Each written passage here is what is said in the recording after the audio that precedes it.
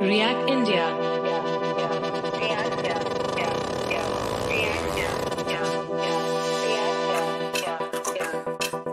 React.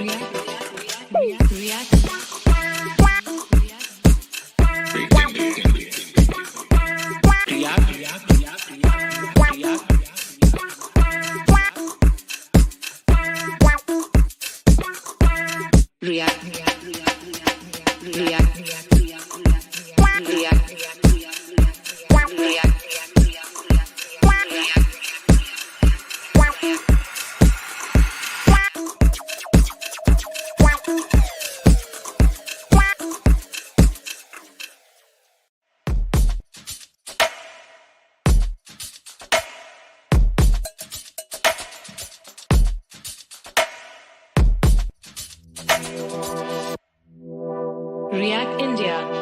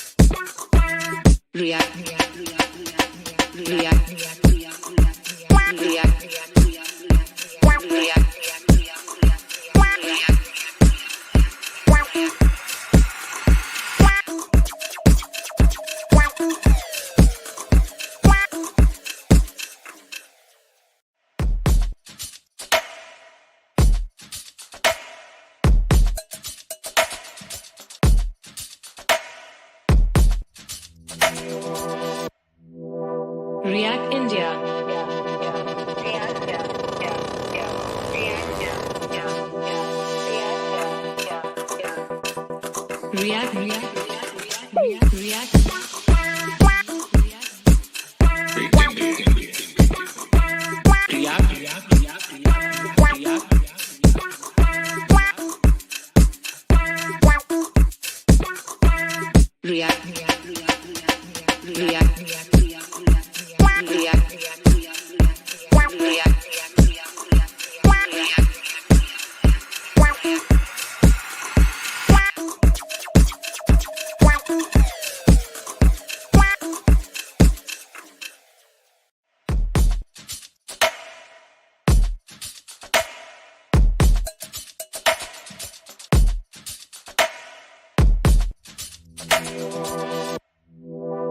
React India.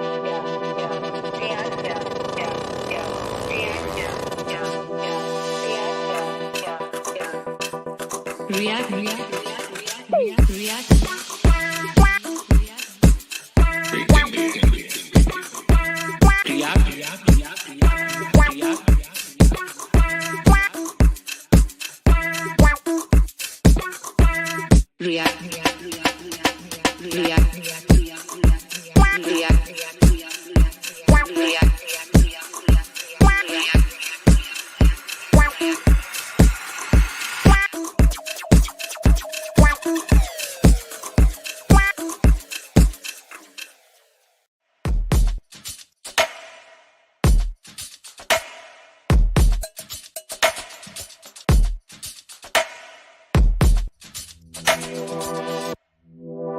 React India.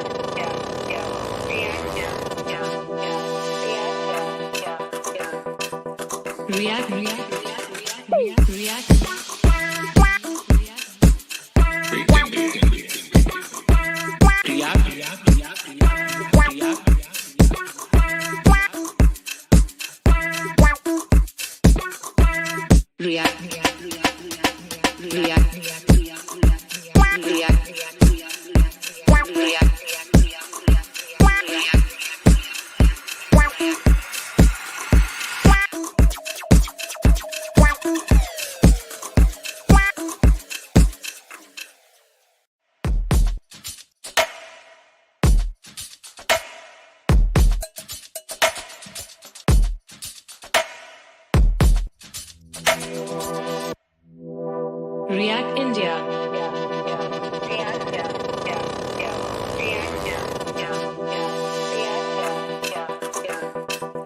React.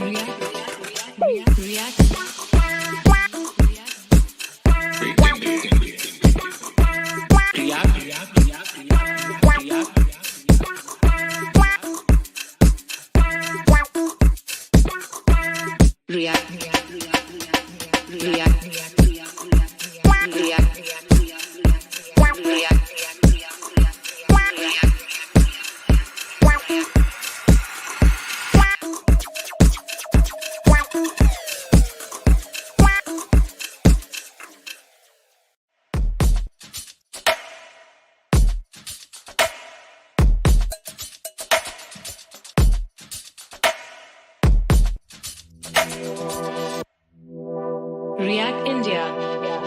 React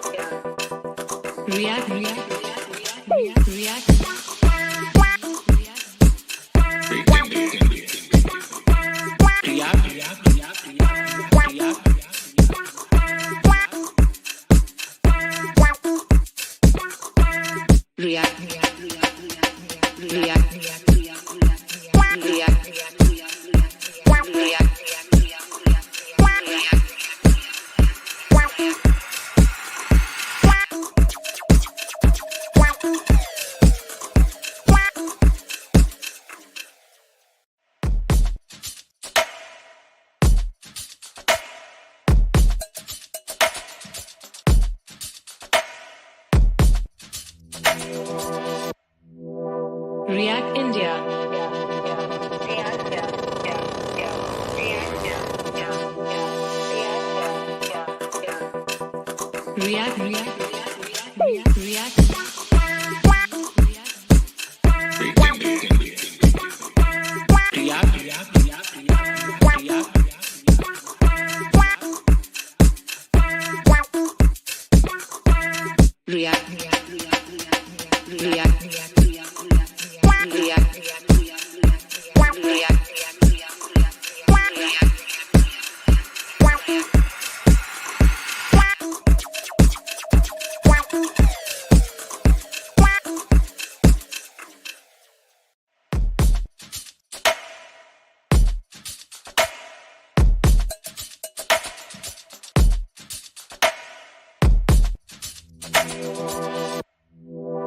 React India.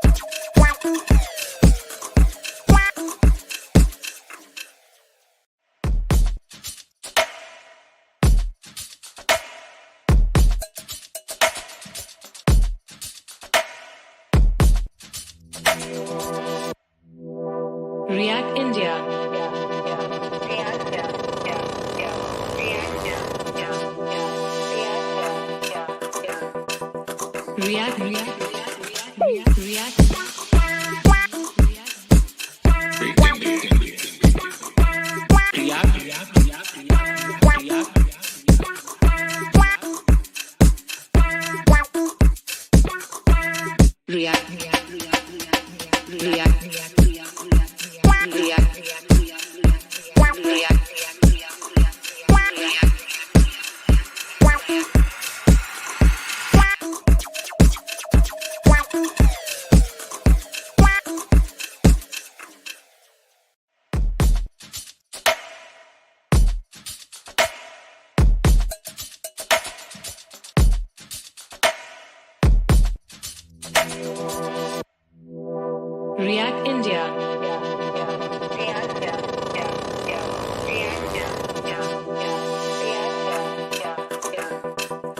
React India. React.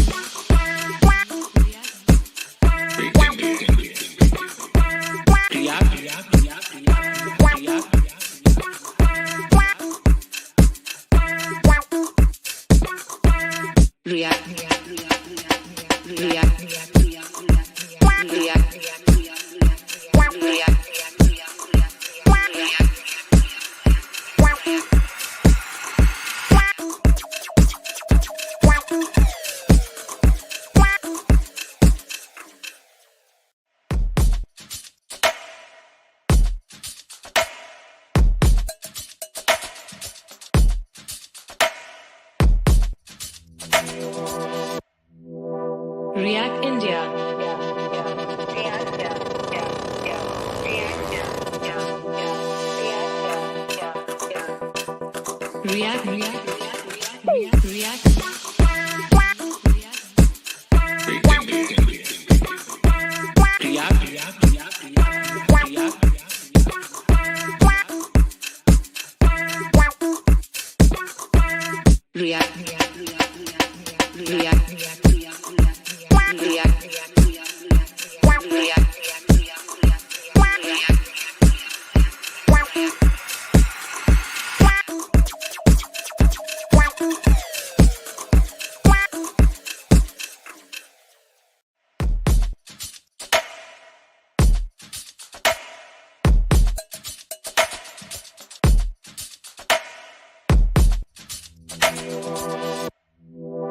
React India.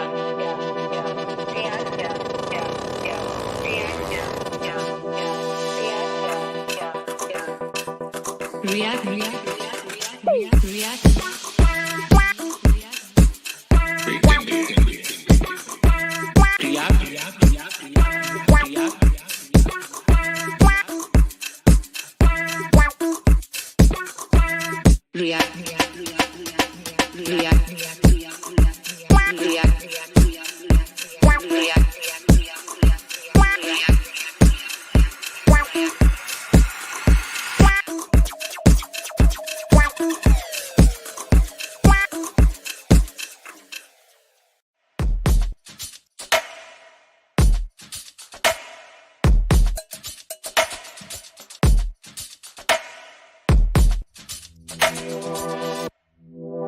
React India.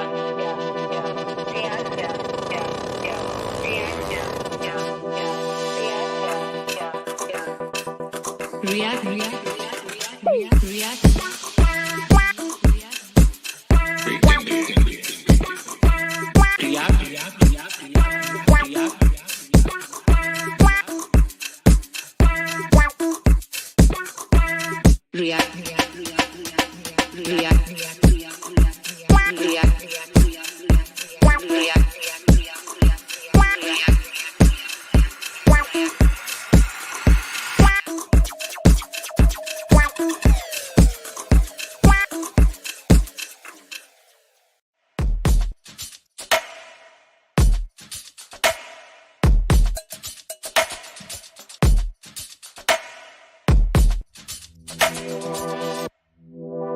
React India.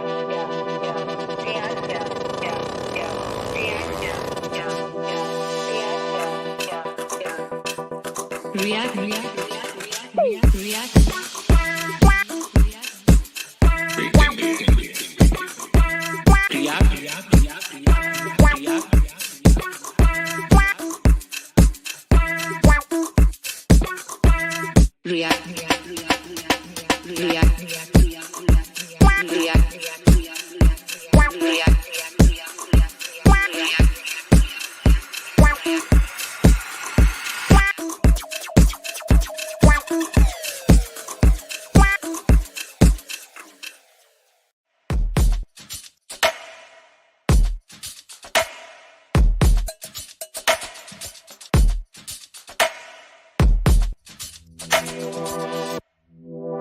React India.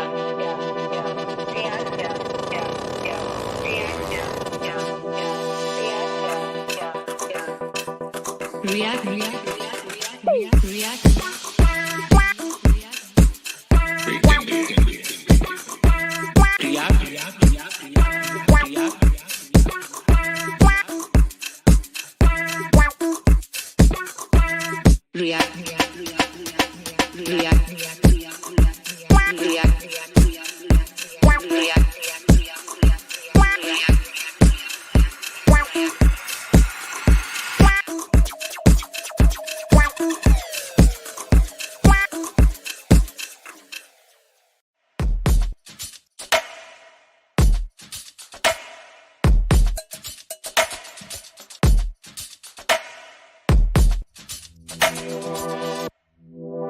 React India.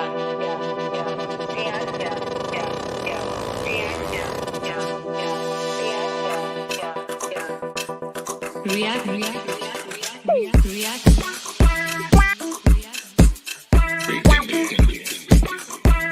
React, react, react, react.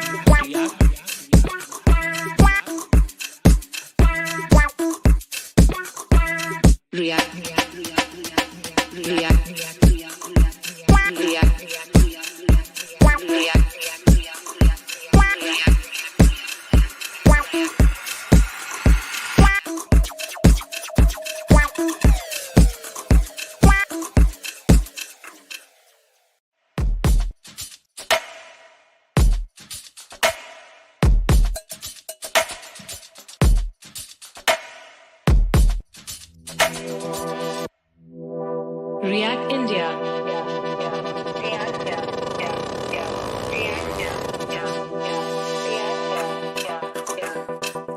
React.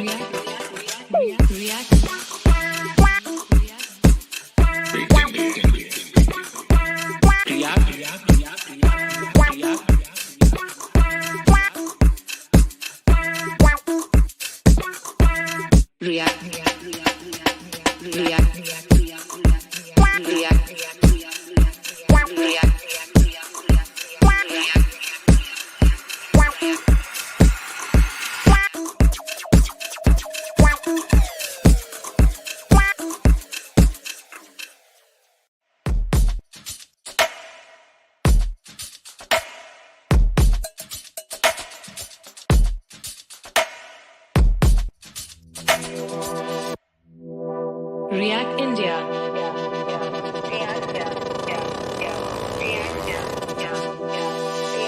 React.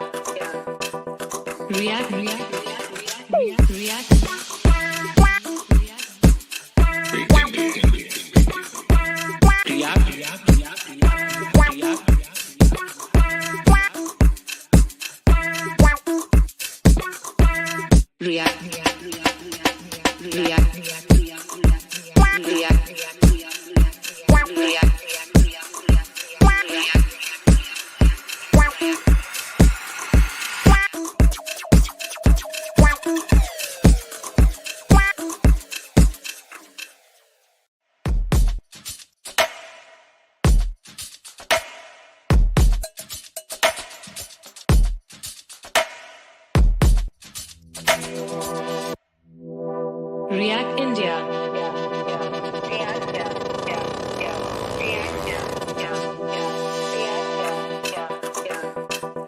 React.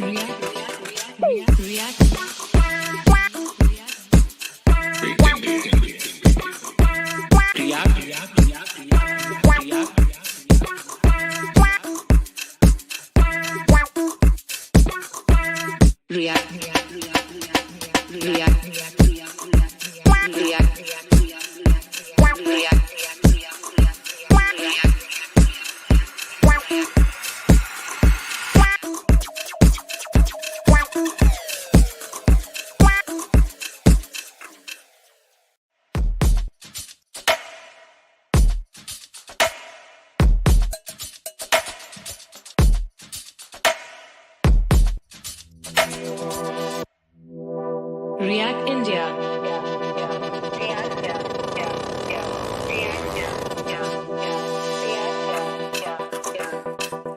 React.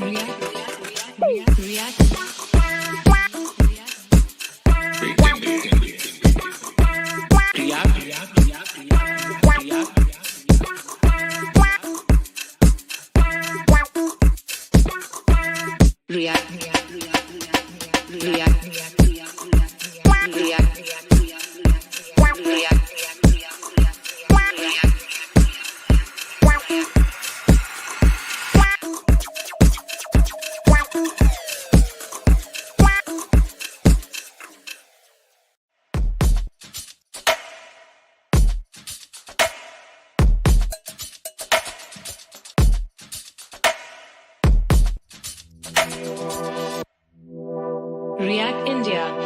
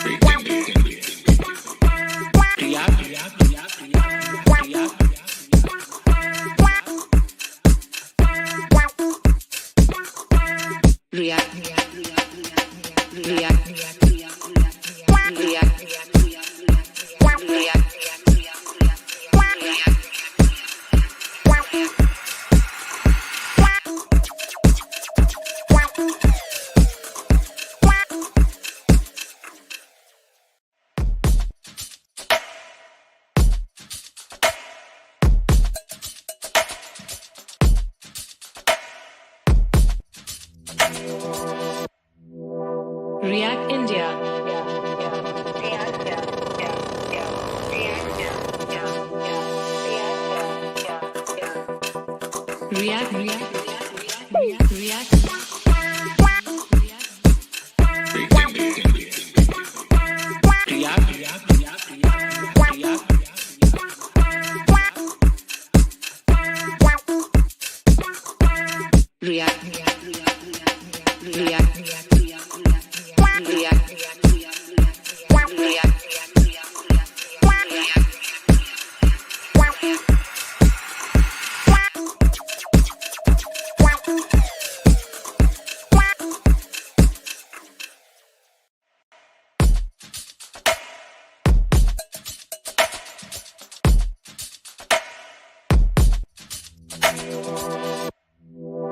React India.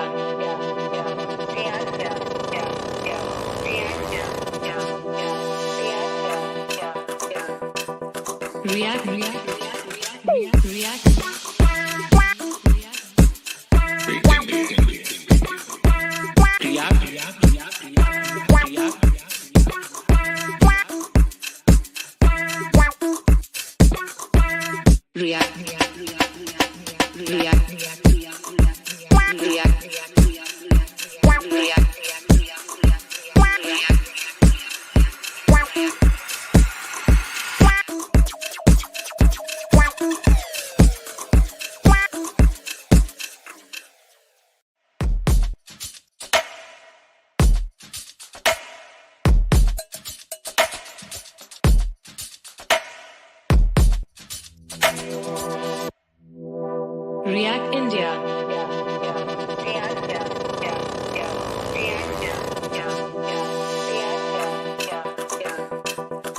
React India. React.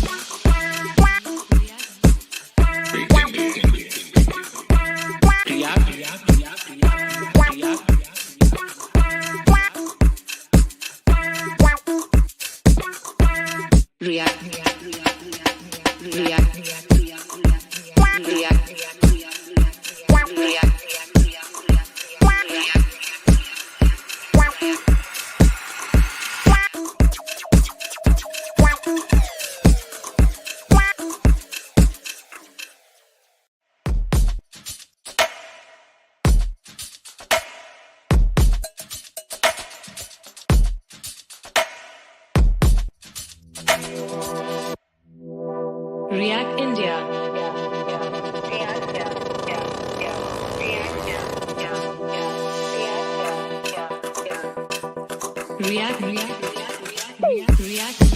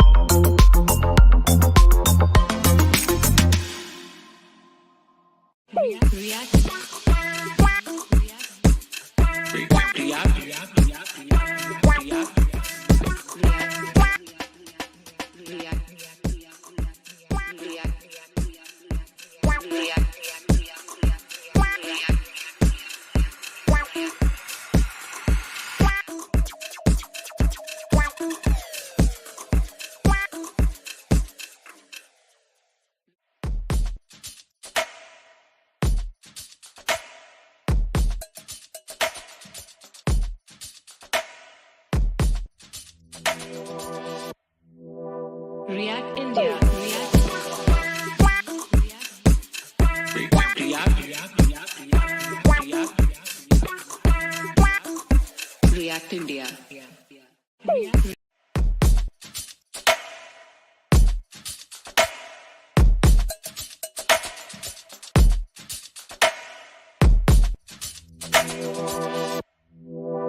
React India.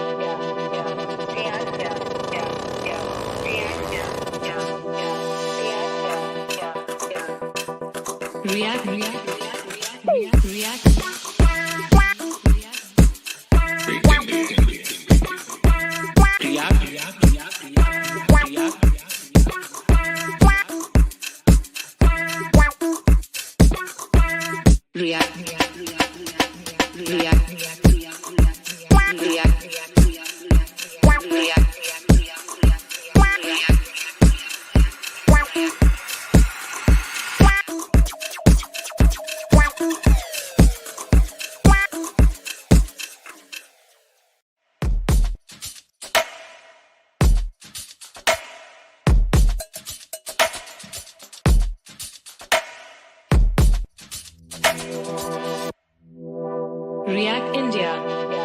React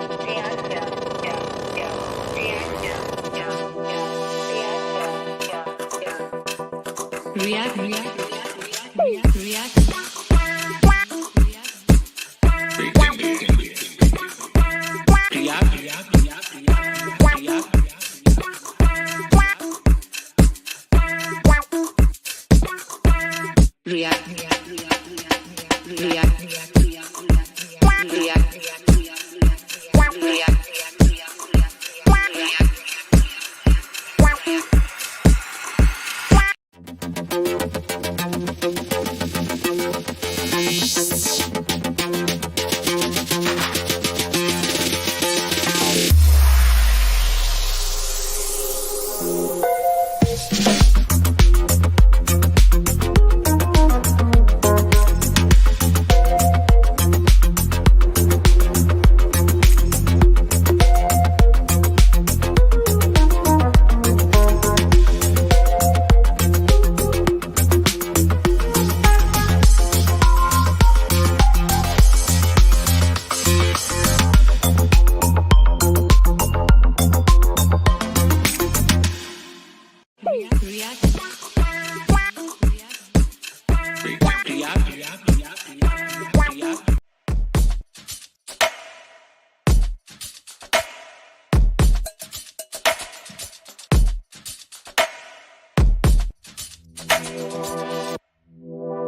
React India.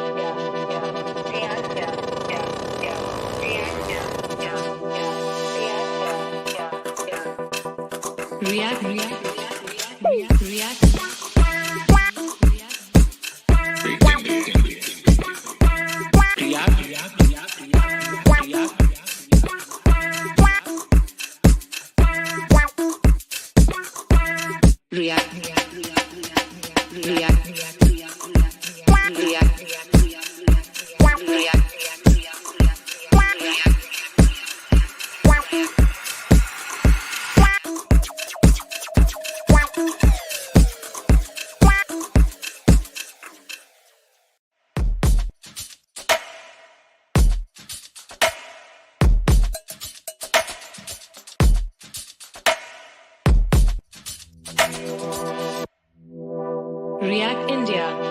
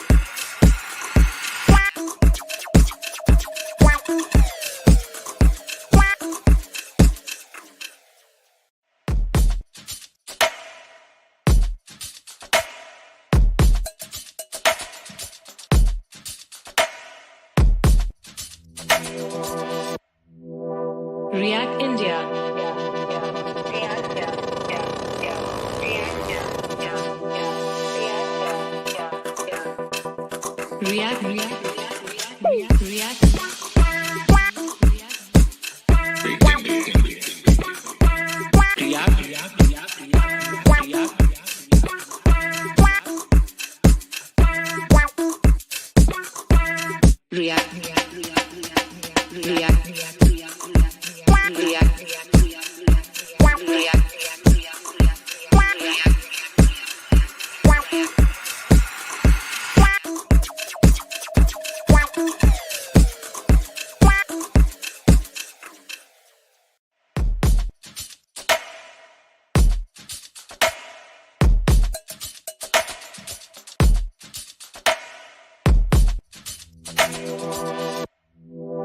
React India.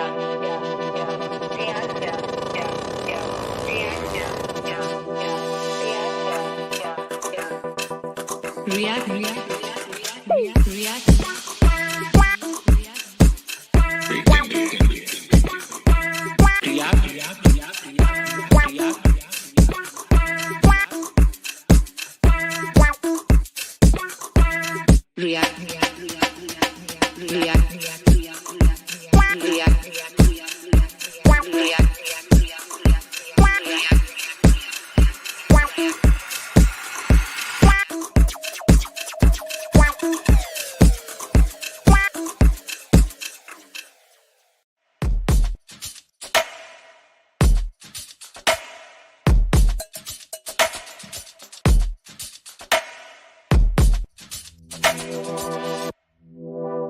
React India.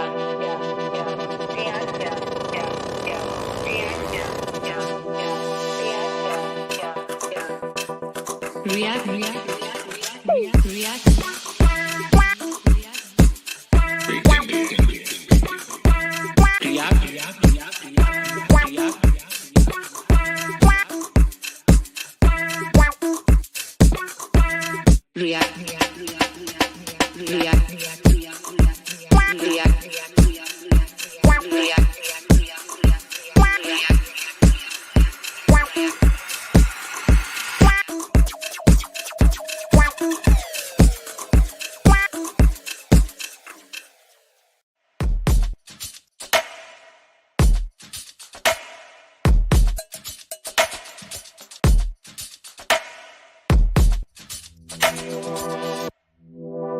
React India.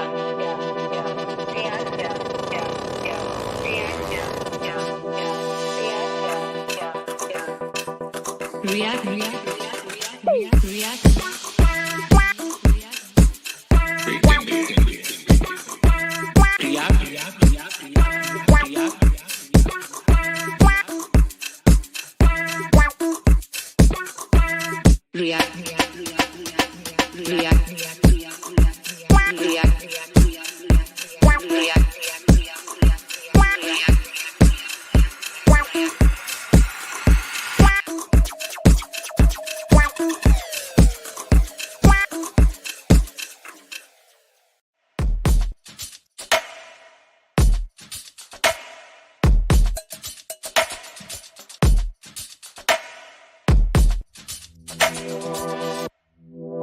React India.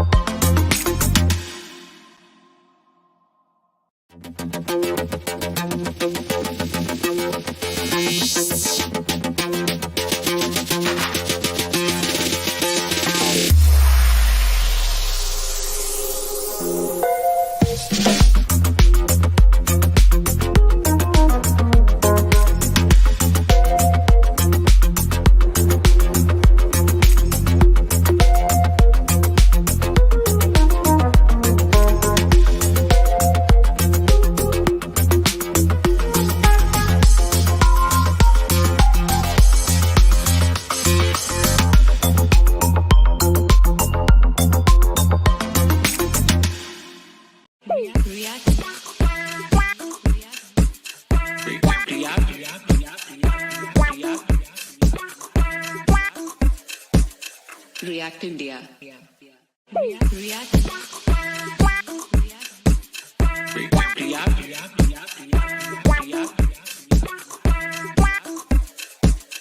React India. React.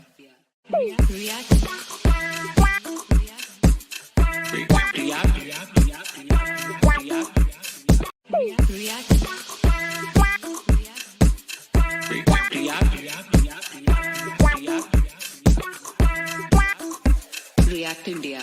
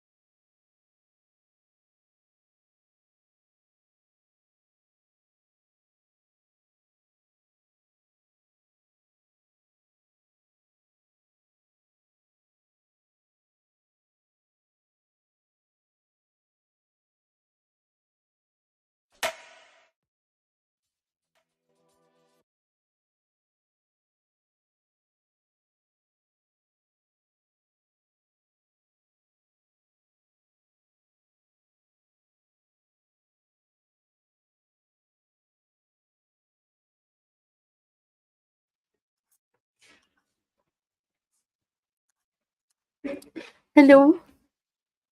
Hi everyone. Hello. I'm audible.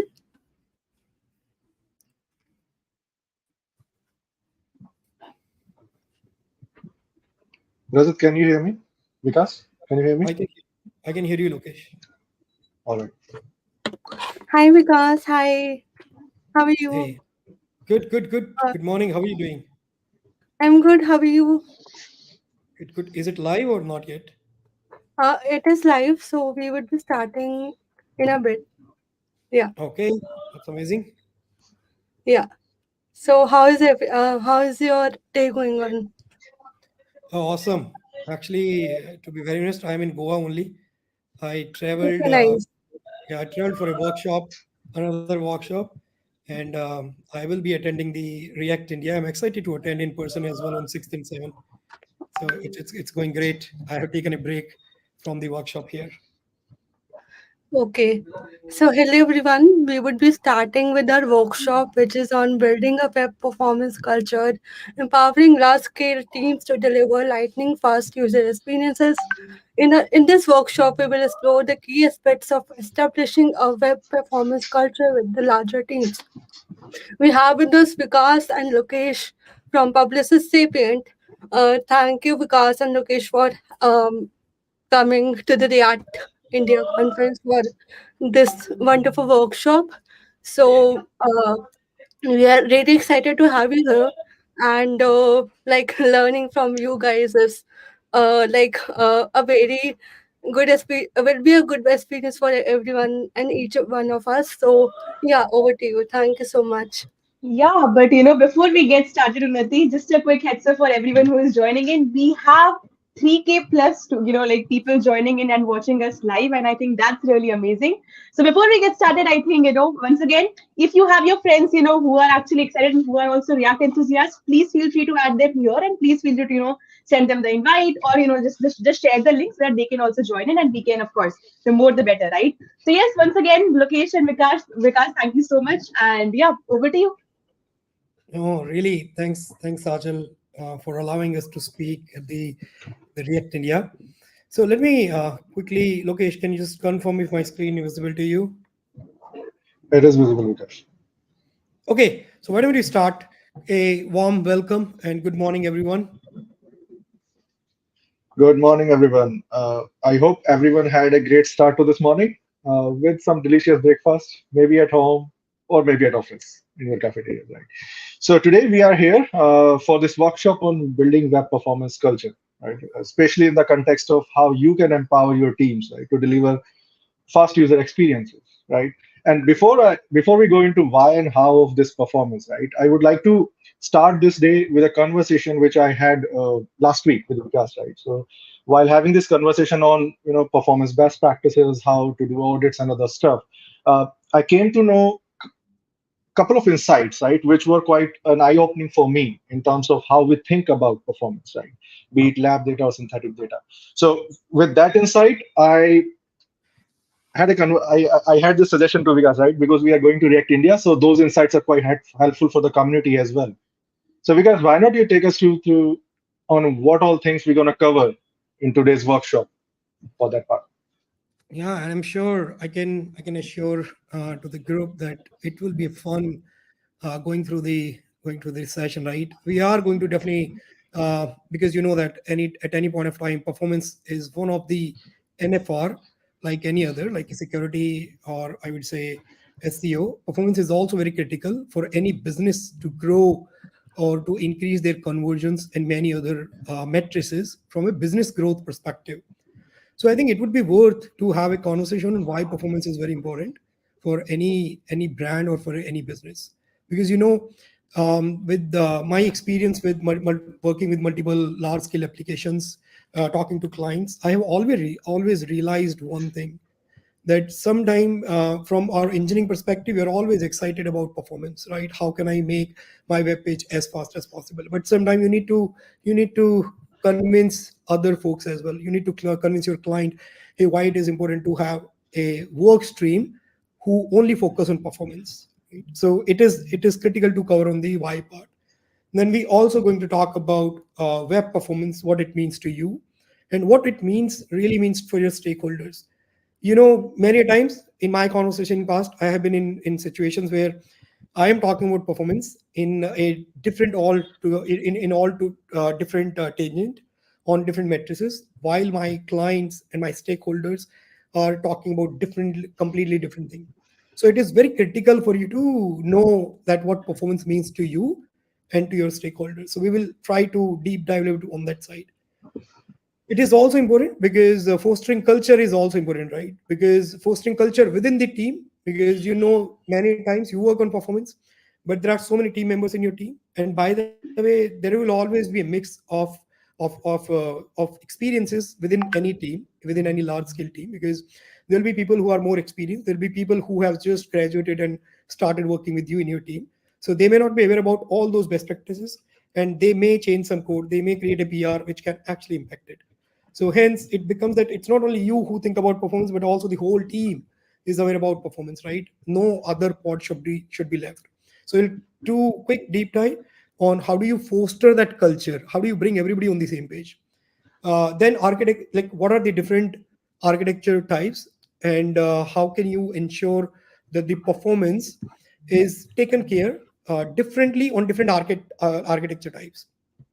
Then knowing your tools is very very critical, because if you don't know your tools, I have seen that my clients, they talk about a different like way, how are they looking at the numbers and the way I look at the numbers. So we will also do some like hands-on and understand the tools better, that how do you utilize them to debug the performance, right? That's about it. But before we go into the workshop, or before we start talking more, we thought it will be an interesting idea to gaze the audience and also see what kind of work that you have done on performance engineering, and so that we can also change or mold our script. Because being agile is always good, right? Because if, let's say, if we know that what are the areas that you're working on, we will try to change ourselves. We will focus more on the areas where we feel that, yeah, we need to spend more time, and we can skip some of those aspects. Because to be very honest, working on lot many performance engineering areas, I have realized that covering the performance is not an easy job and especially for the culture part, right? Especially for the culture, because it's not an easy job to cover that in 1.5 hours, and you need almost 8 to 10 hour workshop, because we have been doing this for our internal folks. So hence, Lokesh, why don't you go ahead and start sharing your screen to Uh, talk yes, about your Vikas. image. Yeah, I have done that. So, guys, here is your QR code if you want to be quick and scan it. And if you are lazy like me, just go and type menti.com, and then the code is there on the top of the screen and the left bottom corner as well. So, it's more like knowing the audience, right, which we are dealing with. It's knowing the other side we are talking to, right? So, have you been ever involved into setting up run tools for your project? I can see lots of no, which is okay, right? It is all about starting at some point, right? So we'll take some time. I can see yeses are coming in. The It's theme is okay. like tooling kit. It's tooling kit is majority of say, right?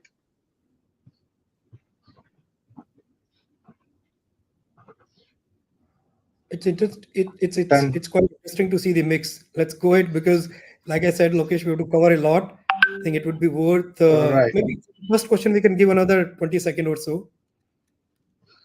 Yeah. I think now Okay, it's pretty we can see much the noise becoming more and more noise. Yeah, let's move more on. it. Let's go to the next question. All right. So here goes the second one. Again, have you been part of those exercises where you have setting up the performance automation tools? These automation tools can be in your development workflow and can be also part of your build pipelines as one of the quality guard, we say. Yeah. All right. Again. Let's give it some Yeah. another 10-20 seconds. Yeah. And by the way, it is good to see the audience is very interactive. That's an amazing thing to see, right? I can see a lot of votes coming in. Right. So tooling kit is something which I see as a theme because, yeah. All right. Okay. I think it's time to move. All right. In today's context, right? So people are working with React, Angular, and so many modern frameworks, right? So are you working or have you worked with single page architecture? That will be like interesting, because I So yeah, know this is React India, right? And in my experience, people working with React, they generally end up working with SPA architecture. And there's no surprise here, because definitely. I can see this, right? It's going almost 90%, 80%. You're saying, yeah, we do work on SPA architecture. All right, just a couple of seconds then. Yeah, it's and the majority is nice. And it's equally good to see that people haven't explored this architecture as well. All right, time to move on. Okay, again, from an API perspective, right? People generally use tools, but have you worked with any browser performance API to implement those performance metrics or to have those scores with you? Striking with the balance. Good to know. API is again a preferred way of Okay. building your own things. Yeah, I think It's a this mixed is feeling. good. Let's move on. All right. So to the last question from this exercise, and it is more about knowing that which all performance tools do you use most frequently. You have Lighthouse, Web Page Test, Web Page Insights, SiteSpeed.io, and GT Metrics. It's a kind of expected that Lighthouse is going to be one of the most common dev tools we rely on at the very early stage of our development. I have my own feelings. I was talking to somebody last week, to one of my colleague, that it's a mixed feeling for Lighthouse these days. With me working with performance for a long time, I think there are certain aspects where I think we need to do better on Lighthouse. But I can see that it's definitely one of the most used or heard tool.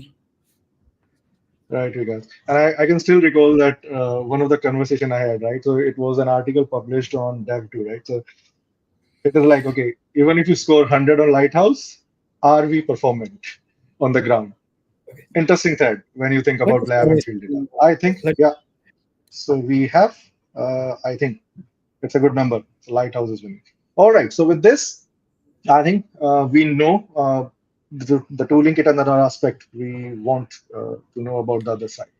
With this, because I'm sharing, I'm just stopped. I stopped sharing my screen. I think you can take it Yep. over from me. I have shared the screen, Lokesh.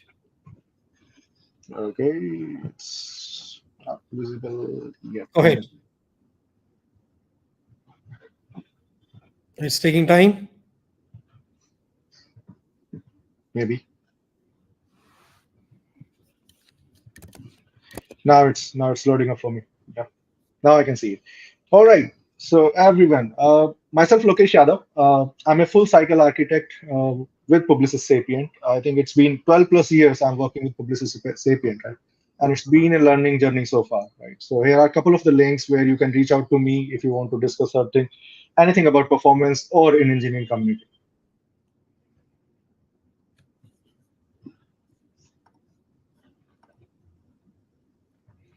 Hey, and myself, Vikash Bhardwaj, Director of Technology, working with Publicis Sapient for more than 16 years. And I've been working with so many different brands, especially on the retail world. It's been more than 10 years. I've been working on some of the performance engineering aspects, been part of improving and setting up the culture for the web performance. Now, I have also shared here my handles on LinkedIn, Twitter, and GitHub, in case you have any questions or you want to connect later on this topic or maybe for any other topic, right? Now, to start with, right, what is first thing, right, that we were talking about on the performance? The first thing that it comes always in our mind is that why should we focus on performance, right? And I'm sure each one of you, being an engineer or being an architect, would always love to spend time and always love to look at the things. How can you make it faster, correct? But there are areas where I think we tend to miss that. There are other areas as well where we should where like that tells us that why performance is really critical. And for me personally, the performance is nothing, right? It is a way to improve the end user experience, right? So because perspectives are very critical, right? So if you it is a process of improving the end user experience and also accelerate the client business growth. Because if you are not helping the clients to grow, you would have seen, right, you may not get enough attention to this area. So it is very important, it is very critical for you to understand what is the value that you are adding to the business for your clients. Because if you are able to define that value, then I think it will be pretty easy for you to get the attention for everyone to work on this topic. And by the way, the last thing which I have kept it for every user, this is my favorite part, because when you work on the performance, it is never about working or maybe fixing the performance issues or making web faster for a single type of user. People who are, let's say, using very high-end devices like iPhone or maybe Android, some high-end like Samsung, I don't know, S series that I always keep on hearing that those are still good. But there are different type of devices, right? There are devices which are for which the CPU compute power is not that good, for which the rendering processes may not be that powerful.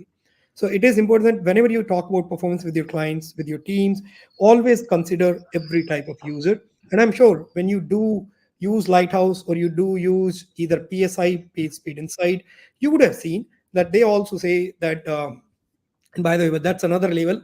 That's another all left side that they generally recommend you to use on some very old device, right? If I'm not Moto G4 something, right? That's very amazing that we still people are using that. But it is also an approach to ensure that you're looking at the last end user who may be not on the high end devices. Now, at any point of time, like we were talking about, that how do you take these conversations, right? How do you build that culture within the team and within your stakeholders, with your clients? The first thing that you can do, you can start talking about different matrices. I'm not talking about performance matrices, by the way, because like I said, we should first talk about how do you align everyone, right? So it is critical that you talk about different matrices, and there are different case studies that you can find on. There are two resources that there are two platforms where I generally go look at. One is the performance stats. There is a website where you can go and find all the, like PW stats. You will find a performance stats as well, right? Similarly, you can go to web.dev, and there are case studies published over by different brands, how they have been improved. For example, the first case study is Rakuten from Rakuten 24, who actually improved and invested in the improving the core web vitals, and they were able to improve the conversions almost by 53%, right? And by the conversion is one of the very critical metrics. If you are playing an architect role or maybe lead role, you would imagine that if you are talking with this particular metrics, like your business or the clients would really be happy, because it's not only about engineering that you are thinking, rather we are actually increasing them to get involved more into conversions, because at the end it gives you more dollars, right? This is how you increase your top line. Correct. Then by getting latest contentful paint for Renault Group, they improved it by 1 second. And by the way, you will see more and more stats that even if you improve by 1 second or 2 seconds, it really gives a boost, right? So similarly, here you can see the sales and conversion improvement of 13 and 8% respectively. Similarly, mail.ru, you can see that improving core web vitals for mail.ru, they were able to increase the 10% in the conversion. And by the way, list will go on. I don't think it will be worth to spend time on the lot of case studies. It's just a way that where you can go and find out this data, right? Similarly, the next metrics that you should always be considering and talk to your clients is the bounce rate, and with your teams, right, with your stakeholders. Because if your bounce rate is kind of bad, then what's going to happen? Your users are going to go to another platform, because your site is not performant enough. And if it is not performant enough, why would they want to spend time with you? So it also helps to have a minimum bounce rate. And there are some case studies available, and I'm sure this is one of the I would say the older one, this Pinterest case study, but it still hold that essence, because you can clearly see, right? Like Pinterest increased the sign up by 15% by improving their wait time on the load time on the screen, which was 10 by 40%. Similarly, the economic times, right, core web vitals threshold they increased, and they were able to see almost 43% lesser abandon rate for their websites, which is amazing, right? And there is another one for Vodafone. It's again there was a improvement of 14% in the reduction, and many other business metrics is when they improved the LCP, which is one of the core web vitals that we will quickly talk about, right, by 31%. And last but not least, for a business to have them in the first few search results, right? If they search for a product or they search for, let's say, some content, then every business want that their pages should appear in the SEO. So definitely it gives you a boost. And why is it so? Because Google announced this long time back. I'm not talking about a year or 2 years. It's almost multiple years that they announced that SEO will be impacted by performance. Now, of course, the percentage by which it gets impacted keep on changes over time. But what matters is that it really impacts. And I don't know how many of you spend time on Google Search Console. If you're working with a client and you're not looking at Google Search Console, I would highly recommend that you should go back and start looking at the data, that how your performance is impacting the SEO ranking. So you can create an account, or maybe you can ask your leadership or your clients for the Google Search Console account. Then there is another aspect to it. More and more, for example, for some of my clients, I have always seen in the analytics data, it is clearly visible that mobile devices are more used by users to surf the web pages or even to use native applications, right? And hence, I think mobile is given more weightage by in the SEO ranking. So you should always ensure that you are first focusing on mobile, and then, of course, followed by the desktop users. But these are business, right? But how about for whom we are always working? Like there's only one guy, right? Or maybe I would say there are many people whom we work, right? Is the end user. And if your performance is not good at the end, like we say, right, when you integrate any feedback integration mechanism in your platform, you see your users may not give a good feedback for the interactions or for the load, how much time does it take. So to have those higher number of smileys for your platform that you're working on, it is really important that you enhance the end user. At least what I always ensure that whenever I'm working with any web platform or a native app, the first thing that we always consider is the performance or the end user experience that I'm building. And there are many ways that we will talk about how do you improve the user experience, right? So that's about why you should focus on performance.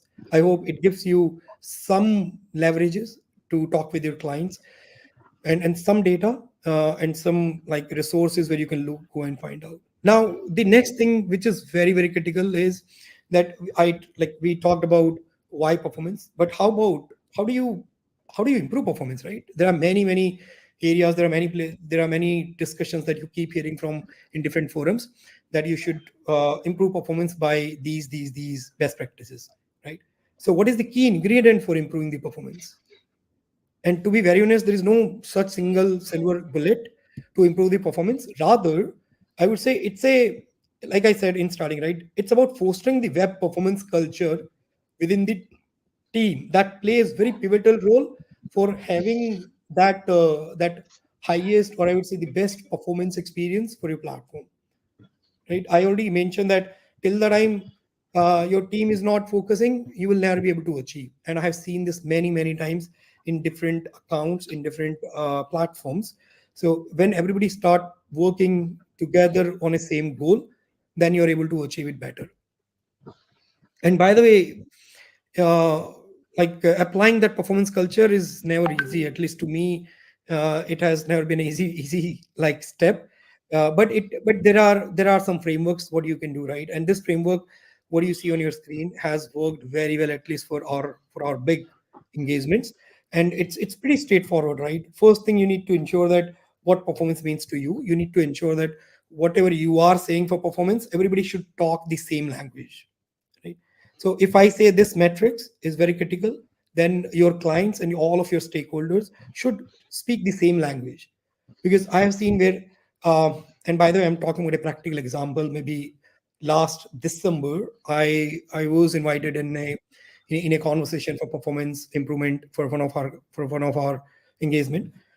And there I saw that there were some gaps in the matrices that they were focusing to improve, while it is those were not even so critical, because not every metrics, look, matrices are good way to judge or to gauge the performance, but what matters a lot is the user experience. You have to prioritize different matrices. You should be aware about how to prioritize those, and everybody should be aware that why you are prioritizing that. So it's very important to do that. The next thing is what performance assessment to you, right? So if you want to really bring that culture, then you need to ensure that you should be aware about how do you assess performance, right? It's not only about writing a improved, or I would say optimized loop, right? Or maybe making sure that you are optimizing the images on the web page. There are many things, and how do you assess that, by the way, right? That's also very critical. Third is framework for setting up the performance culture. What framework do you apply so that more and more people start talking and start thinking about it, right? From the ground, right? Then what are the best practices, and how much you know your tools. So what we will try to do in today's workshop, we will try to cover bits and pieces of everything. Like I said, it's a bigger topic, but we will try our best to cover at least whatever we feel that really adds more and more value. So to start with, we want to start with the first, which is what performance means to you. And to me, like I said, there is one part of the performance. One is user experience, and one is scalability. Because scalability also plays a very critical role. Because let's say if your web page is not able to scale enough, let's say if there are so many number of requests which are hitting to your domain, and it is not able to scale to every user with the fastest experience, then it's not going to work very well, right? But I generally keep this aside. Why? Because there are always some focus going on the load testing. I have seen that at least in many places, that most of the engineering community really focus on scaling these servers using. And by the way, these days having the cloud automation in place, right? Like enhance, maybe scaling the pods with different parameters is easy. But where we do get stuck and where we spend more time is the user experience. And there are different ways, right? Like bounce rate, page clicks, usability, exit rate, error rates. Everything leads to performance. Everything leads to impact the user experience. It's not only one metrics, right? So how do you ensure that you talk on the same language, right? So I think if you keep everything centered to experience, that's what matters. And when you talk about experience, should how you should measure the experience. Now, measuring the experience is never about. I'm sure you'd have heard in many conferences that it's the time has gone that you used to talk about the page load metrics, right? Because there are many more interactions that you should be measuring on for a web page or for a native application. It doesn't matter, right? If you are working on a native application or web application, for both, what we should do is we should focus more on the paint and interactivity. Now, paint and interactivity may sound very vague on at the from the 50 feet thousand view, but when you look at it, everything revolves around paint and interactivity only, right? How fast you render your page and how fast you are making it interactive for users, how fast you are able to give some feedback to your users, right? So that's where you want to measure it. And by the way, this is another aspect when you talk about the culture within the team. It's also about you have to focus on the right data. If you're not focusing on the right data, you're actually wasting a lot of energy for yourself and for your team. And by the way, you are also like spending a lot of money, right? Because at the end, every single minute you spend is actually you are giving some like cost to it, right? There is always some time because time is the key, right? So you need to make sure that if you're not spending on the right metrics, then also it can lead to frustration to your clients or to your teams and like whomsoever is using your platform. So you need to be very clear. That's another important aspect, that focus on right matrices. Now, to start on the matrices, right? This is very old screenshot. Many of you would have seen in different places, in different talks or maybe in blogs, right? This would have been referred that how do you measure the experience, right? And there are like it starts from left to right, from a point where you start rendering your screen, like with the first paint, and these are all small different matrices, right? The navigation begins, right, and then first paint, first contentful paint, at what time you're rendering something on the screen for user to see, so that they get some feedback. Hey, yeah, I did hit this web page, something is loading on the screen. Next is meaningful paint, visually ready, when your whole page is rendered and now user is ready to interact. And then time to interactive and fully loaded. And we will cover some of these matrices in details in the upcoming slides. Now, like we said, right, measuring experience interactivity is more than one metrics. But here, if you see on the screen, there are different like TTFB, TTI, FCP, INP, and there are different color combinations. I have like kept it intentionally like this because what we wanted to do, we wanted to give a differentiation. You remember that we said you should be clear in prioritizing the matrices for your platform, because if you look at the Google search console, right, where does it impact most? It impacts most for the CLS, FID, and LCP. And like because this is a more detailed conversation on the culture, we can spend some time on few of the matrices in details wherever we feel that I have noticed there is a huge gap the way people look at CLS or maybe LCP or FID and the way client look at or maybe the way community looks at, right? So we thought we will cover some of them, but not every metrics.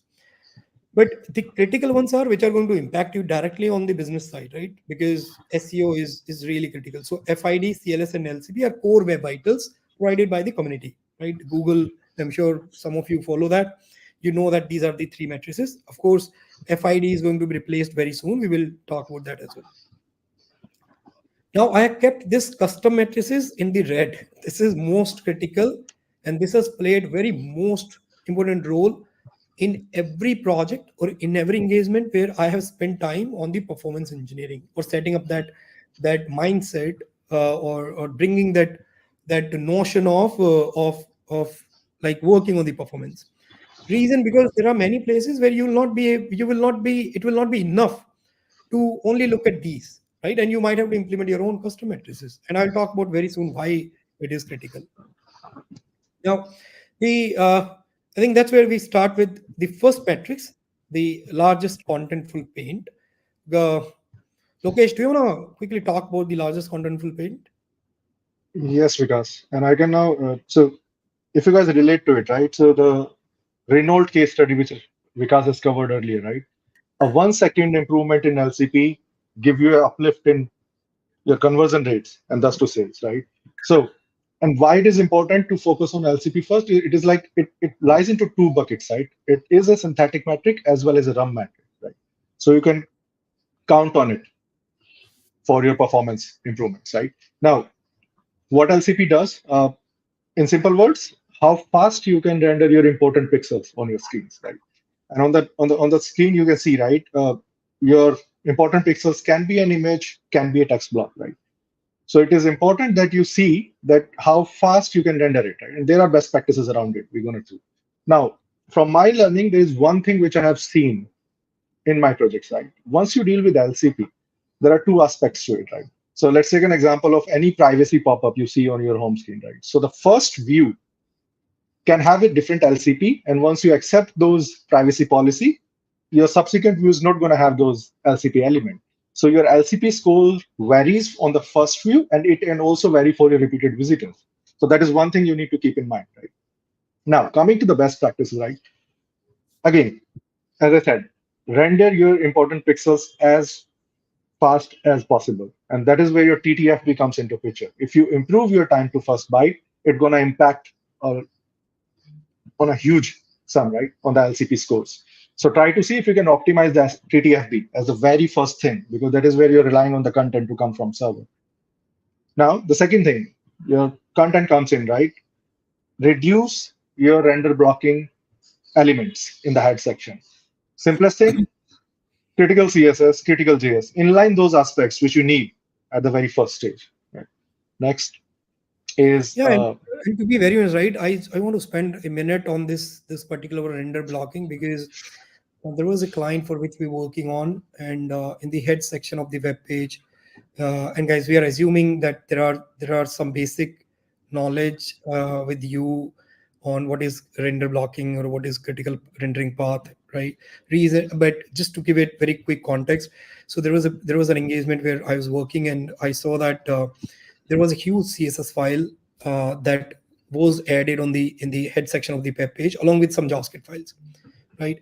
Now, many people believe that the JavaScript is the only one culprit which actually impact the performance, but CSS is equally culprit, because we were pretty close to our LCP best practices, right, to 2.5 second, but it was not improving. It was not going down further to, let's say, from 2.8 to 2.5, right, which tells you that you are in green, right, for LCP, for your core web vitals.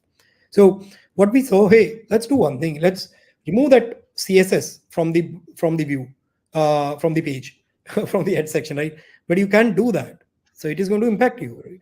So what we thought, hey, how about removing this render blocking CSS and implement in such a way that that you render only the critical CSS with the inline CSS, and then also ensure that you load this remaining CSS with the asynchronous approach. Now, some of you, or maybe if you're not, just search for how do you inject a CSS file using an asynchronous approach, and you will see filament group. I have been using that technique for a long time, that you change the type of your CSS, the link tag, right, to something else. And then once the window dot load, sorry, not window, the load event on your link tag, you can say load event. And as soon as that loads, you change the type, right? You give the, actually it is a CSS. So browser will not consider this asset anymore as part of the render blocking item. So it will say, hey, this is not a CSS file. Let me skip through and I'll continue parsing the page. So to improve that parsing, you need to ensure that you apply that technique. Right? And of course, we don't need to cover the JavaScript part, because everybody know that it is a culprit. But I just thought that it is critical to talk about the CSS as well. Let's move on, Lokesh. all right. Now, the next thing which you can do, and which we mostly do, right? We prioritize your HTTP request, right? So, as we talked about JavaScript thing, right? So you can defer and async your JavaScript. This is the need you have on that page, right? You can also use preload, and this is quite an important thing, right? Because if your LCP candidate is a big image, right? You can preload those images at the very early stage, so that as soon as your meaningful content renders, you will get that image preloaded with you, right? So it is quite an impactful thing from LCP standpoint. Yeah, All and right. Now, from the example perspective, I can talk about that this particular trick of preloading the main image, product image on the product detail page or a product listing page, we have seen it gives you drastic improvements because now browser can prioritize this image downloading faster. Why? Because look, how does browser work? Browser works for the parsing from top to bottom. It start parsing the page, and till the time your browser reaches to that div element or that image tag, right? It's already has spent some time in the parsing. So by the time it reaches to that image, it may not have even downloaded that image, right? Started downloading. So it is important that what do you prioritize, but you need to be very careful or mindful. What do you need to preload? Because I have seen that this preload actually works negatively as well, right? If you are preloading everything, then there's no fun because browser will keep then try to prioritize everything for the loading on the screen.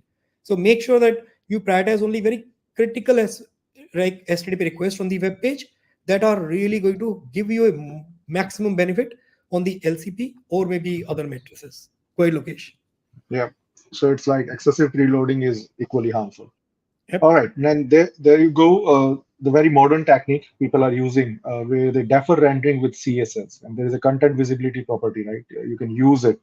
And we have seen results which were quite positive with that, right? Now, again, you talk about LCP, and if image is the candidate, choose your formats wisely, right? More modern formats will give you more advantages, WebP or AVI.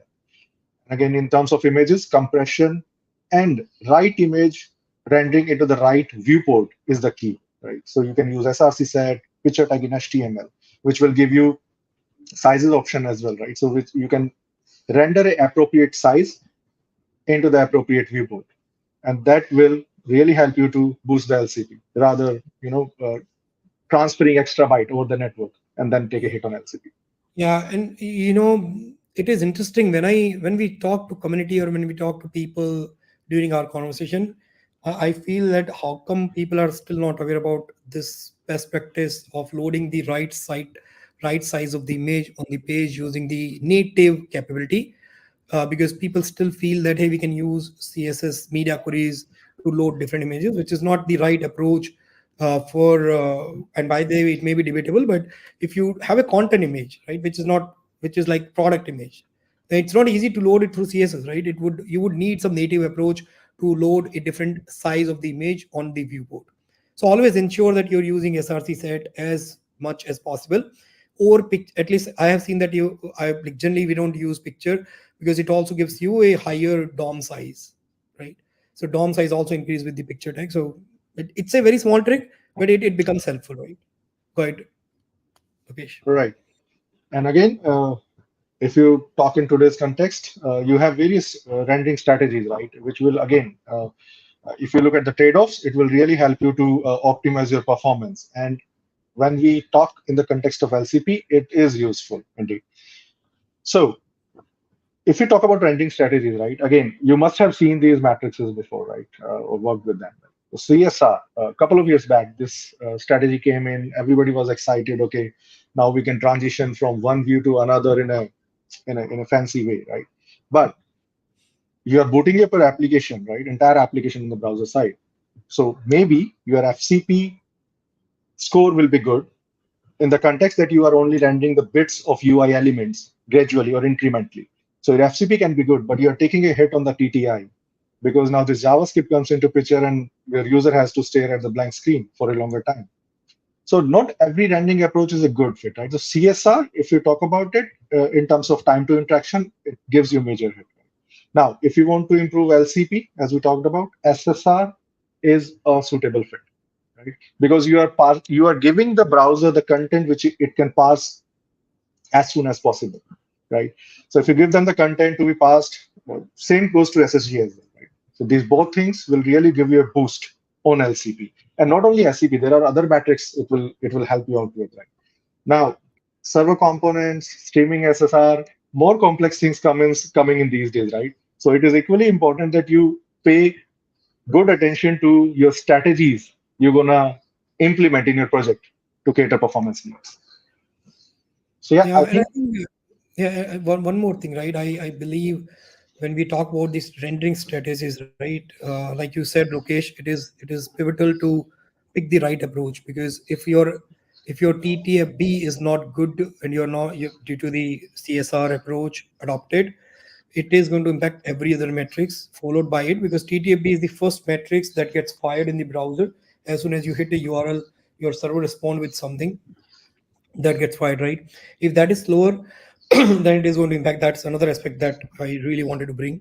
And then your JavaScript gets booted and run, right? And we will see this in action very soon in the real world example, how you can work on improving some of these matrices. Now, the next metrics, which is very critical for your user experience. It's not only about SEO, by the way, it's also about experience, right? You can see on the video, it's a very old video published by WebDev, that how CLS impacts the user experience. Users tend to, generally, they keep clicking, they get click multiple times. So it can really lead to that frustration, right? So, and you can see on the screen, right? It's the good level for a CLS that you should have 0.1. It should be 0.1. If you are in the bucket of 0.1 to 0.25, you will be saying that you are in the need improvement, and later on, of course, it is the poor state. Now, this is one of the metrics which is most like misunderstood in my view, because more and more discussions I have had on this metrics is like there is an assumption that CLS is being triggered or is being calculated as soon as you load the page. You make sure that your page is not flickering, and there is no the content is not shifting, and you're good. That's not true, because CLS is calculated very differently. And I would really recommend we pay a little bit extra attention to this metrics, because I have seen working with the big platforms where we improved everything above the fold for our pages, but nothing much clearly came in the Google Search Console results. So we were not able to see much improvements in the Google Search Console outcomes, even though we fixed everything, all these CLS issues. We were testing with Lighthouse, by the way, right? And Lighthouse was showing, hey, very green picture and everything is rosy. You have fixed all these CLS issues. You are good, right? You are an amazing architect. But as soon as we go to Google Crux or maybe the Search Console data, the picture was all completely red, right? So we started looking at it, right? And I'm talking about it's almost a couple of years back when these matrices started maturing. So this CLS is the first thing that we need to understand is there is a concept of window, right? There is a window concept. How does it work? So first thing is the CLS is never considered as a page above the fold metrics. It is considered the whole session, the complete session, and it is not about page load, right, or above the fold, which is you see that, right, ampersand not equal to page load. Because if let's say you loaded a page and your page starts there is no flicker, but as soon as users scroll, there are tons of flicker, right? There is tons of content shifting happening. Now what these platforms, what these frameworks like Google, or maybe let's say I would say Akamai scripts, or maybe any Google script, or maybe browser APIs, right? What they do, they keep on capturing the CLS, they keep on capturing the layout shift on your page, and till the time your page does not refresh, right? Does not go to a different URL. It will keep on adding up that number, and that whatever the maximum CLS is being caused within a window. I'll quickly explain that window concept. Then that will be shared to the crux, the RAM data, right? RAM data is, I'm sorry, I think I have not talked about this RAM data. The RAM data is real user monitoring data, which is being generally captured by different platforms. You can integrate in your, for example, you can use tools like Impulse, Dynatrace, or maybe Datalog, or maybe you can also do Google Crux, right? Google also capture the data, right? You would have heard about it. So what happens? This data goes to them, right? Unless your page does not refresh, it keep on capturing that. The next thing, very important to understand it, records the CLS for multiple 5-second session window. What is this 5-second session window? And I'll want to bring the next part as well. So as soon as you refresh the page, you start scrolling, and if browser finds out there is CLS, and that's where it starts the window. As soon as first CLS happen, it start capturing it, and it will keep on capturing it until the 5 second, right? The window will be for 5 seconds. It will keep on continuously looking at it. But if there is a CLS, if there is no CLS for 1 second, let's say at third second, it finds out there is no CLS now. For 1 second, it will stop it and it will consider that as a window. But let's say your CLS is keep on happening within that 5 second without a break of 1 second, then it will look for continuous 5 second. After that 5 second, it will stop. Then it will again start a new window. It will look for another window now, right? Because there is a new CLS on the page. Now think of, if you are clicking somewhere, you're scrolling a view, or you're implementing accordion, or you're clicking on something and opening a dialogue, right? All those interactions are going to impact CLS because there will be multiple windows from that session, right? And now you can imagine people who said that they are working with spa, they are gone. Right? When I say gone, I don't think you will be able to ever improve the CLS with that easy, because your session window has become too huge.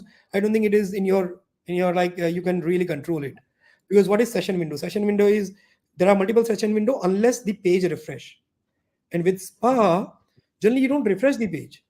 And if there's no refresh page, then how come browser will know that, hey, I need to stop looking at and fire the data to RUM to some platform, right? Whichever API that you're using under the hood to send the data. How will they know? They will never know, right? Which means the CLS caused on the PDP page or a PLP page and user landed on the home page, they will all be collated. They will all be collected and they will be sent to your single page metrics, which means now your CLS caused on PDP or a product listing page is now it's also impacting the home page, right? So that's the critical part. You need to be aware how CLS is being calculated. Now, and then it picks the highest CLS within that window, right? If you see whichever is the highest within this 5-second window, and from multiple windows, it will pick the highest one. So let's say you fixed everything on the home page, but you are now working with a SPA application. But on PLP, there is a SPA, and by the way, on SPA, I have seen one more problem. If you're not taking care of like transitions very well, you are not implementing something very quickly in terms of retaining the space for the next page, your footer generally comes on the top and then it shifts the page. That's also a challenge with the SPA application, right? So now, even though you have fixed one page, but that will not be fixed because your platforms don't know if it is home page or PDP page, right? So you have to consider the CLS like this. Now, before I move to, or maybe we'll cover very quickly on the demo, how do you capture the CLS? What is the trick that you should use? There are some best practices, by the way, to fix CLS. Most of the CLSs are caused by the images. One thing is always capture the space for the image using a CSS padding top hack or maybe aspect ratio. Many people say that you can use light images or you can use height and width. That's bad approach, because in responsive world, and you have to in most cases you implement responsive and you don't know what viewport. Generally you work with the ranges, you never work with a specific viewport, right? So you cannot give height and width. It's a bad approach, right? You should use either the aspect ratio approach or you should use the old approach hack solution, which is CSS padding top, which Lokesh is going to talk about very soon. Then pre-allocate the spaces using skeleton, again using that aspect ratio fix. Then EMM, like use the relative units, and transform the animations. Implement it using the transform. Don't change top, left, height, or bottom position. Right? Use the CSS transform using the translate property, because that browser ensure that it will not consider it as a CLS. That's one technique. Now, how do I calculate the CLS? This is another challenge, right? Because you can go to Lighthouse and you can capture it. But like I said, it's not a true picture. So what I generally do to capture these, I will quickly go to I'll stop sharing and I will share the entire screen actually, rather. Give me 1 second.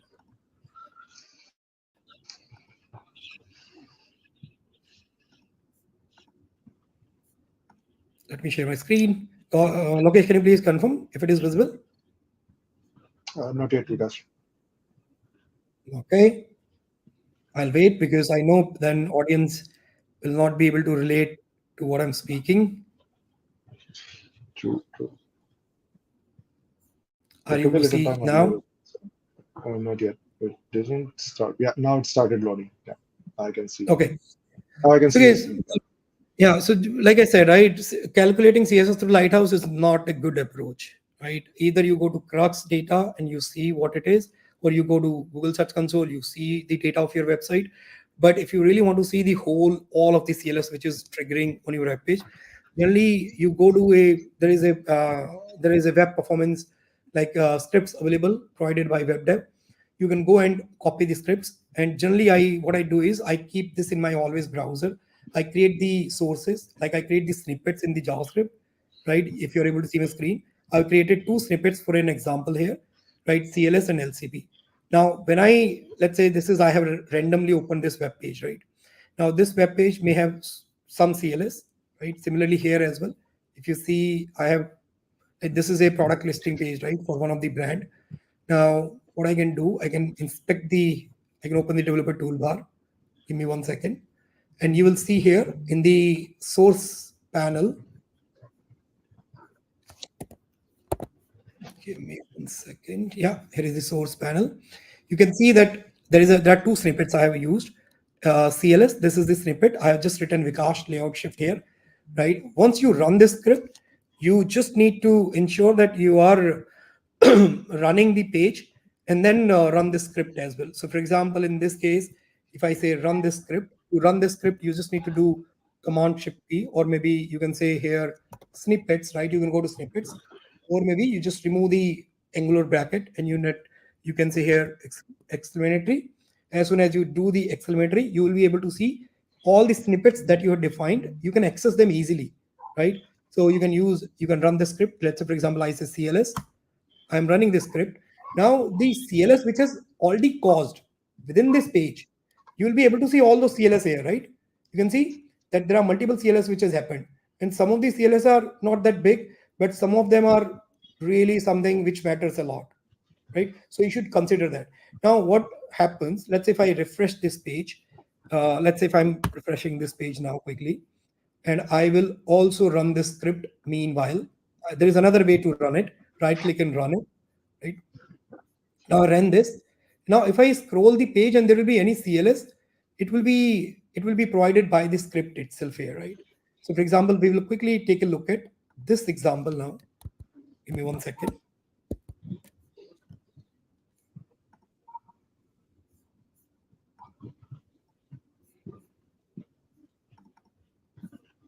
Sorry. Okay, I'll go to source and I'll simply refresh this page. And while the page is refreshing, I'll go to CLS and I'll say run. It is now running the script. It is telling me all the CLS. Now, let's say if I come here, then any CLS which is being caused will be triggered by here on the left side. So what we generally do, we ask team to ensure that they do capture the CLS using this approach by running the script and then noting it down and only capture the biggest CLS that you see. For example, this 0.3 CLS 6. 0.6 is like way higher CLS, right? So only one CLS is causing by this, right? Then 0.2, which is another high CLS. And once you open this, you will also see some more details around it, right? We may not be able to go to nth level of detailing, but that's how. Similarly, you can actually call the LCP as well. Similarly, you can run this script and then you will see the largest contentful paint, and that's the element which is being considered as largest contentful paint. That's one approach. You can find out which element is being considered as largest contentful paint. Let me go back and stop sharing the whole screen. Give me 1 second.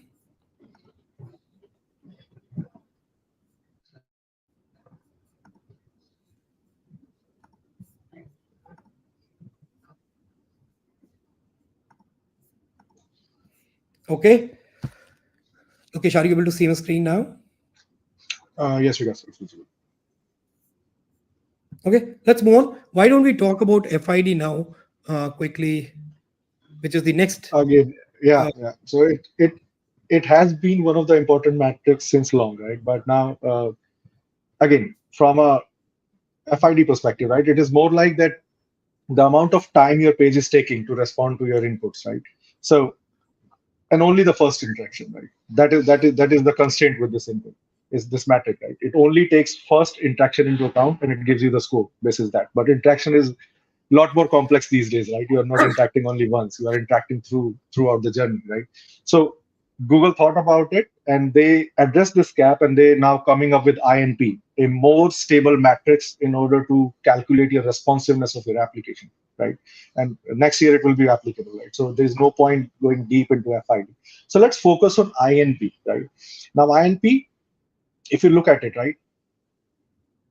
If you look at the example, let's start with that, right? Anything or any page, any element which you are interacting with, right? If that interaction is not quick and smooth, you're going to lose that interest. Or maybe if you're not seeing any response from the screen, you will try to rage click it, right? Multiple times. Okay, why this is not happening? And the bad factor is if you're not showing them that something is happening in the background, it makes it worse from a user experience standpoint, right? So what you are doing with INP, you are calculating the page responsiveness throughout the journey, right? It is not the first interaction. It takes all your interactions into account and gives you a score basis where it gets stable, right? So interaction is all about next paint. So if you look at the way it gets calculated, right? So you interacted with some element, right? You interacted with it, there's some processing happening in the background, and then you get a new state on your UI, and that is where your INP get calculated. So just look at an example, okay? So let's say there's this button on your page, right? And on clicking of button, you are doing some heavy calculation in JavaScript, or maybe you are making an API call, which is taking some time to load, right? So now your browser waits for that thing to happen, and as soon as you see a visual change in the UI, that is where INP gets calculated. So it is taking your responsiveness into account, that okay, how smooth your interactions are, and that is why it is so critical to see that how this gonna unfold the future, right? yeah, Because you're by gonna the way, add up yeah, of this. by the way, one more thing, right? So the way like I mentioned, right, the real user data, right? How your users are using your web pages. Because what is real user data? Real user data is all about how your end users are using your website. So their data that's captured and it being sent to the different platforms, right? Like Google captures for the crux. So you can imagine the way SPA architecture impacts the CLS problems, it also going to impact INP as well, because it is also RUM. And if you look at the definition under the hood, like we talked about CLS, it looks for the whole session until the page refresh. INP is also same now, right? So we got more complexity on our head to resolve this another metrics, although it is not applicable right now. It will be applicable next year, or maybe with first April, it will be applicable to Google Search Console. It will start impacting the SEO ranking. So better that if you are someone who is working in a project and you are working on performance engineering, then ensure that you start planning to fix the INP issues, because it is going to be challenging, I can assure you. Because if you're working on a SPA, and I saw that a lot of people are using SPA, then you can imagine all those interactions that you're doing on other pages, they will be calculated on the first page load, whichever user is loading, because their page is not refreshing. But if it is a multi-page application, which is every time your page is refreshing, you still get some relief that, yeah, if you fix that page, at least you're ensuring that the other pages are not impacting. So that is very critical to note for INP as well, because it is also that data, right? Okay. Right. Let's talk about how do you improve like what are the best practices, Lokesh? Right. So there is no one solution for this thing, right? So I related back to the case studies which we have done, right? So Renault, the Economic Times, right? If you go through those case studies, the very first thing they have encountered is that they have very high interaction time. Are there any facts which all elements are slow in interaction? Now, once they did the study, they implemented RUM, right? Because it's a RUM metric. Again, that is why it is quite an important piece, right? It is the real field data you are getting. So once you implemented it, the one of the common theme in those case studies are they optimize their main thread task. Right? They try to keep their main thread task as light as possible. And to make that happen, you can do multiple things, right? We have covered like you split your assets into critical and non-critical part, right? You load the critical part in line and then you offload the non-critical asset for later time. JavaScript again, it is one of the major contributor to your long thread task, right? So you simply do reduce your JavaScript size, maybe divided them into chunks where you bundle them out, or maybe you can optimize and remove the unneeded JavaScript on that particular page. Now, JavaScript is fine, but is it the only JavaScript we are dealing on our end? No. In today's ecosystem, there are so many third-party plugins we are using. And if you're scoring 70, in my experience, without plugins, as soon as you introduce third-party plugins, you will fall down to 50 or 40 because that is much of impact you are getting from third-party plugins. Right? So again, you have to carefully handle third-party plugins. One of the things which is quite modern, we have used it quite frequently, is PartyTown.js, which simply takes your heavy loading into the web workers and makes your main thread free for other things, right? So again, these are a couple of the things which you can do. Yep. So let's quickly talk about how do you measure this? How do you look at this INP, right? Because this is a very new metric, so I would want to spend maybe another minute on this and then share one example with the group. Give me 1 second.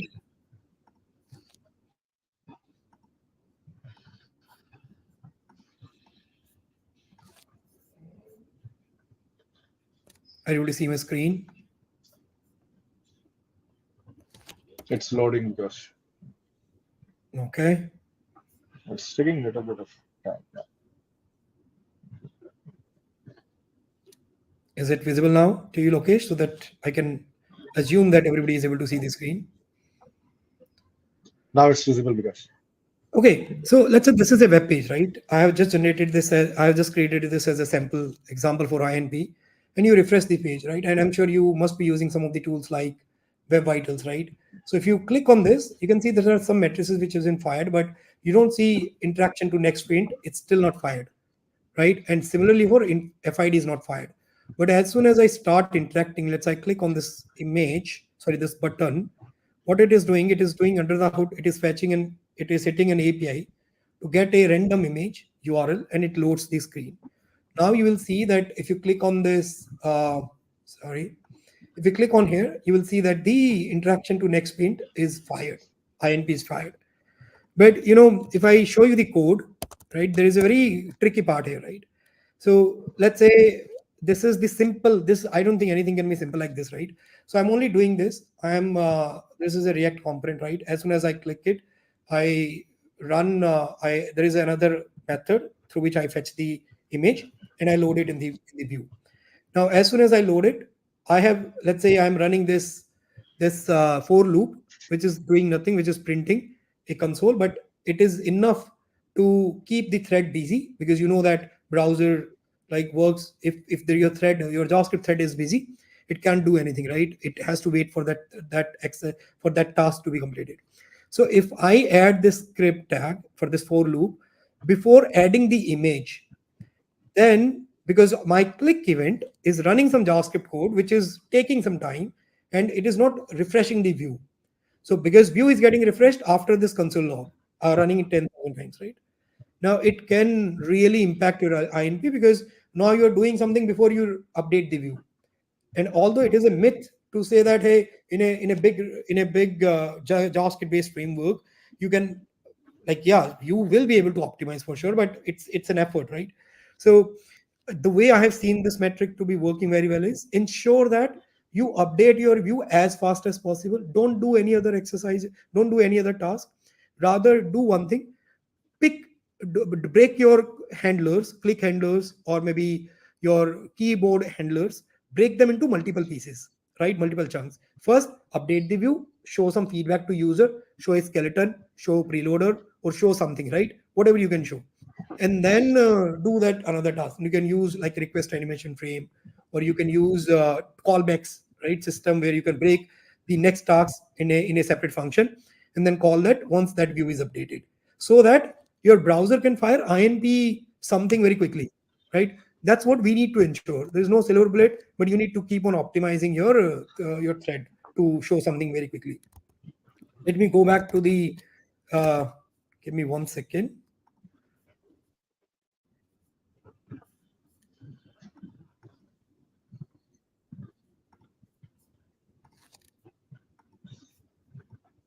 Sorry for the delay, but let me start sharing my screen.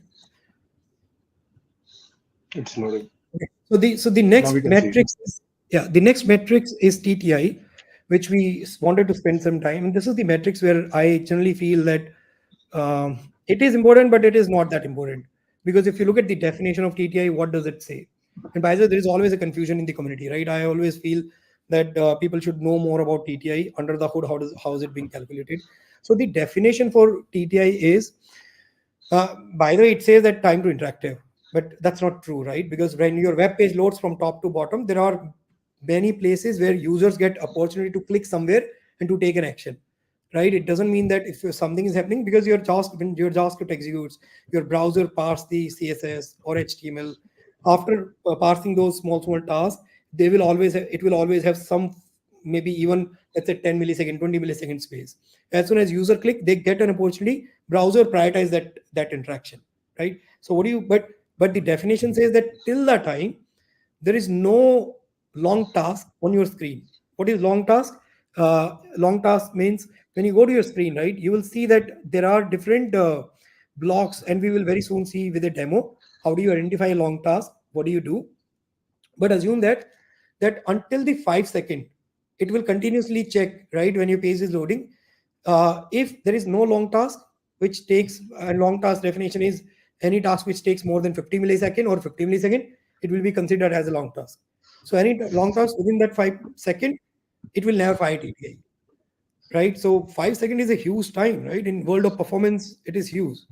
So why would what is need, right? If let's say your browser gets some breathing space, even after 2 seconds, user clicks somewhere, it will be prioritized, right? So with one of my client, I was talking on this metrics, right? And when we explained this, they were actually adamant on to improving this. Oh no, we don't want to focus on LCP. We don't want to focus on I would say CLS. Most critical is time to interactive. But when we explained it, right? Hey, this is what TTI means. Do you really believe that user will not be able to click somewhere? Yeah, is that so bad? No, it is not. And they were, the moment we explained this 5 second concept, having no long task, they were quickly onboarded with us. And they said, yeah, it makes sense. Let's focus more on those first, improving the user experience, and we will look at it. Like FID is more critical, INP is more critical than TTI, I would say. Right. But of course, every metric is important. But we just wanted to make sure that we cover these aspects. Now, there are some best practices. These are very basic ones. There are some detail, like how do you optimize your thread by reducing or optimizing your, let's say, layout shift. The I would say paints, repaints, and reflows, right? Or maybe don't do DOM lookups. Even if you're in the React world, don't try to do a lot of re-rendering, because that keeps on triggering the work or more and more tasks on the screen, right? Similarly, critical path, improve your path rendering, right? You can go and read more about how do you optimize your critical path rendering, right? I would want to skip this because there is a lot to cover, right, on the demos and the real world examples. So, Lokesh, why don't you quickly cover this at very high level? How have you seen your best practices applying and improving the matrices? Right, Vikas. So I'll quickly share that up because yeah. So, in the Because I'm interest of keeping an eye time, on the time I'll as well. quickly. We will not get. No issues. So, for everyone's information, I'm using this app, which is an open source app by Toad.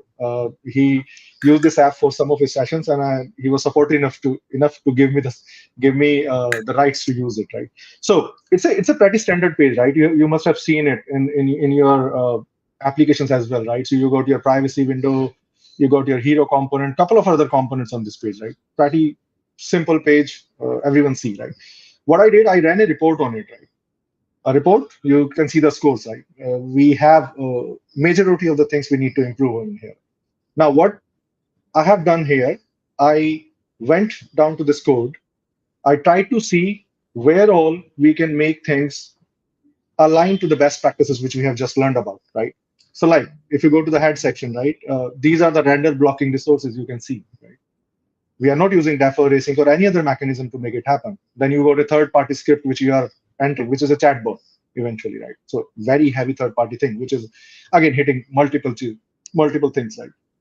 From an image perspective, again, we are using PNGs or JPEGs, which are quite high. Though size is quite small, but again, it's not a modern format, which will be lighter and optimized, right? And if you go to your banner.csi, right, the position relative of your privacy policy, again, it's a major dent on the CLS part, right? And various other things where we will take you through how we have applied the aspect ratio hack and stuff, right? So this is the nature of fixes I have done. So I have picked few of the couple best practices and then applied it into the code, right?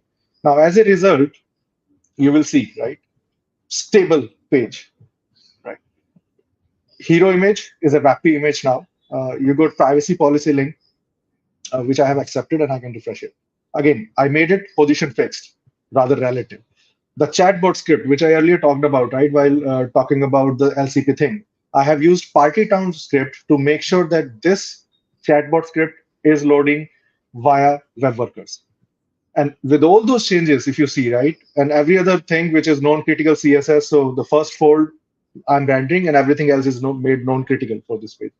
So with those best practices, right, we have seen that you cannot apply all best practices into a particular context. But if you follow the genuine best practices which are suitable or applicable in a certain context, you can get the results, pretty good results in terms of scores. So I think this is pretty much it, Vikas, which I can quickly share. And let's go back to the. Yep. And we quickly share my Yeah. screen. Yeah, like you saw, right, while the screen is loading for you, what Mukesh was saying, right? Having for CLS, he used the CSS padding top hack. And by the way, you can search for it on CSS Trick website. You will be able to find the complete explanation of CSS padding top hacks, also aspect ratio, or maybe how do you preload, what you should preload, how do you prioritize the HTML, sorry, HTTP request, using the web workers to offload the task on your main thread from your main thread. All those best practices applied. So are you able to see my screen, Lokesh? Yes, Vikas. Yes, Vikas. Okay. So now we talked about SPA, right? I have not touched a lot on the custom matrices, but I would quickly want to talk about it. When you work with the SPA architecture, there is a big challenge that I see. These matrices that we have just covered, all those ones, right? Either you talk about FCP, LCP, CLS, or TTI, right? They are less relevant in this SPA architecture. In my view, in my experience, I've seen that why they're less relevant, because when you go from one page to another, you can imagine, right? Your page is not refreshing. And how does most of the frameworks capture these matrices? They capture on the page load, right? And then whenever there's a page refresh, it again fires that. But since we are not refreshing the page, like we talked about CLS, like we talked about INP, this is again those matrices, because if you're 90%, because when we were looking at the when we were looking at the RUM data, we found our SPA hard, which is the page refresh experience for our SPA application, was only 10%, like 8 to 10%. Most of our users were actually in the experience of SPA, which means we are not refreshing the page. And if we were not refreshing the page, now imagine we were actually analyzing the wrong data. Like we said, hey, we are all good. All the core web vitals are fixed. But most of the users are not even experiencing that, because they are doing the SPA transition, right? Single page application transition.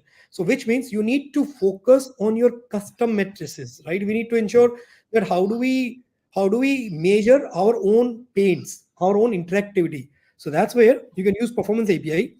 You can search an article which I published maybe I don't know, maybe a year or 2 years back, but there is an article you can search on beyond performance matrices, beyond the custom random performance matrices, and I can share that URL on my LinkedIn, post it.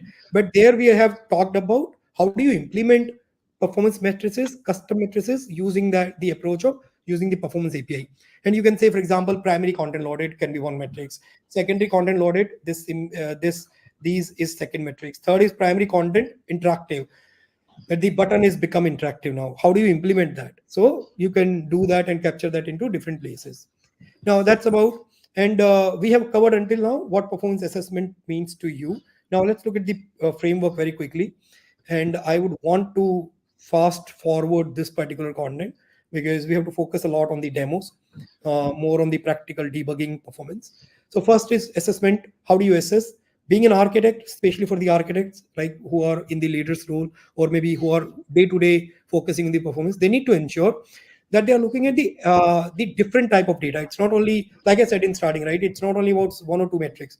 It is about where do you look at, right? A real user monitoring data, sales and conversion funnel, right? If it is improving or not. When you change something, it should improve, right? It should reflect somewhere. Infrastructure monitoring. If you're able to scale your pods, the servers or not. Then, for example, the user callouts, right? There should be a mechanism to actually hear from users as well on your web page, right? They should be able to tell you, hey, it is slow, it is bad, right? There should be some way. Assessment lens, what a lens you should apply. You should do trend analysis. It is always good to have a relative comparison with your competitors. It's good, right? It gives you a sense of where do you exist, where are you. Always do that trend analysis being an architect. Like competitive analysis, right? Capacity analysis. Similarly, assessment dimensions. There are different dimensions you can look at it. Never only look at few best practices. Look at architecture because SPA versus, like I discussed, right? SPA versus MPA. It also has its own pros and cons. Tools, processes, culture, then dimensions. How do you report it? Experience versus scalability. We already covered that part. Now, framework for setting up the performance culture is it's very standard, or maybe you need to just practice it more. You first need to define your key matrices that we already talked about. You need to align all the stakeholders. Budget driven development, make sure that you are implementing budgets on day-to-day basis whenever your PR is getting created, when your developer is committing a code. Always ensure there are some automation in place, and we will talk about very soon. Similarly, synthetic testing and drum testing. You need to implement all these so that more and more developers are looking at this on day-to-day basis.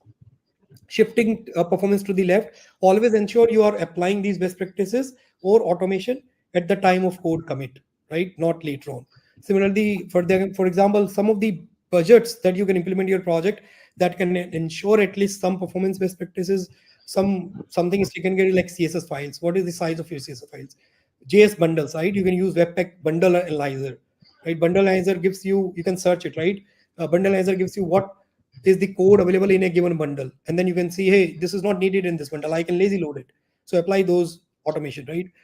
Asset comparison, right? Images, and these can be easily done these days using different tools. Like for example, I have heavily used Webpack Vandalizer and also asset size checks in the CI/CD pipeline. There are multiple plugins available like that you can apply in your project by setting it up on day-to-day basis. Next, budgets are what those were like the previous budgets were more related to builds, right? How you configure this in your CI pipeline.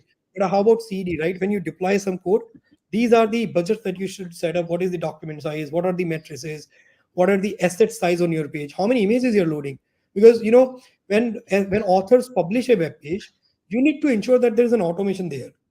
You need to make sure that when you publish a web page or when you publish a new content, there should be a lighthouse or there should be a web page test that should be configured on your environments.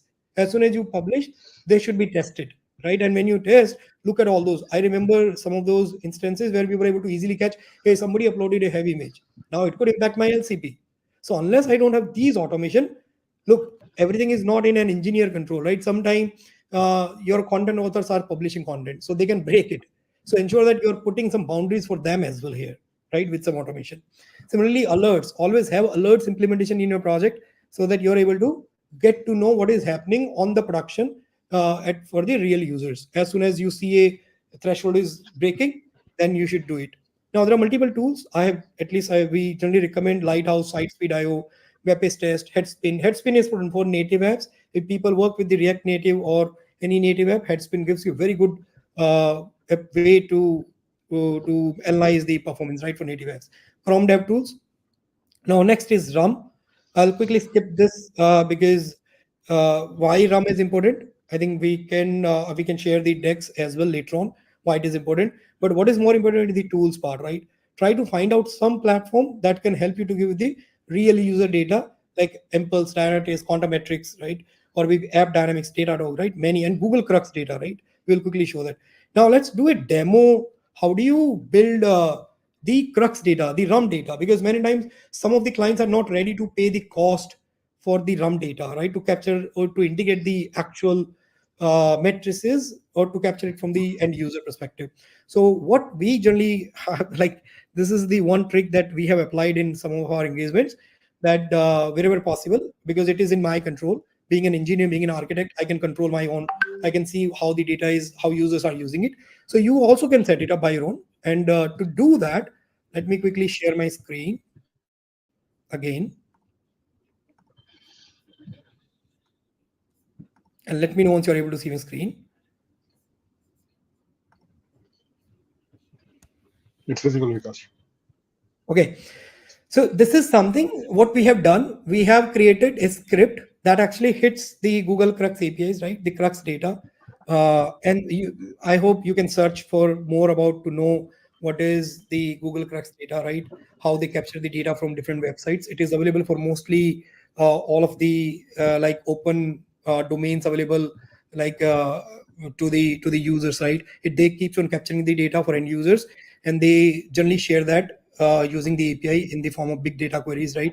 You can write your script, and this script is what we have done. We have utilized the app script to capture the data. There is an app script that we have developed, right? This app script runs as like a cron job on everyday basis, right? We use that into the app script. That app script then pull the data. It run a PSI, like page speed insight URL. I mean the lab data, as well as it fetch the RUM data on daily basis.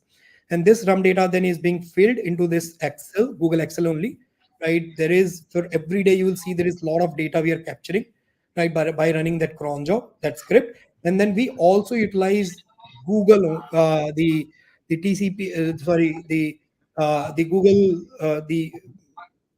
let's say the data studio, sorry. We are using the data studio to paint this Excel data, right? We have set it up. For example, you see that this is the lab data for some of the URLs like homepage. This is the URL for first contentful paint for LCP, right? This is all you can see in the lab.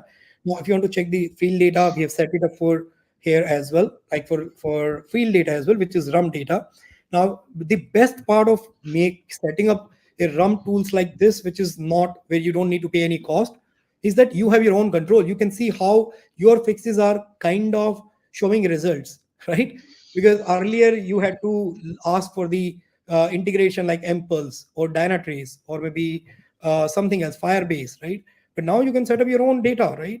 The platforms are available to you to utilize them on day-to-day basis.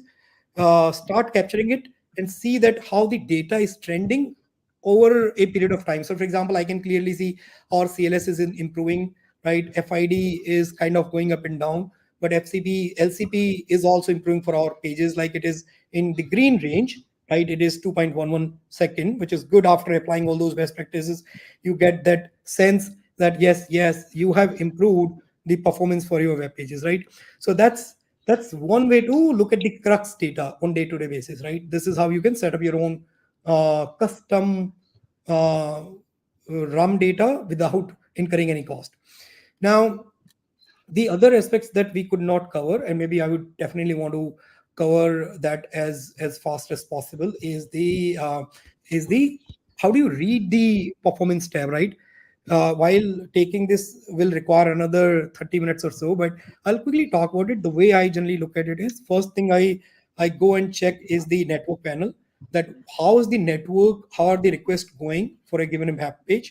Then I look at the frames, how my page is painting.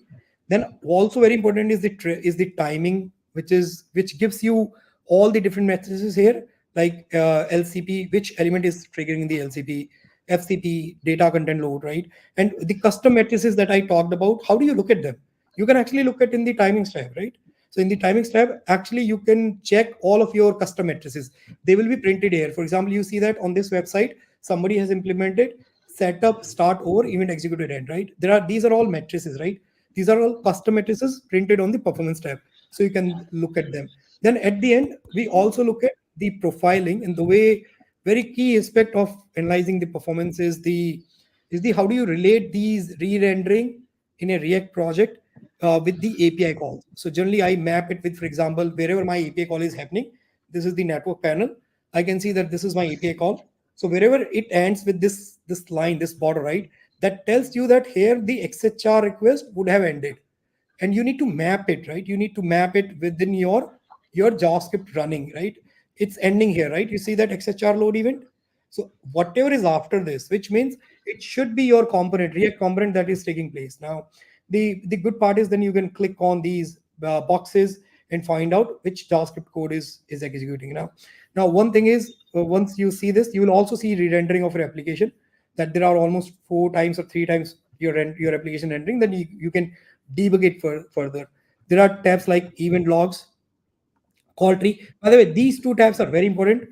I really use them almost in every profiling, because that tells you what is the call stack for your events, for your click events, right? For example, here's the click event. Now when you click this, or what all happened, you can do this profiling on your page. Now one thing that you can see, for example, if I go down and I click on one of the tab, you will see that how this is being triggered from the call stack. This bottoms up is also very good way to identify how a given function or how a given single, let's say there is a utility method. Now that utility method in overall is being executed 5 times, 10 times in your different files or different functions. It gives you a bottoms up that how much time is being taken by that function. So this tab really helps you to identify those functions that are really high in their processing time, right? And event log gives you the capability to look at the call stack, right, and then map it back to your profiling, right? We definitely wanted to cover more and more stuff. How do you read this? But looks like we will have to do for sure another workshop. We can invite you, all of you guys, on the LinkedIn. We will share those meetups URL, but we would definitely want to share more and more value, more and more knowledge from our experience, right? How do you utilize this? Now, apart from this, what we do, we definitely do web-based test or PSI, right? We do look at PSI. There is a gotcha that I generally see that for the RAM data, if the data is not available with the Google, then what it does, it actually picks up the average data, 75th percentile data for your whole domain, and assign it to your web page. That's another gotcha that we have seen in the ROM while we were looking at the Google Search Console, right? I cannot share the Google Search Console at this point of time, but that's another aspect that you should be aware about. If it is disabled, that means the data is not available, and this is the average data for all of your pages in your web page, right? We are pretty much on time. I know that. I don't know if the team will allow us to spend another 5 minutes. Let me take a pause here. Right. Let me see. Somebody has joined from organizing team. So there's a question, Vikas. Okay. In the chat. Let's see if you can allow us to answer that question. Yeah, awesome. Thank you so much once again, Lokesh and Vikas. Do you actually want to take 5 minutes more, because we are on time, so you can definitely take that in case you want. Oh yeah, that would be like awesome, because at least we can answer some questions, right? If there are. Sure, sure. Okay. Okay. So sure thing. Yeah. Lokesh, do you want to read any question which you saw? Yeah. Okay, So so there's what a we'll do question is in the chat. sorry. Yeah, after Once that. again, Right. I'll quickly get Right. started. Yeah. So thank you so much once again, Lokesh and Vikas, for and for your valuable time here. I'm sure that, and I could already see that Herman, next to all the attendees could actually relate to the talk so much well, and I could already sense that in our chat, in our chat section. But yeah, once again, thank you so much. And as you already know that React India, like you have been our favorite for since a long time. So React India team hopes to host you soon in in person in near future. And as Publicis, Sapient is also one of our platinum sponsors. So we thank you once again for trusting us. Okay, now let's we have had a lot of Q&A, we have had a lot of questions, but again, due to time constraint, we definitely will be able to take only 2 questions. So I'll take the very first question. The very first one is, what can be the best way to load fonts if not available on Google Fonts or any CDN? How effective is micro front-end implementation in terms of speeding up the initial loading time and time to interrupt? Okay, very quickly, right? Just to save time. So font says generally I follow the approach of like just to avoid that for the splash of unstyled content, right? So what we say is we load the fonts always with the default fonts in the browser.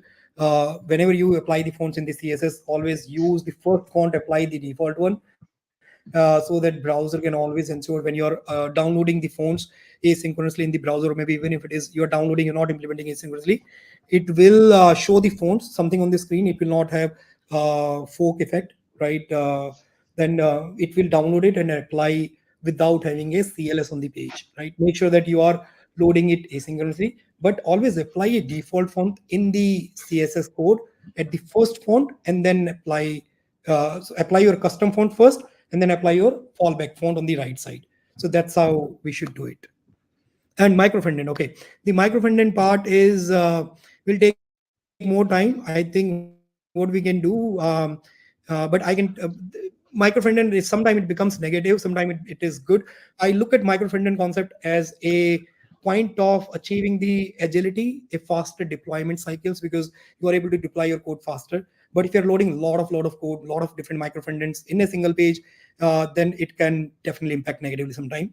But it is good, of course. It gives you a lot of freedom to deploy code faster. And by the way, we can also discuss this offline as well. I would love to see the another question, because Achal said that we will be able to take only two questions. Yeah, Achal. Yeah, and folks, yeah, please don't feel disheartened if we were not able to take your questions. Speakers are already here, so you can definitely connect with them on their socials. They already have shared their links, and I think they would be really happy to solve any of your questions or address your questions in case you have and we were unable to take them up. Okay. And the next question was, how effective is micro front end implementation in terms of speeding up the initial loading time and time to interactive? That is TTI. Yeah, you can. It can be effective, but like I said earlier, right? Microfrontend is not a silver bullet point or silver bullet, I would say, to improve the performance, because it depends how you design it, right? What is microfrontend? You are saying that hey, on a single page you are loading multiple applications. Now, if you misuse it, you will have lot many JavaScript, lot many separate components running in parallel, and they are competing with each other, right?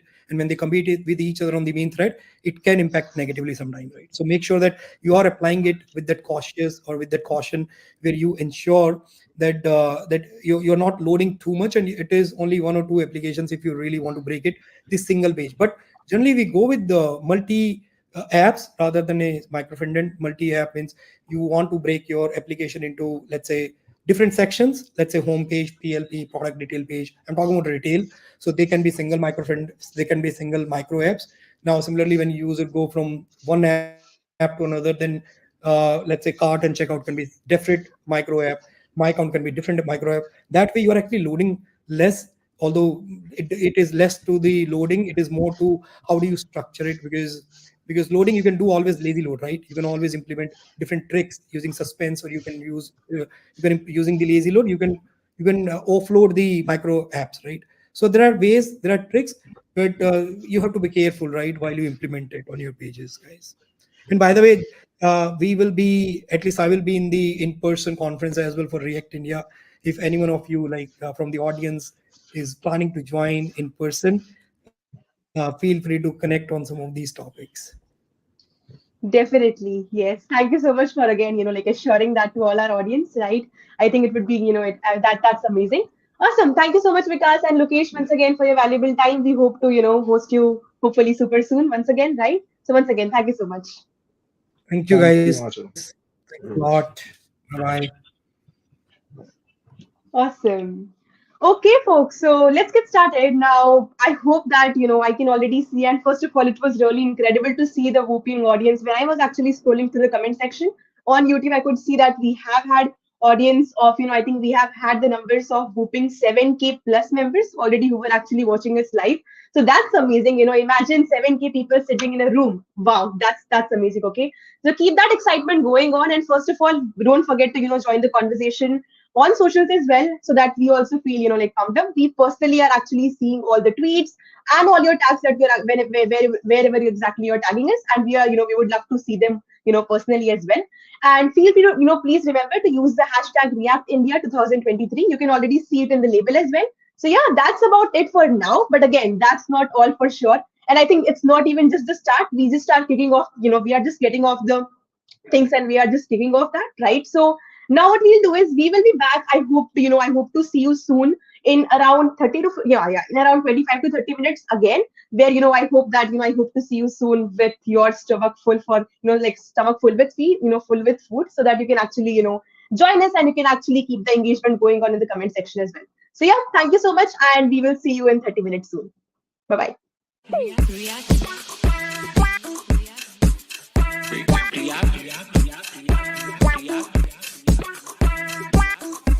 React India.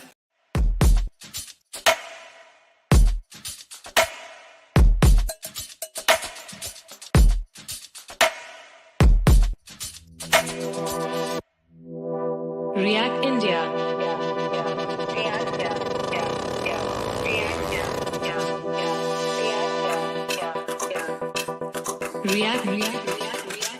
React.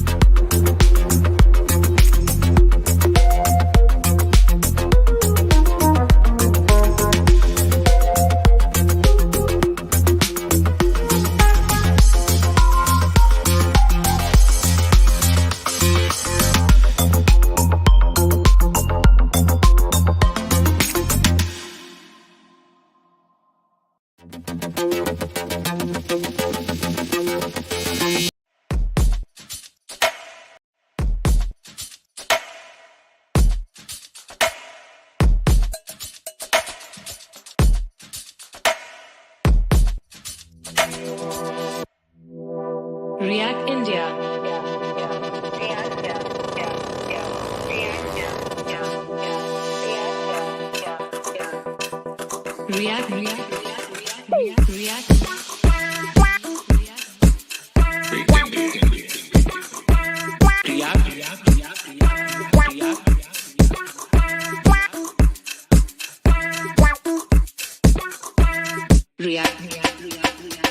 React.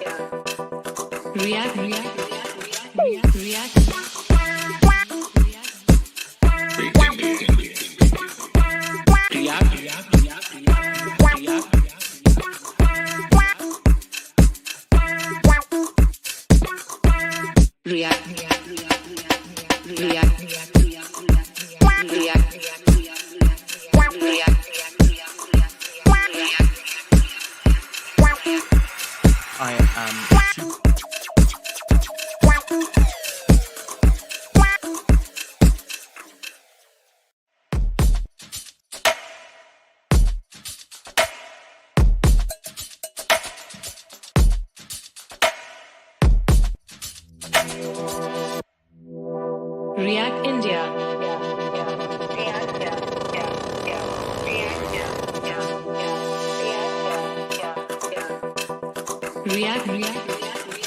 React.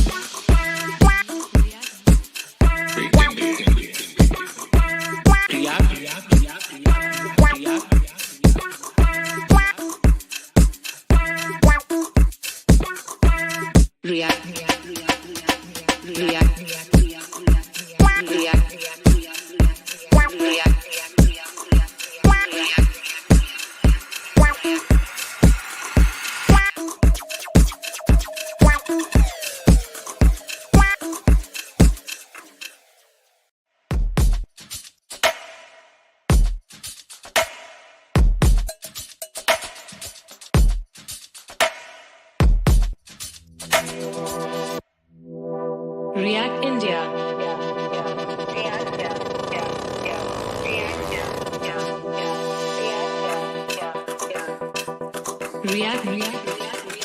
React.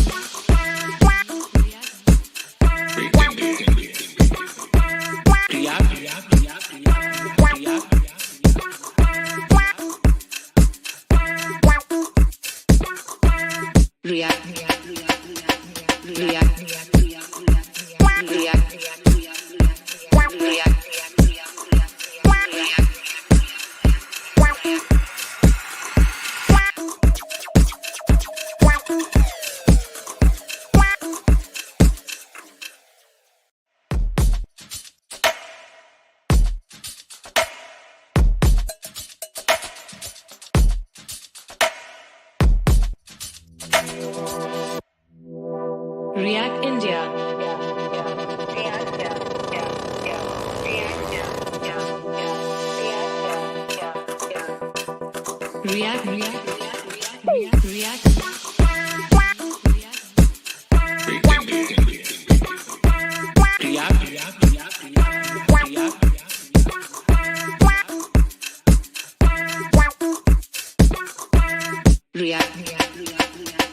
React.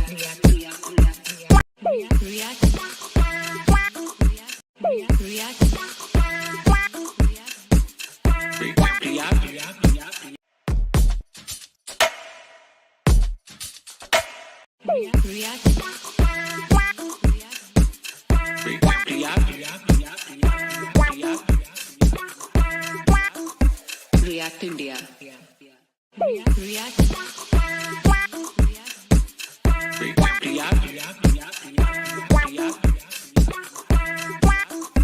React India.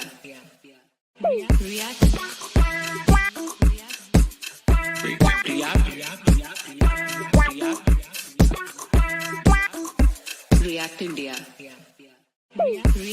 India. React India. React India.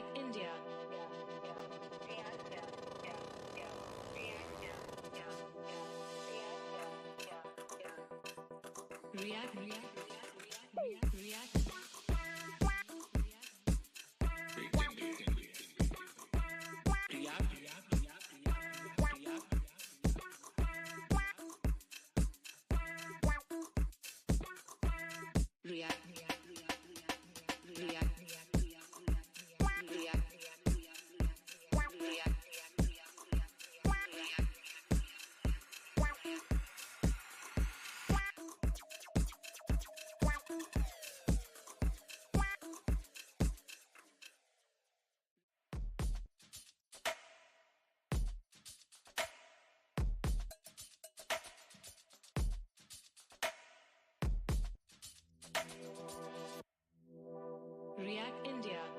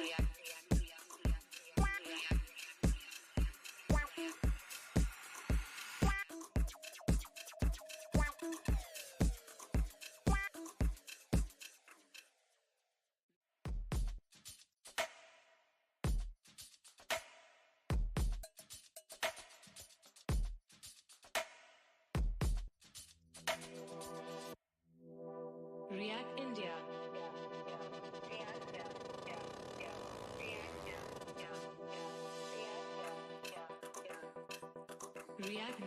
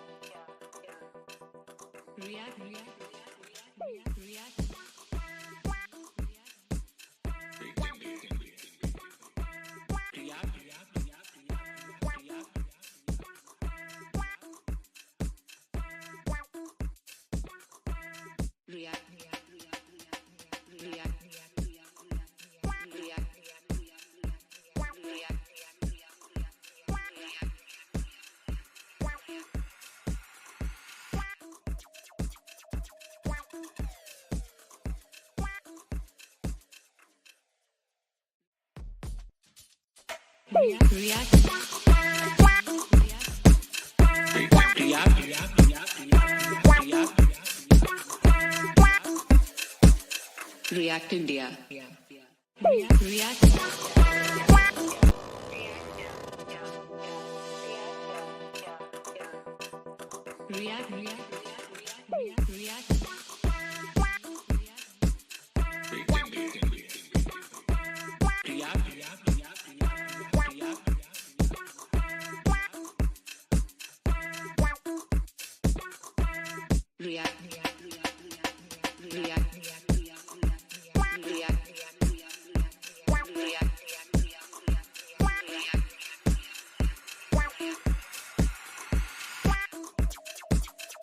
Meet Sarah. Like the rest of us, Sarah depends on the internet for most things. Every time Sarah explores different apps, surfs the internet, makes online purchases, plays her favorite games, enjoys podcasts, binges on shows, listens to music, and more.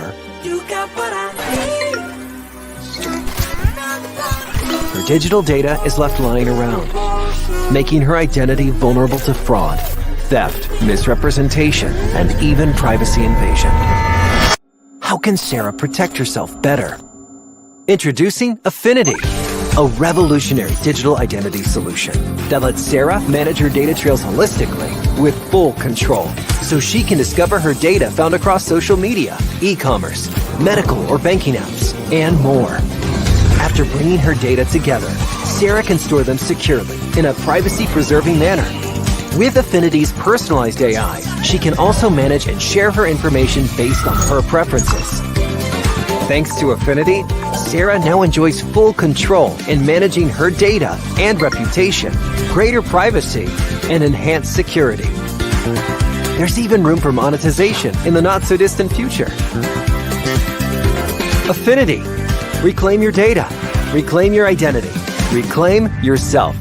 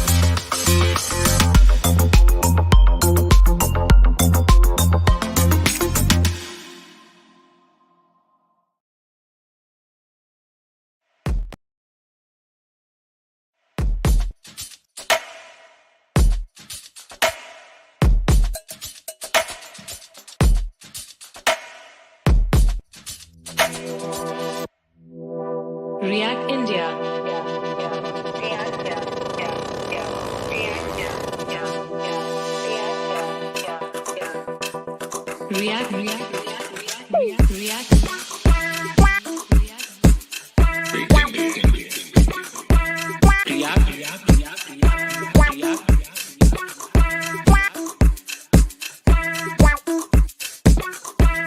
React.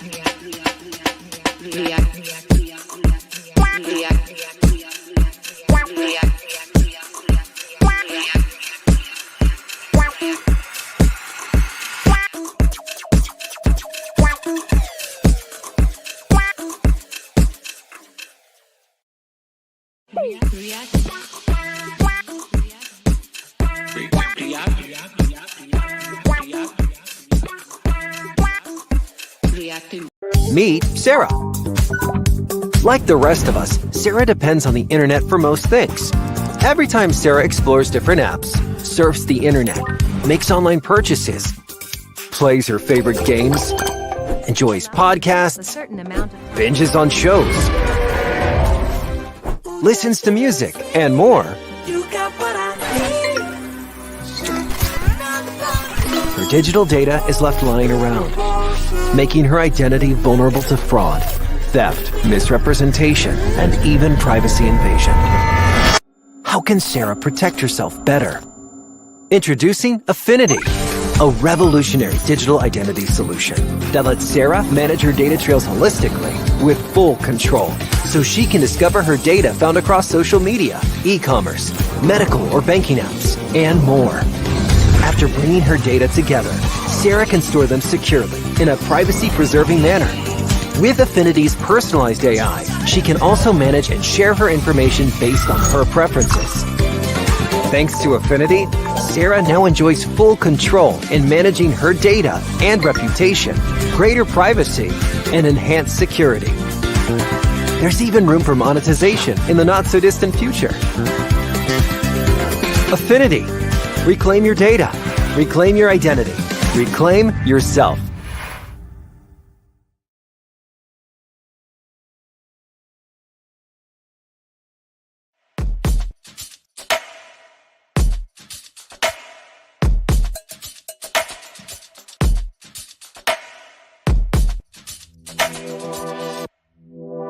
React India.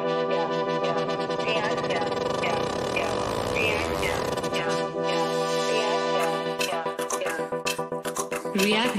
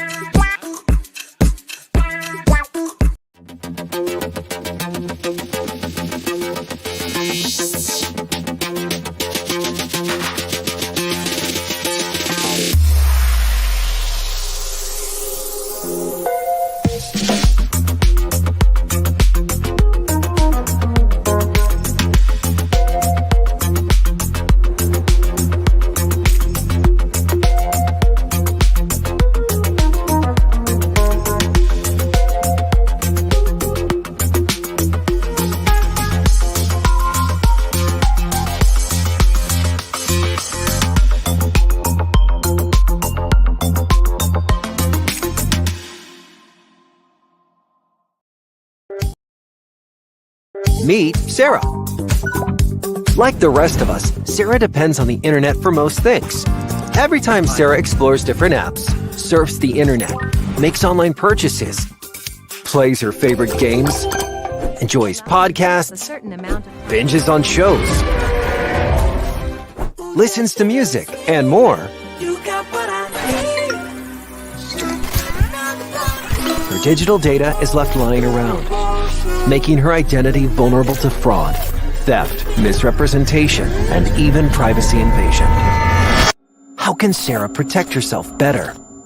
Introducing Affinidi, a revolutionary digital identity solution that lets Sarah manage her data trails holistically with full control, so she can discover her data found across social media, e-commerce, medical or banking apps, and more.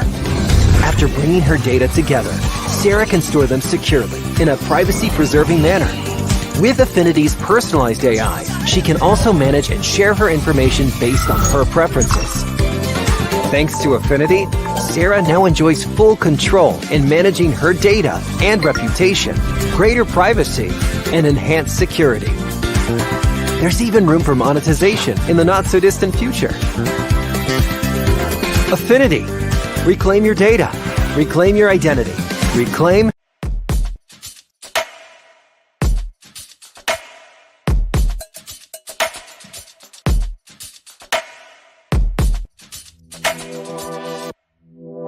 React India. React, React, React.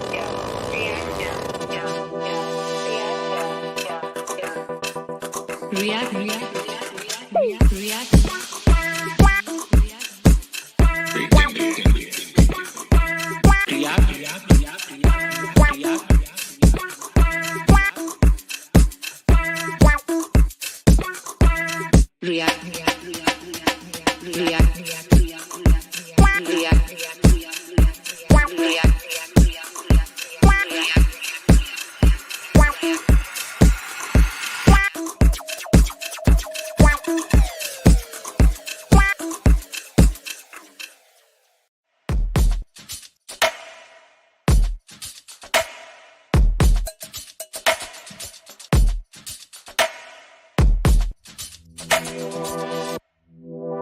React India. React, React,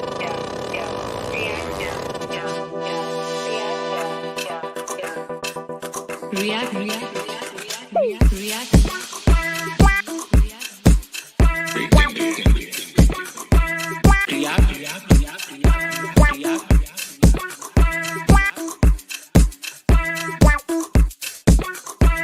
React, React,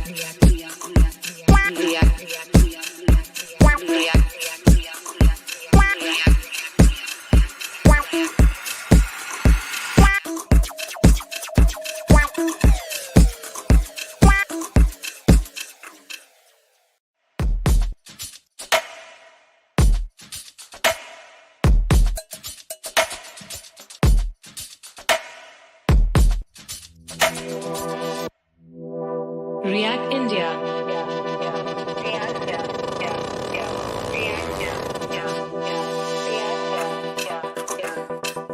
React, React, React.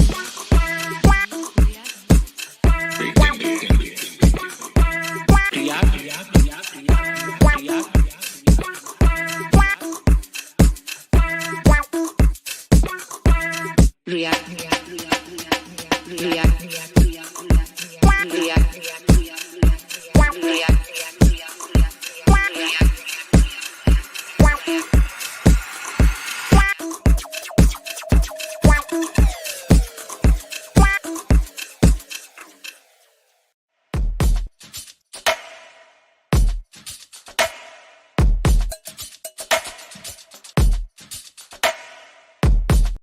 React,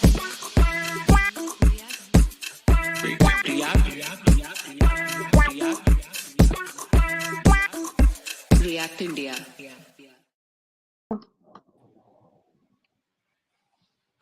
Hello everyone, welcome back. I hope you all are back. And I hope you all had an amazing lunch, right? So let's get started. Okay, so good afternoon everyone. Hello, namaste, sat sri akal, vanakkam, adab, pranam to all the amazing React enthusiasts present here.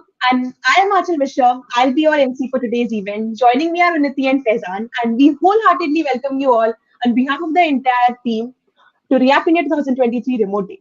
Our mission today is to be your guides throughout the event and catch you up with the captivating talks and all the insights. So awesome folks, imagine that we are giving you the warmest and possibly virtualest group hug right now, because that's how excited we are to have you here. Today, we have a wild ride of React goodness planned for you. It's like the ultimate React adventure where we will ride the front-end roller coaster while unraveling the secrets of this powerful technology.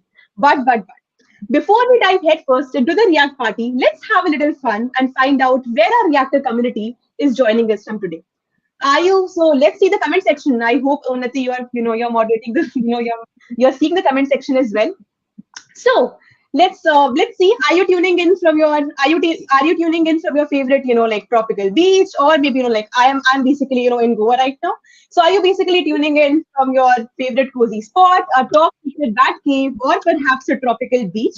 Share your locations in the comment section and let's see just how far and wide our React tribe has spread today.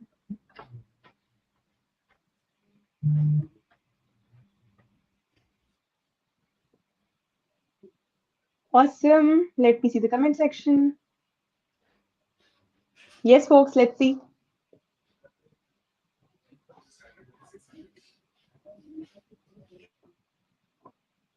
Oh, nice. Nice. Now, as I see your responses pouring in, it's incredible to witness the diversity and into of our global audience. We have got participants from all over the world, like Bengaluru, Chennai. It's fantastic to have you all here. Now, Fazan, where are you tuning in from? Like, I am joining in from Pune. It's quite the rainy season here, but surprisingly it's sunny today. But yeah, I hope the weather is exciting, as excited we are here to host all of you. like Awesome. Yeah, so I'm basically joining in from Goa right now because I was too much excited for React India 2023. By the way, if you want to get some Goa vibes, I just bought these cool specs, not exactly specs, I can say, Nice. like cool glasses, right? And I hope that it gives you a cool, like it gives you all the sense that I'm actually enjoying here. So yeah, what about you, Nati? Where are you joining us from today? Where are you joining so, in from? so better not to ask me whether where I am from joining from. So, like, I am joining from a telephone booth right now, and Oh, did you take, like, are you out of office or you're still in your office? so I'm out of office, but I'm working in a co-working space. So I Oh, was about to get a quiet space. So here we are. awesome, awesome. Amazing. Do you want to read out, Unnati, quickly that where exactly are, most of our audience are joining in from today? Let's see the comment Uh, section. yeah, sure. Just a second, maybe. Oh, Yeah. yeah. Now, no worries. I see, people joining in from Pune, Jaipur, Noida, Bangalore, Gurugram, Dehradun, Ahmedabad, Mumbai. Awesome. And Wow. some of Awesome, folks are awesome. joining from Amazing. Goa too. Yeah, yeah, I can see. Amazing, amazing. Yeah. Awesome, folks. All the folks who are actually joining in from Goa as well. I hope to see you all soon. And like in our, like in our in-person on our in-person day as well. So yeah, let's get started. Moving forward. Yeah, being said that everything, I just wanted to iterate that remember that chat is your space to connect, ask questions, and share your thoughts throughout the event. It's not just only in the intro, but feel free to share your thoughts throughout the event. Let's keep those messages coming in so that it's an interactive session, not like one to many. It's an interactive session, right? Being said that, we have an incredible lineup of speakers, workshops, and discussions lined up for you today, all focused on latest technologies in React development. We would like to express our heartfelt gratitude to our sponsors, volunteers, and everyone who made this event possible, right? Absolutely, right? Absolutely. So, before we dive into our day, I want to talk to you about two important things. First is our expectations from you, and second is your expectations from us. So, we just have few expectations from you, okay? The very first one is be nice and respectful while interacting on YouTube live chat and on social media. Do not post anything if they are adult content, rude, or offensive statements. Please do not spam, advertise, or promote anything. Harassment of any kind is not tolerated in this event, and failing to this code, you will be blocked from interacting with the chat. But yeah, apart from that, report at the rate geekabyte.info if you find or see anything in inappropriate. And in general, let's treat each other with respect and kindness throughout the event. And what you can expect. So whether you are a seasoned React developer, just getting started, or simply curious about React, there is something here for everyone. We encourage you to engage with our speakers, ask questions, and connect with fellow attendees. After all, it's the React community that makes events like these truly special. So, yes, get ready to be inspired, learn something new, and most importantly, have fun. So, without further ado, we will shortly dive into React Native 2023 remote day. But before that, let's also give some time. We still have some time. Our speakers are, our first speaker is still prepping up. So would you, just quickly engage in the comment section once again? Please drop in your favorite emoji, like which actually depicts your current mood right now. We would love to see. We would love to see. Mine is the blue heart because React is all for blue, right? So yeah, mine is currently like the blue heart one. What about you, Faizan?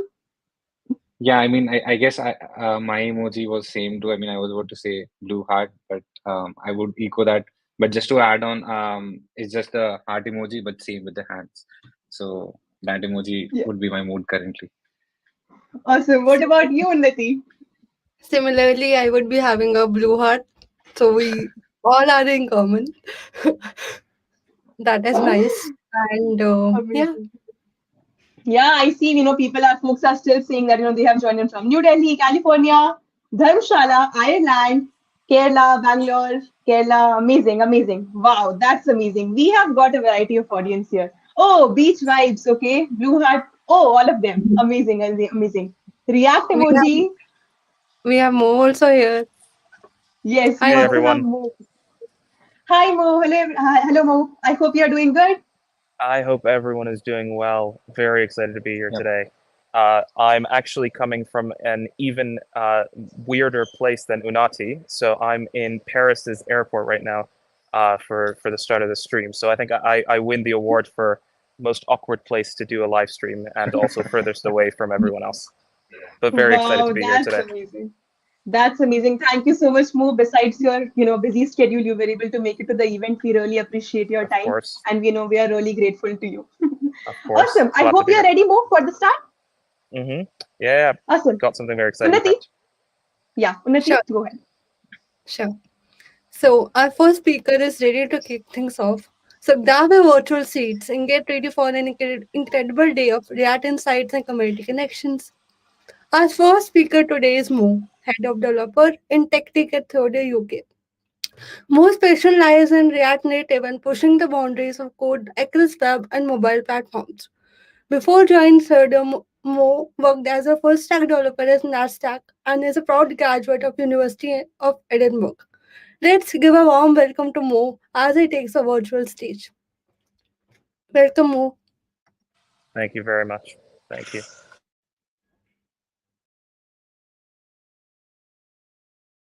Sharing logic and state between web and mobile applications with React Native. So this is actually my second talk in India this year. The first was back in July at React Nexus in Bangalore, and I have a very special place in my heart for the Indian React community. The enthusiasm, the curiosity, and just the sheer hospitality that I was met there was beyond phenomenal, and I'm excited to hopefully visit India again soon. This talk is really centered around this concept of universal apps, and I want to take you before we jump into the actual talk. I want to take you through a story of my trip to India and some of the complications before I was able to travel and join Bangalore. So let's jump into it. Before we begin, just a little bit about me. So my name is Mo. I built my first mobile application when I was 13. It was a small app that prompted you to do something nice for the day. Take some flowers to a care home, or give your parents a call or something like that. And then you had a little counter, and it got incremented every single day once you did something good. So it was very wholesome. Now, did it have product market fit? No, but I was 13 and I was very proud of having that on the App Store. Fast forward to today now, I'm currently heading the mobile team at this company called Theodo, based in the UK. So we have over 150 mobile engineers spread across the UK, France, Morocco, and the US. And so it's an absolute pleasure to be around so many talented mobile developers and to learn and grow with them. And you may know us by another name. So BAM is our mobile team.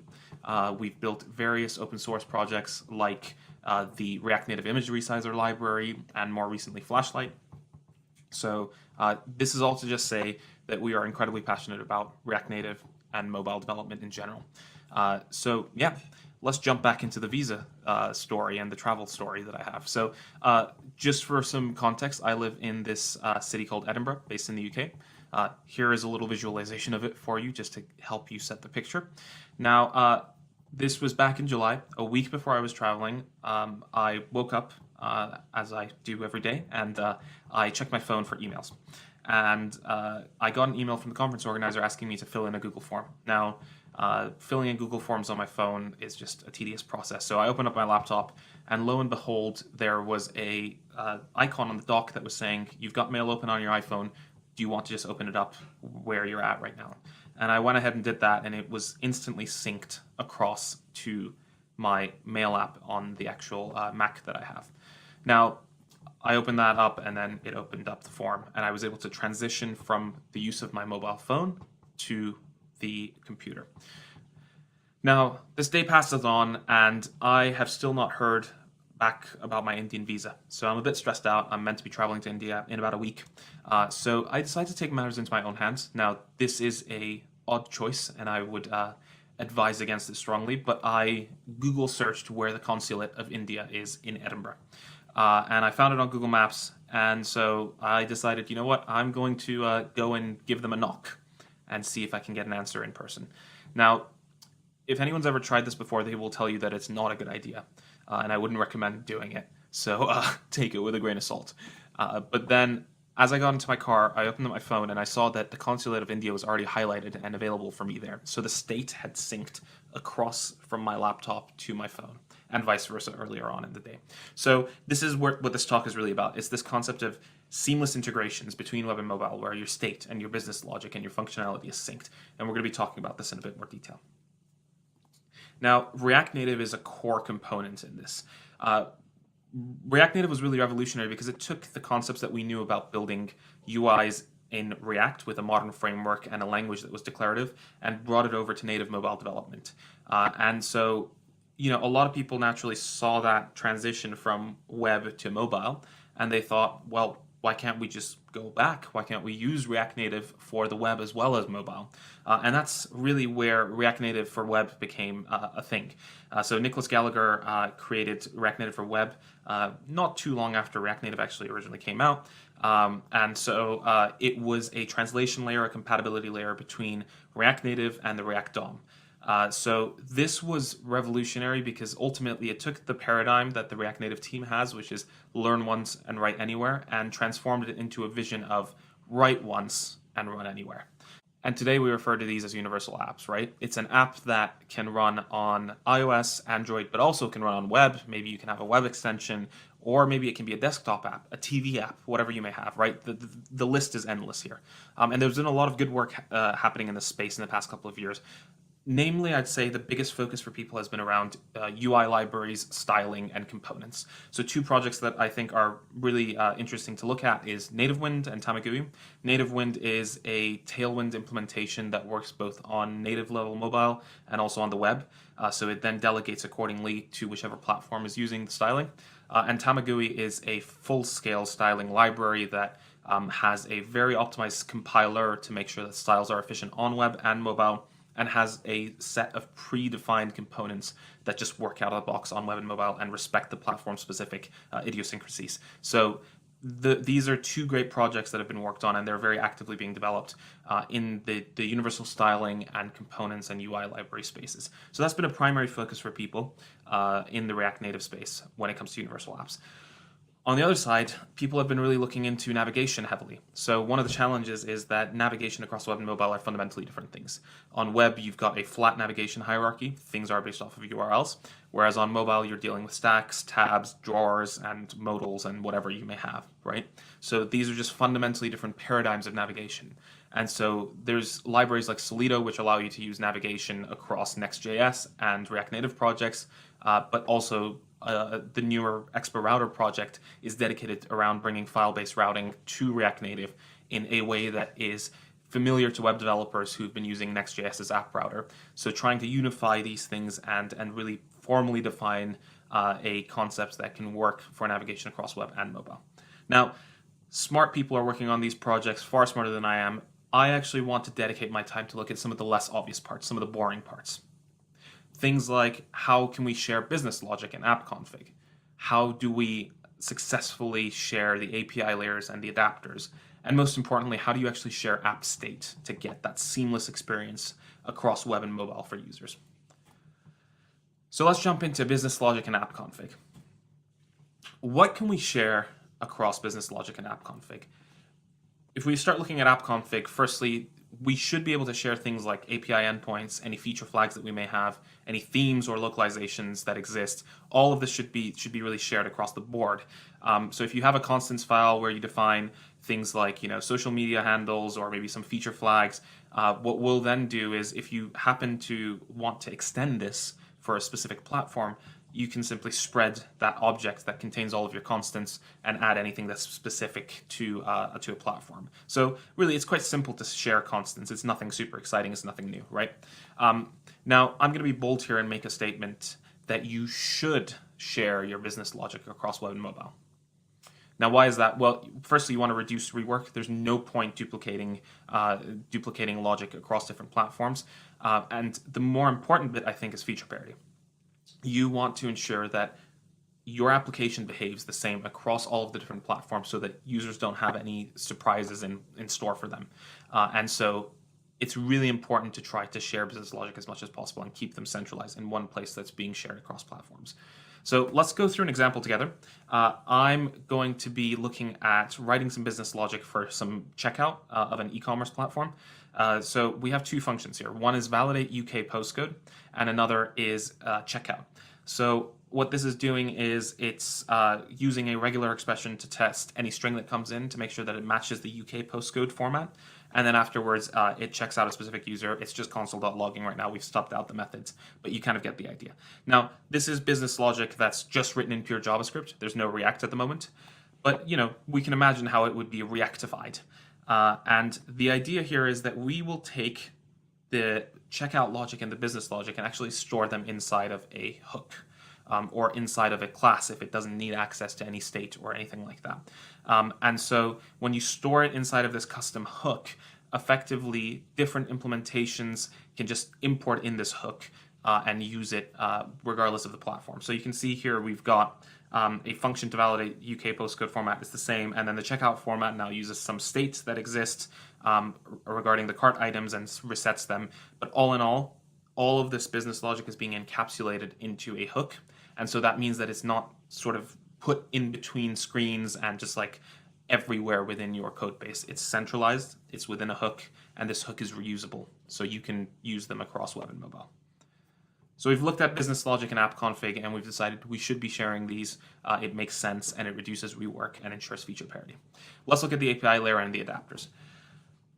Can they be shared? Well, yes, you'll be making, by and large, the same calls to your backends, any external services, and you're going to be trying to handle caching and transformation of the responses the same. There's a great article on Martin Fowler's blog about modularized React architectures. I would highly recommend you read it. But in that, it talks about how you need to take out your API calls from all of the various places that they may be inside of your React application and put them inside of a fetcher layer. What that means is that that layer is acting as a service layer that sits in between any screens or any components that you may have, and that handles any fetching to external services or to backends, and also transformation of that data. So it's important to isolate that away. And so if you look at like an implementation with a library like React Query, this can actually come quite naturally because you can take the use query API and store that as a custom hook. And so it actually works quite well in terms of standardizing your API calls and standardizing the caching behavior and standardizing how the responses are transformed. But perhaps the most interesting bit in terms of what can be shared is within the app state. So when you're modeling your app state, this is going to be by and large the same. So the examples of this are things like user history. We looked at the example of my searches within the Maps application, any user session state, but any local app customizations as well, like localization settings or display options, accessibility settings that have been toggled, dark mode, light mode, whatever you may have. So if we go back to the shopping example, we would just transform that hook now, as an example, over to a context. And so here we've got a demo context where it's a shopping cart provider. And so what this does is it has all of the same logic or slightly modified logic inside of a context which will persist the state across the different components in our tree. So it's got cart, set cart in a use state, and then we have two functions, or three functions, sorry, here. One is to add an item, one is to delete an item from the shopping cart, and another is to checkout, which will, for now, just console.log checkout successful and set the cart back to empty. So when we look at this here, the functionality is kind of it doesn't matter what platform it's running on because it doesn't have any render logic, right? We've stored all of our application state inside of this provider, and it is isolated away. So what that gives us the ability to do later is to take this and store it inside of a package. Let's call this package state for the sake of argument, but you can call it whatever you want. There can be many state packages for different parts of your application. And then using a monorepo tool like TurboRepo, like NX, you will effectively be able to import them into multiple applications that you may have. So maybe you have a web app that's built with React, and you may have a native app that's built with React Native. So you can then import them and use a monorepo tool to really effectively manage that workflow. And this works great in a universal app because it's one single app that will be using this package, but it works, I think it's even more powerful when you're dealing with applications that are separated to start with. So if you already have an existing React app and you have an existing mobile app, they're not universal because of historical tech debt. You can still start to abstract away bits and bobs of it into these packages, and that'll help you maintain feature parity and reduce the work that you're duplicating. So let's take a look at a demo of this. So we have a universal app here.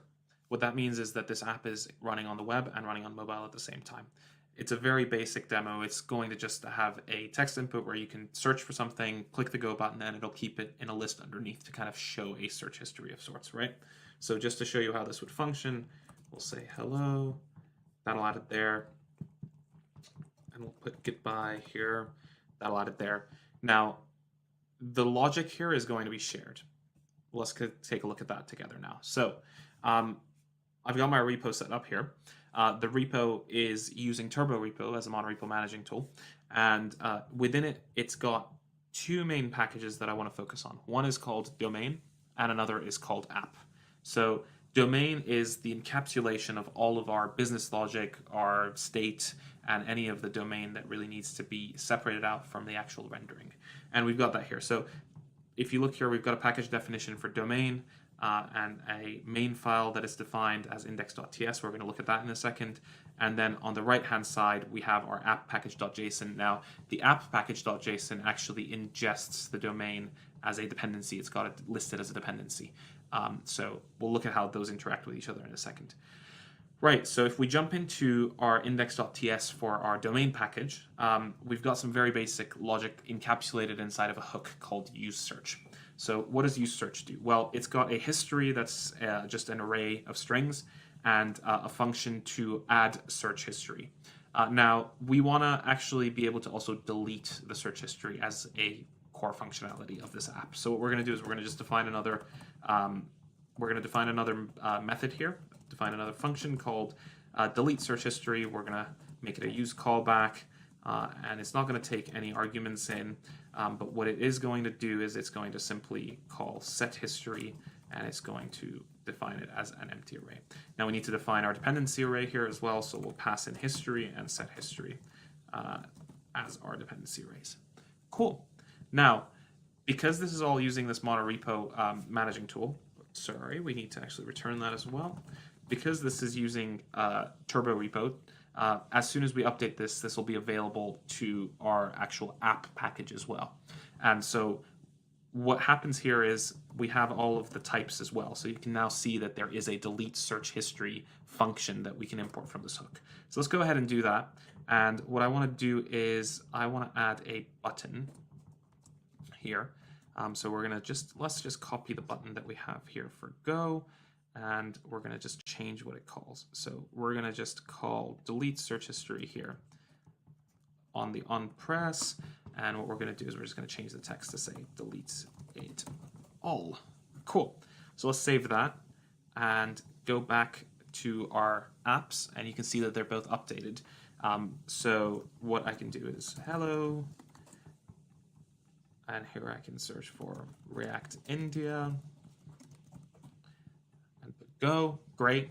and then the delete functionality is available. That business logic is already there across web and mobile, right? So the example that we looked at was a universal app, but in theory, this same approach will work inside of two separate applications, one for web and one for mobile. So we've encapsulated this away, and we've created a package that is reusable in any places that we may need. So this is just a very basic example, but the benefits of this really start to show when you have large state that's being handled, and you want to make sure that things are well defined, well modularized, and it can be a really powerful tool to use on real projects. So I would highly recommend looking at this as a paradigm, regardless of if you want to share across web and mobile. Okay, so we've looked at this demo. Now, what we haven't achieved here is really truly sharing state across web and mobile. What do I mean by that? Well, the state's logic was shared across web and mobile, but the actual state itself was still on device for our phone or on the web, right? And what we want to see is it would be great if we could achieve a shared sort of state that is kept in sync to some degree between our devices. And the original idea for this came from a Twitter exchange that I had with Alex, the creator of TRPC, where he said any usage of use state or use effect is actually a code smell. I thought that was a very odd statement, so I was like, how would you suggest people create React apps without use state or use effect? And the response was, you should put as much as you can on the back end. State on the front end shouldn't really exist much, right? And that kind of checks out if we look at the Google Maps example that we had at the beginning of the talk. The state of my search history is synced by the cloud. It's going to be stored somewhere on a backend. And so there's this concept that you may be familiar with called edge computing. And the idea is that you have a bunch of different locations spread around the world. These are close to user hot points. And the idea is that you will run your compute and maybe your storage as well on the edge network. And that means that there's reduced latency. Usually, if you're in an area that has high usage of the internet, you'll be within 10-15 milliseconds of an edge location. So Cloudflare Workers is an implementation of edge as a concept, and I would highly recommend looking into it. It's a really cool space. It's a very sort of like on the edge, pun intended, space. So I would highly recommend taking a look into it. But if we take the concept of those modularized states that we had, those packages that we put all of our app state within, and we just push them to the back end and we leave them inside of the cloud, we can achieve something pretty cool. And that's where the second demo comes into play. Cool, so we have another search demo here. And very similar concept here. I can search, say, hello, React India. And it keeps a track of the history. Now, what's different about this is that this one is actually storing all of the state on the back end using Cloudflare's Edge. So we're going to take a look at that together. So the way that this project is set up, just very quickly, is it's split into just a normal React Native project that also has a server folder underneath it. And so this is using workers, and any file that has worker.ts as an extension will be recognized as a Cloudflare worker, so it's like server-side code.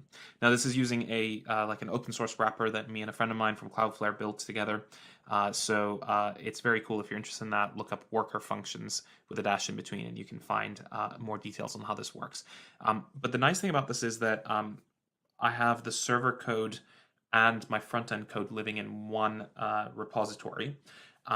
And that comes with a whole host of cool stuff added onto it. Now, you can see that we've got some of the logic living inside of this index.worker.ts file. And there's functions like get search history, add search history, and I've written a clear search history that we're going to uncomment in a second. But one of the benefits of keeping them all in one repository is that we get type safety across the board, which is really cool.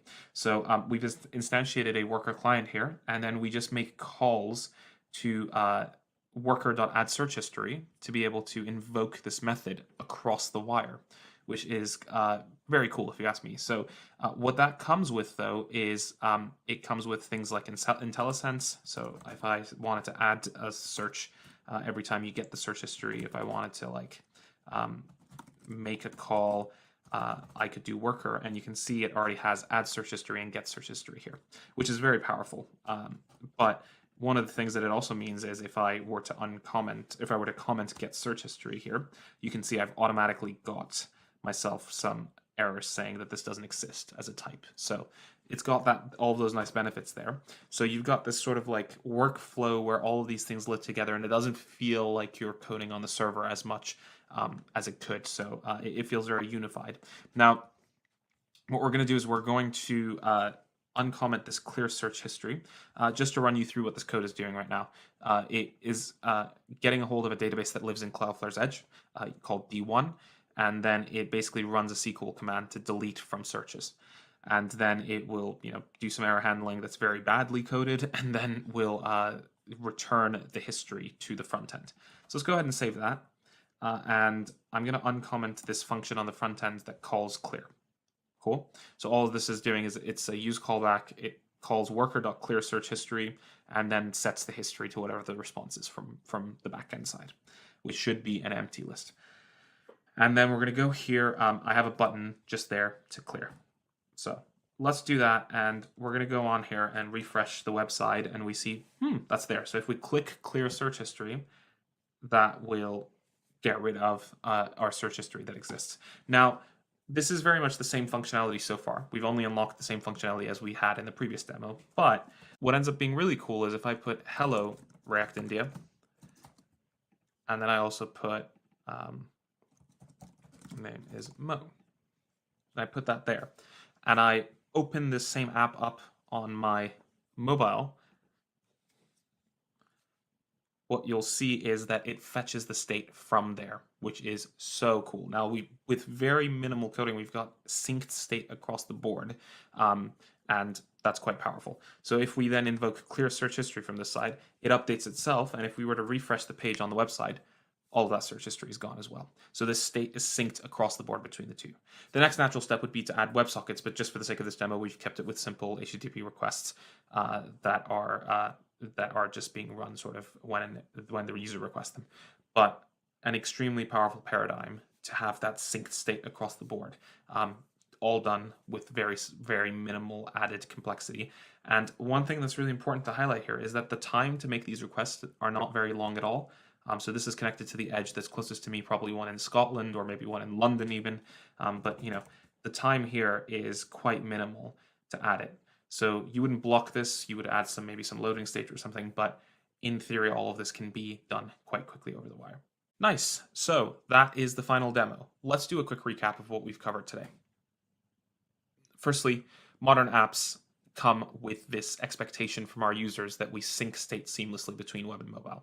If you look at the way that the Apple ecosystem is set up or Google's ecosystem is set up, a lot of the expectation is that these apps will do a lot of syncing behind the scenes for you so that the user doesn't even have to think about it. And it's an expectation that is there within the modern user base. We've learned that in practice, you can actually share most of your app's config, some of the logic and the state. These are things that you should be sharing because it will maintain feature parity and reduce the amount of work that you need to do. We've looked at monorepo tools.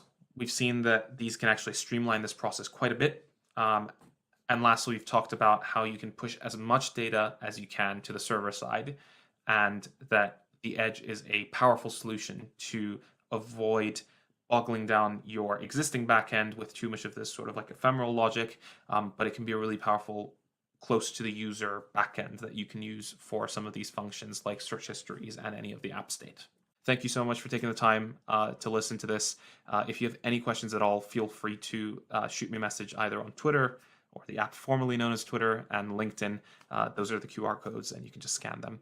And I hope to be with you in person at Goa next year in React India.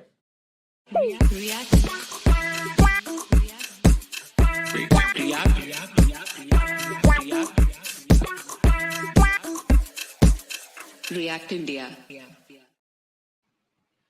Awesome. I hope that you all enjoyed Mo's insightful talk. Before we proceed, a big thank you to Mo for sharing his extensive knowledge about sharing logic and state between universal web and mobile apps.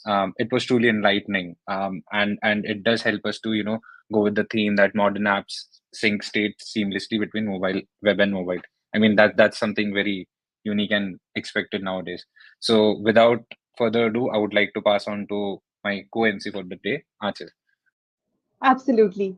So, yes, moving forward, it is an honor to introduce our keynote speaker for today's event, Adam Latter. This name probably needs no introduction. Adam is the Chief Technology Officer of Affinidi.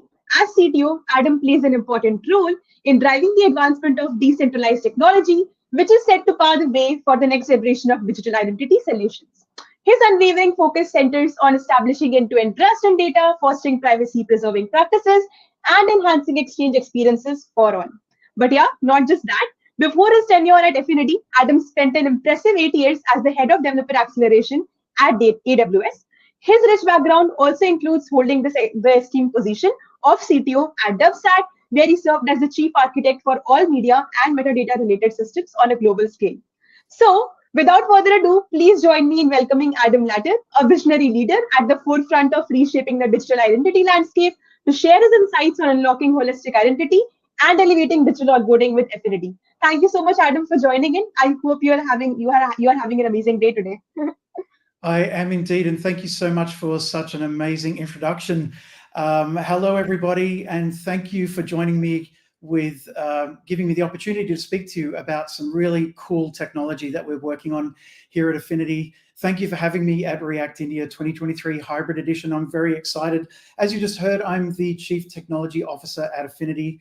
I'm very excited to be able to speak to you about all the cool things that we are building, the products, the services, and the tools for developers specifically, and also about our concept of holistic identity, which we're going to talk a lot about in the next couple of minutes, to help you elevate your end user experience.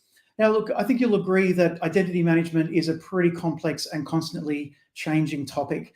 We've all seen massive shifts over the years as we've moved from centralized to federated, and now in the new world, decentralized authentication and identity management.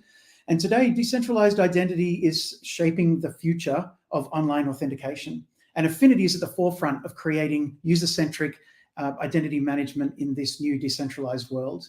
At Affinity, we are working to change data ownership for good, to put the consumer back in control of their data and of their identity online, and to put privacy and consent at the forefront of every single thing that we do.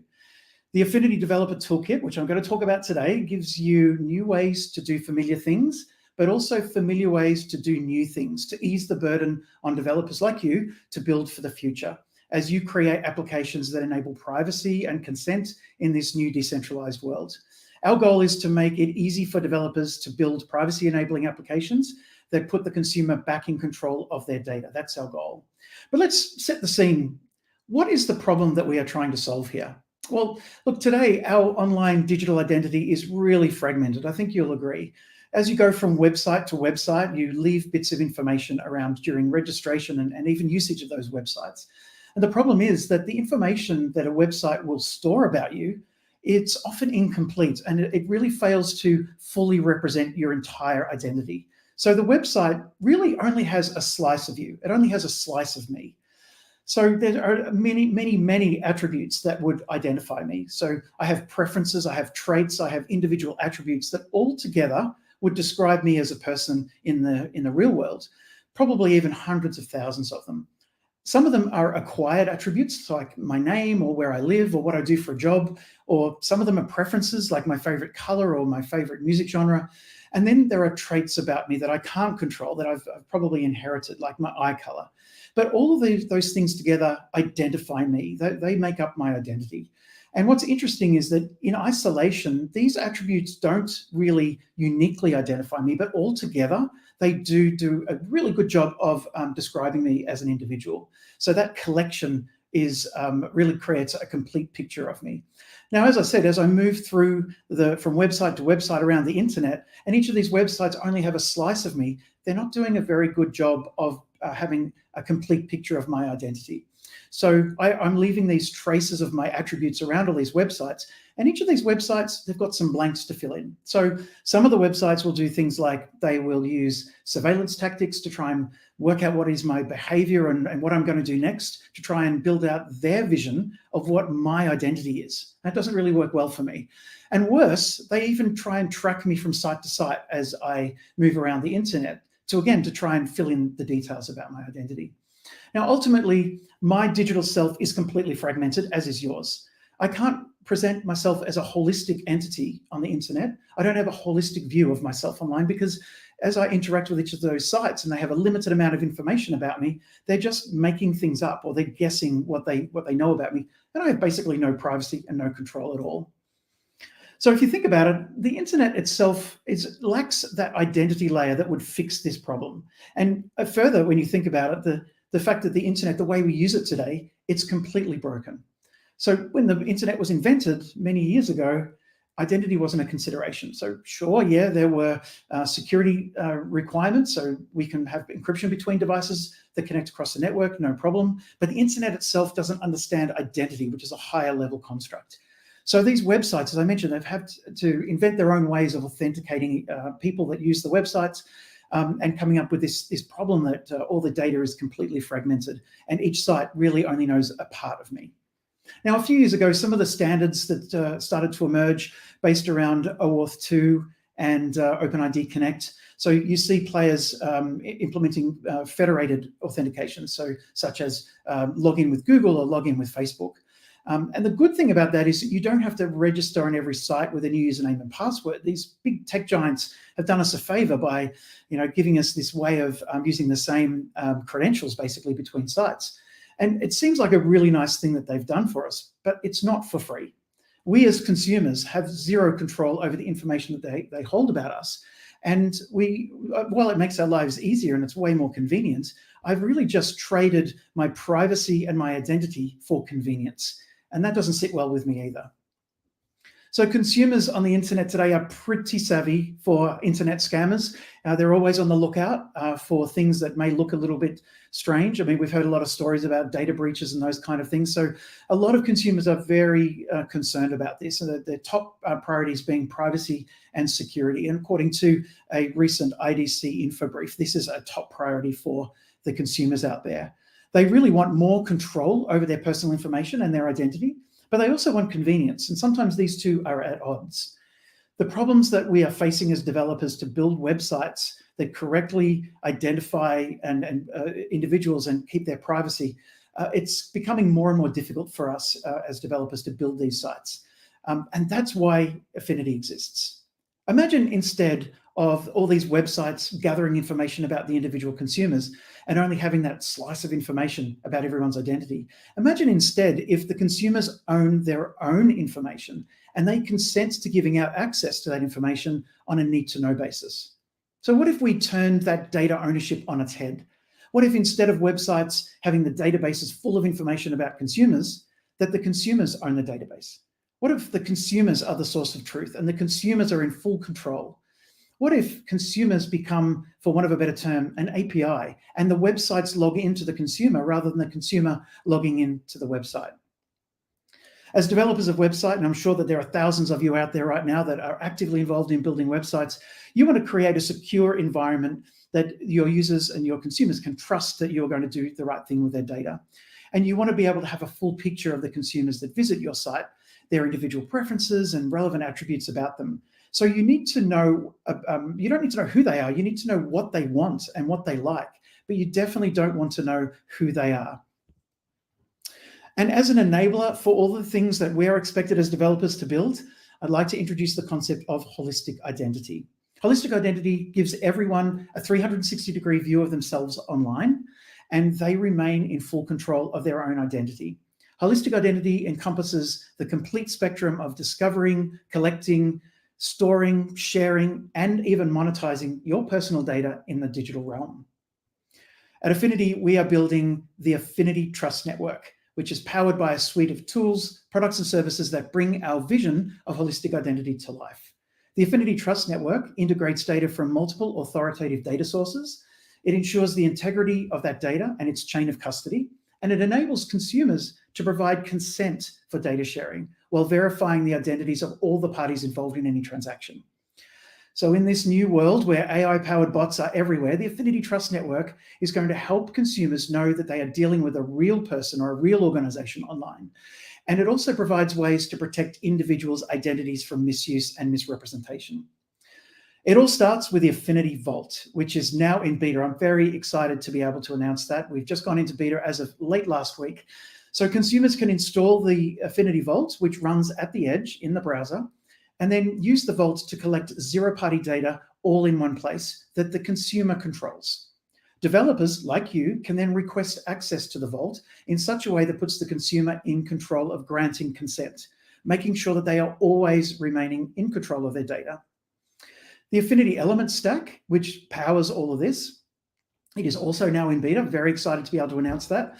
It's a fully managed internet-scale API backplane that abstracts all of the heavy lifting and the cognitive load of building decentralized applications on cutting-edge technologies such as verifiable credentials, verifiable presentations, decentralized web nodes, decentralized identifiers, cryptographic signing, issuance and verification. All of that stuff is abstracted away from you.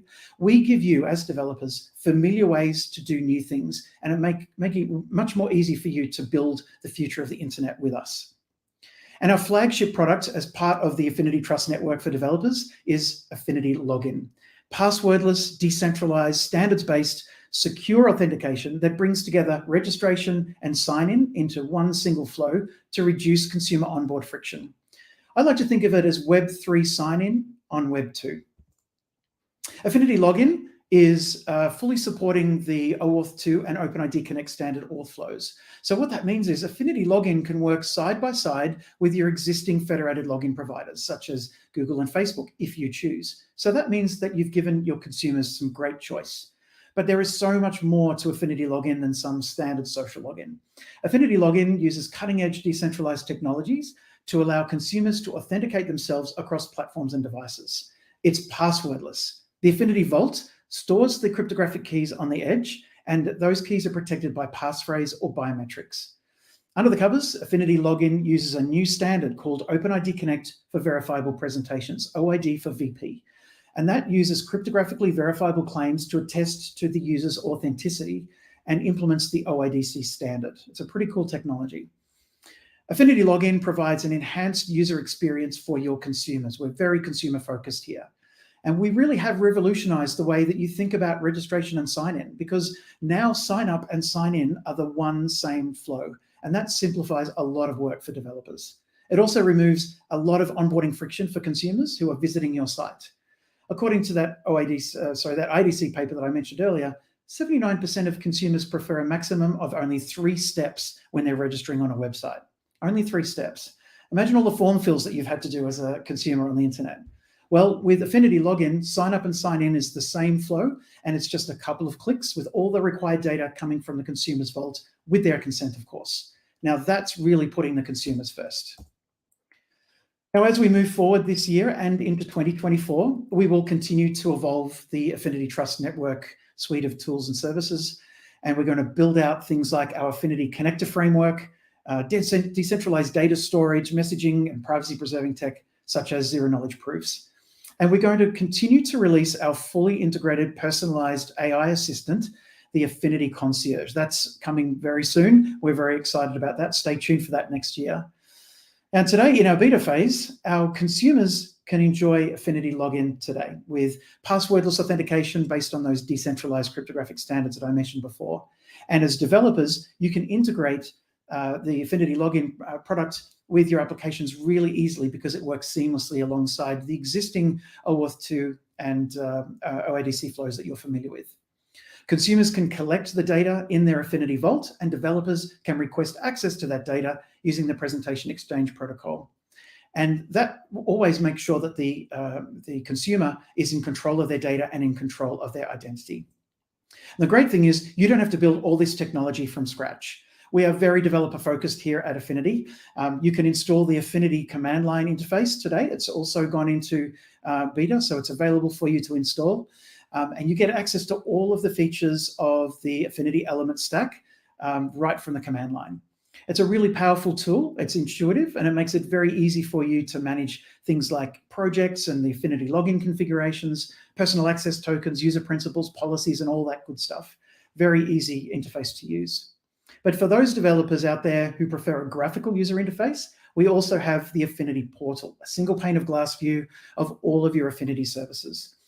So all those same features that I just mentioned before about that were available in the Affinidi CLI, they're also available in the Affinidi portal. So it really is up to you how you prefer to work. And we really are dedicated to the developer experience, and we've got some fantastic documentation and these tools and more coming soon. So do please check them out and let us know what you think about the developer tooling. I'm really excited to be able to talk about all the things that we've got to present as part of the Affinidi Trust Network and this stack of tools. I'm very excited to be able to be here with you today at the React India conference.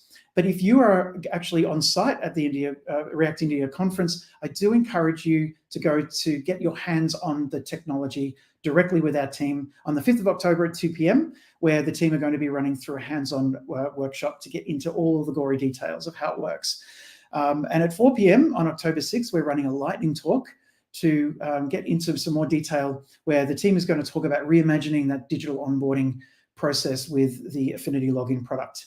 So do come along and get into the tech detail and get to meet the team as well. If you're in the conference in person, please do visit the booth. We have the team there ready to answer questions. Ask them the toughest questions that you have, because if you ask them a really tough question, you could win a prize. They do love answering tough questions. But look, if you're not able to attend in person and you want to know more about any of the things that I talked about today, so the Affinidi in general, or the Affinidi Vault, the Affinidi Trust Network, holistic identity, or any of these tools that I just showed you, the portal and the CLI, then do check out our website, affinidi.com, and also get in touch with us to join the developer community. We're continuing to expand on a daily basis. We're very excited to hear from you, get your feedback, and iterate based on that feedback. So wherever you are in the world today, you can get started using the Affinidi login beta right now. So look, overall, our vision is to create this world where everyone can effortlessly and securely control, manage, and extract value from their data. Because after all, it is your data. We give you, the developers, the freedom to innovate with our tech stack, built on all of these open standards and decentralized technologies, and we make it easy for you to adopt. And we also give the consumers the freedom to reclaim themselves, to represent themselves online as accurately as they can in the real world, instead of letting other platforms dictate their identity. At Affinidi, we are working really hard to change data ownership for good and giving people the ability to take back their personal identity online. Honestly, the internet has never seen anything like this before, and I'm really excited to be able to share it with you today. I know it was a very fast session, but if you're available at the conference, please go and speak to our team and attend some of those conferences, whether you're remote or in person. I really do hope that you enjoy React India 2023 Hybrid Edition. Thank you so much for taking the time, giving me the opportunity to speak to you today. And please, let's all keep building together. Have a great conference. Thank you so much, Adam, for your such an enlightening talk. And I was truly, it was truly inspiring for me as well. So I hope it is not late at your end. We can take 2 or 3 questions from the comments, right? Yeah, of course. If you've got questions, for sure. Sure, sure. So first question is, how easy it is to integrate Affinidi into a new project? Yeah, very easy. So like I mentioned, we are implementing the OAuth 2 and OIDC standards. So if you already have an IDP, we can plug directly into that because we are standards-based. If you don't have an IDP, we do have a use case for a standalone version, and it is very easy to integrate.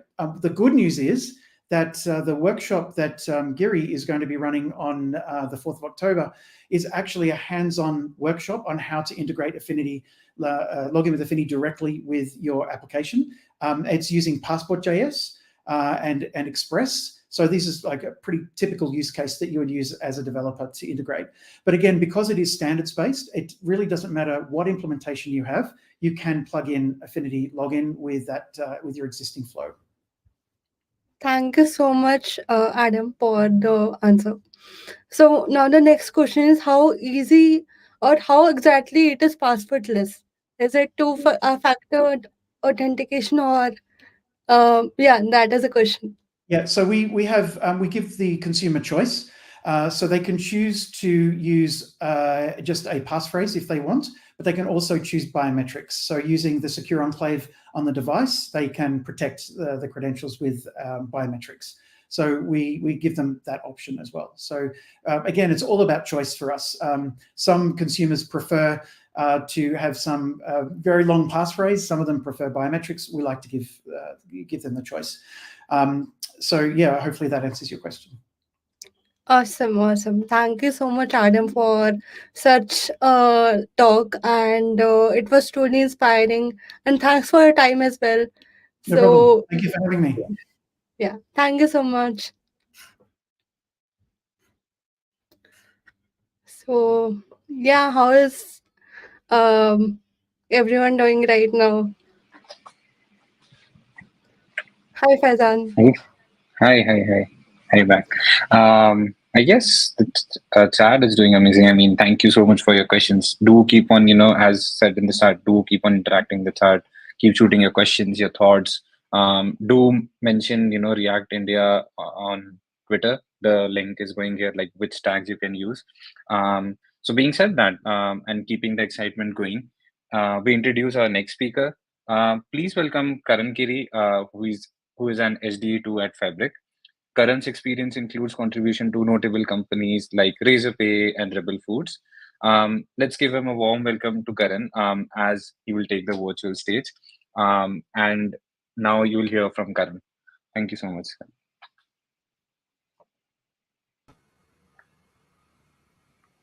Hello, Karan.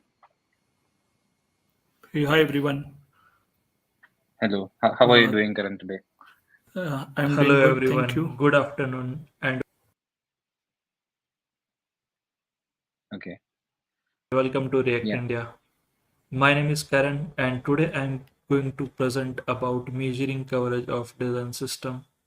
Let's start with the introduction first.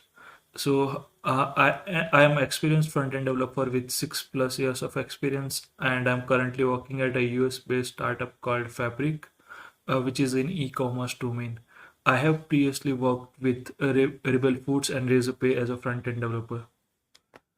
So to give you guys a bit of context about what I usually work in my day-to-day life, I'll just briefly explain what our product is.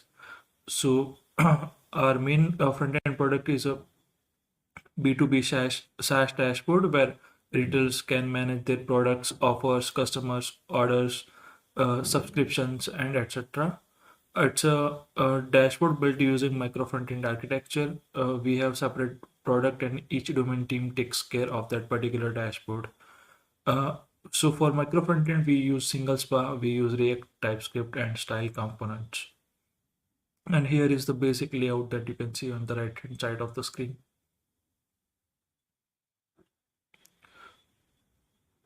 So we were in the journey of migrating from design system 3.0 to design system 4.0. So the major differences between design system 3.0 and 4.0 are like described in the slide. So basically design system 3.0 was built using JavaScript. It was very flexible. It was kind of like due to lot of flexibility, like the domain teams ended up creating a lot of variation and a lot of customization as well. Due to that, like we lacked consistency in our products. Each of our product look if they belong to a different company altogether. In design system 4.0 is like built on top of TypeScript. It's flexible, but it has design constraints with respect to our design language of our company.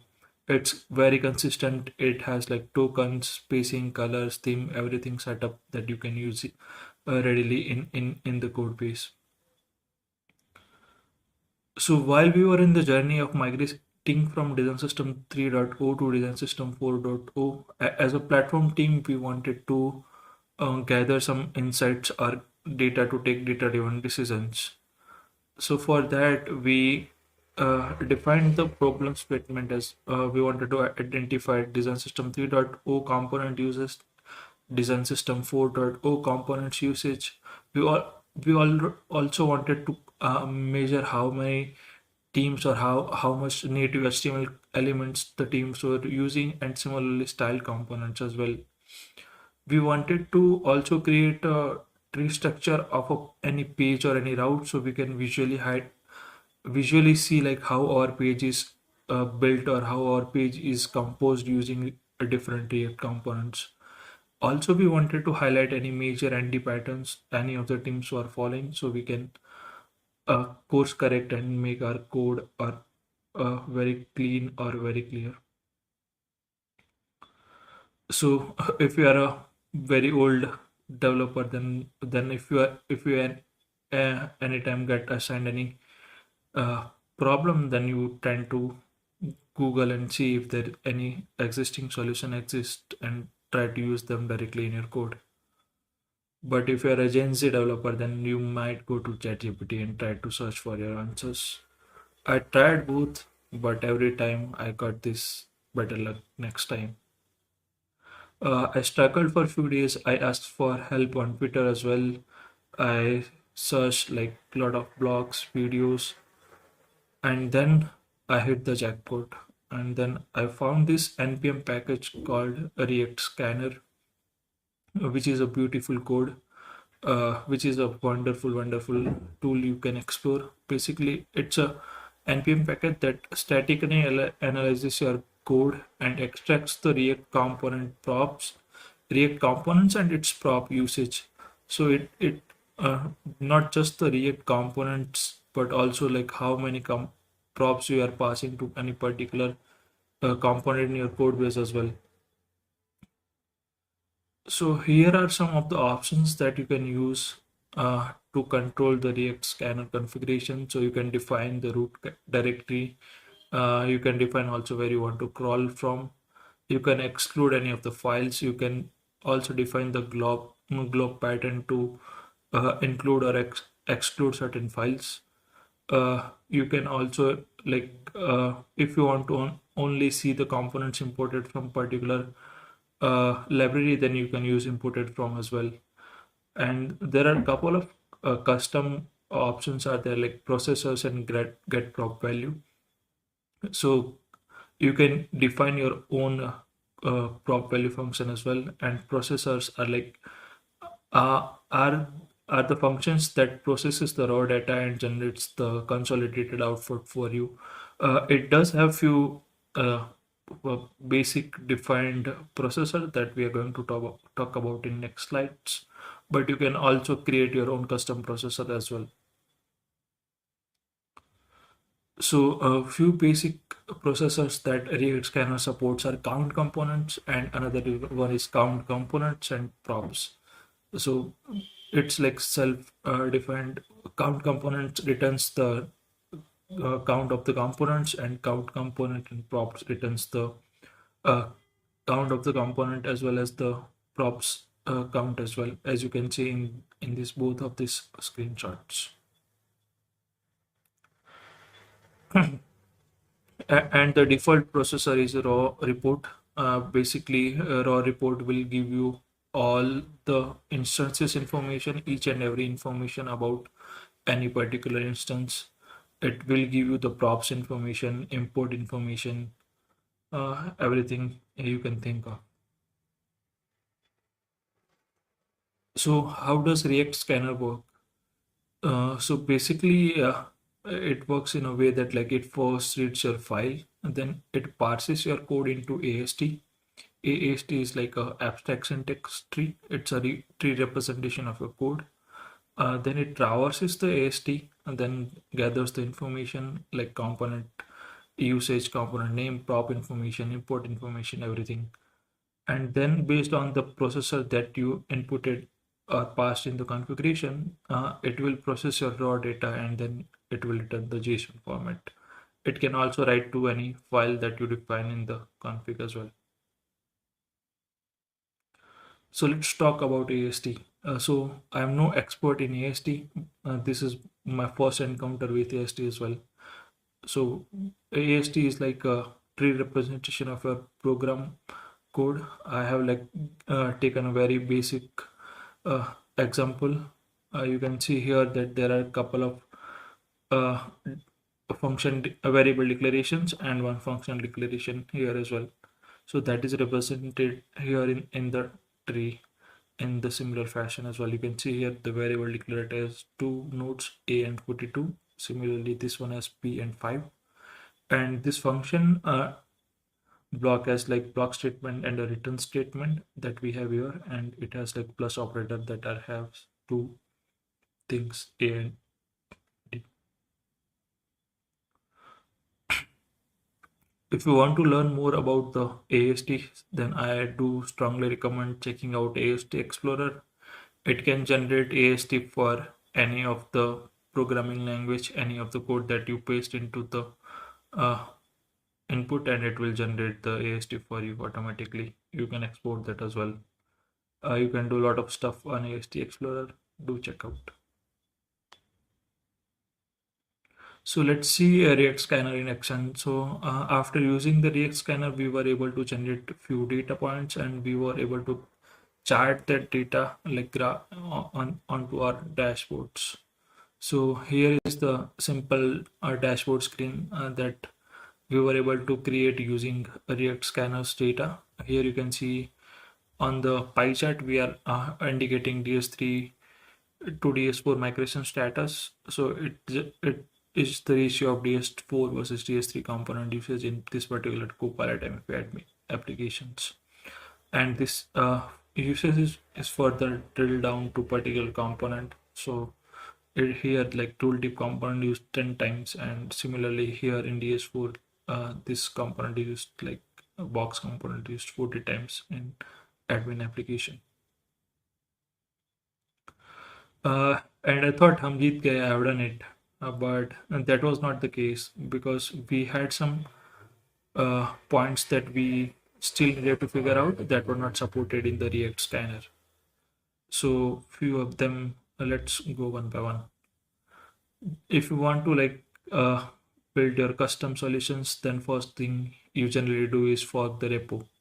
So we have forked the React Scanner repo in our code base. We now maintain a React Scanner version internally. The reason behind is that React Scanner is not actively maintained anymore, and like there are no major version released in the past 2 years. So for identifying native HTML elements, we haven't had to make like a lot of efforts. We just needed to check two conditions in our React components. First condition is to check for like if your React element is lowercase and it shouldn't contain any dots. It indicates like subcomponents. So if these two conditions are met, then we are sure that this is a native HTML component. After using this logic, we were able to identify the native HTML elements usage in our dashboard, in our application, and we were able to show that in our dashboard, as you can see in the screen. Style components. So if you have used style components, you may be familiar with this template literal syntax. It's basically a syntax where you declare your styles in a escape, like this in this literal syntax, string literal syntax basically. So here you can see you can define the style components in two ways, using dot notation style.button, or you can use a function call as well. So identifying the style components was not available in the React Scanner. For that we needed to write a custom script or a custom code. So here is the sample code that I wrote to identify if the tag template literal expression is a style component or any other simple simple string declaration. So here you can see I'm checking for the tag template expression, and then I'm checking if it's a styled object or not. And I'm collecting not just the where it's styled from, I'm also collecting the raw CSS as well. So I'll show you like how I'm using that raw CSS to identify anti-patterns in the code. So anti-patterns are a term that describes like how you should not be solving recurring problems in your code.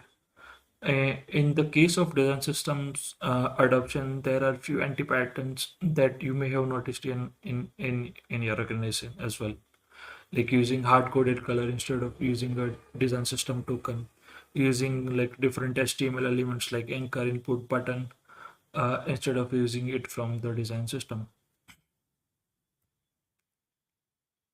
So here you can see, like after all those information that we gathered, we were able to show these style components usage on this HTML elements component, and we were able to give the suggestions to the domain team as well. Last but not the least, and very interesting problem that I worked on was the creating a tree structure of any route or any page. So the idea was to like create a tree structure of any route or a page, so you can visually see how your components are like combined or used with other components, or like how the composable components are used. So here you can see we have a simple user management screen here. We have like few inputs that you can use to create users, and we have a listing table where each row has a like a role selector drop down where you can change the role of the user. So after running this query on this particular route, we were able to see that this is consisted of like button, 2 3 snack bar, one user form. User form is basically a React component which has like internally like composed of multiple components. So here you can see in the dark nodes, these are like uh, uh, that can be like that are built on top of other components. So here if I click on user form, you can see here like it's built of input icon button and everything.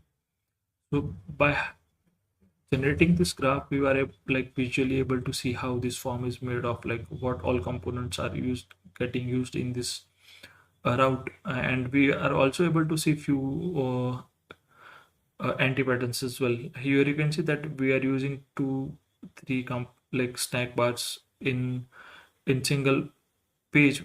We shouldn't be using that, right? Because we should be using only one single bar with different props or with different arguments. So that is the bare bone version of the tree structure, but we plan to add many more functionalities to this tree structure. So yeah, that was my little project about measuring coverage of design system. To summarize this whole talk, what we were able to achieve was that first thing we were able to achieve was that it gave us the overall idea of how our design system is getting consumed, like how our old system was getting consumed, and in comparison how our new system is getting confused. Also, while like using the data from we were able to take better decisions while like doing a migration of certain elements, like what all props to like deprecate and what all props we should continue supporting, or like we should have like a backward compatibility as well. And also using this tool, we were able to highlight the anti-patterns and improve the code quality in turn. So yeah, here are the references if you want to learn more about this topic. Do check out them. I'm on Twitter, LinkedIn. Please, if you want to connect, we can connect there as well.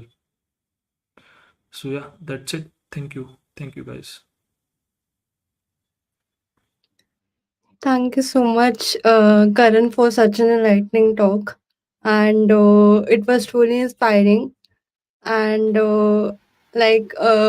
still, I work in Zomato, so I currently can surely relate to whatever you taught. So I am working towards styling my design systems in Zomato as well. So yeah, it was a good session, and I can see some of the questions in the chat as well. So would you like to take this up? Sure. First, I would like to like thank you all for organizing this awesome event and giving me the chance. I would also like to apologize. My talk was not full width as I was traveling. I am currently stuck in my hotel room with the bad internet. But yeah, thank you I very much. mean, that was truly awesome, and yeah, it was good. So, the one question that I see is how do we test components like video, audio tags, as they might not run on the headless environment. So that is a question. So basically, whatever we are doing, like running the scans, we are not doing any headless browser. We are doing it at code level. So if you have written any single video tag in your code base, we will be able to identify. The advantages of using any static code analyzer is like you can get the data at like when you are merging the MR before you can run that in any headless environment or you deploy it anywhere. So that's the advantage of React Scanner. Got it. Thank you so much, Karan, for your taking the time for the talk, and it was truly enlightening. And yeah, thank you so much. Thank you everyone.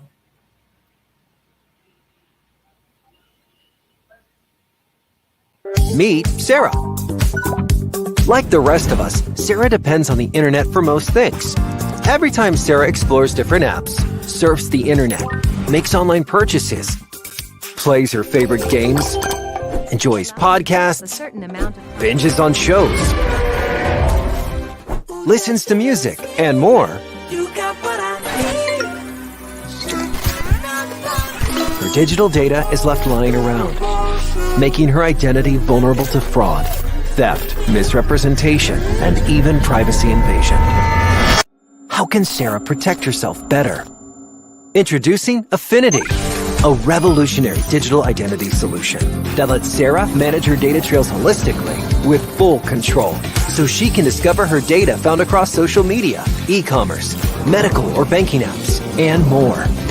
After bringing her data together, Sarah can store them securely in a privacy-preserving manner.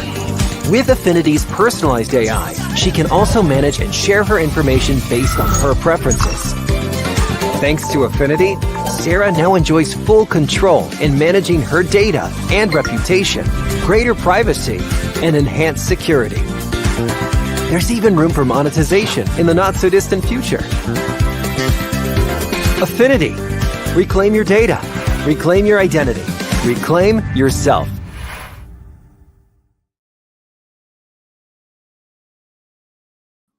Awesome. That was an insightful talk.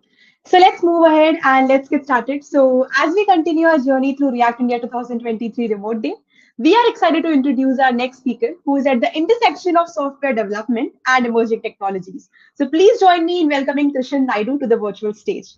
Trishan is a software developer at PayPal, where he dedicates his time to experimenting with React and JavaScript to make applications work better, faster, and with fewer hiccups. But that's not all. Trishan is also delving into fascinating world of machine learning, continuous integration, and artificial intelligence. It's indeed incredible to see how he's integrating these technologies into his upcoming projects. So get ready to be inspired and informed as we invite Trishan to share his expertise and vision with us.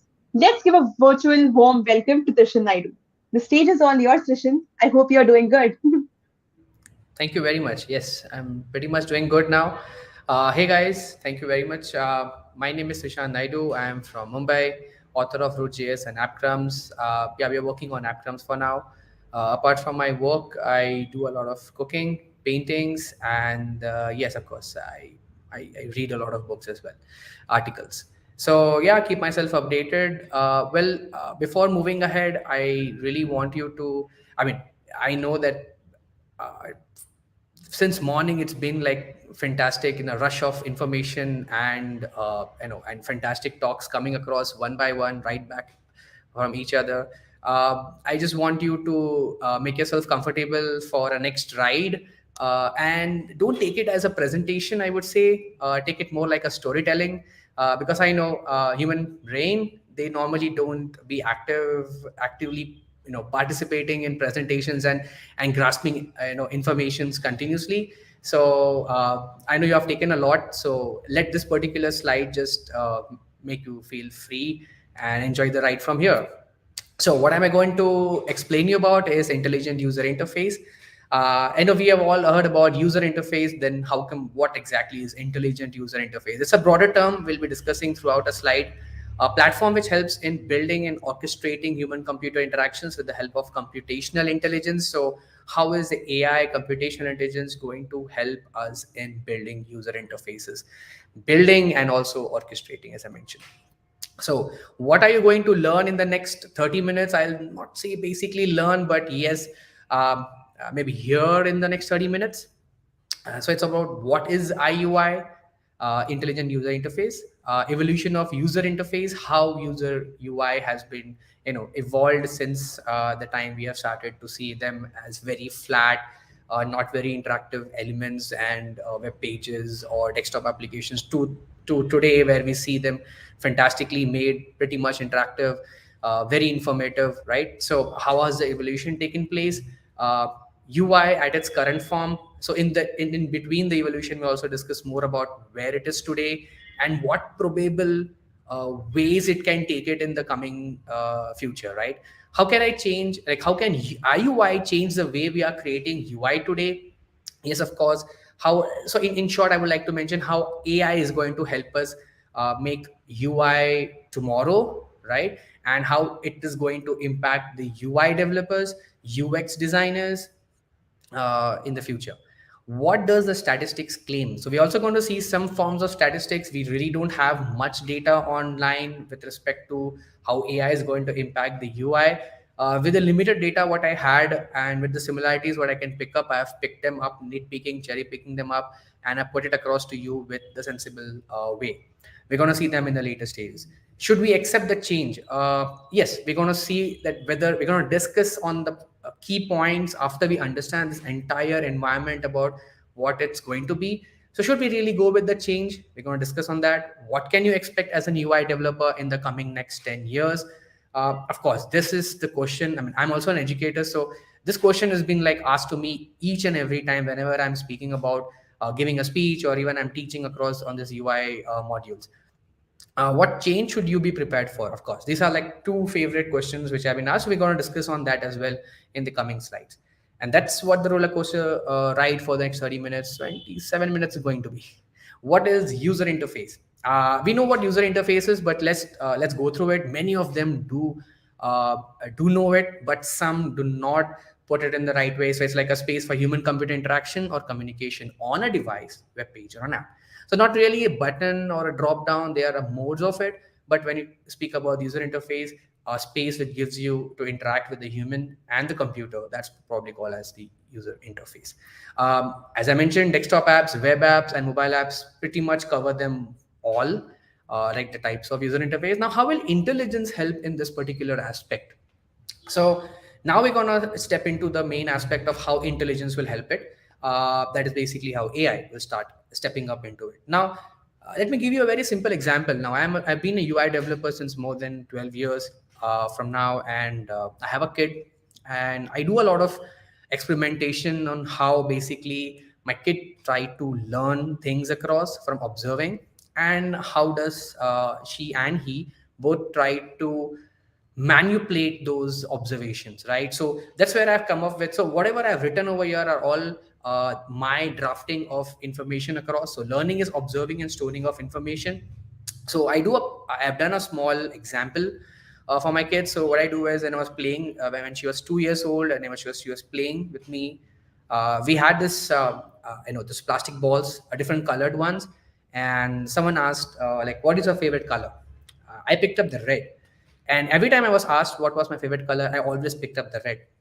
Now my kid, after a couple of days, 2 to 3 days later, when she was there, I asked her, what's your favorite color? And she, without an instance, picked up the red. Why? Because she was learning, right? So she observed and stored that information that whenever it's a favorite color, it has to be red, right? Because the intelligence hasn't grown up yet, right? And when tomorrow, maybe when she's grown up or a teen or something, when she starts understanding things and starts using those complex algorithm in her brain about observing and storing this information, what she has been done since her kid, or toddler time, she's going to compare those information, right? So she might correlate blue with the sky and the water and the greens with the trees across, and she might come up with, no, I'll change my decision now, and it's going to be green as my favorite color and not red. Why? Because now she has started using her intelligence, right? That's where the intelligence comes in. So intelligence will obviously come in on top of your observation and the information you're stored by learning it, right? So many of them also I come across to mess between ML and AI. They both are quite different, but they go hand in hand. Now, coming up with an example of how AI has started up with the within the department of UI and building applications, especially in the developer zone. So if you see over here, there are two parts of it, right, where intelligence helps us in the application department. It's orchestrating it. That means helping the consumers to use those applications better, or would help us to build the applications better. That is for developers, and orchestration is more towards the consumers target, right? Now, when you see orchestration, I think it was long back when these things were already used. You might have heard about Clippy. In WinWord, Microsoft WinWord used to have an assistant called as Clippy. That was one which really fascinated me about how an assistant can help you, a virtual assistant can help you know things better within that particular constrained environment. And Clippy, it was very limited because it had access to only WinWord, and it was built on a limited database. What to be done, he was very clear on that. He would not learn to do something different than what he was built to do, right? That's where the orchestration comes into picture, where orchestration would definitely be limited to a particular data set and not to the learning part of it, right? But adding more learning entities to it, we are seeing examples of ChatGPT. I've put a question mark over there because I don't really feel ChatGPT has reached to that level where we can definitely build up end-to-end application and customize build end-to-end application right now. Yes, it does help us in most of the activities in building, but we really haven't reached to that level yet. And that's one of the reasons why I did add ChatGPT as an example for building where AI can help us building applications, but not to the level yet. So we see the evolution of AI. Now, what we're going to do is first we're going to see how evolution of AI into the digital world has come into picture, and then how is it going to compare the same evolution to the development department later on, right? So first is a traditional AI. What is a traditional AI? That's where we see more of the virtual assistant, the natural language processors which have been built. It's more about understanding the communication barrier which we had earlier, and then once you understand, convert them into logical entities, and with the required set of data what we have currently, you just logical compare and provide the output and provide a better user experience to the users. Going with the generative AI, that's where we are currently living in. So it goes one step beyond it, right? You see, it also processes different data, like in terms of images and videos, right? And not only text this time, it also manipulates the data what we have. For example, if you see a face recognition system, if you build it on a traditional AI, it might have a certain set of data. Maybe say example, I clean shave myself and I groom my hair properly and have that particular photograph to be compared for. So traditional AI will only give me a good match if I am somewhere near to the same image.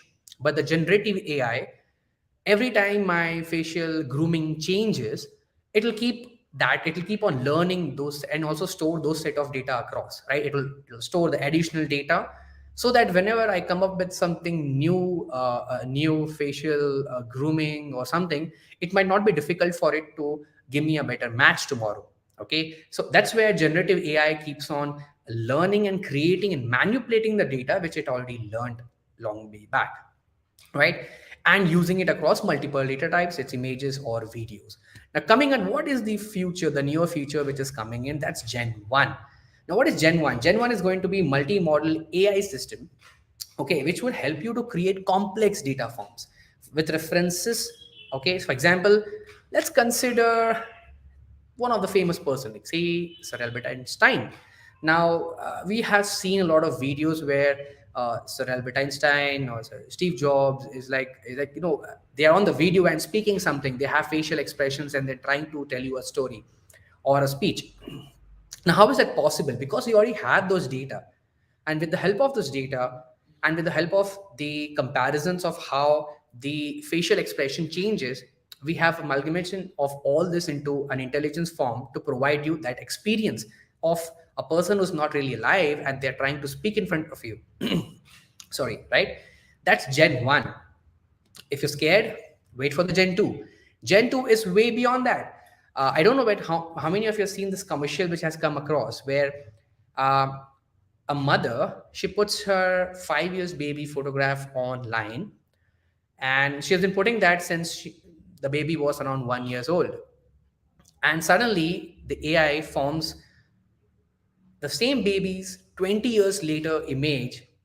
She's on the screen and she's speaking to her parents. How was that possible? So Gen 2 is based on Gen 1, but it can also be able to create imaginary complex forms of data, which it doesn't have right now, with the reference of some things which it had for a limited time. For example, now the baby's photos were there only from the age 1 to 5 and not until 20. But this Gen 2 platform will be able, the AI system will be able to create and compare that baby's facial expression, maybe the face with some other babies which are, and how this babies grew up to be, how they looked after some time, study those the changes in the facial expressions happened when compared to the parents, and then compared to the existing data, and give you that look and feel of how your baby will look like after 20 years of age. Scary enough, right? But that's where we are moving up to, and that's Gen 2. That's just Gen 2, I'm saying, because I think this is where we have defined a limit till. There's more to it. We haven't defined what Gen 3, 4, 5 is going to be. But let me restrict it to Gen 2 because I think that's more than enough for us to digest and get scared of today. So prank time, I have added a little bit of bits and pieces. I see Joker's saying is really being fitting in this particular scenarios. So as it's a storytelling, I also wanted to be a little funny here.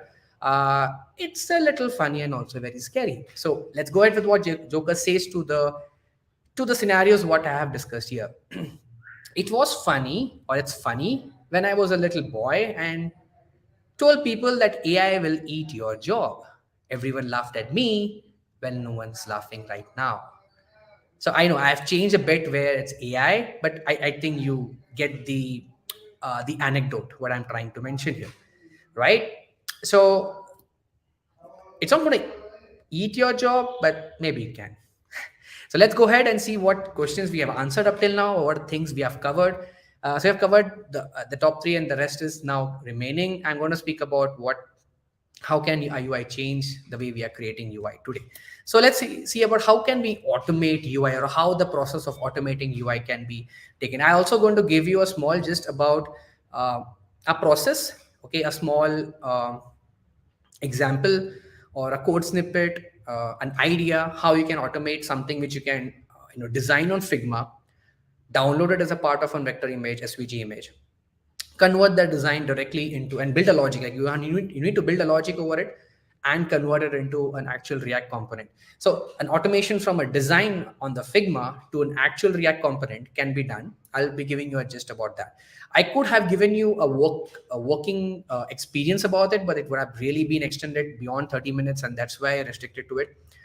Well, let's see what is automating UI. Now we have seen the evolution of how AI is going to take ahead. Let's compare the evolution of AI into the field of application development. Okay, that was more on the generic term. This is more pertaining towards the development of UI and applications together. Now, I did put UI components that's somewhere far behind in the past what we have done. I do consider it as a kind of an intelligent act because we used to create all the UIs or maybe the forms, etc., the input boxes, buttons, style them from the basic for every applications, right? But we created components, UI components, which were readily available for us to use. From those UI components, we started automating the UI templates. How come UI templates? Today, if you see, we create a small chunks, like for example, registration form. Ask the chat GPT to create a registration form for you. It can definitely create one, right? With the minimal inputs, it can actually give you an UI templated output, which is pretty much available today. And we've already moved from this particular phase to the phase where we can automate defined modular applications. Now, what are defined modular applications? Maybe it's not about the single template, but create an entire application, or maybe an e-commerce app with a page, with a search page like this, with a payment page needs to be something like that. I mean, XYZ as your requirements, but yes, not to the level of customization which I expect it to be, but yeah, to a decent level of customization, it is achievable today. Automation of these applications from scratch can be done, right? And ChatGPT 4 can definitely take care of these things. So that's the reason I've already mentioned this over here. It's a little bit towards a green other than blue, because we are moving in that direction, and more probably by the year or a half from today, we are going to be on the path where defined modular applications are automated. But what is the future of after that? It's scary, but let's go through them. It's the AI systems can now architect multi-modal applications in sense, you give me a requirement, don't tell me what to use. For example, what application do you want to build? Don't tell me whether I need to use SQL or Oracle, Elasticsearch or MongoDB, any database, right? What service layer do I need to use? Is it Java, or is it something other language I need to use across? Any frameworks which I need to use on the front end, is it Angular, Vue, or React? You don't tell me. You don't specify that. It's not developer specific. It's more about user specific. Just tell me what your requirement is, and the AI system will start using them. It will adopt on the basis of your requirement. It will choose the technology, what it needs, the best fits your requirement. And it will architect the entire application framework for you and give it to you to run it on your local right now. Isn't it scary? If you see that is scary, then let us see what the next stage is going to be, the more mature stage of what I feel currently. It can be way beyond that also. Definitely is going to be there. But what I see, the most scariest part is it can also automate the entire ecosystem of your applications. For example, you ask me something, it will be deployed. You give the AI system the domain which you want to be deployed at. It will deploy that particular application on that domain, and it will be ready on a click of a button. You start your business today, right after the click of a button. At that level, along with the customization, of course, when you ask me, will there not be any customization in terms of manual development needed? Yes, of course. Manual tweakings, developments will definitely be required, but not at the level of what the previous ages required. Right? You see that you come back from the extreme last to the previous ages, the amount of manual interventions required, that won't be required at that moment. So the last is where we see the entire things what we are doing today, building the applications, deploying, testing, most of the entire ecosystem will be automated and will be there. Yeah, when you ask me how much time will it take, yeah, definitely it will take beyond 10 years timeline. 10 years when I say is maybe by 2030. I know it's not 10 years, 7 years from now. But yes, we're going to start seeing the effects of the entire ecosystem of applications to be automated by the start of 2030. How am I saying that? Well, I as I mentioned, I do read a lot of articles. I have come across a lot of studies, and I say a lot of multi-million-dollar companies are already onto the path of it. It's just that they don't roll off a lot of information with respect to it, but when you start reading between the lines, you get the information totally. So automating UI templates, yeah, this is the example which I mentioned. Yeah, I'm not to the part where I'm explaining you how to define model applications and automate it, but yeah, a small and a very basic example, because it will be a little intuitive to those who have not come across this part yet, to go through this particular process of automating UI templates. Now, while automating UI templates, there are two ways you can do that. Either you build a machine learning model with thousands of images, which will define, okay, this is an image, or this is a button, this is a drop down, this is an input box, and basically convert them into an actual application, which has been done, right? But when you go and build it, you need thousands of data to be created, which is not ideal for you to do it at home. So I'll give you a vector-based computational intelligence, which is a little bit of orthodox way of doing it. But yeah, you can try it. At least 3 years from today, it was a preferred way of doing it. But today you can see it's already outdated by the evolution of ChatGPT. So if you see, how can we achieve this? A small presentation for how can you do that. You take Figma, Miro, or Adobe XD, you design your application the way you need it, or maybe a snippet of it, maybe a card. You can just define a card of a small card.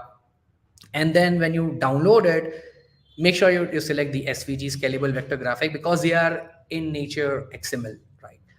So it's better to pass them into JSON. XML can be passed into JSON, but you need identifiers to be added. So before you design onto Figma, Miro, and XD, you need to have design kits which will have identifiers, right? Example, I have a button. I'll give you the examples how it's going to be. Say example, you have a button, and that button is an SVG which you are using inside the Figma. Those SVGs need to have what kind of button it is, what properties of the button. So you add the type of button, you add the properties to it, and those identifiers will be then read during the passing stage where your SVG is passed to JSON. And then those JSON can directly be converted to whichever output you select, is either going to be React, Angular, Vue, or HTML. Now let's see how it's going to be in reality. I've given you a simple example. I've done a lot of experiments on this. I was able to possibly come up with an entire page of automation. Due to some ongoing process and development activity, I will not be able to show it to you across, but I'll give you a small snippet of how it was achievable. This is the UI design kits, which we are going to import it to Figma to use to design your application. Now I'm considering only buttons here. You see, there are 3 different types of buttons. It's the primary, the outline, and the tonal, the solid button, basically. So you see over here on the React SVG, we have mentioned type equals to button, right? And the ID is given so that ID is connected to your text. In SVGs, morely, you cannot name your rectangles. You need to have a text right below the rectangle tag, right? So now you know that text belongs to that particular ID. That's the reason we have used for attribute there. These are custom attributes like the type and the props we have used. Variant is primary. That's how we are bifurcating between how can we put it inside a string, okay? And that string can be converted into object in the later stage.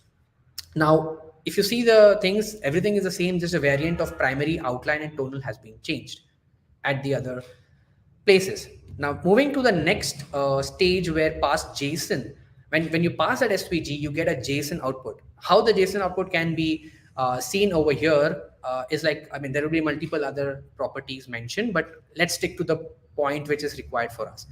So component is going to be button, props are going to be like having variant as primary and children as button. So, when it says children for React, it's automatically going to be between the button tags, right?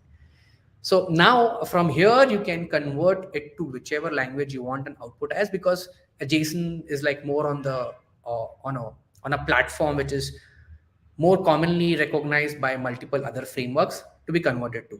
So from this particular aspect, I think it's pretty much easier for you to convert it into the React components, being button, variant, and this. When you convert it into this, you place it onto your actual React component and export it. And that's where you get the automated lines. Now, this entire process happens in one go, right? From the time you have designed on Figma, exported as an SVG, imported SVG on a particular platform, and that particular logic is written by you. Click on the button of export, and then you export this entire UI across. Right. But I'm not able to see what questions you're asking, but definitely, if there are any questions, you can reach out to me. I will definitely help you to do that. Do this particular experimentation if you are stuck in any of the process. So until now, we have covered another important factor of how can IUI change the way we are creating UI today, right? So I mentioned you a brief about it. But what does the statistics claim? Where are we going? What direction are we moving in? And what does statistics claim? We're going to see that in the next slides. It's a prank time again. This prank is one of my favorite pranks, and I definitely would want you to pay attention a bit over here and read them. I'll read it for you. So there is a conversation between a developer and the Joker. I don't need to give you an introduction about the Joker, right? So So this is a developer on the left-hand side and the Joker is applying on the right-hand side. The developer is saying that I'm working on an idea which would transform the way we develop UI. The Joker is saying, what is that? I mean, I tried to enact Joker here. Pardon me if I'm not the exact way, I'm not good at it. A platform which can automate, the developer is saying, a platform which can automate UI templates and some of its logic. Now, why would you want to do that? The developer says this will reduce the efforts, time, and workforce. The Joker smiles, which was painful for him, and says, I was right. When the chips are down, the civilized people, they'll eat each other. So it's an anecdote. It's take it as a prank, but definitely we also need to pay attention to what exactly we are trying to achieve. Are we actually cutting the branch on where we are sitting, or we are basically growing a new one? There is a limit for everything and evolution of everything. So I think we need to really think about it. And what exactly does the statistics and the case study say? Let's go for that. This is my case study. I could have mentioned a lot of details here, but as I mentioned, due to the time constraint, I need to put what exactly has been mentioned here. So it's mechanical engineering jobs, if you see, have been seen a gradual drop since 1990s. Why? Because that's a time when computational existence started into coming picture. Not the intelligence, but computers started to be existent from 1990s. It started getting more matured and started to give more birth to the electronic departments. And example, I would not say the name of the company, but I could say that one company, an automobile company, which was having around 1,000 workforce, was cut down to 200 just because the machines were involved in making automobiles. Right, manufacturing automobiles. So manufacturing sectors, fabrication sectors, aeronautics, mechanicals, engineering, whichever you can see, wherever there has been industrializations, there has been automations of machines which have taken up the core jobs of the the laborers across. But it also gave birth to the different sectors of jobs. That is also one thing which we need to understand. But yeah, 200, like from 1,000, 200 employees were there, but more 200 jobs were created. But still, when you see the comparison from 1,000 to 400, you still have a lag of 600, which you cannot cover up, because that's the reality of life. New jobs to be created, you need to adapt to them. But obviously, adapting to a new job or a new stream will not exactly going to give you the same density of job what is going to be given by the previous techs. Yeah, but that is what we want to live like. As the population is increasing, we need to probably stick to that particular survival to the fittest one. So automation has given birth to many other fields like CAD. For example, as I mentioned, multiple different fields were taken place, birth, and then they moved ahead from that movement onwards. And AI market is expected to grow from $100 billion to nearly $2 trillion by 2030. This involves AI being a part of all different parts, right? Maybe in automobile and any other sectors, every sector I'm saying about. When you compare it with the UI UX market, you see UI UX market is going to go from $1.4 billion at a CAGR rate of 18 to around $3.9 billion. This is still an estimation part. Most of the sites which mention this, sometimes mention 3.7, some is mentioning 4.2, and some is like 3.6. So it's somewhere near 3.6 to 4.2. You can get the combination of it to $3.9 billion. It's what we are seeing to grow, right, in the future. Now you need to know when to stop. This is very important. Any technology you go beyond a particular limit is going to bite you back. So example, as I mentioned, like we saw a prank where a developer is trying to create something which is going to automate and indirectly reduce the efforts used by another developer. So we need to know when to stop. Now, what are those things which we really need to pay attention on? See, all companies now, let us see a scenario. This is basically a cycle, a vicious cycle, which you all might be aware of, but when you put across everything, you can connect the dots and you understand much better. Okay, so when I talk about where the AI is going 10 years from now, this is how it's going to be. All companies adopt AI and ML for automation, right? This is a scenario I'm talking about, right? What's going to happen, and it is currently already started. So all companies adopt AI ML for automation, resulting in job cuts and less wages due to the competition increase, right? Less wages will result into less consumers, okay, giving birth to less consumers because you're not going to purchase expensive products. So and not subscribe to the expensive phones coming across and getting launched very recently. Less consumers will affect organizations in cutting more jobs, resulting in a massive and more occurrent or reoccurrent recessions here and there. If you see the recession graph since the last years, last almost maybe somewhere near 80 years, you'll see that they have been occurred more frequently, and the impact of it has been more. But you see, the recession has not stayed till longer, but it is more frequent. So you need to understand that it will give birth to new jobs, while there will also be job cuts, right? So that curve is going to be more frequent. Like you start seeing recessions in lesser years in coming time, and it's going to go away also in less time span. That's what the entire case study which I have done for this points out to be as. Now again, a prank time. This is the Joker's AI ML mentions here. Introduce a little anarchy. I would rather mention artificial intelligence or intelligence here. Introduce a little anarchy, upset the established order, and everything becomes a chaos. I am the agent of chaos. Yes, AI and ML used until the point where it is required for the betterment of something to be built, it is a boon. Beyond that, it's going to be a chaos. And I think we have already started moving up to that level. But yeah, if we restrict it, and that's betterment for us and for everyone. I mean, say not only developers, the people who are working for the manufacturing industries as well. And if you restrict it to a particular limit, it's good. Beyond that, definitely it's going to be chaos. So after such a intense storytelling, I'm going to ask you, why you're so serious? You don't have to be anymore. There are more talks coming in for you. Thank you for now. This is Trishant Naidu signing out. Thank you very much, guys. I hope you enjoyed it.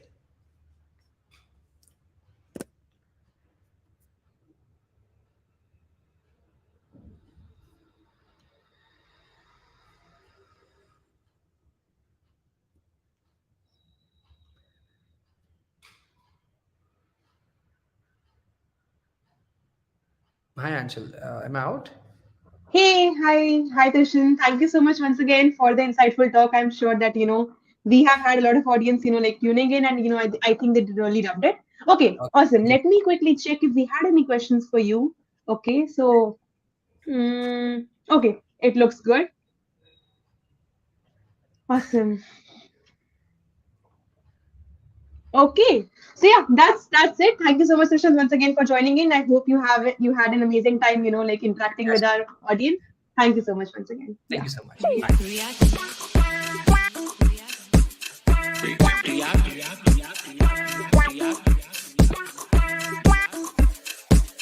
React India. Awesome. So let's go next. And I think our speaker is ready. Let me quickly take a heads up from our speaker if they are ready or not for the next talk, and then we can start. Oh, I see you online. Hi, Josh. Hi, Josh. I hope you're doing good. I'm doing great. Last time I was up for Awesome. React India, it was 6 a.m. my time, and now it's 11:30 my time. So I am doing great. How are you doing? Amazing. Yeah, I'm doing well as well. Of course, it's an absolute pleasure to host you here. So thank you so much once again for joining in, Josh. Okay, so I think as our speaker is ready, so let's get started. Please get your style sheets ready, folks. Our next talk is type-safe style systems, the future of CSS.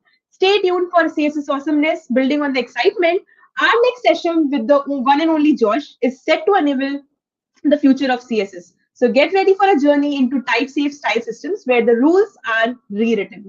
So without further ado, let's roll out the virtual red carpet and welcome Josh with open arms. The stage is all yours, Josh. Amazing. Thanks so much. Hey, everyone. I'm Josh Goldberg, and I'm real excited to present to you, for the first time I'm ever given this talk, Type-Safe Style Systems, the future of CSS. Ooh, that was a recursion. But hello. In the beginning, back before React and JSX and Tailwind and all these things, we had HTML. Now, HTML was beautiful. Look at this. I mean, there's no simpler way that comes to mind for me to generate a document with an H1, a heading 1, other than maybe Markdown. The Markdown wouldn't come for quite a long time after. But HTML was plain. We needed things. We needed styling, because this is what an HTML document, what you just saw with H1 looks like. It's just a document. And in the original intent of HTML, that's all that was really capable. If you go back into the Internet Archives and look at some of the discussion boards, it's actually really funny to watch people who were very experienced, 6 months of experience at the time of HTML, tell other people, no, it's on your own if you want to do styling. That's not what we're here for. We're just sharing documents. Then there was CSS, and I'm going to ignore style and other little inline DOM attributes like color, because CSS was the thing that revolutionized how you look at HTML within the scope of this presentation. And again, I will gloss over a few things for the sake of keeping it within half an hour or so. But now you could determine the styling of an element using its class, or as we now call it in React land, class name. H1 class equals fancy gives you color purple, background, some hex code, padding 8px, textureline center. So you got a nice style page. Yay, we could do this now. Wonderful. CSS was awesome, and it was very exciting when it came out, but it was weak. CSS on its own, or at least the CSS of the late 90s, early 2000s, was weak. It did not have a lot of features. It didn't have an easy way to center content. It did not have an easy way to align contents in a flexible alignment or with a grid all next to each other. So people, perhaps rightfully so at the time, pooped on CSS constantly. If you ever look up bad CSS in Google Images, it's a great time. I can't recommend doing it on all the GIF or like Jiffy or Tenor search engines because there's some vulgarities there. But my favorite reaction for CSS that keeps coming up, I've seen it in dozens of presentations, is this Family Guy Peter Griffin image, which is honestly what it was like to work with CSS in the early 2000s, back before I started it. It was a nightmare. So people created frameworks in order to make this life easier. Pardon my mouse, that's all over. For example, Bootstrap. Bootstrap was one of the first really big JavaScript frameworks.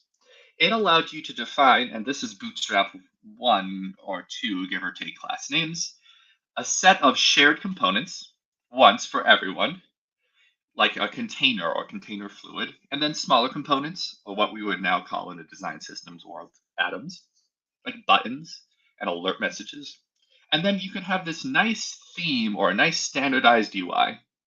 Fun fact, by the way, Bootstrap was from Tailwind originally. Pardon me, Bootstrap was from Twitter originally, not Tailwind. Tailwind came later. And there is an era in web design where basically every website looked like this, or looked like some variation of the default Bootstrap themes, which I think is really funny. Now, Bootstrap was built on a set of CSS processors. I don't actually know what Bootstrap 1 was built on. I couldn't find it online, but it was less for a while, then it switched to Sass. And CSS processors allowed you to do things like this, or in this hypothetical.less file, or LESS, you might say define an @link color, which is some hex value, and then you might use it in one of your class names. You say darken the link color hover by 20%.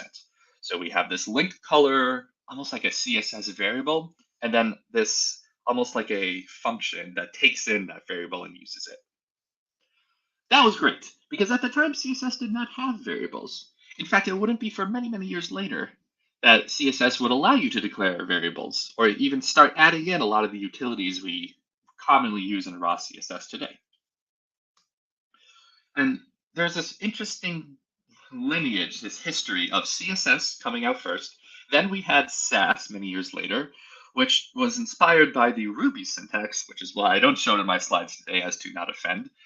Then we had less, and then we had an iteration or evolution of Sass called SCSS, or Sassy CSS, for those who really want to know why it's SCSS.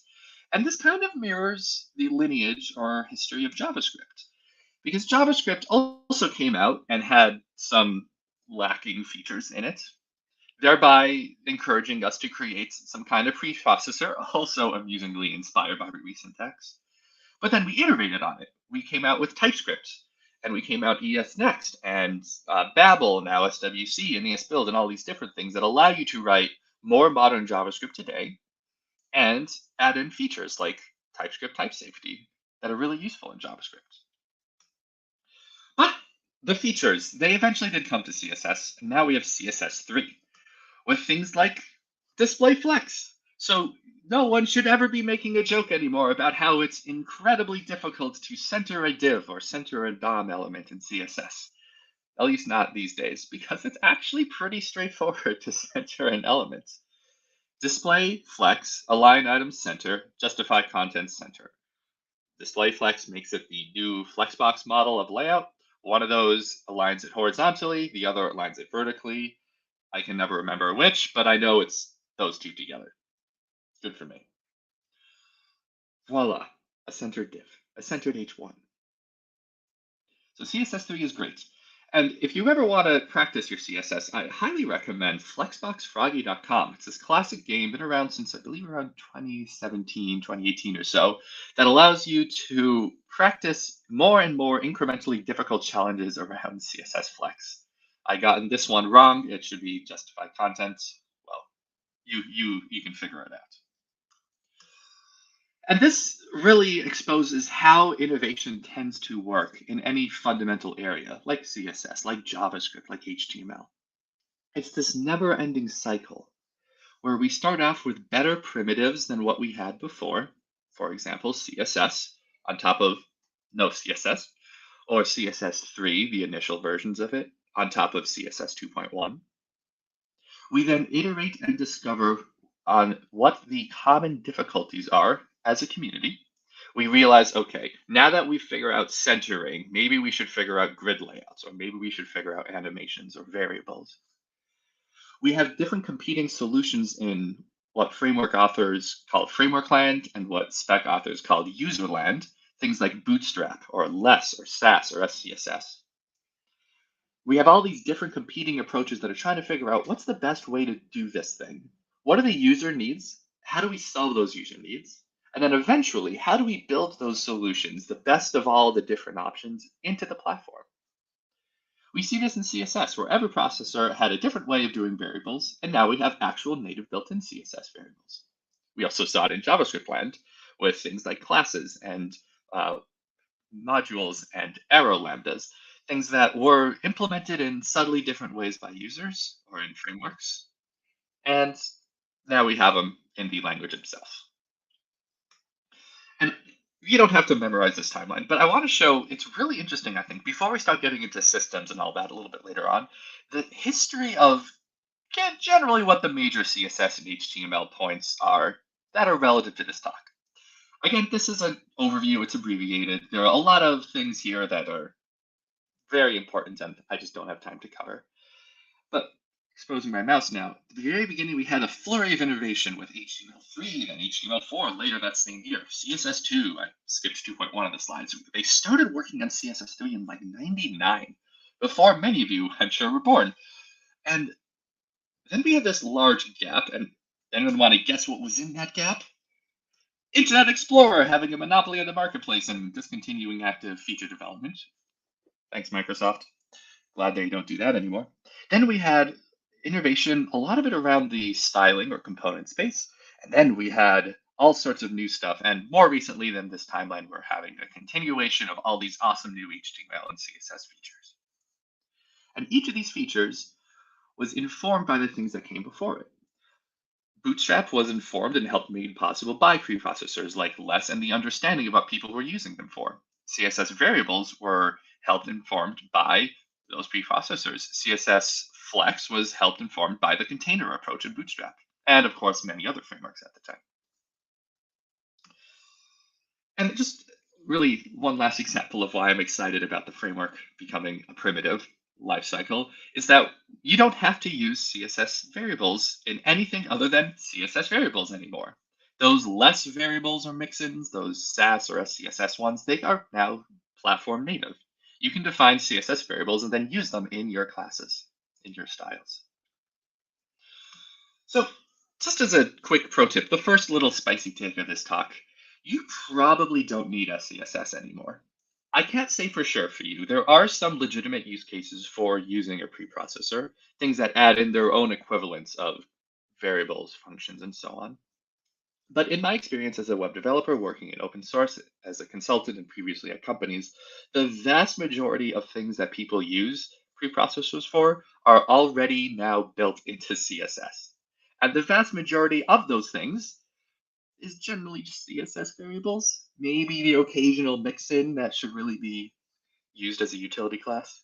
So there's really not that much motivation for these preprocessors. There's still some, but not as much as there was before. But let's make it more complex. Let's talk about JavaScript first frameworks. Back in the day, our front ends, our JS first front ends, were built with first nothing and then just vanilla JS. And then we had jQuery. And then we had rounds of things like Backbone and Knockout. And we didn't like that two-way binding situation there. So then we made the initial slew of really rich client-driven frameworks like AngularJS, Ember, older React. Then we had another round of Angular and Solid and Svelte and React and Vue and all these other things. Deep apologies to people whose frameworks I did not include here, your personal identities. And we'll continue to innovate past this slide with meta frameworks like Astro and Next and Remix. But the theme through all of these is that they are extremely rich JavaScript-driven front ends on our JavaScript web apps. That instead of defining your content purely or mostly within HTML to generate the DOM, and then maybe sprinkling a little bit of JS interactivity on top, you're defining your application in JavaScript, often in something like JSX or an Angular template tag.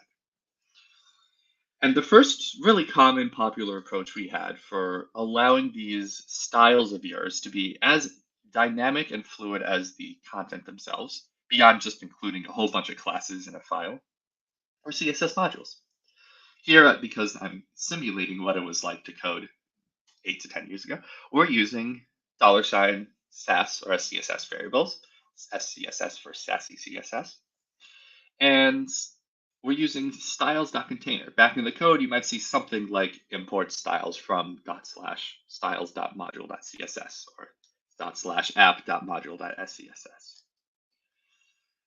And this allowed us to have a pretty good amount of JavaScript CSS styling interop, but it got a little hairy when we started making our JavaScript truly interactive. Here I have omitted the import use state from React and const pressed comma set pressed equals use state false. But we have a button whose class name needs to change. The button always has a .button class, but it has a .pressed class also if it is pressed. And a lot of people use utilities like CLSX or class names to combine styles together, also omitted from this slide. But this is still fundamentally a problem between paradigms. We have the dynamic rich JavaScript paradigm on the left and the very static, very optimizable, but not super dynamic CSS styling on the right. So then people added something like styled components. On the left is what the resultant HTML DOM representation in your JS or JSX or TSX file looks like. And on the right is what we've imported from styled, this styled class, which allows you to make tags. And these tags can contain JavaScript, the JavaScript template literals, which then include a raw text description of your CSS. For those who haven't used this before, this was very popular for like 2 to 3 years. And then people started really getting annoyed at them because this is what it looks like for a modern styled component system to have interactivity, where say if the button $pressed equals a certain variable, you can then use that extra component variable in the style tag to run some JavaScript logic. Here, the button is either color foreground or color background for its border color, depending on the pressed. And I gotta say, this actually works pretty well for interactivity. We've moved basically all greater than 99, often 0.9% of the application logic from the very raw static CSS into the fluid, dynamic, exciting JavaScript, which allows us to take in all the fancy schmancy utilities and dynamicism of our JavaScript and apply them in our styles. So this was a good approach at the time. But then we started getting real fancy with our front ends. Look at this beautiful website here, React India 2023 Hybrid Edition. Look at this beautiful person in the middle of the speakers page. Note that the speakers page, or I think this is schedule actually, schedule has the same header as the rest of the site. It's got a dynamic but unified style approach with the font sizing and the borders and the paddings and the colors. So developers today have a lot more needs than they did 10 years ago, 5 years ago, even. Because we're constantly evolving what it means to build a modern, beautiful, interactive website. And it's not like we just suddenly shift from one paradigm to the next. We've always been trying to build large, beautiful, dynamic websites. But the definition of what satisfies us as a large, dynamic, beautiful website slowly gets more and more complex over time. We now today have things like design systems that we need to or want to create, where we have components for our button and our text, our different layout primitives. Whereas 10 years ago, we might have had those, but oftentimes websites just hard-coded a lot of those styles in multiple places. So I want to propose that any system we use to generate styles really has 4 core needs. It needs to be convenient, assistable, refactorable, and themable. As I've typoed in the slide, themable. And I guess also performance is a good one. I personally think this is important, but a lot of developers honestly don't really make a decision based on performance. So whether it's cart or cart P, that's important. And I want to dive in, I'm going to stay on this slide to explain what I mean by each of these. The styling system you use needs to be convenient. If you have to generate classes or class names using some other file type like a .css or .module CSS, that's inconvenient because you're separating out the paradigm you're working in into 2. You have JavaScript and CSS. And that convenience doesn't necessarily mean that it has to be all in the same place. Some people find raw CSS to be great, and then smaller or medium-sized projects, it is super convenient. Because if you get to larger scales, like we'll see later with, say, Chakra UI, it can be inconvenient to have to set up a whole system to be able to do your little primitive approaches. When I say assistable, I mean the editor needs to be able to autocomplete and suggest for you what to type next. If you have, let's say, Tailwind, there's a great extension for VS Code that allows you to start typing in, let's say, B background or BG dash, and then it'll fill in what the available colors are. It needs to be refactorable, as in if you want to change your primary color, let's say from purple to blue, you should be able to do that in roughly one place, definitely a small number of places, rather than having to manually scrape through each of your styling file areas and figure out what was and now is old and new coloring. And lastly, themable, similar to that, you need to be able to swap out the theme at runtime, or be able to at least swap out the theme in your build system. If you say go from a dark mode in a certain area to a light mode, that needs to be supported by your system. And yes, performance is good. Good runtime performance, good startup performance, low generating code size. And our style components, carts or cart P, they're not super convenient in that they work well at first, but that dollar squiggly syntax, kind of annoying. They're not super themable unless you're using CSS variables, but then that at the time that wasn't super big, and it's still just plain text, so it's not super assistable. There are extensions that can help, but they're kind of hard. So I would propose that we all switch now to talking about Tailwind, because Tailwind's an awesome system.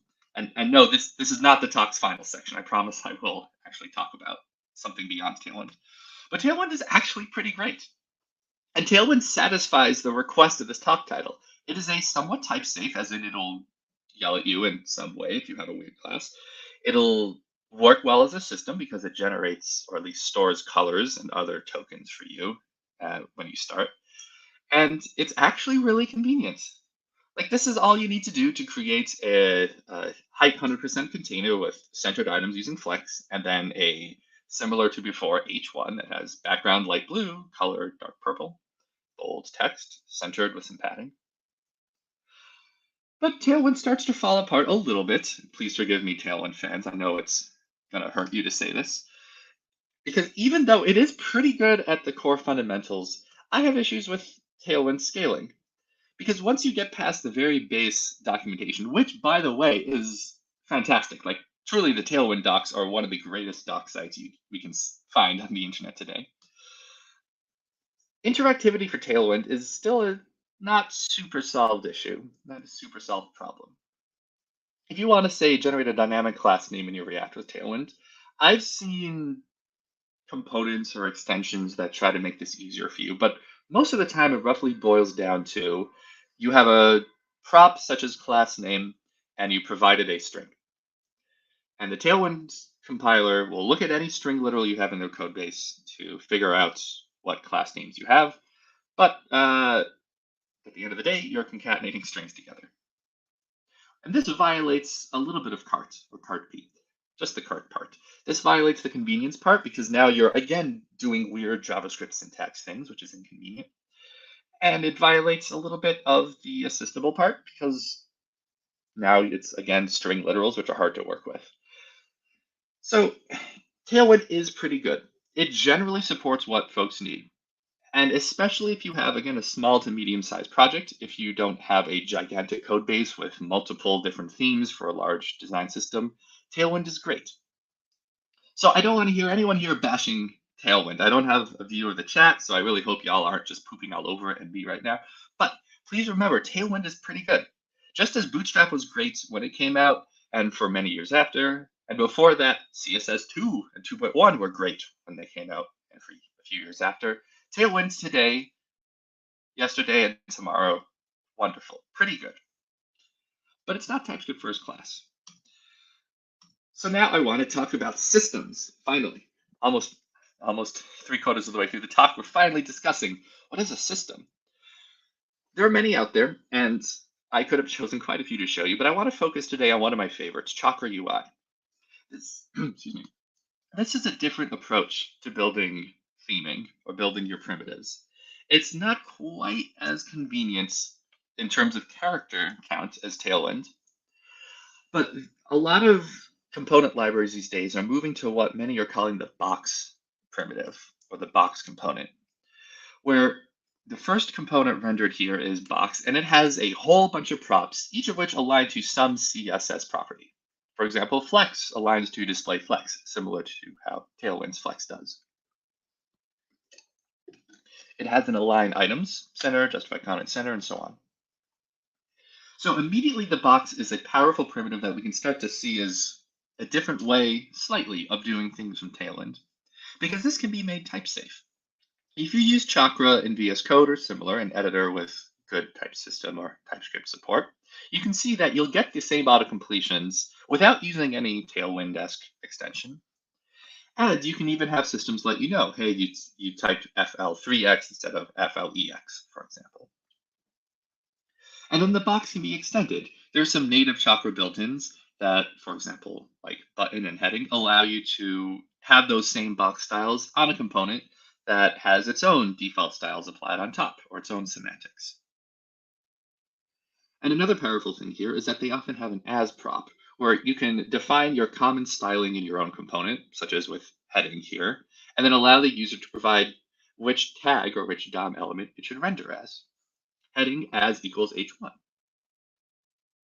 So because my throat is getting sore and I'd like to take a drink again, let's just sit on this slide and look. This is, I think, really beautiful, and I think a really nice way to do styling.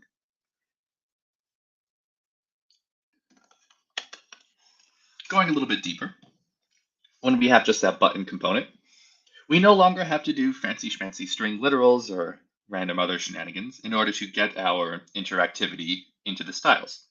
And even wilder, and this is a drastic improvement over the approaches around styled components, is that with these styling systems, it's still type safe and still readable even as you get to these interactive props like border color based on the pressed state. Click me. So I want to quickly show, just as an example of an equivalent between Chakra UI and Tailwind before I dive into the code a little bit and switch to VS Code. There is overhead when you're using a larger system, such as Chakra UI. Omitted for time, we have vanilla extract and other approaches as well, styled system, because these are larger, more heavyweight approaches, which means they might not be great for you if you have a very small, even medium-sized application. In Tailwind, you have a really nice way of just defining your module, excuse me, defining your module exports in your theme file, and then everything else is allowed to use whatever you define there. Omitted from the left is an actual usage like you would see on the right. On the right with Chakra UI, there's an extend theme function. You also need a Chakra provider in your app, or rather wrapping the app component that takes in that theme. So different approaches have different pros and cons, but I want to quickly show off the approach here because I think it's really interesting. I'll share the link to this README, this repository after, but I've defined app contents in this folder. I actually have a folder for all the things I showed so far in the talk, building things up from the beginning. And if we look at the components here, notice that I've got this nice little Chakra UI IntelliSense here, showing that Chakra does ship with TypeScript definitions. Good for you. You've got the Chakra props, which are a TypeScript generic. If you want to learn more about generics in TypeScript, well, buy my book, Learning TypeScript, rated 5 stars on Amazon, of course. And as we start to mess around with the styles, let's make this color different. Let's make the color, I don't know, pink dots. And look at this. Look at this highlighting. It was auto-completed for us so that we know the variables we're allowed are just these ones. And fun fact, it looks like we've got just under 200 allowed different colors here. We start to autocomplete on the component. We still get all those nice autocompletes that we would normally from React. And if we go to definition on color, we see that Chakra has defined tokens for all these different styles of props that one might need. For example, token css.property.color named tokens.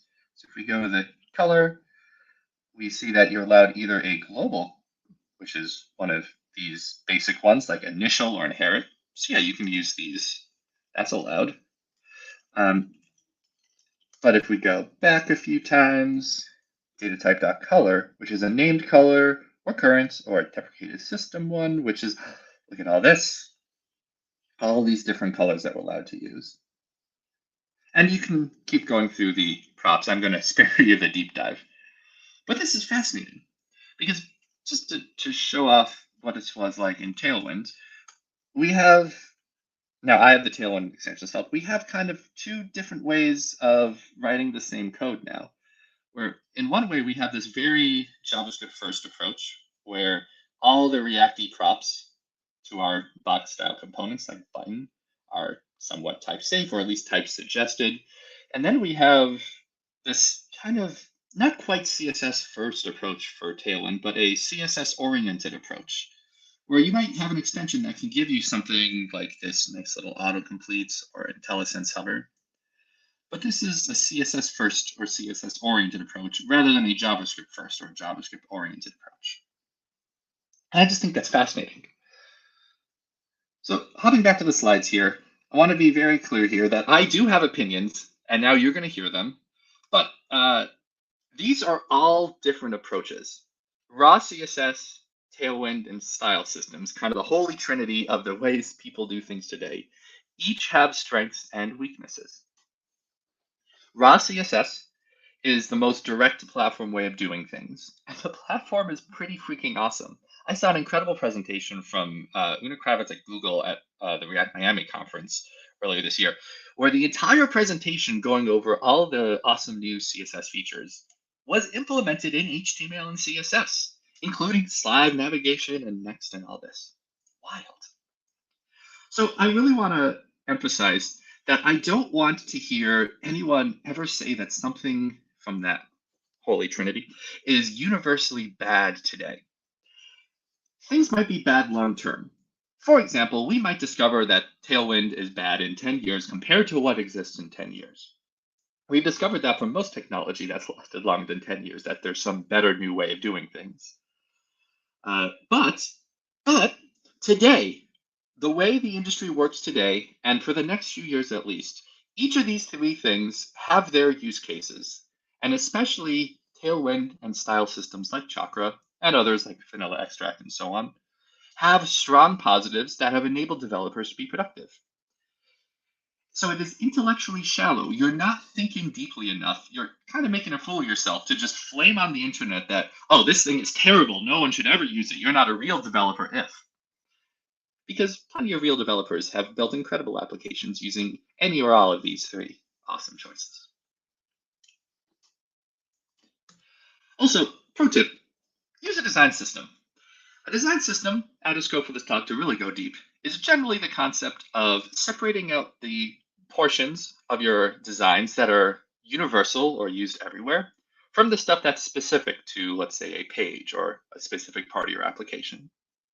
I really like atomic design, where you separate at least atoms like typography, headings, buttons, side navs, and so on to their own general use components, so that larger scale things, your pages, your templates, your layouts, can use them. You should have general, primary, secondary, and so on buttons rather than homepage button, second homepage area button, profile button, and so on. And this is a good approach or a good tip for all three of those.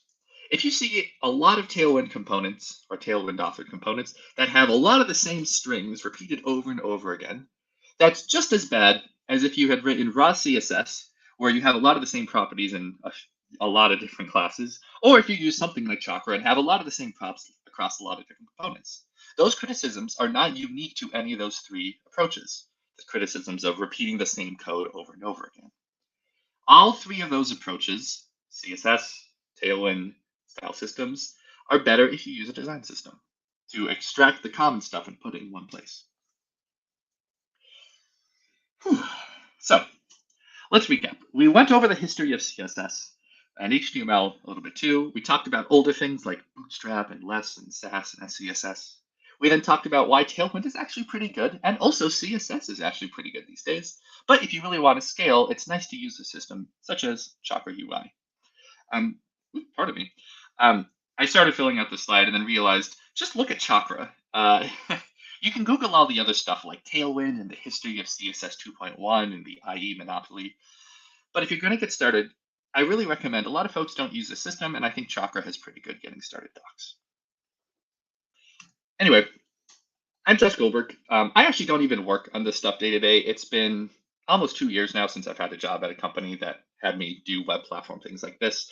I normally focus on static analysis tooling around JavaScript and TypeScript.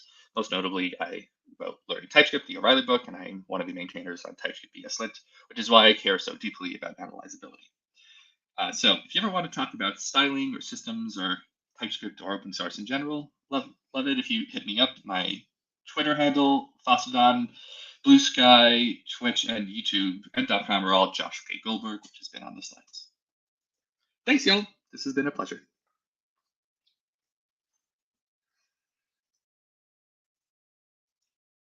And stop sharing.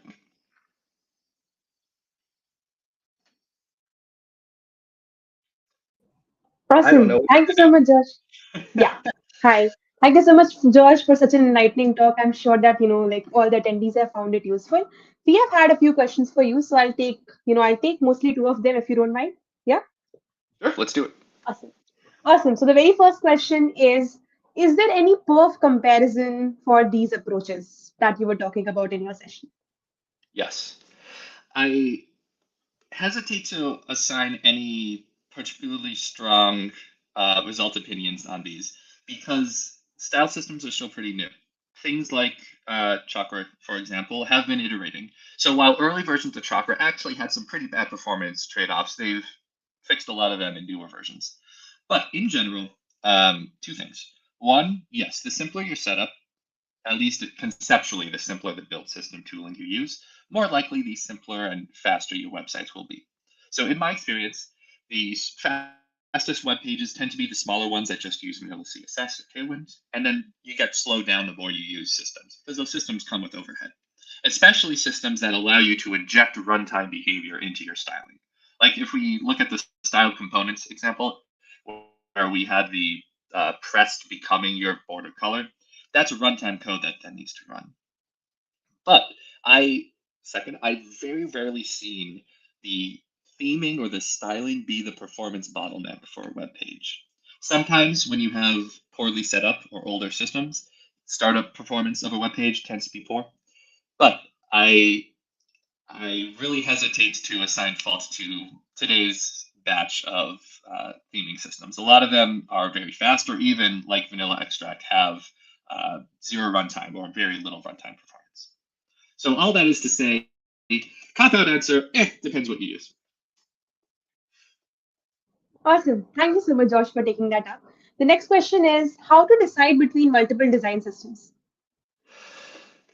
So there are a couple things they might be here. One is decide which pre-built design system to use versus which design system builder. I would say evaluate what your actual needs are, and then go with whatever your team likes the most based on those needs. So there are a lot of pre-built design systems out there. You could even consider Tailwinds to be a very primitive, rudimentary one, in that a lot of its primitives are kind of common. Although Tailwind really exists at one level below your personal theming. Tailwind provides you a lot of primitives, and then you decide which of those primitives to use. Awesome. But yeah, it really depends on what your team is most familiar with. I don't want to give out any prescriptive advice here. Awesome. Thank you so much, Josh, for taking up all the questions. Once again, I hope you have a cheerful day. Bye-bye. Thanks. Awesome, folks. So let's get started. After such an enlightening workshop, with Josh, let's get started. And first of all, before we get started, just a quick heads up that all the dear reactors joining us from Delhi NCR, we have heard about the earthquake. Please take all the necessary precautions and stay safe during this time. Our thoughts are with you. Okay, so that being said, ladies and gentlemen, boys and girls, we have had a fantastic morning filled with insightful talks and discussions. And now it's time for a well-deserved break, okay? But please don't go too far. We have an exciting lineup of sessions lined up for the afternoon, and you definitely won't want to miss them. So take this opportunity to grab a snack, stretch your legs, maybe even practice some of your best React codes in the meantime, and recharge for the exciting talks ahead. Please enjoy this short 15-minute break, and we will be back with more exciting and insightful talks that will continue to fuel your React passion. See you all shortly.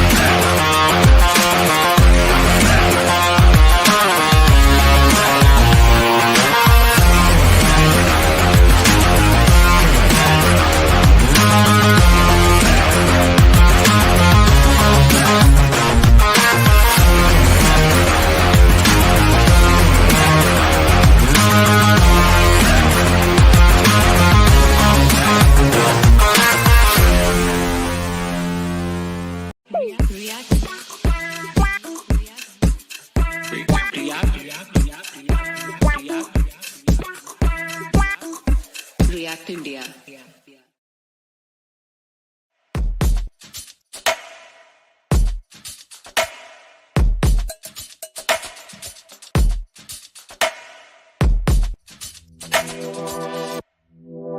React India.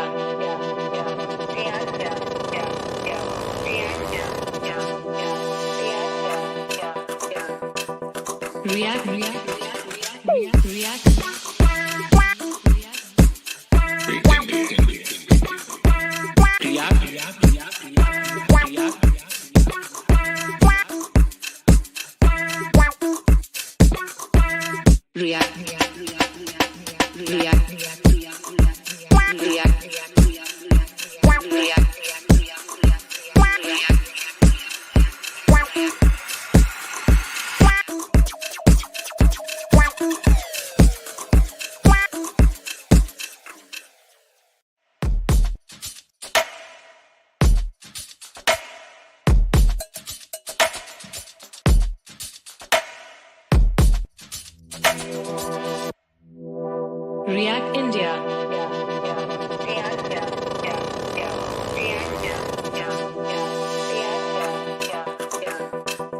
React, React, React.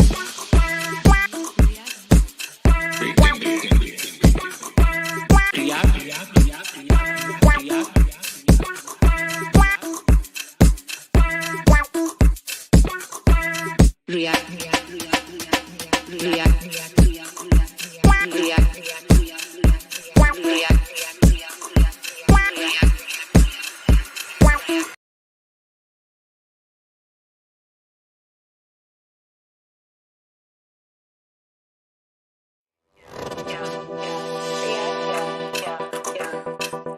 React, React, React.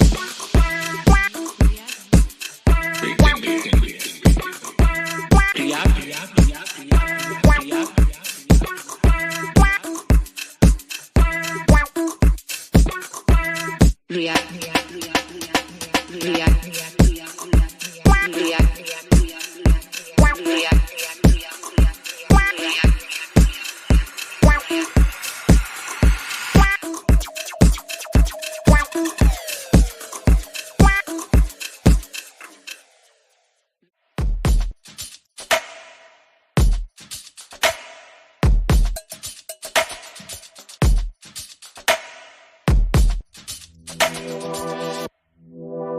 React India.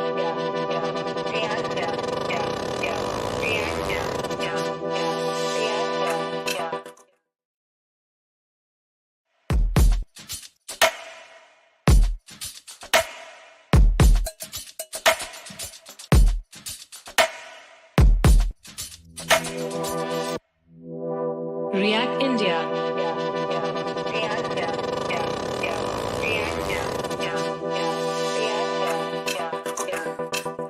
React, React.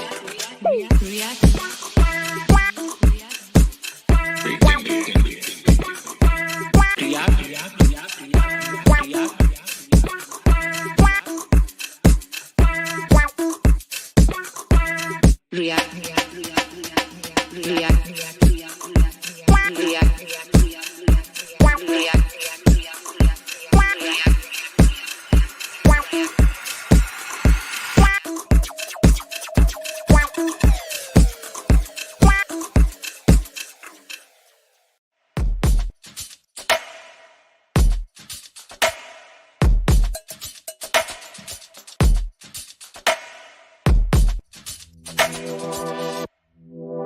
React India.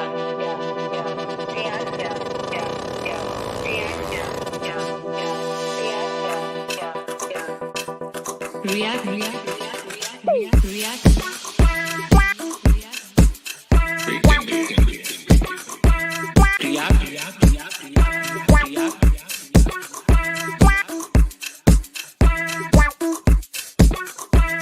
React, React,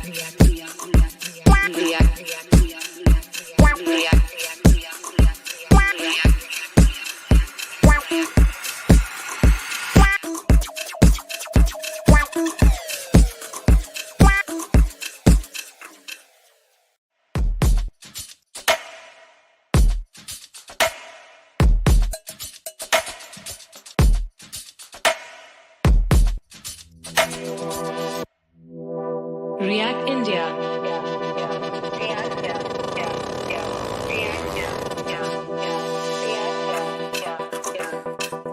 React, React.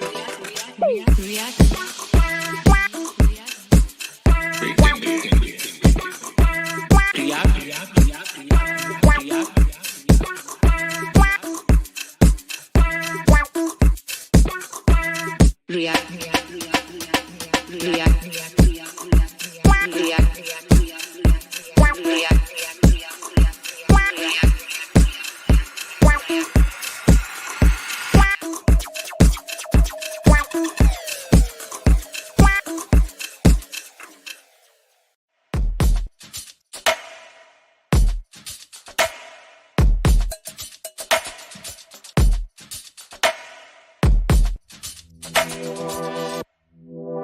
React India.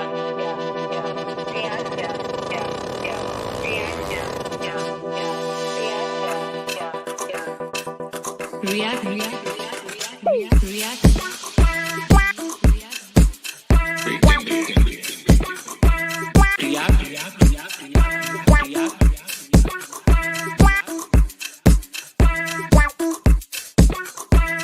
React. React. React.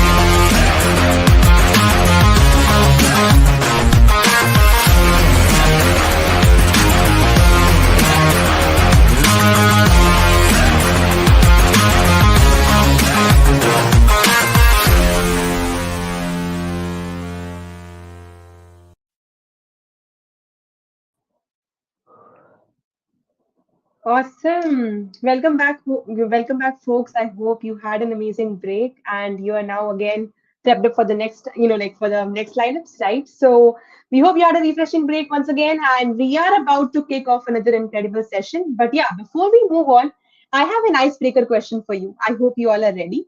Okay, so the question is that what's the song that you play on loop while you're working or coding? Yes, I would love to, have some suggestions for mine as well. Because normally I normally love to, like tune into lo-fi songs, specifically to be more specific Bollywood songs, right? Whenever I'm actually, whenever I'm actually working, because in some other, in some different ways, it actually helps me to boost my productivity. I'm not sure what exactly, what about you all? But yeah, again, I hope that is fine. Can we have Faizan with me up here? Hi. Hi Faizan. What about you? I would like to take recommendations. What are the songs that you actually love to play or love to tune in when you are when you are actually working? I usually go with like really high beats and high songs, so it's more majorly Sufi music, some A.R. Rahman music. I just need like more energy to, just pump in my energy in the code, so I just go with that. Awesome. That's amazing. I'll definitely try that out. Okay, let's see how that works for me. Wow, amazing. So now that we are sharing our work anthems, let us basically, like pump up and get our coding groove even more with our next speaker. So yeah, let's introduce our next speaker, Faizan. Yeah, absolutely, Achal. And someone spoke about magic, right? I mean, imagine stepping into a world where React becomes fascinating. Well, we don't need to imagine because we have a magician here today with us.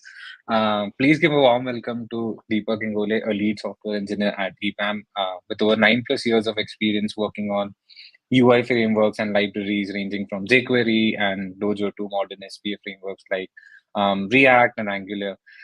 He's not just a React wizard, he's also incredibly skilled at making complex concepts feel like a walk in the park. So get ready to embark on a magical journey as Deepak shares his insights in Relay Magic Revisited.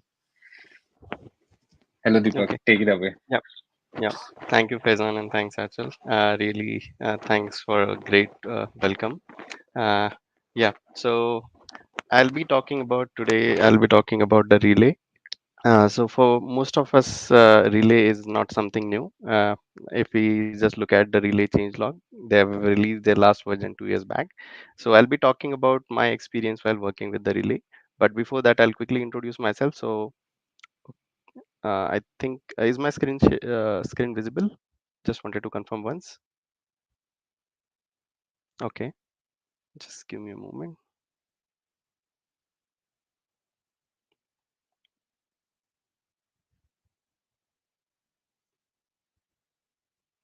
Rajat or Faizan, maybe can you please confirm once again if my screen is visible now?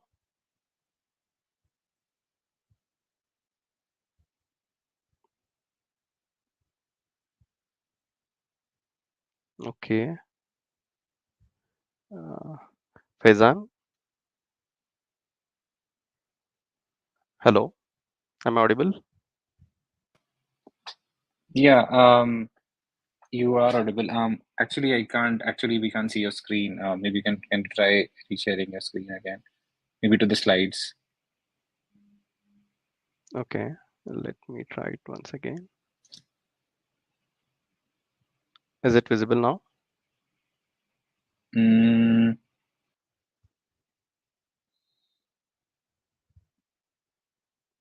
Hello.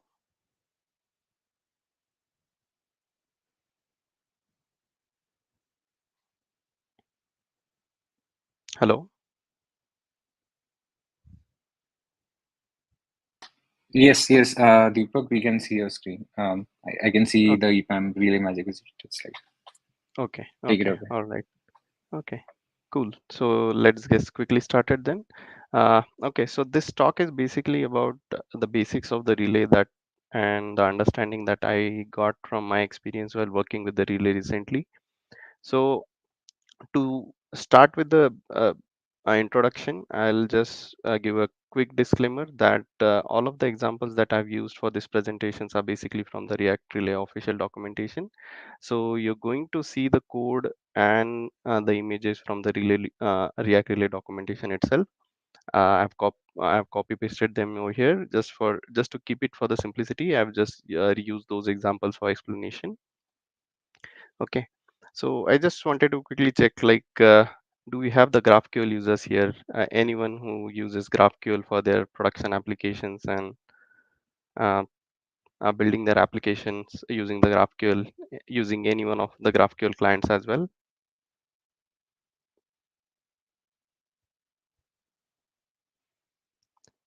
Okay.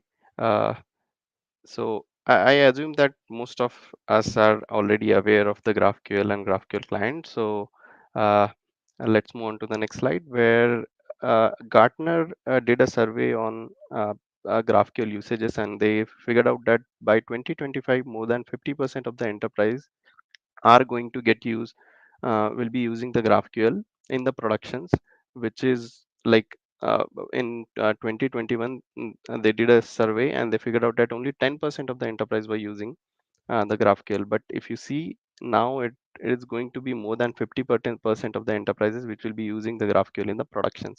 So that defines uh, the usage of the GraphQL currently in the production apps, and that really takes us to the next level, that why we should now consider GraphQL as one of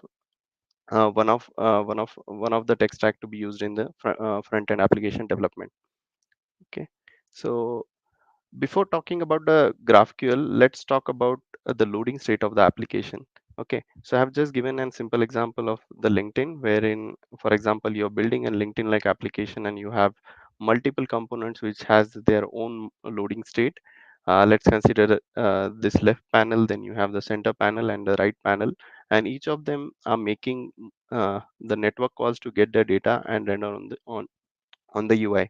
But imagine, like, would it be a good experience for your user if you have a multiple loading state? For example, your left hand panels loads the data, then shows the content, then after that you're making a request to get some data for your middle panel, and after that is done, then you query the data for your third panel, which is the last one, right? So this is a common scenario wherein you might see multiple application behaving. In current world also, you'll see this kind of the application wherein you will have multiple loading state. But imagine like if it could have been a better user experience if you would have just single loading state, and that single after that loading state your complete application will be fully ready to be used for your users. So this current example that you are seeing on my screen is an example of a single loading state wherein whenever you try to load the LinkedIn application, it will immediately send a request to the server to get the complete data for whatever data is required to make this page work. So this includes your left panel, the center panel, as well as the right panel, right? But this always comes at a cost, right? So if you're trying to make a single call to get all the data, then imagine that how big call that you'll be making to your server, right? uh, you will have a complex data request a need for your left panel as well as for center and for the right panel. So you do not actually wanted to complicate your component. So in React we use a strategy called container and the presentational component, right? So imagine that your container component is making a big query and getting all the data in the container component itself, right? So that makes it pretty complex to manage the application state in a single component. But that also comes with another benefit of like you'll since you're loading the data at one place only, you'll have to manage the data at one place only, and there'll be only single loading state, right? So to combine the benefits of both the approaches, having a single loading state as well as making sure that each of the component has their data requirement declared in the component itself, there comes the relay magic. So there we are basically going to learn about how relay can help us to build a complex application where you have a data requirement for your all subcomponents, and you just are making a single page query to get all those data, but still maintaining the abstractions from each of these components that you created for your application. Okay, so before GraphQL we used to have a REST, and we still have some applications running in the production which uses the REST. So just to give a quick overview of how REST versus GraphQL works. So for example, if you have a REST endpoint called /person, which works with some query parameter, and let's consider person ID. So if I pass the person ID, I get a response in the JSON format, which has some fields. So imagine that now your requirement changes and you basically do not need some of the fields from this response, right? So the person or the developer who has built this uh, endpoint for your application might need to update their endpoint to support your use case, right? You cannot selectively choose the data that are required for your front end application. So it is basically like sending you all the data which is there, which that backend endpoint has declared, right? You have no choice whether to neglect some of the fields from this response. But if we look at the GraphQL query request, you see that you are making a query for a person with the ID, and you are selectively choosing the field. So the benefit of making a GraphQL query is a straightforward benefit, is you see that you have a choice to selectively choose the fields uh, from your response. So here I'm just choosing a name and occupation, and in the response you see that JSON object whatever is being returned from my backend just consists of the fields that I have requested. I am not being overloaded by other fields which are not at all being used on my front end. And this is very a common scenario in all the front end application, that you as your front end evolves, you might need to skip some field, you might need to add some field to your backend APIs to support your new designs, right? So even when I am required to add some new fields to my REST API, imagine that adding a new field to the REST API, it would require changes in the backend as well as in the front end, right? Because you'll have to do some mapping with your database to make sure that a newly added field returns the data whatever is being requested. But imagine that same thing if you're doing with the GraphQL. You basically have to just declare your data in your schema, declare that field, and inside your query you just need to put that field in while making a request to your GraphQL backend, and a response will automatically generate the response based on whatever fields are being requested. So GraphQL makes the changes really easy for the developers, as well as it makes it does not really make the front end tightly coupled with your backend. Front end can request the fields based on whatever data requirement front end has. Okay. So just a quick overview of how like what all things we have in GraphQL. So whatever things are marked in the yellow color are nothing but the ages.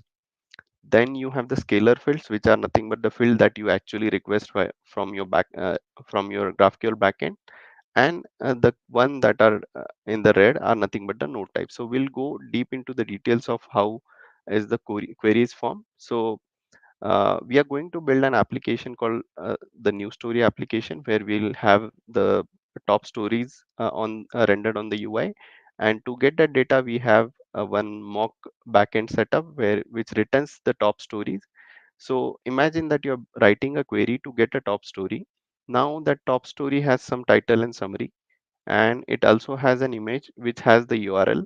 Then it also has a, a poster which is nothing but the person who has posted that story, and you want to request the name of that person, so you also put a name field on that actor, and the profile picture of that particular actor who has posted that story.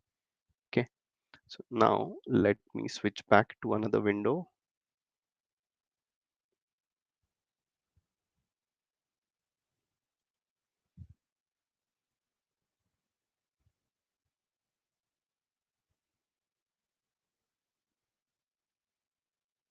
Okay. Okay, so I'll quickly show how our application is structured. So if we, so again, this is an example for example from the Relay official documentation itself. So you have a new newsfeed application where you define your components. So I have a newsfeed as a parent component which has a story, and story declares its own data requirement, which says that it requires a story with the title, summary, thumbnail, and poster.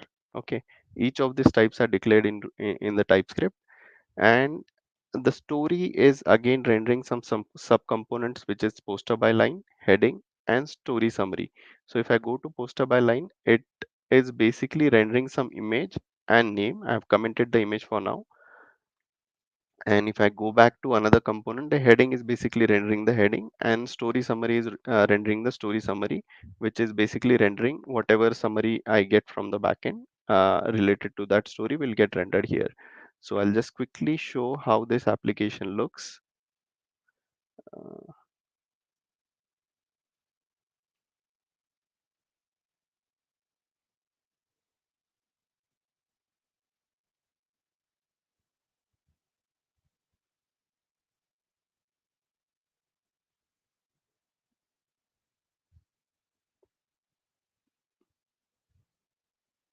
Okay, so this is how our application looks. It has a story title, then it has an image, and it has a summary, right?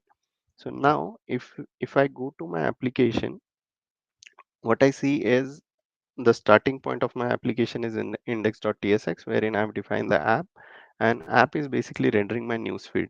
Okay, so newsfeed, if I go to my newsfeed currently, what I have done is, so since like I mentioned, this is we are using relay, so we are using a relay hooks for getting the data.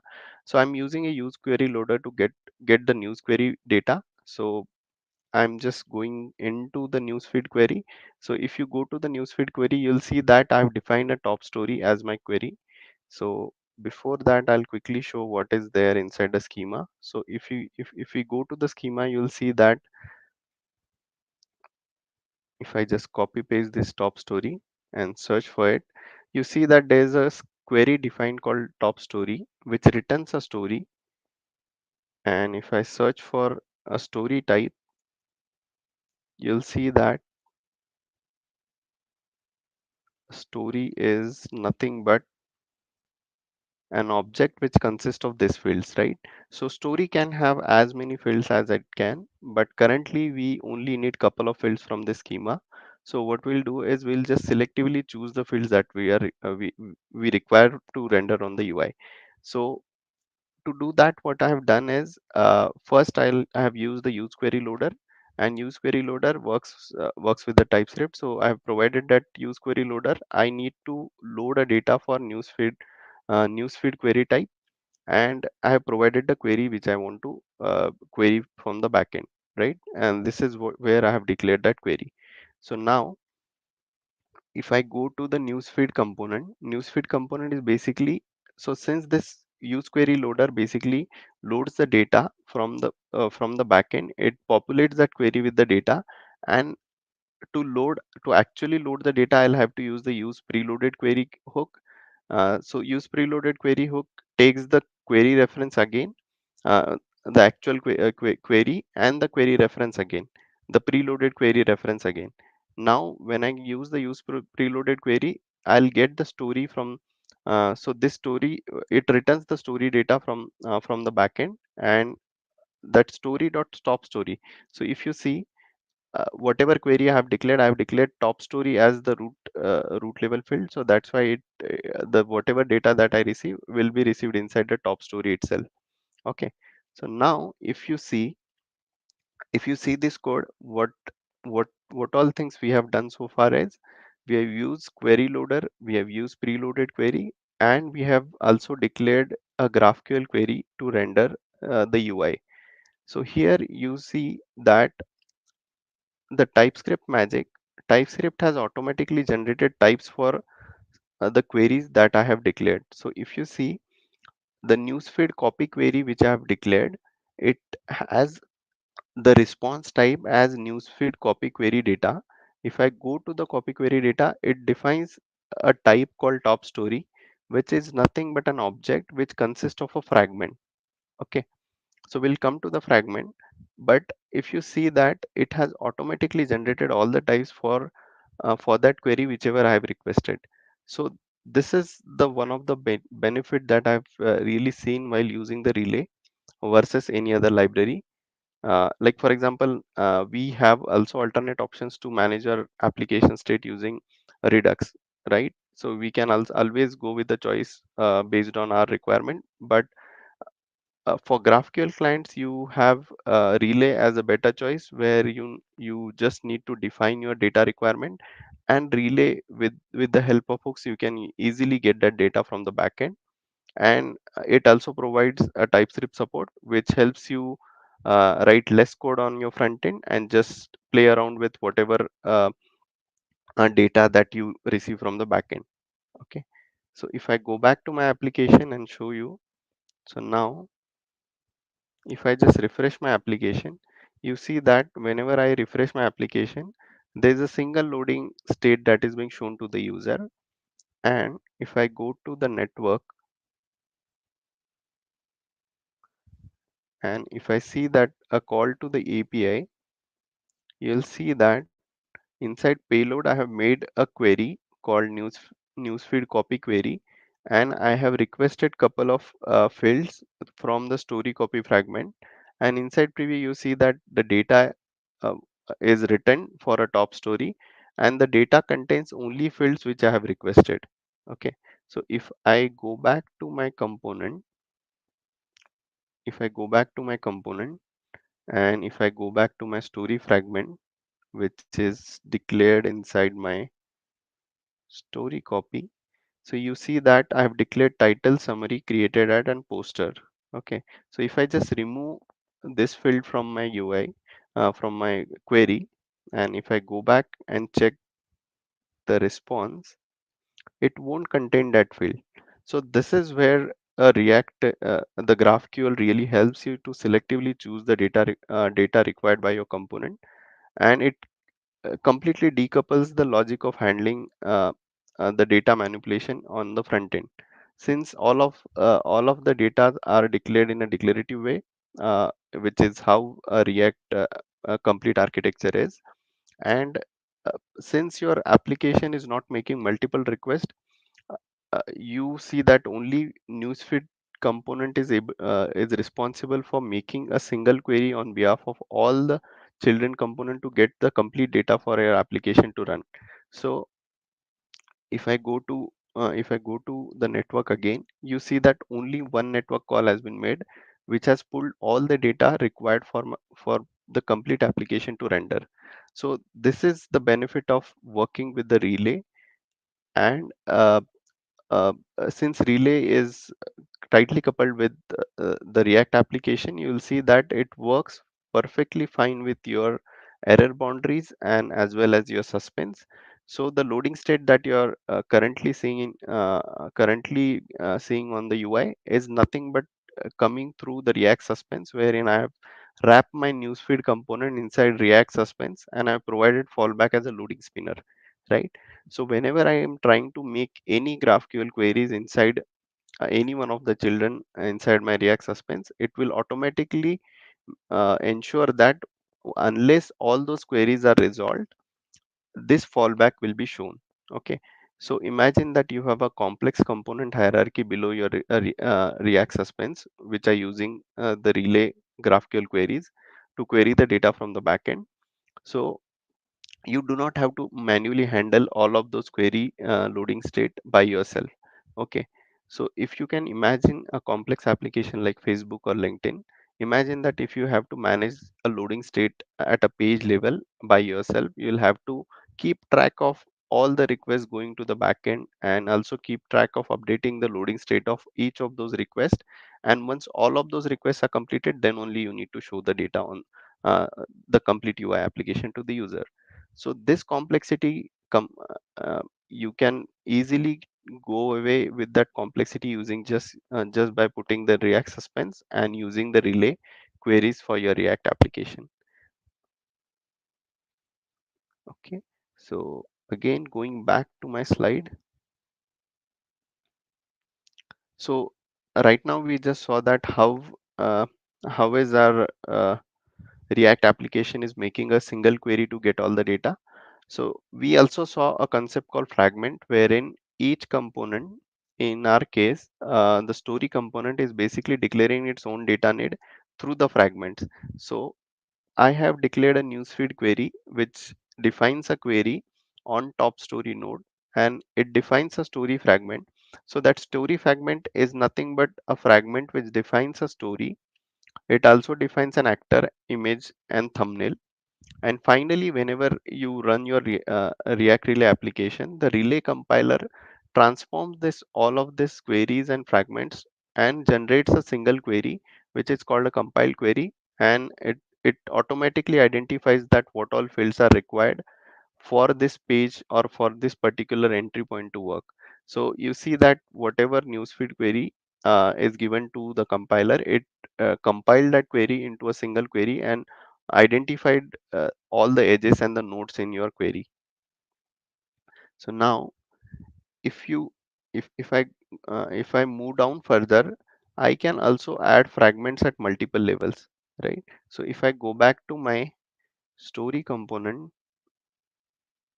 if I go back to my story component, you see that I have again a poster which which again defining some fragments which are required, which are the data required by my subcomponent. So you see that poster by line is a component which require the poster details which are coming as a fragment from this parent level component. Okay, so parent level component only declares the fragment in the query, and the children level component will actually use those fragments to get the actual data. Okay, so poster byline component is actually using the use fragment hook and declaring the fragment and passing the fragment reference to this use fragment hook and getting the data. So whatever data, uh, even though whenever we are saying that only top level component is able responsible for fetching the data, but you see that only the component which has declared the request or basically requested the data, only that component has access to that data. So for example, if I try to access some data Hey, hi inside, Deepak. Apologies for Apologies for disturbing you in between, but yeah, we are short on time, so yeah, like just a quick heads up that your time is basically up. But yeah, in case you can just want to wrap up, you can just definitely take 2 minutes and then we can wrap up. Thank you. Sure. I'll just quickly cover a couple of points. Okay.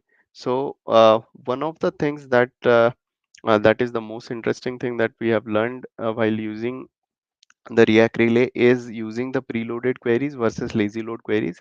So this diagram, I think, justifies the correct usage of why preloaded queries are preferred over the lazy load queries. So if you see that as soon as whenever I'm use lazy load queries, you see that whenever the render and paint starts, uh, the network request to get that data starts, and then the response is processed, and then finally your renders and print happens. But using whenever you try to use preloaded query, as soon as your component code is downloaded, along with that your query data and request is also started, and along with that the response is also processed. And since all of this is happening together, you'll definitely get the better performance, as you're not doing anything sequentially here. You are doing parallelly. You're also loading your component code, as well as you are making a request to get the data for your component. Okay. So since all of this is done together, you will definitely going to get a better performance whenever you're using preloaded query over lazy load query. Yeah. So I think with that, I would like to uh, take a moment to thank you everyone for giving me a chance to basically talk about my experience while working with the React Relay. And yeah, over to you, Faizan. Yeah, thank you, Deepak, so much. It was a great talk. And it let us all inspired, and hope we all learned something from it. GraphQL was the most relatable part. Okay. I guess now Archer will come up, but I guess hope you are enjoying the talk, right? Do share your thoughts on social media. Use the hashtag React India 2023. It's scrolling on the sidebar down, which you can refer to. Um, and and I hope you are not getting bored, right? I mean, I know these are a bit long time, but I hope you are sitting comfortably in your maybe a couch or something, right? So do enjoy the talks. Do share your thoughts in the chats, so that it also helps us to make it an interactive session. Um, and in the meantime, let me check if there is something going in the chat right now.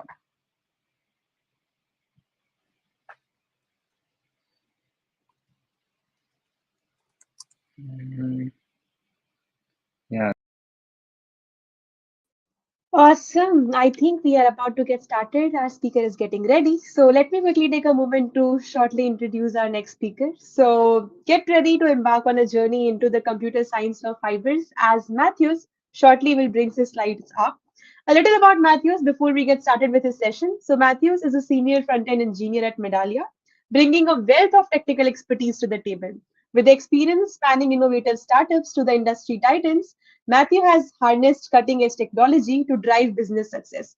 And definitely, his commitment to fusing technology with quality sets him apart in the field, making him the perfect guide for today's exploration.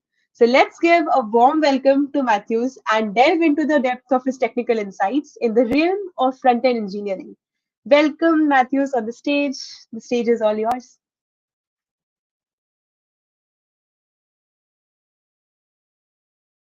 It is great to be back to React India, this time online.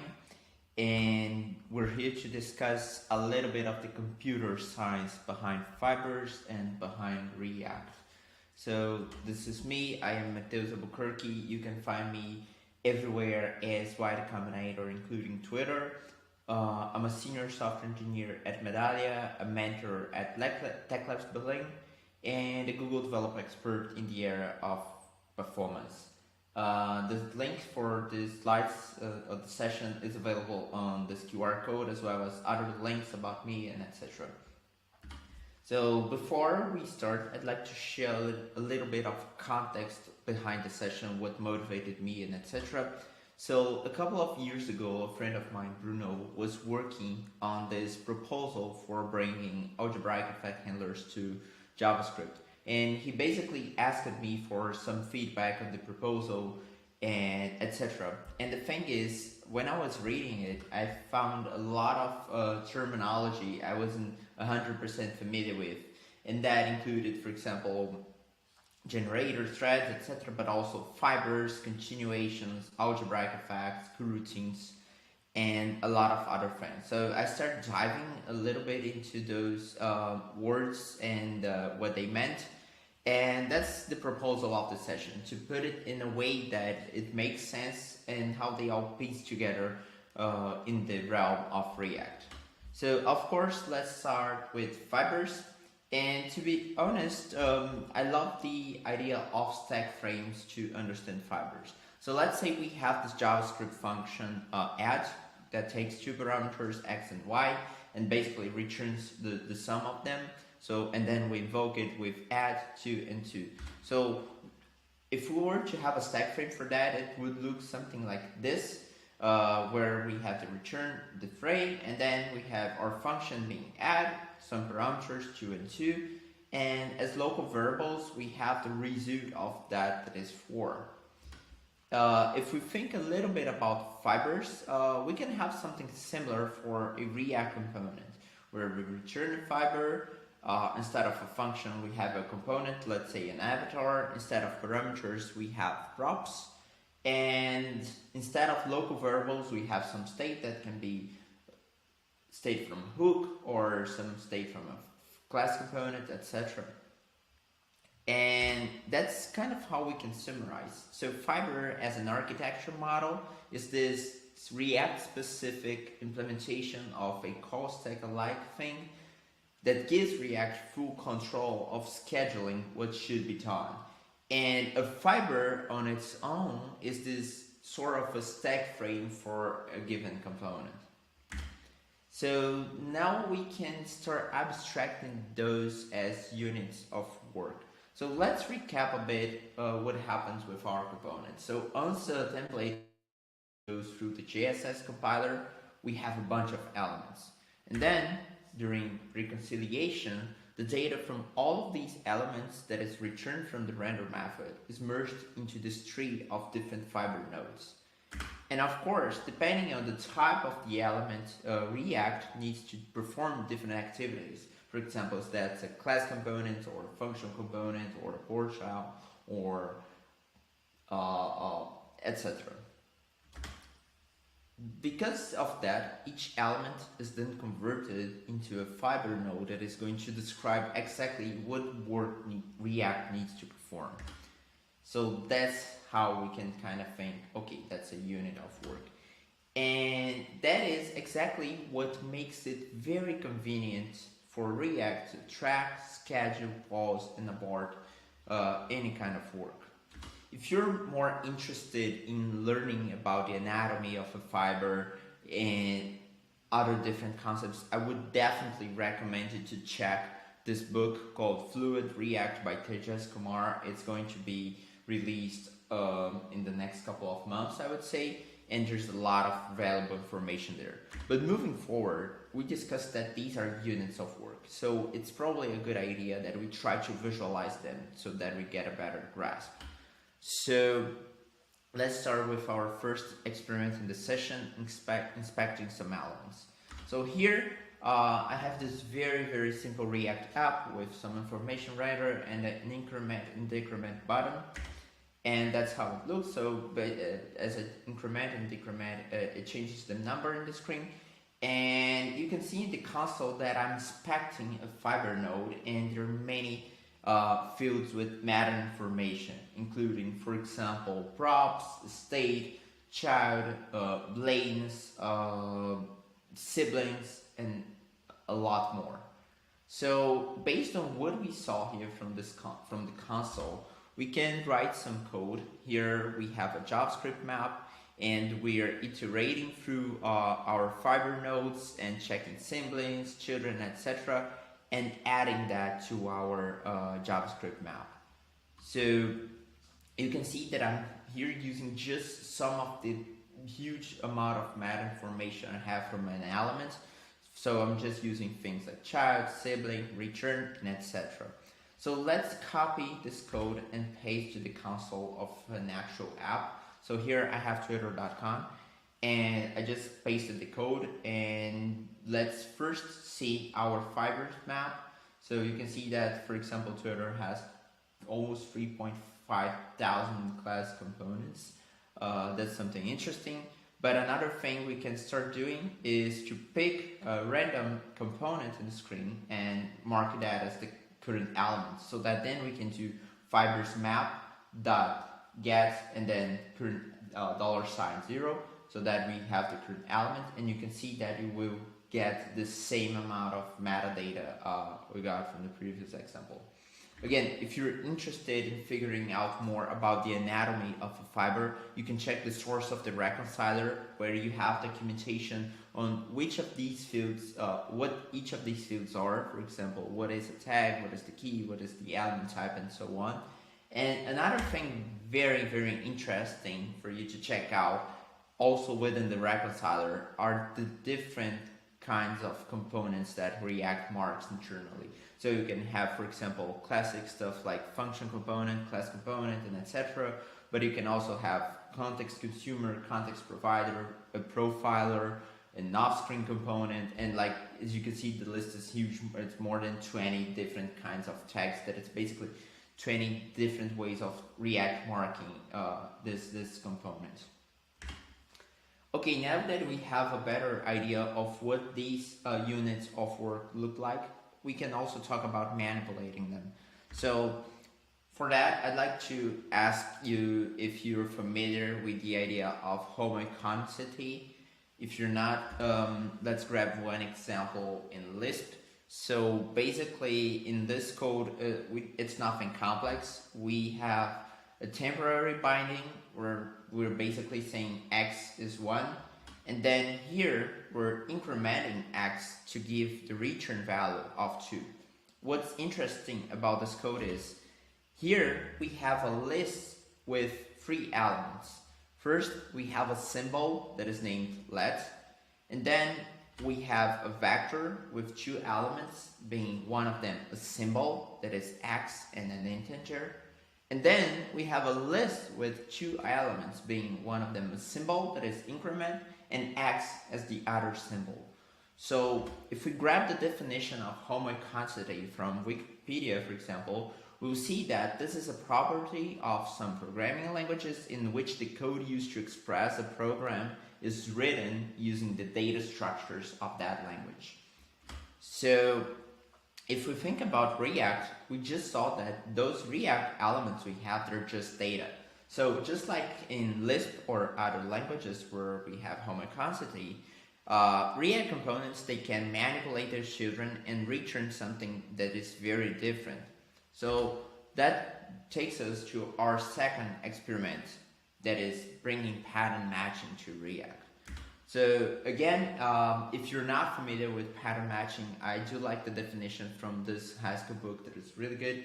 So pattern matching consists of specifying patterns to which some data should conform and then checking to see if it does and deconstructing the data according to those patterns. So it's easier if we can visualize. So I have 2 examples here. The first one is implementing the factorial function in Haskell. So first we have the type annotation, and then we define the base case where we have where we handle 0, and then we match against any value, and then we do the recursive call. A similar example but with an extra case would be the Fibonacci sequence. So again, we define the type annotation of the function, and then we handle the base case. We handle we match against 0, and then we match against 1, and then for everything else we go with the recursive call. So what am I talking about pattern matching in React? So here's an example where we're grabbing some information from an API, and then we're passing this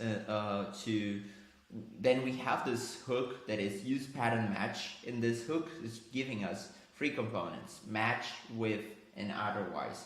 And what we're doing is we're matching this against the results of our use API request. So for example, if we get an error, we render the error result. But if we get an OK, and that's the type image, we're gonna render our image. And if we get an OK, and the data conforms to the type text, we're gonna render our text. And you can see everything is typed and etc. So what's interesting here is that this hook and these components we just saw, this is just part of the implementation, but they look like this. And as you can see, we're using internally metadata about the component, about the elements. So this enables a lot of other more powerful cases like this one, where we have pattern matching with suspense and lazy, so that the users will download only the component bundle that is matching a given condition. So if your browser doesn't support the sensor, it's gonna just download the fallback bundle. If it does, it's gonna render this component that is using the ambient light API. So to summarize, we're manipulating things based on the elements data and implementing pattern matching. If you'd like to check the source code of that or more examples, I built a library called React Matches using TS pattern under the hood, but it's not production ready. But if you're curious about it, you can definitely check. So if we do a little bit of a recap here, using fibers, React can pause, resume, and restart the rendering work of a component as new updates come in. And it can reuse some work that was completed in the past as well. And it can also split work into chunks and prioritize tasks based on their importance. And before we move forward to the next section, it's also interesting to learn about fibers in the wild. So it turns out that fibers, this generic model of execution where these units of work can work together in a cooperative way. And it turns out that they're a common resource in some operating systems and even in some programming languages like OCaml. And there's also this library called Effect TS, which is amazing. So I definitely recommend you to check out. Now moving on to coroutines. I admit that one of the first things that tricked me into researching coroutines was this by Andrew Clark, one of the core committers of React. So he mentioned that React itself basically motivated people to learn about immutability. And then Redux did that with high-order functions. And then he said that Suspense would do the same, but with coroutines. So I started digging into definitions and etc. And one of the first things I found was that a coroutine is a generator or a producer that can also consume values. So from that definition, JavaScript generators, they can consume values, so they could be considered coroutines. Another definition I found is that a coroutine is a generator that can resolve async values, like async await. So this seems to be one of the most common definitions of coroutines in the JavaScript realm. And to be honest, if we think about it, before we had promises, async await, and etc., we had Go and Bluebird implementing these on top of generators, and even Babel plugins would do the same. And last but not least, probably the most complex one is that a generator, a coroutine is a generator that can yield with its tactful continuation. So for now, let's think of this as we had deep async await, or something like we have with Suspense, for example, where we can pause the reconciliation work at any depth of our tree. So recapping, in fibers, we have control pass-through scheduler, and this scheduler is what's going to determine what should be run next. So that's controlled at the level of the operating system or the framework, be it, for example, the Node.js event loop or the React scheduler, etc. With coroutines, we have the control passed to the caller and handled at application code level. So let's talk a little bit more about that in React. So they first appeared when the work on Fiber was going as a specific component type. So remember that we saw this huge list with different component types and etc. So we had also this coroutine component and this ute component. So the idea here was, as opposed to fibers, was to give components explicit control over ute and resumption. And I would definitely, by the way, recommend that you check the pull request around that, because it's really interesting. But the thing in general didn't quite move forward, and the idea per se no longer exists. But I admit it's fascinating to think about which form they will take once they're back to React. But we can also discuss coroutines in the context of concurrent React. So there's this very classic session by Dan Abramov years ago where he was introducing suspense for network-bound components and time slicing back at the time for CPU-bound components and he basically was introducing the whole umbrella of concurrent React and the experimental things and etc. More recently, last year, I had a chance to talk at React India about concurrent React and a lot of things it enables, the APIs, how it works, the whole thing works under the hood, and etc. And I'd like to grab some examples from that session.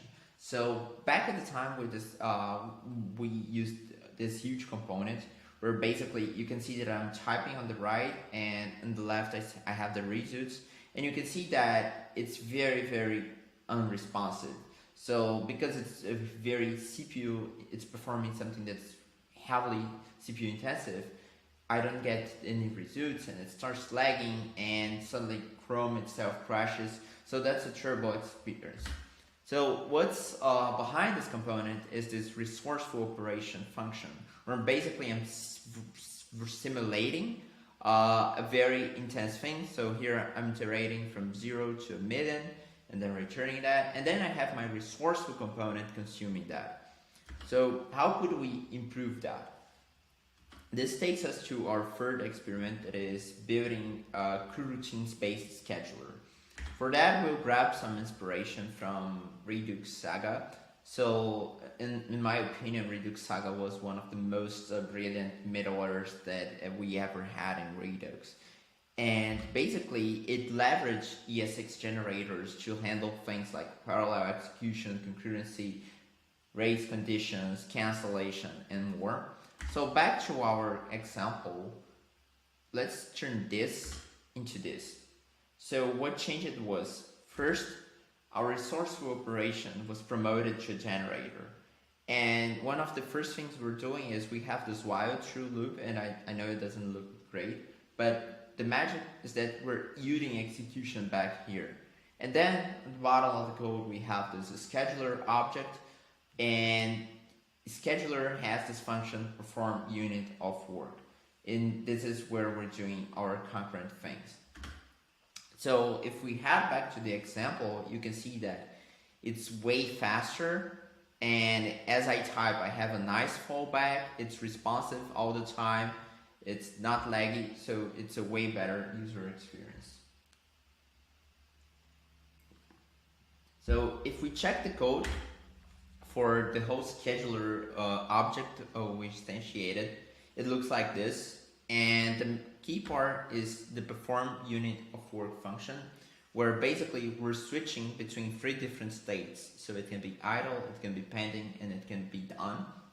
And the magic is that we're calling the next method of our iterator, and the other magic thing is that we're throwing the promise at the end so that it suspends internally. And you probably, when you saw the final result here, it sounds a lot like the use transition hook, or the whole concept of transitions that we have in React 18. And if we go back to the code, actually, yeah, we could rewrite the same example with transitions. So yes, we just simulated that, but using our own scheduler that we wrote with the idea of coroutines in mind. And that's kind of what we have in React. So we have this cooperative multitasking model where we have just one thread, but it can be the work of rendering can be interleaved with other tasks from the main thread, which includes also other React renders, and that's why an update can happen in the background without blocking response to the new input. So our example here, we had an original render task. I start typing, so that means user input, that means high priority. So it handles the high priority render task, and then it resumes the original one. And React internally uses execution back to the main thread every 5 milliseconds, so it's not using all the time like we did with our scheduler. And that's not a magic number. Basically, they do that because that's smaller than a single frame, even on 120 FPS devices. So that's why it doesn't block animation, and that's why it feels interruptible. Again, if you want to check, the whole session is this 45 minutes from the past React India edition. I would recommend you to. But we can move forward and talk about coroutines out there. And it's interesting because if we think about the async word in JavaScript, we know that asynchronicity, it's kind of what's called contagious. It means that, for example, if any function is async, then everything that calls it must also be async, and so on until your entire code is async. And there's even a really good post about this kind of problem out there. It's called "What color is your function?" It's a classic one, and I would recommend you check it out. But back to JavaScript, synchronicity also isn't free. It comes with a cost, and the cost is every async function call has to allocate callbacks and store them somewhere, and take a trip back to event loop before invoking those callbacks. A really good and interesting example of the implications of this is Sass. So you're probably, a lot of you are familiar with Sass. So Sass has mostly two functions for compiling Sass files. One that is sync and one that is async. And the async one became widely used in practice because it enabled async plugins like the web access loader and that kind of thing.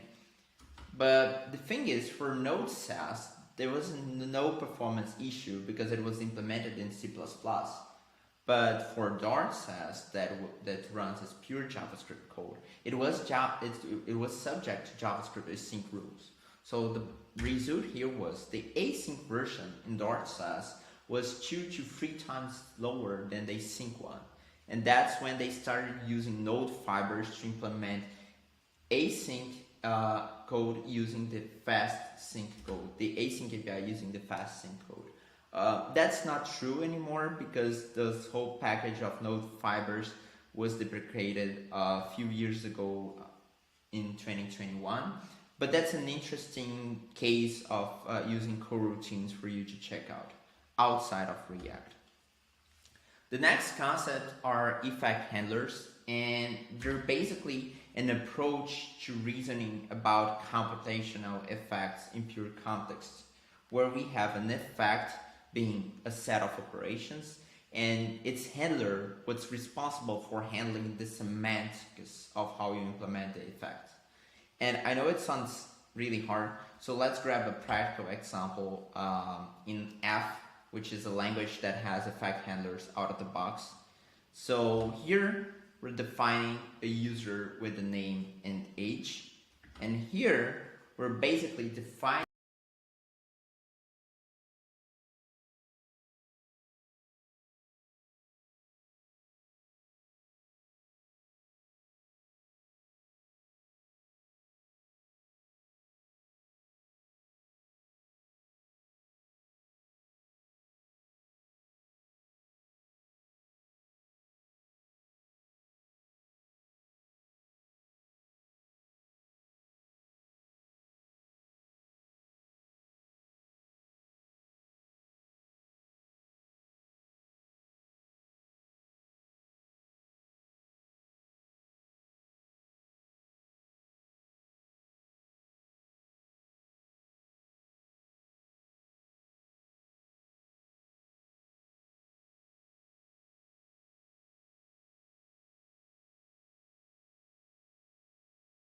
a lower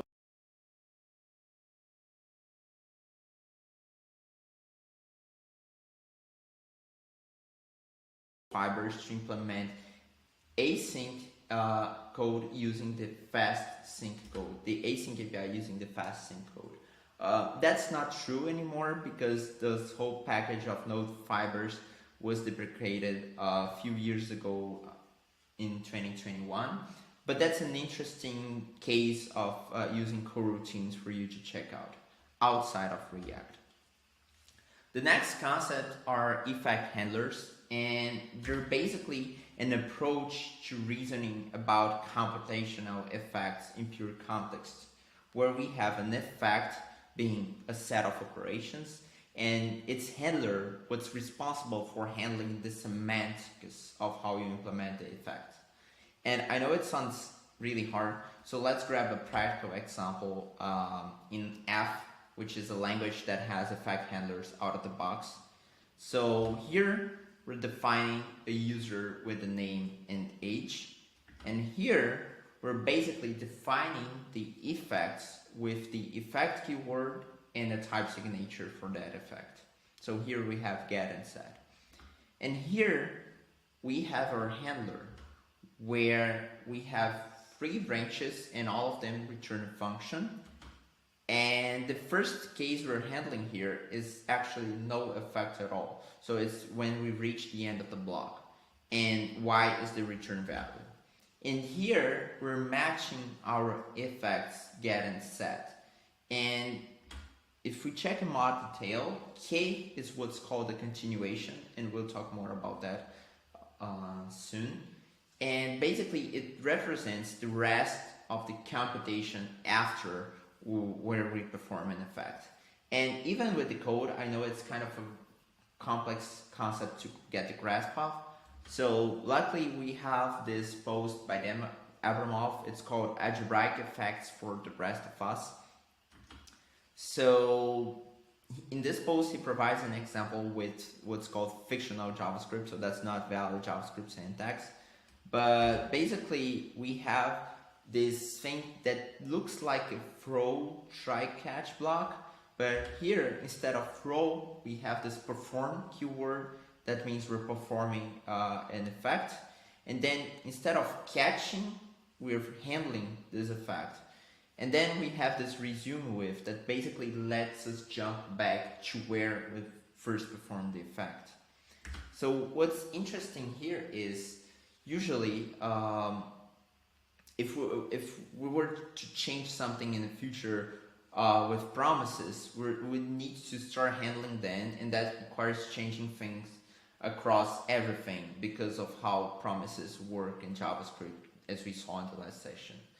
With algebraic effect handlers, we can simply stop at the current process altogether until the effects are finished. So, talking a little bit about effect handlers in React, we first see them mentioned in the layout algorithm. So, apparently, years ago, they experimented a bit of using control structures that were inspired by effect handlers for managing layouts in React. And by the way, that's a really interesting reference for you to check this repo called React Future. It has a lot of historical value. And then moving forward, when they were revamping the context API as we know it, the before React 16, they also did some experiments where they remodel it using algebraic effects. By the way, you might want to check the RFC from back at the time. And then also we see experiments of handling side effects within a component. And there's also this repo called React Basic. Again, has a lot of historical value. And in this repo, you have this example by Sebastian Mockbosch where you see a very similar syntax from the example proposed by Dan Abramov years later. But so instead of roll, we have raise, and instead of catching, we have catch effect. And then fast forward, we get the hooks API, and again, Sebastian points out that conceptually hooks can be considered algebraic effects. And it's a nice abstraction to think about because algebraic effects are the set of operations and the set of handlers. So the operations here could be our hooks, where we have, I don't know, use state, use effects, etc. And we have to, as we saw in F, the language, we have to set up these handlers on our own. But in React, it's kind of like they're part of the render cycle of our components. So here we have React responsible for much of the implementation of when and how our effects run. And that's great actually, because it allows developers to be free from a lot of complexity within and keeps this complexity within React itself. And then another great thing are the internals of suspense. So if you've ever built any API that under the hood is suspending something, I don't know, like the ones you would have in React Fire or any library that is suspense compatible, you've probably seen this under the hood. So things like you're throwing promises. And this is again another example from open source, but even in React Cache, for example, the experimental package, you will see this pattern where you're throwing a promise. And that's exactly it. A component is able to suspend the fiber it is running in by throwing a promise, and this promise is caught and handled by React itself. And if we think about this for a second, it's the same throw, handle, resume pattern that we saw from effect handlers. And before we move forward, just like the others, you also have effect handlers out there. So we mentioned F, the language, but other languages like Coca, they have this concept out of the box. And even some other more popular languages like OCaml, in OCaml multi-core, you're gonna see this concept. And last but not least, continuations. So I love this quote from the GNU Smalltalk continuation documentation. So it's like, it's a continuation describe itself. So at my heart, I add something like the go-to instruction. My creation sets the label and my methods do the jump. However, this is a really powerful kind of a go-to instruction. And they go on. So that's basically what a continuation is. It's an abstraction that represents the remaining steps in the computation after we perform an effect. So just like other primitives, it's a control flow primitive, but it's not like go-to, it's like a more powerful version.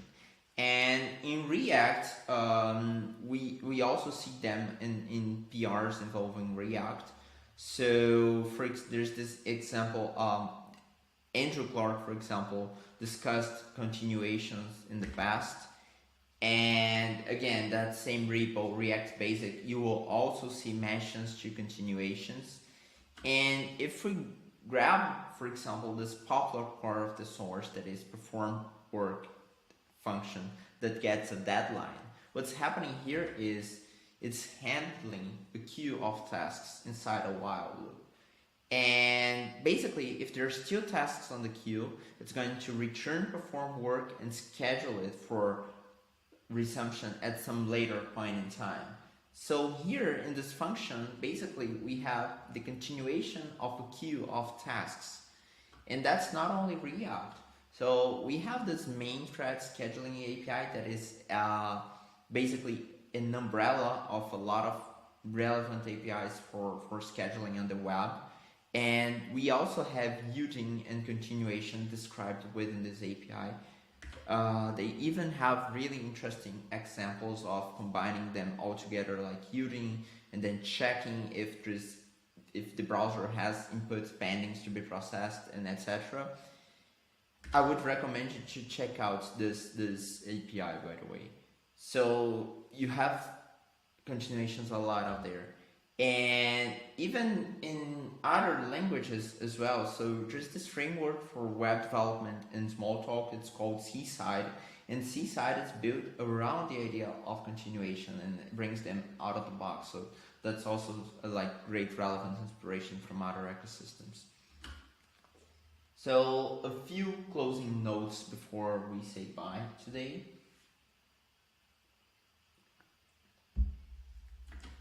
The first of them is that, yeah, React Fiber was this rewrite of React that is focused on giving more low-level control over the program execution, where we have fibers as this low-level cooperative way to model execution of something, and we have algebraic effects as a way to handle those side effects and their behavior in an independent way. Another thing I kind of noticed is that it seems to me that the React team, they try to address the lack of some JavaScript language or features or language level resources in JavaScript in browsers, etc., by implementing some alternative solutions that gives them similar behaviors. So the first time, for example, I saw that part of Suspense worked by throwing promises and etc. That sounded to me like a really hacky solution. But if you think more about that, they grabbed inspiration for effect handlers, but they had to implement it in a language that didn't have them. And with continuations is a similar thing. And another thing is, I think that when we get to understand these concepts, we get a better mental model for some of the React features and what they're doing behind the scenes. And I think that one example is when we get to abstract hooks in terms of effect handlers. If you're coming from another ecosystem, if you're learning React from scratch, and you can get the mental model of hooks as some alternative implementation of effect handlers, that's just great. And in a similar way, I think that when you understand these internals and the motivation behind them, I think we kind of learn how to build our own abstractions. So one good example is the coroutines-based scheduler that we built in this session, or the components for performing pattern matching, all of them, understanding the internals and using them to implement our own abstractions. For the next conclusion, I'd like to refer to this quote by Guillermo, the CEO of Vercel, where he said almost a decade ago, he said that React was such a good idea that we would spend the rest of the decade exploring its implications and applications. And I think that we're here in a React conference discussing all of these computer science topics kind of shows that React is this democratic agent for this kind of knowledge in the front-end world, where basically we get to discuss things that we usually wouldn't be discussing in a front-end conference. So that's amazing for me. That's pretty much all we had to discuss today. Thank you so much. This QR code has the links for this for the slides of this session, and as well to my social networks and the slides of other sessions I've presented on the area of performance and internals and etc. I hope you enjoyed it, and it's great to be here at React India. Thank you so much. Bye bye. Yeah, thank you so much, Matthews, for your enlightening talk. Your expertise and insights were really invaluable, and we greatly appreciate your contribution for today's event. Do you want to say some few closing words while you go? No, that was all. Thank you for having me. It's always great to be at React India discussing interesting topics, and everyone can reach out online if they have questions or anything. Yep. Do reach out to Matthews in case if you have any questions. Thank you so much, Matthews. Bye. Awesome. Thank you so much, Faizan. So moving ahead, we have the privilege of being guided through web trending concepts by none other than Daniel Afonso, a developer advocate with an exceptional full stack background, currently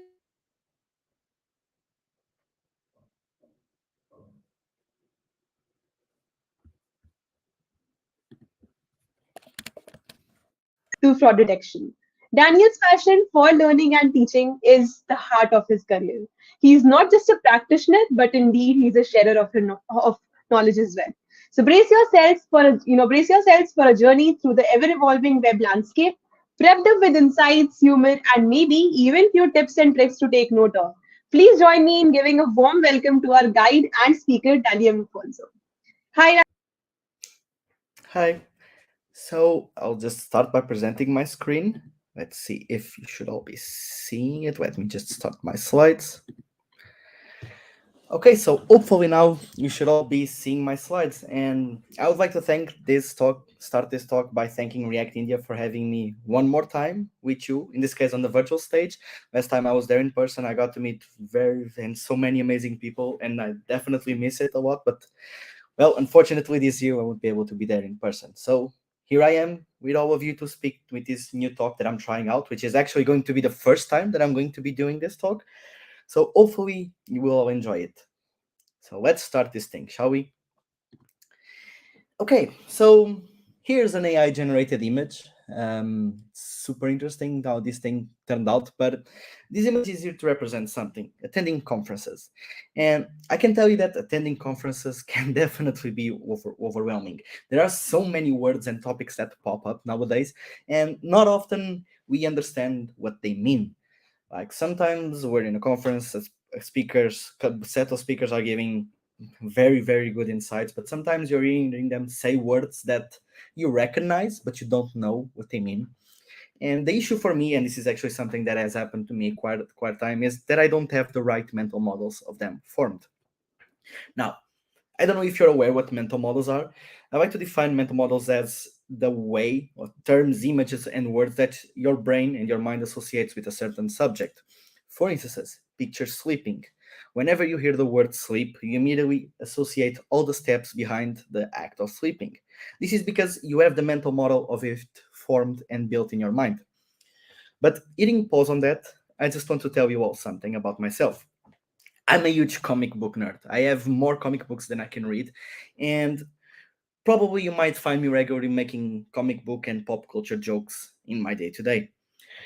And thinking of that, one day I thought, what if I could use the characters and all the things that I love, which in this case, comic books and tech, which are like the two loves of my life.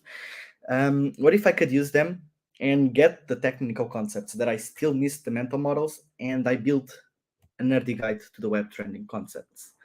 So this is going to be the essence of this talk, of what we're going to be seeing. But before we start into it, let me just introduce myself. I am Daniel Fons. I'm working as a developer advocate at OLX. I'm an AGEDIO instructor, Altio ambassador, and you can find me on this thing called X now, apparently, and any social media at the end of Daniel JC Afonso. Also, something about me, I recently published a book called State Management with React Query. So if you love React Query or want to learn more about it, or tips and tricks to managing server state in React, then please, this is something to reach out. And if you have questions about it, you can also reach out to me. It's pretty much available at any online store. Now, just one quick disclaimer before we start this talk. It will include some fan-made stories using characters that are owned either by DC or Marvel Comics. So just something to put out there, because I don't own these characters and I don't want no one to complain about this. So just a disclaimer. And start going from the disclaimer to sharing some love. I want to thank you, these amazing people. One of them you might actually recognize from the previous talk, Mateus, and the other one is Attila. Thank to both of them, because throughout the process of building this talk, and believe me, this has definitely been one of the trickiest talks that I built in a couple of years. They were there to support me, to give me feedback on the mental models that I want to build on all of you. So thanks to Attila and thanks to Mateus, because this talk wouldn't be the same without all of you. So let's review what the heck is going to happen here, because for this talk, we're going to cover 4 terms. We're going to cover hydration, we're going to cover edge computing, we're going to cover fine-grained reactivity, and finally, we're going to end with resumability. So what's going to happen on this talk is, for each of these terms, if we were in person, I would let you choose a character. And for each character, there's going to be a custom comic book story that I built. I wrote this thing. I took some time to write this, animate it properly. Hopefully, you'll be able to see all the cool animations. And during this story, something will happen that will set up the mental models that you need to learn for each of this specific topic. And after we wrap up the story, I will review what we saw, what are the technical aspects of the topics that we are learning, and hopefully by the end of it, you'll have the mental model for these 4 things built in your mind. If you already know them, then you have something to enjoy, because hopefully the stories are as fun and as engaging them as I tried to build them. So let's start with hydration. Like I said, considering this is an online talk, we won't have time to have a vote for character choose, but so we'll go with Marvel on all the topics. So here we'll start with Iron Man. Okay, let's get ready for the story. During the story, I'll be assuming the narrator aspect of it, so I'll be narrating what's happening, and hopefully you won't get bored of listening to me talking about this. So, after building Mark 1, Mark 2, and 3 by hand, Tony Stark didn't want to repeat the process of building an armor by himself. This is because doing so was quite a slow process. It takes time. It should be faster, and this is what he was aiming for. So he thought, maybe I can reprogram Friday, his custom AI, to know all the steps for building a new armor. And this would probably save him some time because then he could delegate the process of building to his manufacturing and to Friday. And so he did. All that was left was to ask Friday to build a new armor. Friday, build me a new armor, he asked. And Friday replied, obviously, will do, Tony.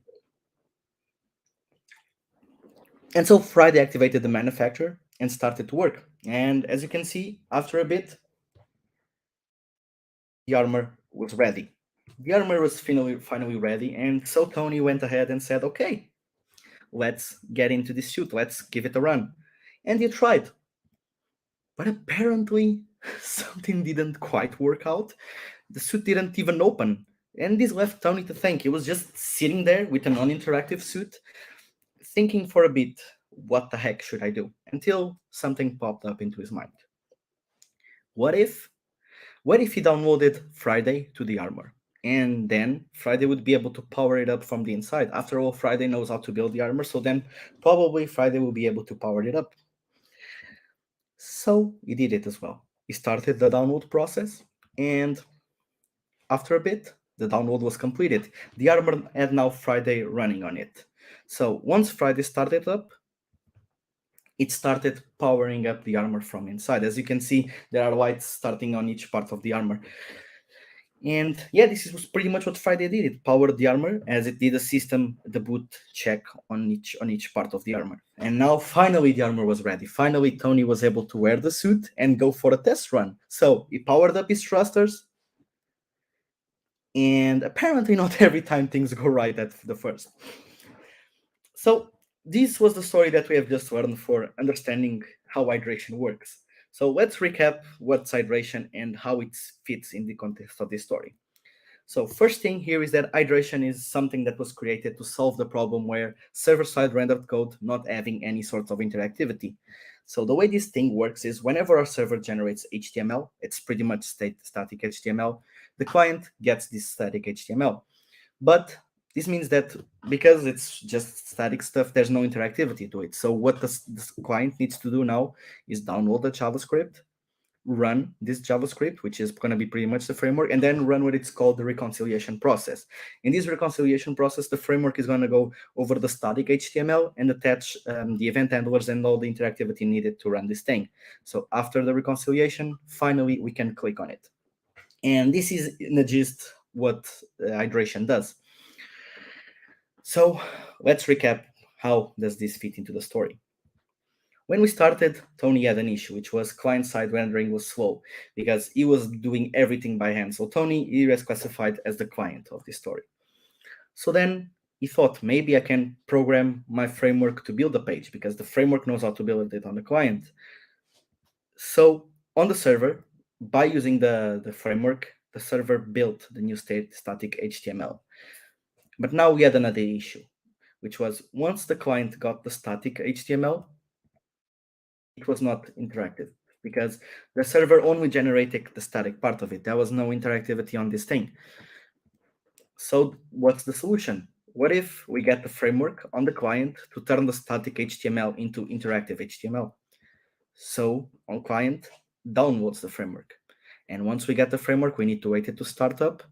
And once the framework does, the framework goes over the HTML and attach the event handlers and pretty much any logic needed to run every matching node.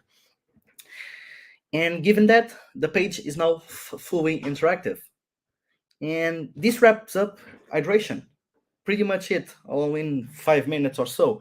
So we just wrapped up the first story. Let's settle in because now we're going to learn a bit more about edge computing. Once again, let's go with Marvel. So let's pick Nick Fury on this scenario. If we were picking, you could also pick Amanda Waller, but in this case, all Nick Fury. So on this story, I'll be assuming the role of Nick Fury, and he's onboarding us to Shield. So, new agents, welcome to Shield. Don't forget your goal: to defend the Earth. Before we continue, I just have one story to you, which is when the agency started, our base was located in New York. But as we grew and we worked on our goal, we soon found one issue. We could not get to every incident as fast as we wanted to. It takes time to cross to the other points of the world, and not to mention that there's cost of mobilizing all of our resources. So this meant that we often found ourselves at incidents right as they had been progressed more than we want to. And we have to wonder, how do we fix this? And we soon noticed a pattern. And it was, well, Wakanda as Black Panther, Latveria as Doctor Doom, heck, Krakoa as Professor X, and Attilan as Black Bolt. And we run some statistics, we understand what happened. And what happens was they had a faster time to response than us. Apparently, by being in the area when an issue happened, they could get there faster and respond faster than we ever did. What's the reason to that? Exactly. They were closer to the issue than we did. So how did we fix it? Because yeah, we fixed the issue. We fixed it by adding bases nearby these areas. What did this relate, and what were the gains that we had for this? Well, pretty much right now we have more bases around the world than we can count. But there's something that changed, because now we are the first on site. This means that now we can get there before the local heroes get there, and it means that they are free to help in larger threats to the world than we are. In the case we still need help from the headquarters, it's cheaper because now our agents on site already did some research. And this also means that we will only send people we need instead of an all hands on deck situation like we need to have before. With that said, agent, you're assigned to the carbon base. Good luck and make us proud. And that was the gist for edge computing. Did you catch all the mentions of stuff? So let's see what's happening here and what's the issue and what edge computing fixes. So the first thing that happens here is that there's an issue with cloud computing, which is it can be expensive and induce some latency. And picture scenarios that sometimes we need a split-second decisions. Sometimes going to the cloud can impact this significantly. So what did we do? We introduced edge. The edge are places geographically closer to the device, to the edge device, the device where we need to do the computing or processing or whatever. And because they are geographically close, it's faster to go to the edge than going to the cloud. And the edge is responsible, can do data capturing, data storing, analysis, processing, and if so, can also send these things to the cloud. So it's cheaper most of the times to go to the edge, faster, and we can narrow down the data we send to the cloud if we need to go to the cloud, because in some scenarios, don't even need to go there. Just to visualize this example, imagine that we have our server there, and every time we needed some data, we need to do this round trip from these computers. As you can see, it can be quite a long process. By using the edge, we have these edge nodes distributed around the world, and whenever we need our data, our computers or edge devices can go to these edge parts instead of going to the actual server. And this saves latency, saves costs, and like I said, even if we still need to send data to the computing, to the cloud computing, or do stuff on the cloud, in this case, the edge nodes might have already done some processing. So let's see and let's recap how this fits into the story. So first thing is, cloud computing can be expensive and induce latency. That's what we saw here. It took time to Shield to be on the same place as heroes, and when they got there, something has been happening. And not to mention that it was more expensive because they had to go from one base to the entire place of the world. In this case, we can consider the initial headquarters of Shield as the cloud servers, pretty much. Then they started thinking, getting data from the edge is faster from the cloud. The reason was because these local heroes were closer to the place where the incidents were happening. So here we can classify the incidents as the the edge device, and the heroes pretty much here we could consider them as the edge nodes. So what happened afterwards? Or in this case, we can classify it as and just something here. The edge can be the user computer, can be an IoT device, and the edge server. This part was not very represented here, but pretty much it's just here for all you to understand that the edge can be a very shallow thing to understand. In technical aspects, can be your computer, it can be an IoT device, can be a CDN, can be pretty much anything. And on this example, the edge were the new bases that that Shield created, and by having these new edge bases, they were closer to the edge device, to the device that needed this data. So they were faster to get there and to interact with them and to save them whenever an issue happened. And it also meant that if they had to go to the cloud, they would only send processing or do processing that they actually needed instead of sending everything back there like they did before. So that's pretty much how this thing happened. And so we just saw edge computing as well. So let's get ready to jump to another story, which is going to be fine-grained reactivity. Now here you could choose from two of them, again, Watu or Batman. But like I said, we're going all Marvel here. So let's start and let's get introduced to the Watchers. I'll get back to my narration voice. Hopefully it will be okay. Let's do this thing. Okay, the Watchers. Seers of everything, knowers of all that has passed or is to pass. The Watchers contain time points and time derivations in what it's called the Cyclopedia Universum. Now, what are these time points and time derivations, you might ask? Well, time points are as the name might incline, points in time where critical events in history happen. Now, sometimes the Watchers need to understand what might happen to these time points if there's some external interference.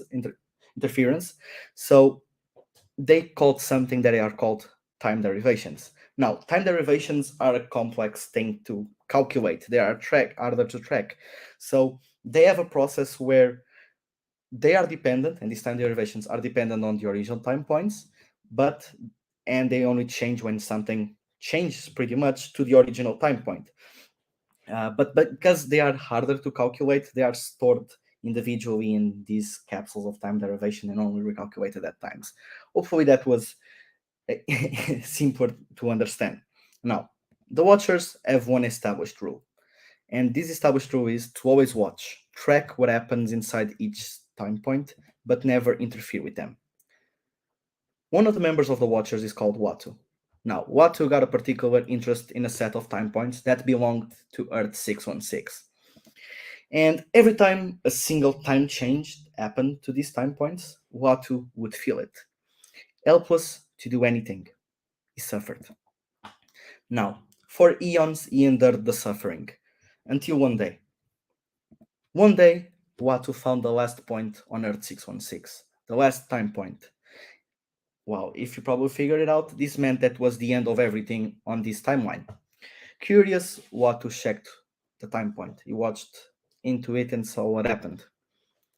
Well, Galactus happened. He had went rampage and completely had obliterated that Earth and a couple of other ones around.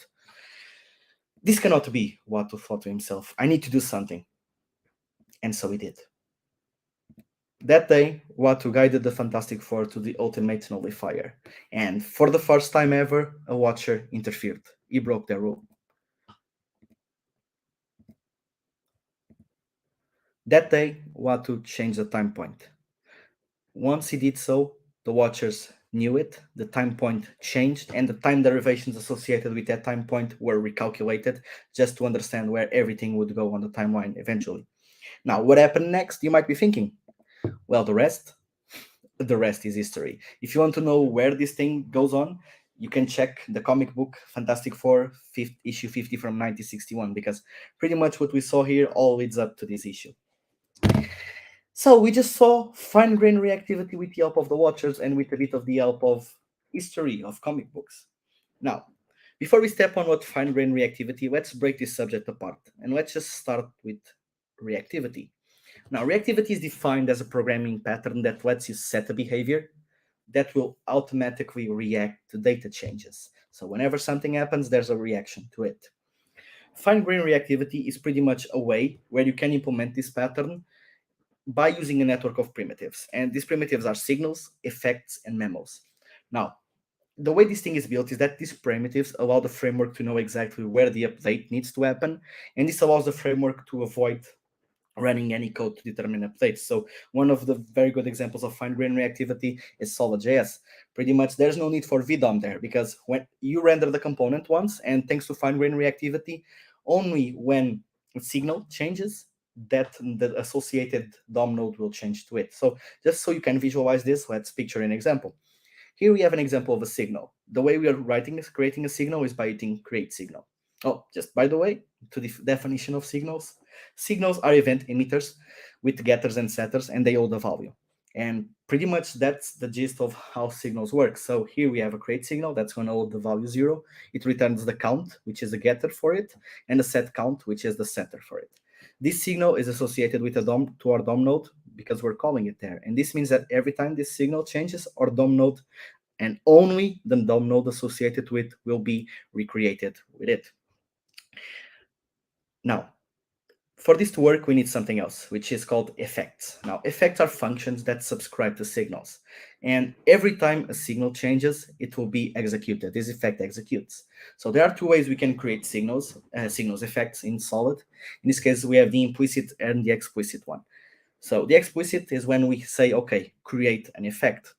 And the way that Solid works is, because we have a signal inside of this effect, which is our counter, this effect will only run whenever this count change. And there's no need for dependency arrays here because Solid will do automatic dependency checking.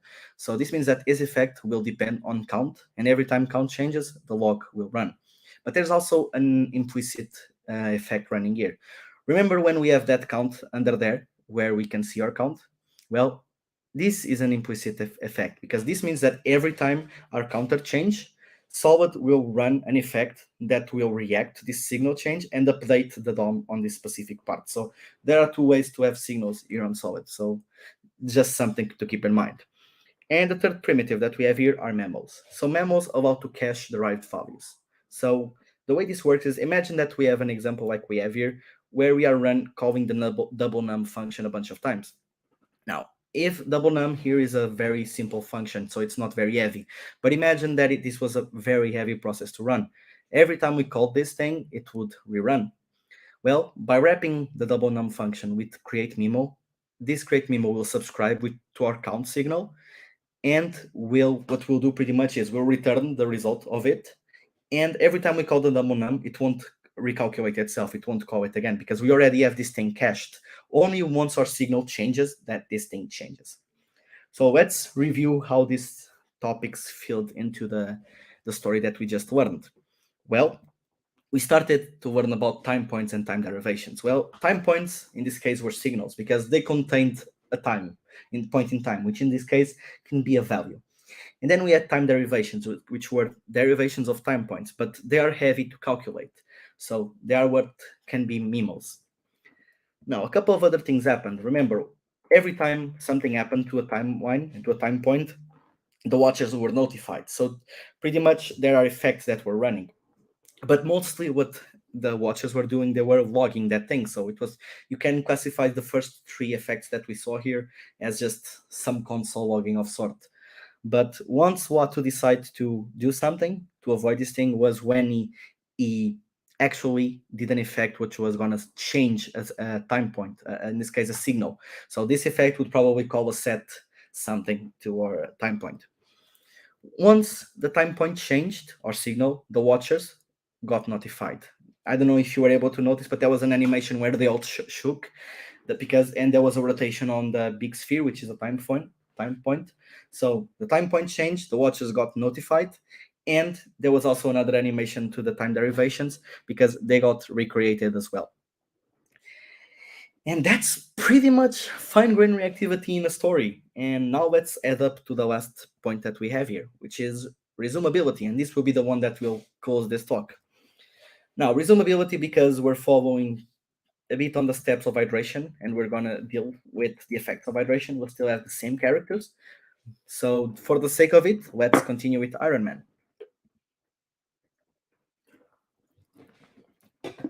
So, after the last fight with Kang the Conqueror, Tony took a big hit. He completely ran out of armors. They all broke down because you see that stuff that happens in fights. So Tony had got home and he went to sleep. He was super tired. And as he was heading to bed, he asked Friday, remind me to build new Mark suits tomorrow. And so he fell asleep. Yeah, you see, saving the world is a tiring thing, and Tony deserved this sleep so much. But suddenly, an explosion happened. You see, the Mandarin cannot let this opportunity slide. After all, this was a vulnerable Tony Stark. He had just fought a massive enemy, and he had no armors. This is a right opportunity to attack. So Tony woke up startled, and he shouts, okay, I need a suit. But Tony knew something. The current process that he has is not good. He could get the manufacturing running and have Friday build the armor, but very much he probably wouldn't have time to download Friday to the suit. And this could probably very much mean death to him. And as some Hydra goons show up, Tony forces himself to think. Think, Tony, think! I need an armor ready to work. Friday, initiate resumable protocol. Build me a suit now! And so Friday switched into this new protocol. And in the manufacturing room, it started to build a new suit. But this time the process changed. You see, for every part of the suit that would be interactive, Friday would encode this information there. Friday would also encode a pointer that would indicate to itself, because Friday would be already uploaded into this armor, it would indicate to itself where to find the instructions to operate the specific part whenever the time arrived. And so on. In the meantime, Tony found himself surrounded by the Mandarin and its goons. And as you saw, and something happens in many comic books and comic book movies, Mandarin started his bad guy monologue. At the end of it, he points his hand to Tony and gets ready to fire his disintegration beam. And as he does this, Tony jumps and he gets caught by his new built suit, which saves him for a sure death blast that thing would that be. How? The Mandarin shouts. Yeah, he knew about the weaknesses of the previous process that Tony had. He knew that there's no way he could get an armor that fast. You see, something changed because Tony activated the resumable protocol. What happened was when Friday created the armor, it already uploaded a very small part of itself into the suit. And this small version of Friday was able to intercept and any command from Tony, and by using the encoded instructions on the armor, it would be able to figure out on the fly how to execute each specific instruction. This means that the armor didn't need any boot/system check phase. And so, on the armor, Tony said, Friday, fire the rockets. Inside the armor, he heard Friday saying, powering the rockets, Tony. Once the rockets were ready, Tony fired them. And in the process, Tony collapsed the entire house and everything inside. This ensured that Tony could escape the Mandarin and call for backup. Now, what next? Well, for that, you can wait for the next issue, which will eventually come out. Welcome to the world of comic books. And so we just learned about resumability. Let's see how this thing happened and how it works. Now, resumability is there to solve an issue, which was an issue with hydration, which was when we are getting a server-side rendered page, the page is not immediately interactive. And once we're doing hydration, we are redoing the work we did on the server, because remember, the framework needs to re-execute so it can attach all the event handlers and all the things to have the page interactive. Obviously, no hydration is better than having some sort of hydration. The way this thing works is, on the server, when using the framework, the server generates the static HTML, but it adds already some encoded information. It serializes some data in it, so that whenever we get the page, we can already click on it. The page is immediately interactive. Now, we don't need to download all the JavaScript and all the framework, because whenever we get the page, you also get a very small portion of the framework, which is called the quick loader. And this thing is going to intercept the event and get the JavaScript needed to only execute this thing. So resumability got very popular in this case by the framework called Quick, therefore me mentioning the quick loader. Now let's see how this thing applies to the talk that we just saw. and the examples. So in this issue that we have, Tony figured out, okay, hydration is slow. And he had the need for a new suit. So he requested a new page, but in this case, we are already using resumability. What happened was on the server, the framework, when the server was started to do the build a page by using the framework would serialize in all the information it needs to resume its execution in new environment. So this pretty much means that whenever the framework is generating this server-side rendering the code, it pretty much stops the execution, grabs all the information that it needs, and sends it back to the client. So once the client gets the page, it's immediately interactive. Now, here the client also gets something, which I mentioned already, which is the click holder. And this click holder, what it's going to do is set up a global listener to all events. This means that whenever the user wants to do something, when an event happens, the click holder will intercept that thing, download the JavaScript it needs to run it. So pretty much only the JavaScript it needs instead of downloading everything, and runs that code. And that's pretty much it. We reached the end of the talk now. You might be thinking, okay, what comes next? What's the next topic? What do we want to learn more? Well, I would like to hear that from you. If you enjoyed the concept of this talk, if you have some topics that you would like me to get into and help you build the mental models to it, please let me know, because I had a ton of fun building this thing and I want to do more. For the rest of you at home or wherever you are at work, whatever, thank you so much for attending, and please stay tuned for the next adventures, because this was a nerdy guide to the web trending concepts. I've been Daniel Afonso. Thank you so much for having me. Have a good day.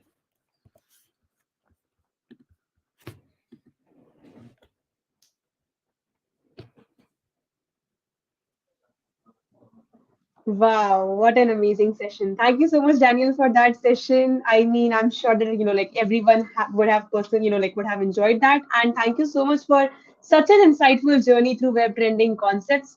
Personally, I have learned a lot from this session and have taken few notes as well. And the best part was the comical reference. I think that was amazing. I really loved it as well. Okay, so yeah, thank you so much once again, Daniel. And I'm sure that all the reactors have learned a lot as well.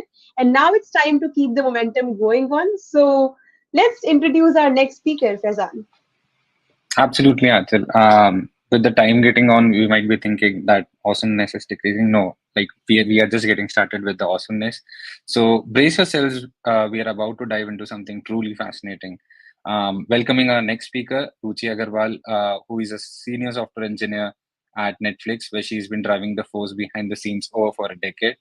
She's a key player in Netflix success, and today she is here to share her insights on how does Netflix build software to streamline organizational operations. So Ruchi, you will be hearing more from Ruchi now. Over to you, Ruchi. Hello, everyone. My name is Ruchi, and I'm a senior software engineer at Netflix. And the topic of my talk today would be how Netflix builds software to streamline organizational operations.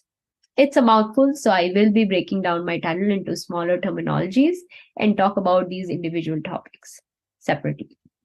So before I start my presentation, I wanted to lay a little thought out here. I wanted to start by talking about Netflix and Netflix's success. When we think about Netflix's success, what do we think about? Immediately, we think about Netflix as the streaming product that everyone uses, or millions of users use today. The brilliant catalog of content, like movies and series that anyone in the world can browse through and watch at the comfort of their homes. But we barely think about Netflix as a corporation. We barely think about Netflix as a company with a strength of over 12,000 employees. How were they able to achieve this level of success? How were they able to work so hard? Or how were they able to function at that level through which they're able to delight their users and acquire a monopoly in the market? So in my talk today, I want to specifically talk about Netflix as a corporation and talk about our internal processes and workflows and how we were able to achieve that level of productivity through which we are able to delight our customers today. With that aside, let's talk about what is productization.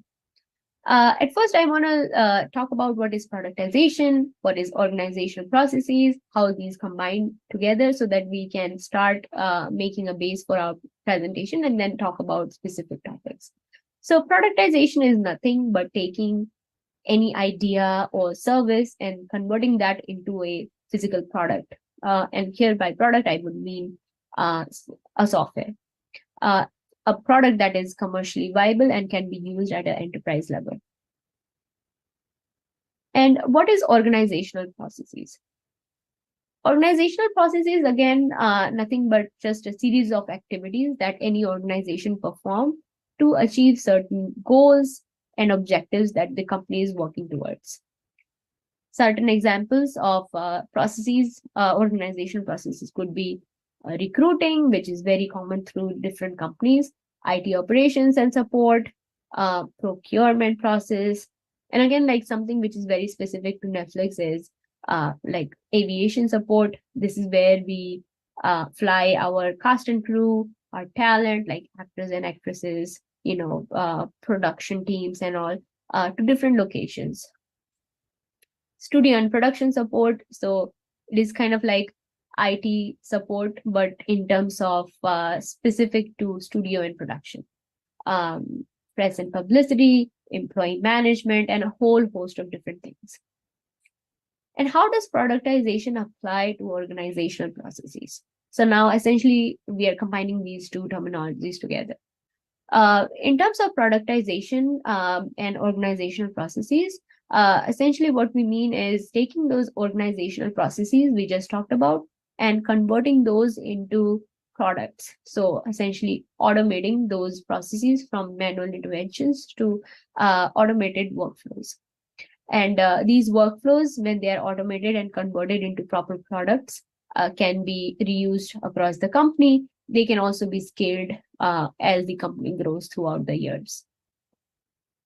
So some of the key takeaways of my talk today would be, what is productization that we just talked about?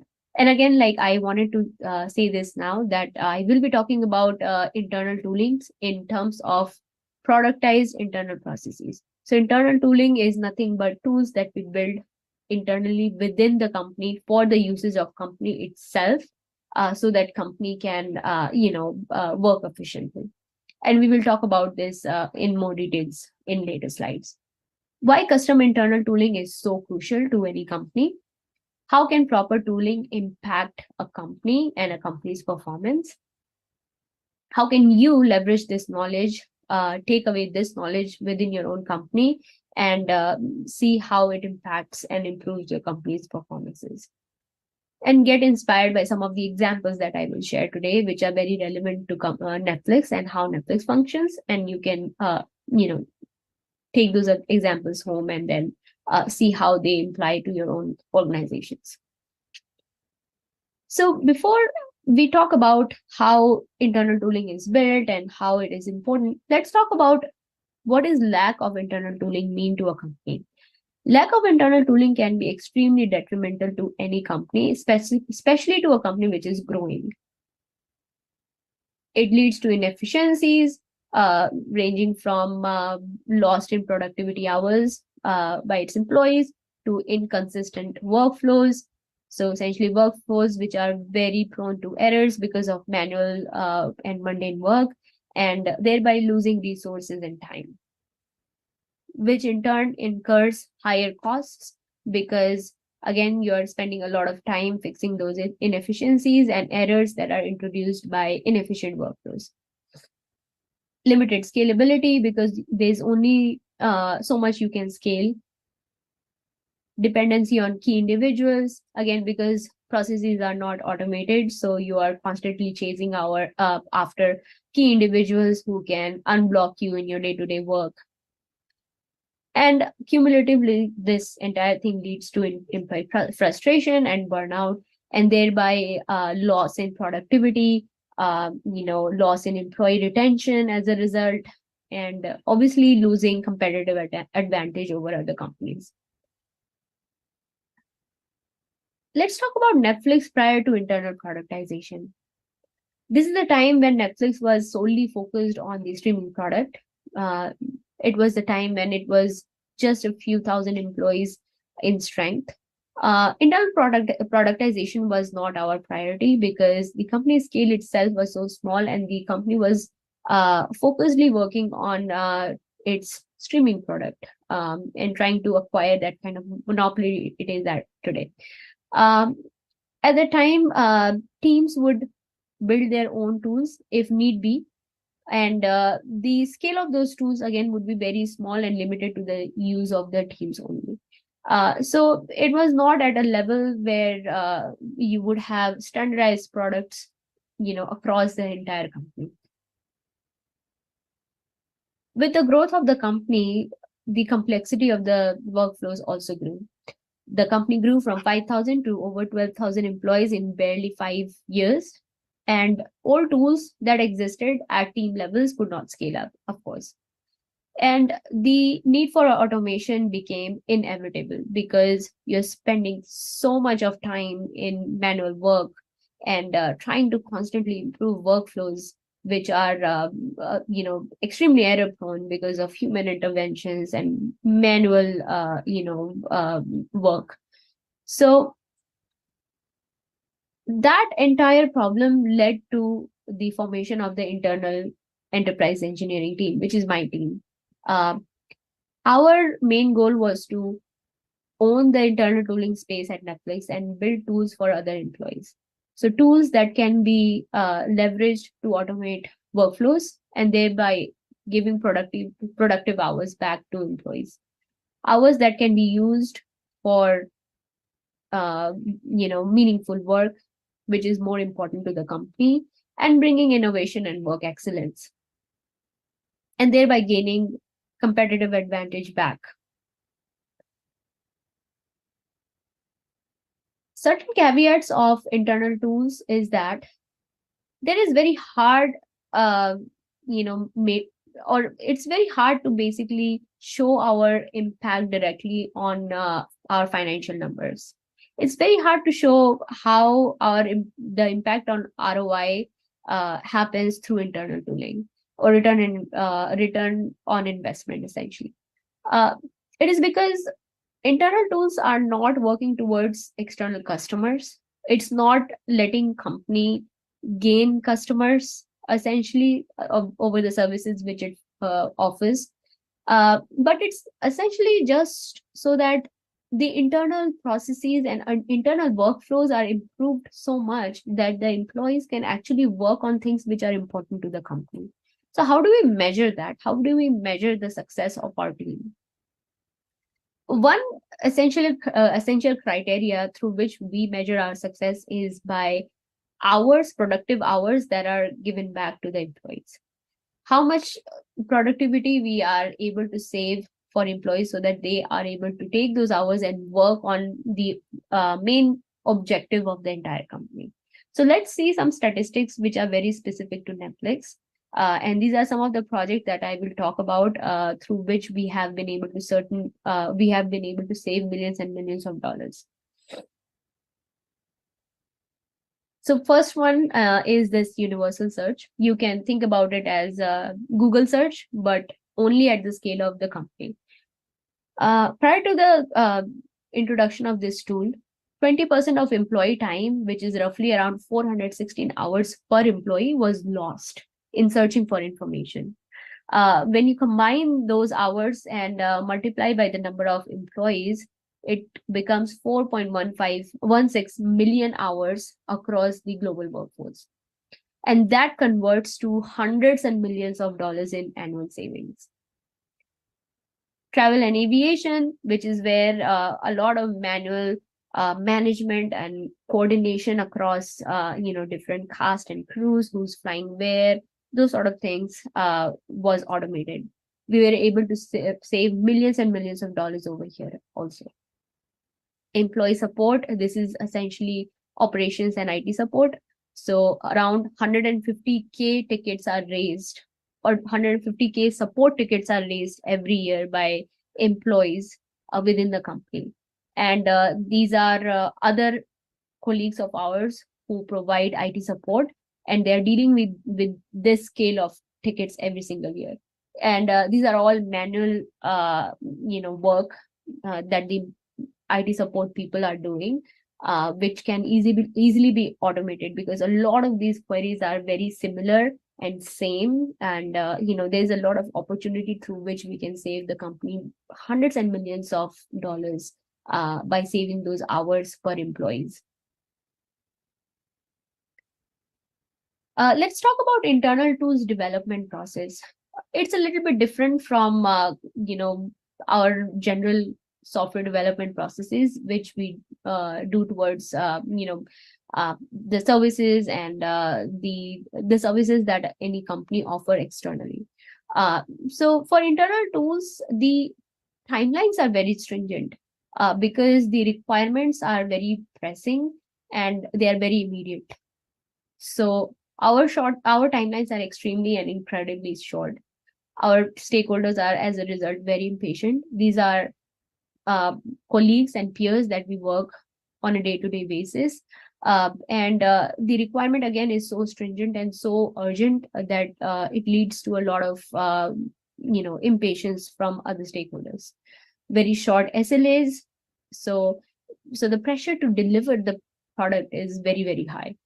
You can see less process-oriented development. This is very specific to Netflix.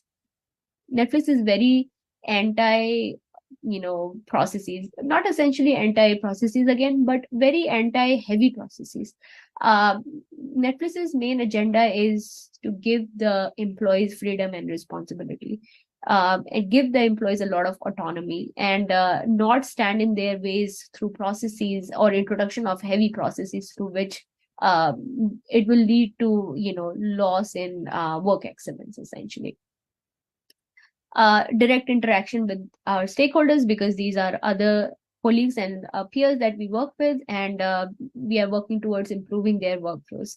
So we interact with them directly, as opposed to other companies where your stakeholders are external to the company. You don't have exposure to them. It's like a central team of product managers who interact with them, and engineers are layered within those processes. Continuous development, iteration, and deployment. This is again very specific to our team, because we interact closely with stakeholders. We gain feedback very early on, so it's very easy for us to go back, fix those things, or based on the feedbacks that are gathered, and immediately deploy. Data is extremely important. We gather hundreds and hundreds of data metrics across each project. We learn from that data, derive meaning, and go back and use that meaning and fix those things within the tools, and improve our tools as a result. And our development teams are extremely lean. You can think about 1 or 2 employee at max per project. So you can think about how each engineer would be dealing with multiple different projects at any point in time. It might be just one project that they are actively working on the development of, but you are providing support and maintenance for different tools at the same time. Custom internal tools that we've developed at Netflix. These are certain good examples that you can take back and apply in your own organizations. Bots to streamline support and help channels. For IT support and operations, it's very easy to introduce bots that can learn from past interactions between support people and employees, and see like a trend of questions that arise, learn from that, and then further take over the automation of those similar questions if they come or arise in future. Universal search. This is extremely important. We did not realize the importance of this process, where employees are spending so much time and losing so much time in looking for information across the company. These are information that are embedded within like different documents, different other different informations, and it's very hard to find it. So an introduction of federated centralized search improves that experience vastly. Employee feedback tool, very crucial to Netflix, because our culture is heavily reliant on gathering feedback and giving feedback to each other as employees. So this tool helps us learn from other employees, see where we stand, gain feedback on our own work style, on our own existence within the company itself, and thereby improving ourselves as well. As a result, this tool helps us centralize that experience, keep feedbacks for future future interactions and future conversations with your manager or other employees, and see how you have improved through them. Talent management tools like job application tracking system, which are used heavily by recruiters.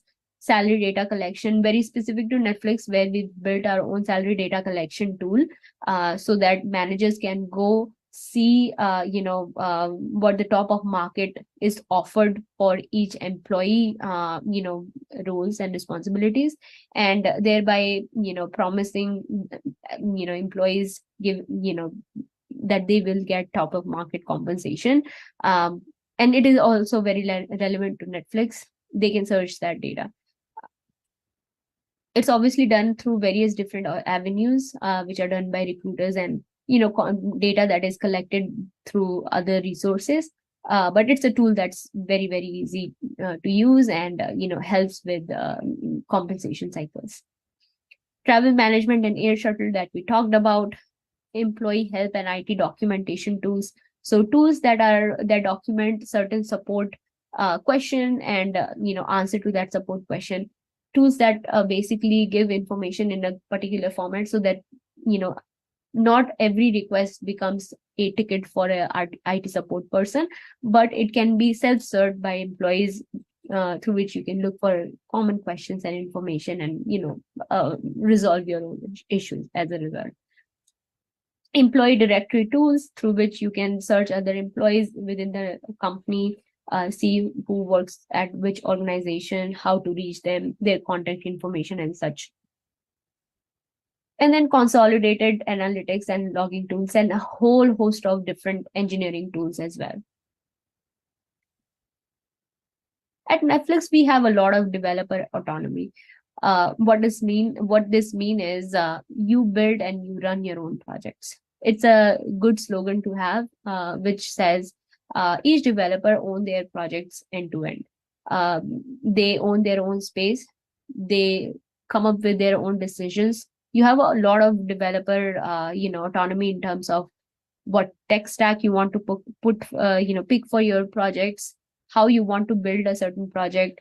You architect your own project, you build it, you be your own QA. There's no centralized QA team who will take projects from you and then work on automating a lot of that automation for you. There's nothing like that for us. And you choose your own deployment strategies. There's no centralized DevOps team at Netflix. So each project is owned by the developer. They decide how they want to deploy it, how many servers, what load balances, what deployment strategies, what regions you want to deploy it to. All those things are all decided upon by the developers themselves. There's no, stringent approval processes through which a developer has to go through. It's just like common developers, sitting together, deciding upon things and just taking action on those. Lessons learned as an internal tools engineer. For an internal tools engineer, it is very important to have that kind of mindset where you can work under pressure. You will be dealing with a lot of demanding stakeholders and timelines which are short, and the SLAs are extremely small. So it is important that you understand that and you have the ability to work through those. Exceptional communication skills are required because you are dealing with and talking to so many different people, essentially through your own team, cross-functional teams. You're talking to stakeholders directly. You're talking to your consumers directly. And certain times you're also talking to the leaderships. It gives you a lot of visibility throughout the company itself.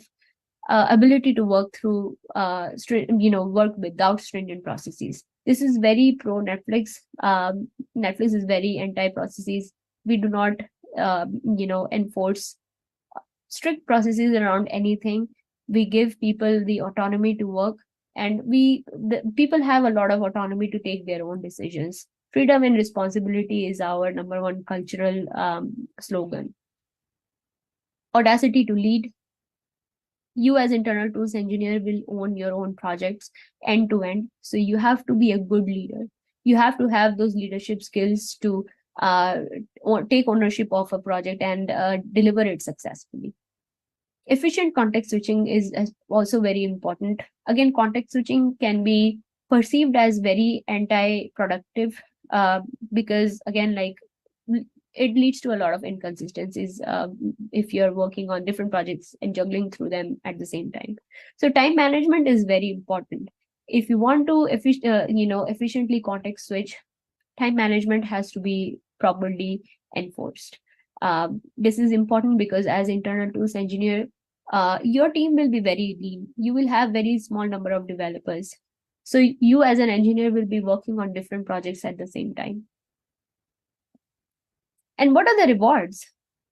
Some of the rewards of internal tools or internal tool engineer can see the impact of their work on other people's lives. How positively you are impacting the workflows through which other employees are going through. How you're saving them multiple hours, or how you're saving them hours that they can use to be so productive and deliver something of excellence, use that to bring innovation to the company and help company gain competitive advantage over other companies because of that.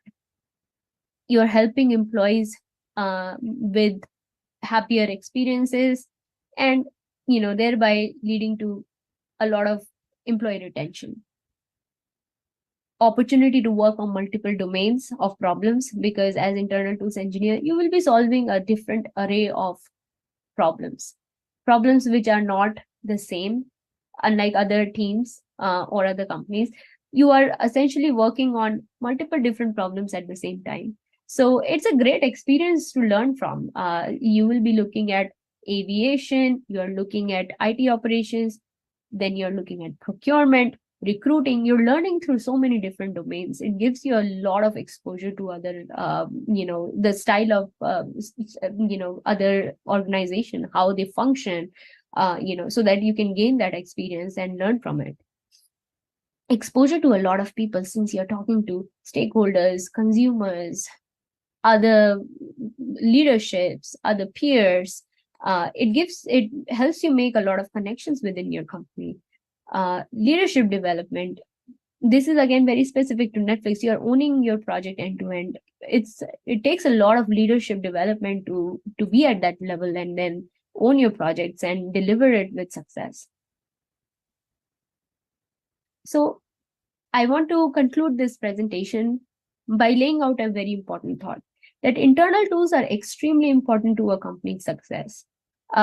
Through internal tools, you are able to not only help with employee retention and giving them better experiences, but help them save so many productive hours through which they can bring excellence to the company.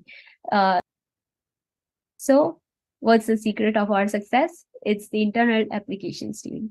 We are the superheroes who work behind the scenes to the success of Netflix. And it's a wrap. Thank you.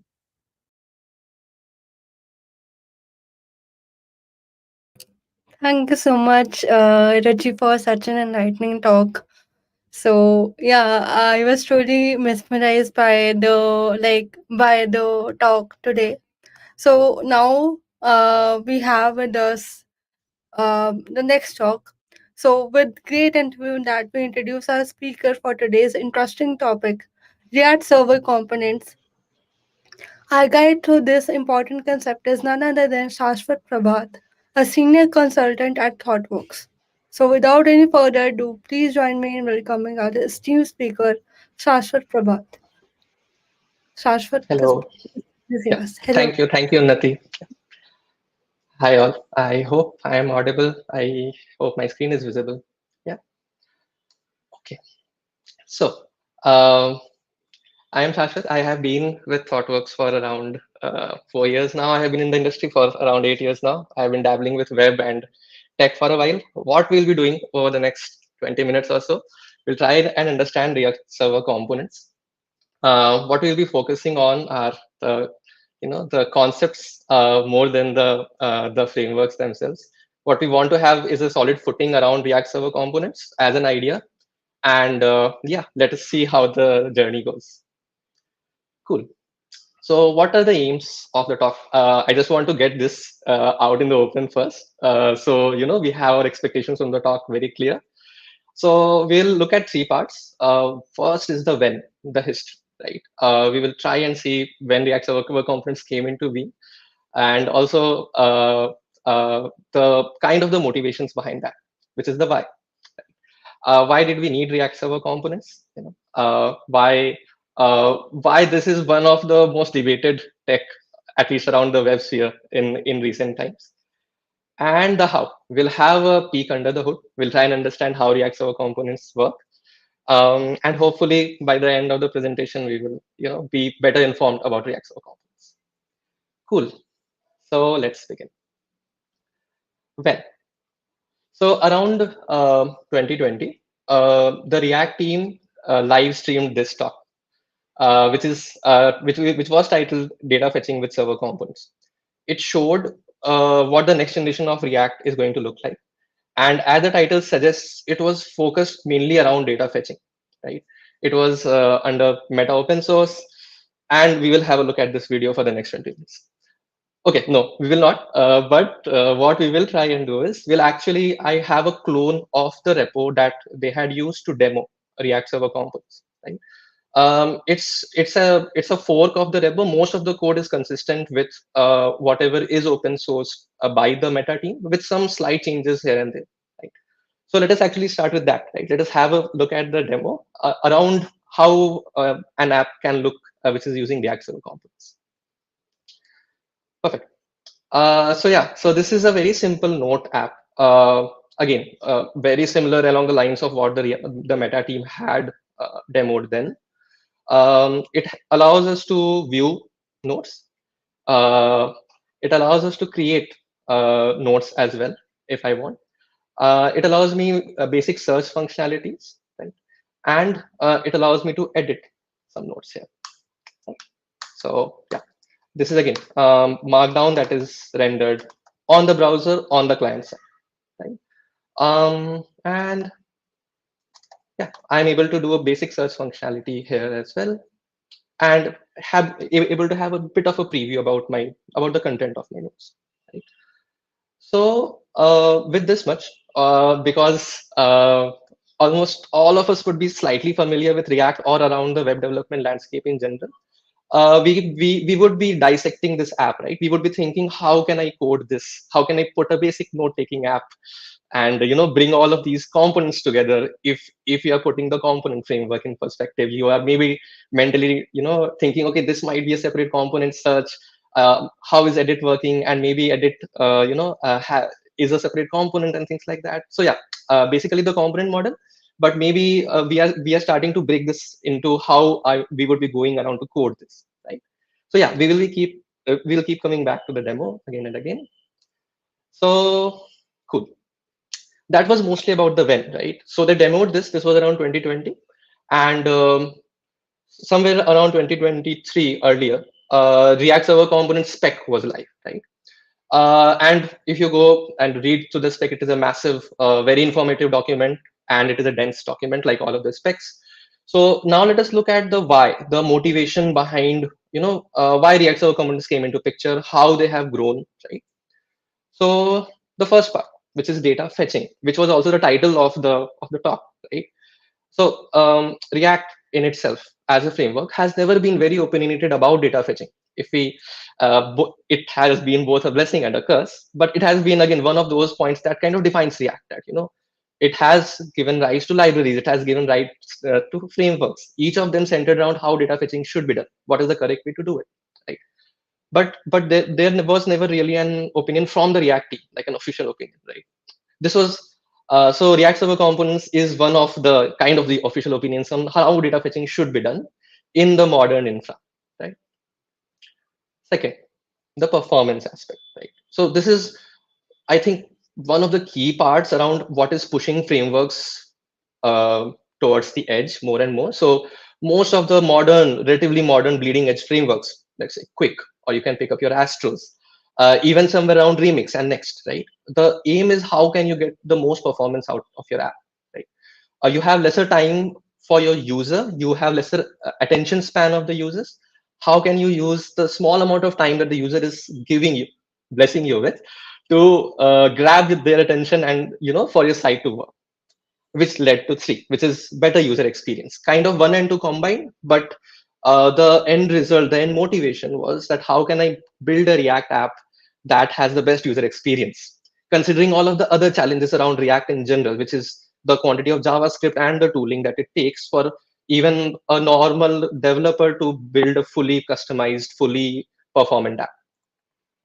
Okay, so now this is something that I've added.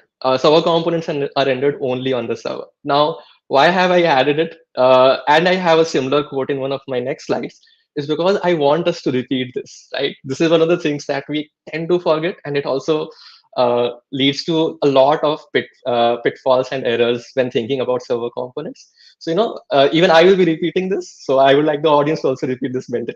Server components are rendered only on the server. Right, so this is kind of an axiom that we'll be going through for the next of the slides. Perfect. So let us actually unravel those 2 points that we discussed. Right, one was data fetching and one was around performance. Right, so let us look at data fetching first. So we had a look at the node editor. Right, so when I edit this is what I get. I get a nice node editor where I'm able to write markdown and get it live reflected on my client side. So this is our node component. If you see, this is how a server component looks. It is actually quite amazing, right? It looks like React, but React that is running on the server. Right? So let us focus on a few lines here. First, just in terms of data fetching. First would be line 2 and line 9. So line 2 is a DB util. I'm actually getting a library that is kind of an abstraction around my database data store operations. And line 9 is where I'm actually fetching my node from my database, right? This is beyond imagination. At least if you are approaching React from a front end perspective, you are actually able to fetch your nodes directly from the DB, and you are able to use it with your React APIs and write React code. Right? One of the other aspects here is actually line 6, a function that is async. So node component itself is an async component, but components cannot be async, right? So client components cannot be async. Server components can be async. But the bigger picture here is line 2 and line 9, which allows us to directly get my data from my data store within the realms of React. Yeah. And then once I've gotten line 9, I can use it on line 13 and 14. I can render my node title and node body, and I can do all of React stuff with it. Not quite all of React stuff. Perfect. So this is one of the other axioms, right? Other truths that we'll have to repeat ourselves. So in terms of performance, it has been kind of established that one of the basic ways to get better performance out of your site is to ship lesser amount of JavaScript, right? So what we want is thinner bundles that are sent to the client. So how does server component address that? So this is again one of the parts where we are actually rendering the markdown. So if you see this part where we have actually rendered out our markdown, right? This is a sample of the code that does that. But in an ideal client-side application, I would be shipping out line 2 and 3 across, right? This would be a part of my client bundle. The server component does it differently, right? So instead of having 2 and 3 combine these quite a massive chunk of JavaScript, I say, no, just give me line 7. I am not going to send 2 and 3. It won't be a part of my client bundle. What I need from them is actually the rendered output, and that is all I need. And that is fairly static, and I can send it from the server. I can have this package just on my server, and I don't want it as a part of my client bundles, right? So yeah, that is around performance. Cool. So with these two things, these two massive bits around data fetching and performance out of the way, let us have a look around a bit of how, right? How do React Server components work? And let's have a look under the hood of React Server components. So first up, the code that we saw, and even this would be something that you would be seeing across the general discourse, which is, are server and clients the same entity now? Have they become one? Well, they have not become one, but the framework in which we would have to think about React code has kind of unified now, right? We would have our code that is co-located. Your server and client side code are co-located. But in terms of server and client becoming one entity, that is not quite the case. We'll have a look at the examples as well. Second part, and this is again something that we need to be really careful about, is RSC is an architecture. It is a specification. It does leave out a lot of open points about implementation, but it does not give all of the solutions. It tells how to, let's say, do data fetching, how to use client and server components, but it does not, let's say, tell you how to integrate your bundles or tooling, things like that. Cool. So one thing I have felt is when we are introduced to a tech, right, we kind of start drawing parallels. Okay, what about PHP? What about Golang? What about plain old JavaScript? What about client-side components, right? So what I have done over the next few slides is I've compared React Server components with the tech that is already available, right? What we want to do is in trying to understand the distinguishing aspects of what React Server component is and how it is different from others. I hope we'll be able to understand the the nitty-gritties of React Server components and what makes it stand out as well. So let's begin with the battles, right? So the first bit, React Server components versus client-side components. I think one of the first obvious bits around that, right? So one thing is, in terms of your React Server components, you won't be able to use any of the hooks that you might be aware of, right? So the use states and use effects and all of your use refs, those are not applicable anymore because this is React code that is running on this server. You are not really running this on the client. And again, I'll be repeating this, RSC runs on the server. So the hooks that you would be using on the client side, you won't be able to use it on your server components. Second, client components themselves cannot import server components directly. So once I have reached a stage where I have client components, they can only import client components. Again, why is that so? Because server components only render on the server. So once I have my client components being shipped over to the browser, if they do have server components, my browser won't be able to handle that. Right? And finally, client and server components can be interleaved. Right? Point 3 is a bit obscure. It is very hard to explain, right? So let me try better. This is picked from the blog by Plasmic, which they have an excellent blog on React Server components. They go very deep in that. But this is a very nice advantage, and this is, I think, the distinct thing that sets React Server components apart. So the orange bits are my server components, and my blue circles are my client components, right? Now, what this tree shows me is how a DOM would look like once I started developing with React Server components. But what it also tells me is the amount of control that I have. So what it means is I can control where I need my server components and how deep in my tree do I need my server components. It is not that my left subtree is entirely built out of client components. I can combine my server components and client components, and this is really the USP of React Server components, the fine-grained control that it gives the developers, right? So what does that mean in terms of interleaving of client and server components, right? Let us have a look. So if I do something like this here, and let's look at the network call that goes through when I click on edit, right? So once I've clicked on edit, you see the important bit that we'll be focusing on is the is editing flag here, right? So is editing is actually sent over the wire to my server, and it tells me, okay, your is editing bit is true, right? Now, once I have sent that out, what happens next? Let's see what happens. So if you see, I have line 4 as my note editor. This is the exact component that we are seeing here, the note editor component. This is actually a client component, right? And my props actually get the is editing part.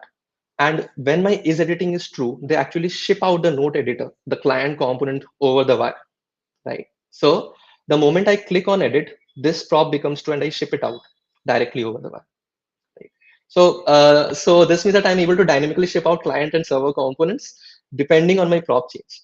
Right? This is really powerful. So this goes back to how I can interleave my client and server components, and I have absolute control on what gets shipped out. Right? Okay, I'll just click on done. Go back here. Perfect.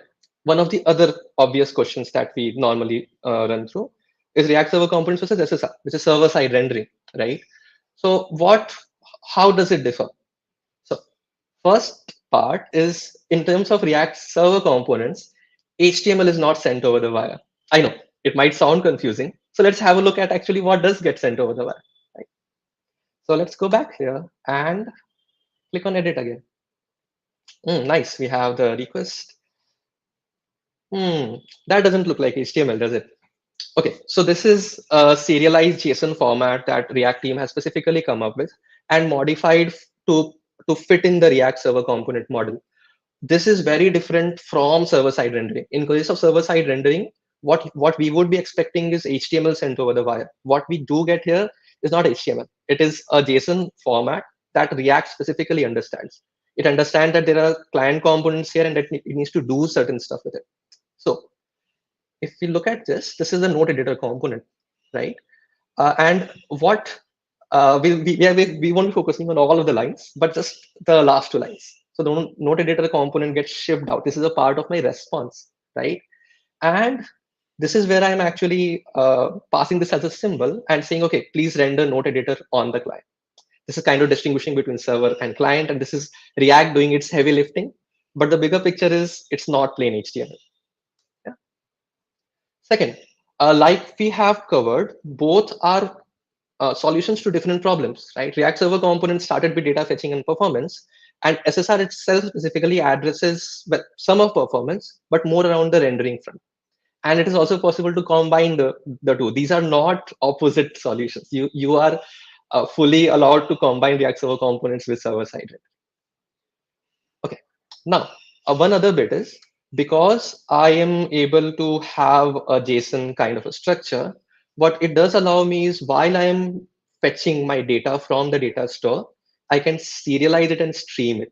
Right. So just a bit of tech-heavy verbiage here is the suspense boundaries that we have with React, right? So suspense essentially allows us to handle promises in React in a better way, right?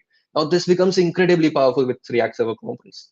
Why? Because if I am fetching some data and that data is taking a while and I'm still rendering some promises, I can wrap it in my suspense boundaries and then stream my data as I'm getting them. So you have the ability to paginate data, you have the ability to stream data, and that is possible only because of the format that React team has stuck with. Yeah. Perfect. And maybe the last obvious set of questions, right? So how do React Server Components differ from Remix or Next or Hydrogen? And you can put any of your frameworks here. You can put your Astros or Quicks and all of the fancy, frameworks that are out there. So one thing that we started off with as well, right, is React Server Components is a spec. It does not focus on the implementation at all. Right? So please remember that. So it's not an either or. Right? Second bit, the router. If we are familiar with client-side routing as well, and router itself as an entity, right? In terms of React Server Components, these are very powerful constructs now. So much so that Next, one of the frameworks that adopted React Server Component, had to come out with an entire router which handles React Server Component. They had to bake in the support for React Server Component as a separate library, right? So the reason for that is React Server Components tooling aspect is something that has been left for the framework. React team has not really answered a whole lot of questions. Same thing around the bundlers. You will find a Webpack based implementation. Vite has a PR that is raised and Rollup has a PR that is raised to handle React Server Components. But because it is a spec, it needs to be implemented. React team has not provided any implementation around that. And they have asked the framework maintainers, please go ahead and implement this for us. We have given you the spec. And what this means is we will end up having different implementations, right? So let's say Remix might have a very different take on React Server Component with Next. And again, this would be a part of the general tech discourse where people would be comparing how Remix and Next works and why Remix might be better than Next or Next might be better than Remix and all of those debates. But the bigger picture is they are trying to implement the same thing. They are trying to implement a common architecture but they might create abstractions for the user, which makes it easier for us to use React Server components under the hood. But the ideas that we just covered in terms of how React Server components work, how the components render themselves, and how you have fine-grained control over the interleaving client and server component, which is not quite possible with PHP and Ruby on Rails and those bits. So that is an incredibly powerful construct, which is specifically around React Server components. Everything else would be centered around the same. So these are some resources. There are tons available, and there's a whole lot of unknown around React Server components as well. But please go check these out. Look at the GitHub spec as well. It is incredibly well detailed around what React Server components are and the limitations around what they are trying to address. Yeah, and that's what I had for the talk.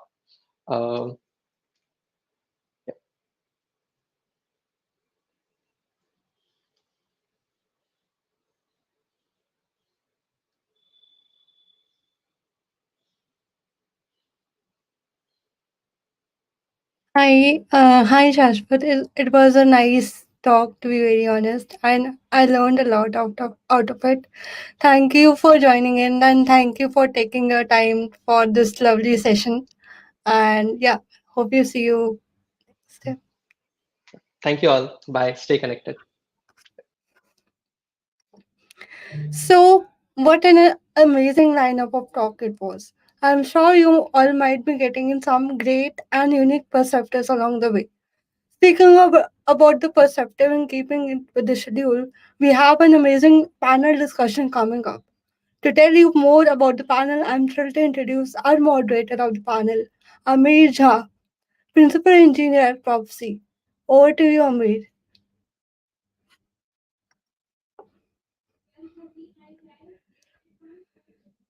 Rajat, you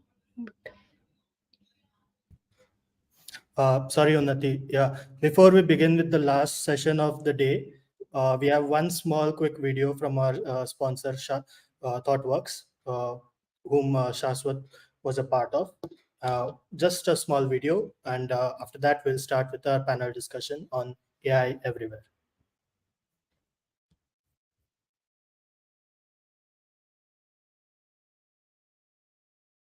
To be extraordinary in the world of technology, ordinary isn't good enough. It takes extra. Extra strategy, extra design, extra engineering.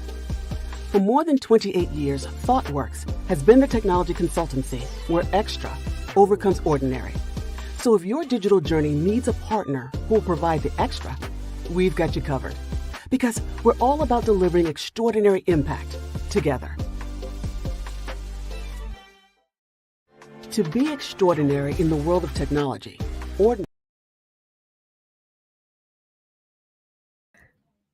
Okay. So hi Amir, how are you? Hey, Unnati. Thanks for having me. I'm I'm very, really great. Excited for the discussion. I'm really excited for the talk as well, for the panel as well. Sorry. Um, yeah. Oh, Hey, everyone. Thanks, Unnati and Rajat, for having me. Let me quickly introduce our guests. So we have Sudhanshu today, who is a front-end architect at Prophecy, and at night he works on some amazing open source projects like Brahmos and React number formats. We have Trishant, who works as an SD at PayPal. We have Rajat, who works as a CTO at Safra, which is trying to revolutionize end-to-end testing using AI. And we have Sajan, who is a senior director of technology at Public Sapiens. And we have Ashish Yadav, who is a software architect at Epam. Welcome everyone, and I'm super excited for the discussion. And we all can agree that the AI has taken a center stage in our life in the past year. So I wanted to kickstart our today's discussion with everyone's thoughts on like how AI has changed your day-to-day work. Did it be coding, debugging, performance optimization, right? Like what are things that you feel like AI has made your life easier when it comes to your day-to-day life? And what do you think that you cannot live without in your day-to-day work if AI goes off tomorrow, right? Sudhanshu, do you want to go first? Hey, yeah, sure. So actually, I have recently started using ChatGPT a lot. Uh, so earlier, I started the AI journey with mostly Tab 9 in the VS Code. When Copilot came, I switched to Copilot. But the Copilot, one big problem was there, like it was eating up all the memory of VS Code. So uh, the amount of time I was getting help from it, it was taking more time to actually do other stuff. So I disabled it. But then ChatGPT is been quite good experience so far. Uh, in terms of like if you give a complex problem statement, it can't solve it completely, but at least for simpler problem or any text-based thing, it gives everything. I recently, like 2 days back only, I took ChatGPT 4 plan, and that is really awesome. So yeah, been using that, and I feel like it's a good way to brainstorm with ChatGPT. So I used for that. Nice, nice, nice. Would love to hear your thoughts, Trishan. Yeah, sure. Thank you, Amit. Even I recently started using ChatGPT, but then yeah, it made blunders when I started using it. My ask was something else, the response was something else, and yeah, so I came to a point where I started searching on what basically can it really provide. I've not yet updated to 4. I need to do that. Uh, but yeah, there are certain so for example, if you're using Stack Overflow and if you want to search something across over there, you're stuck in a small problem across, and so the time you spend basically on searching on Stack Overflow or other related informative sites, I think ChatGPT really makes that particular stuff pretty easy for me. At least for now, I am a little orthodox when it comes to usage of something which directly drops into the market. Yes, I do read about them, I update myself about them, but I don't really jump on using them directly after I come across them. But yes, I think that's where the way things are moving ahead, and so I thought, why not just roll off your hands over it and just have an experience. I'm sure I heard a lot about 4, and I would probably jump on using it. That's what my experience is as far. Got it, got it. Very relatable. I guess I use it to almost write tests. It's most boring part of my day, so I would write something, say, write tests for me, right? Which brings me to ask Rajat, because like I guess he has been experimenting with building end-to-end tests using AI. So what has been your experience, Rajat? So personally, I would think just the whole advent of LLMs and open AI and all the other various models that we have, I think it has freed up close to 60% of my work. That's huge. I have been using GPT when it was called like GPT-J, the one was like the predecessor for GPT-3, for a lot of code completion. So my day-to-day workflow is still like I have VS Code, I have GitHub Copilot installed very recently. I also started using another IDE called Cursor. And all of these tools together definitely blow my mind away. I don't say that it's always creating the right code, but if you have enough experience, you know what kind of output you can expect.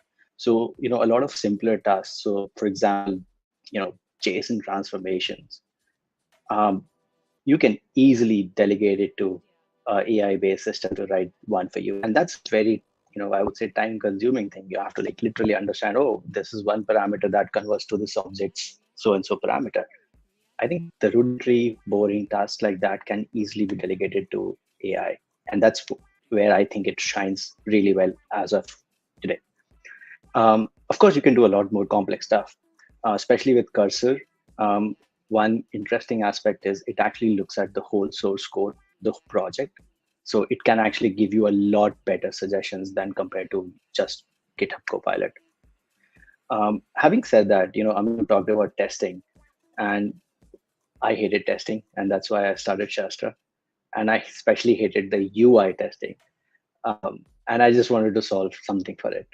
Uh, when we started this company, GPT wasn't the mainstream yet, so we were literally building out our own models, our own setup to do a lot of it, and we literally had to throw everything out of the door the day OpenAI launched its APIs.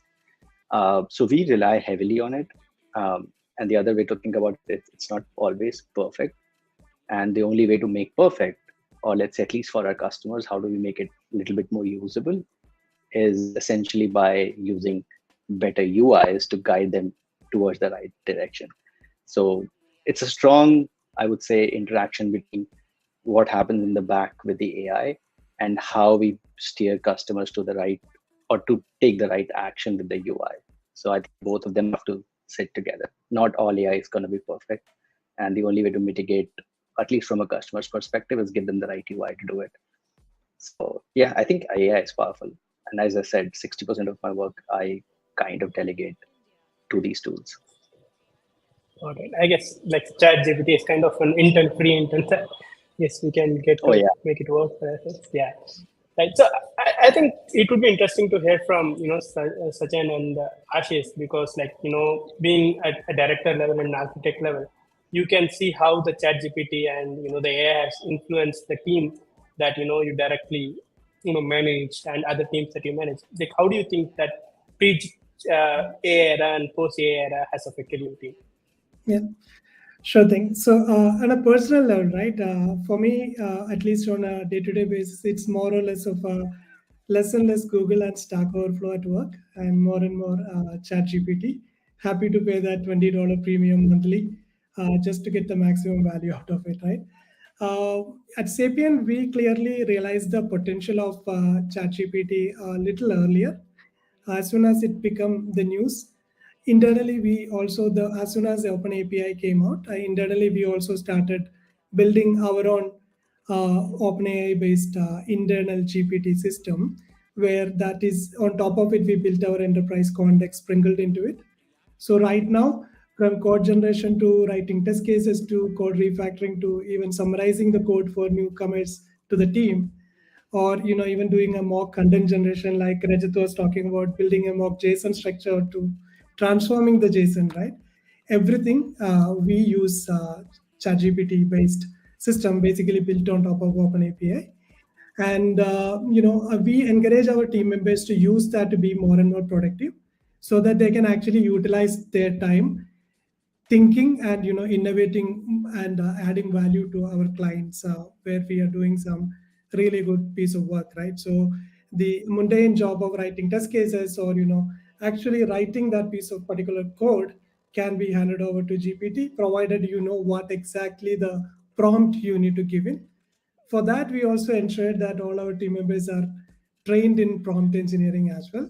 And our enterprise system does have different roles can be assigned, and that basically kind of allow you to get the best out of these systems, right? So I would say ChatGPT is here to stay, and everyone should adopt it and utilize to get the maximum out of it. Yep, totally agree. The word prompt engineering, I think, has become the buzzword nowadays. Everywhere I go, it's just becoming another part of engineering. If you don't know to prompt, maybe I don't know. Yeah, you go ahead.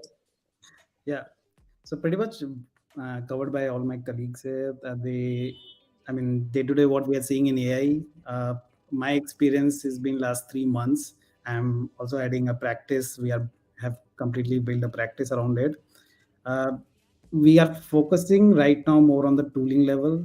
This is my own personal interest on the cloud side or on the platform side. How this AI can help us do a lot of things which were kind of a hurdle for us for the go to time, market time. So it's kind of reducing a lot of time. Like test documentation is one of the things which Rajat is also mentioning.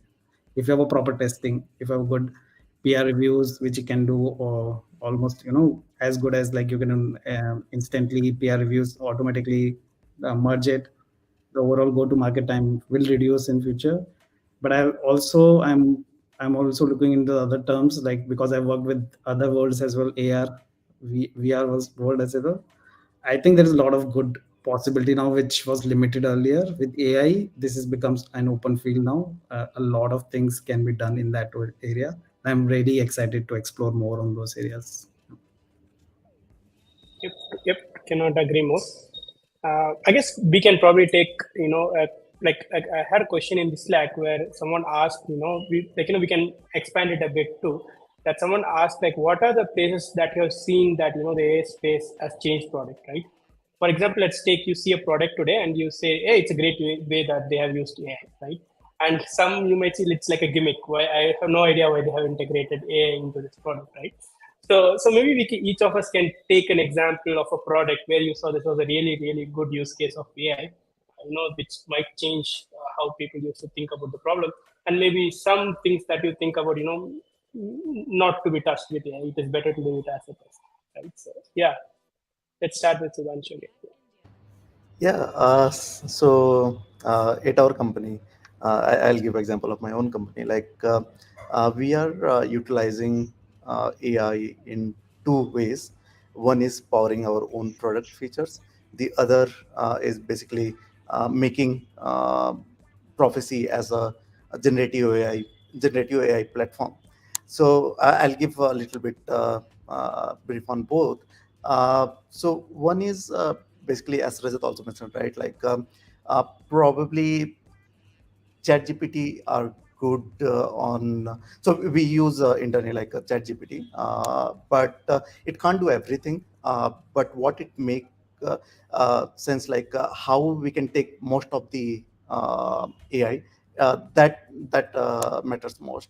So, for example, we can't say do this and completely live on the AI and expect it will completely do it. But rather in Prophecy as well, we have more of a step-by-step process where people create a pipeline and then incrementally add transforms into that by asking GPT some questions and incrementing on that. It is also good on cases where we have to do some labeling type of thing. Basically, you have a set of code or you have a set of logic, and you can just say label this component or something. So it can label it very well. It can explain it very well. So that is one very good use case as well.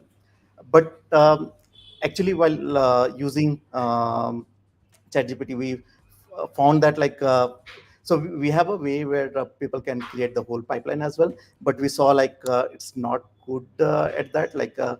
And also people don't know how to write correct prompt. To solve that, what we were doing, a lot of pre-processing you have to do beforehand and find what is the correct context you can send to AI ChatGPT, and we create we take the prompt from the user, we convert that prompt to what might make sense to ChatGPT, and then we get some response. We again transform that to what can be utilized by our product, and then we show the result. So lot of pre-processing and post-processing is required for that. The second part is this one, being a generative AI platform. So a lot of time it's not about getting result about it, as I mentioned, right? It's about more of a prompt engineering, and prompt engineering also requires a lot of context, how you'll get the context. So big LLM doesn't have your company context, right? It doesn't have the knowledge base. So the important factor comes on how you can use your knowledge base. You can extract some context out of it based on what user is asking, and then pass that context to any LLM model. It doesn't have to be ChatGPT, and then get some data, process it.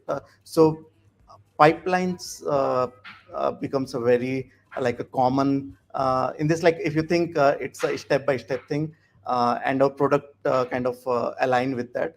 So we are providing both use case.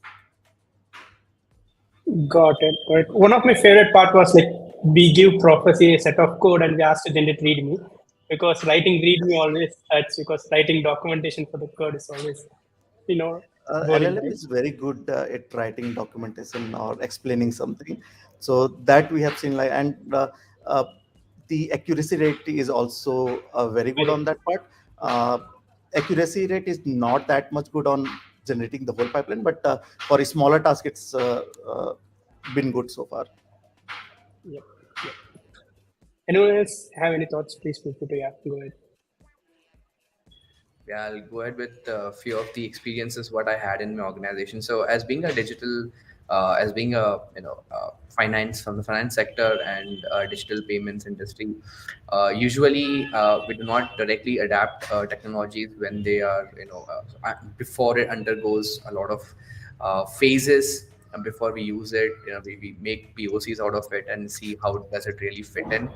Uh, so we recently had a hackathon for with respect to generative AI, and we found a lot of interesting ideas which had come across. A few of them I can just jot them over here, and I think those will possibly go ahead.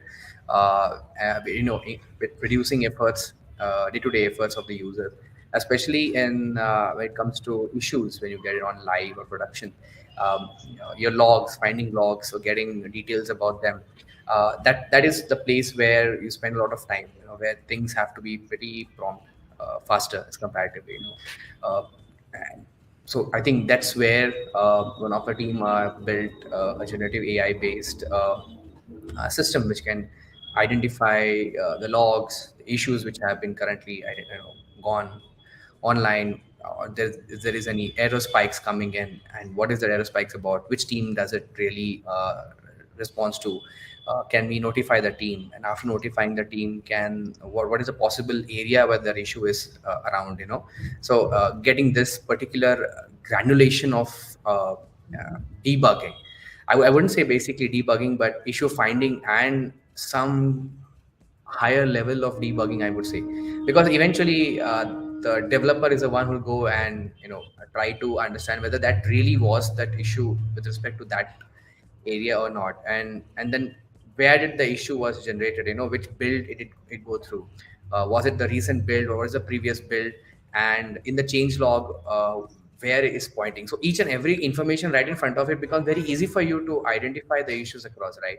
So that's where I found it was quite interesting idea which one of the team has come across, and I think possibly in the coming months they will definitely go ahead with that. So yes, I don't think so eventually overall, if I say there are a lot of options here, building UI templates, automating the redundant work what the designers and developer do, in fact the designers, they go on Figma, they create the designs, the developers, they go and again create the same templates again, like it's just kind of a redundant activity if you see. So limiting that the redundancy between these both.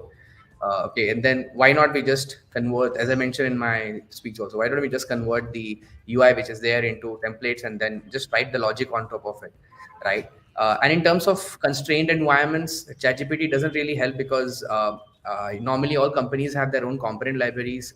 Okay, like product-based companies, they have their own component library set which has their own specifications, which probably the GPTs will not be able to identify right at this moment, right? If until you're using something which is lively available online, like if you use component libraries like Material UI or Chakra UI, you will definitely go ahead and find an alternative that can build an application for you. But if you provide some library which is already built inside within the organization's environment, that it is not really that effective in those cases, right? So at that moment I didn't find much much on the logical part of help where the generative AI can proceed.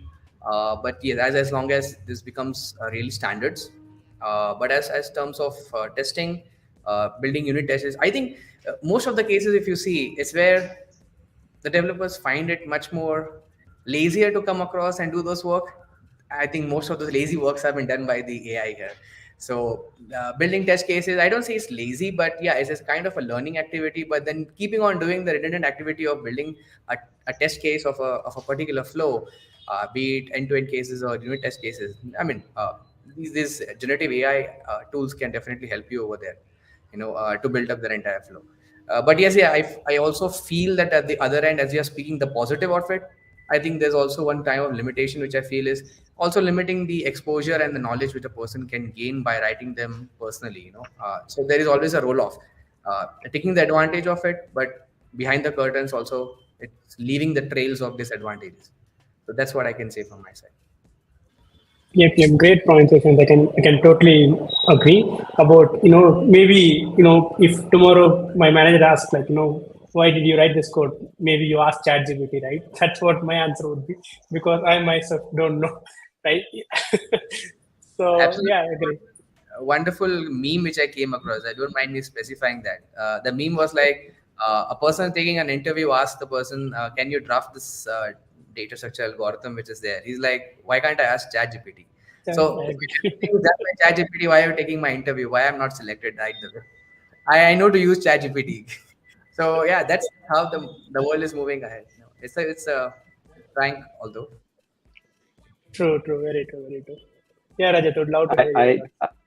I do have a few opinions, and they are coming all from my personal experience. First thing I learned, at least working with LMs in general, is what you ask and how you ask. Both of these matter, right? So at some level, prompt engineering becomes pretty important.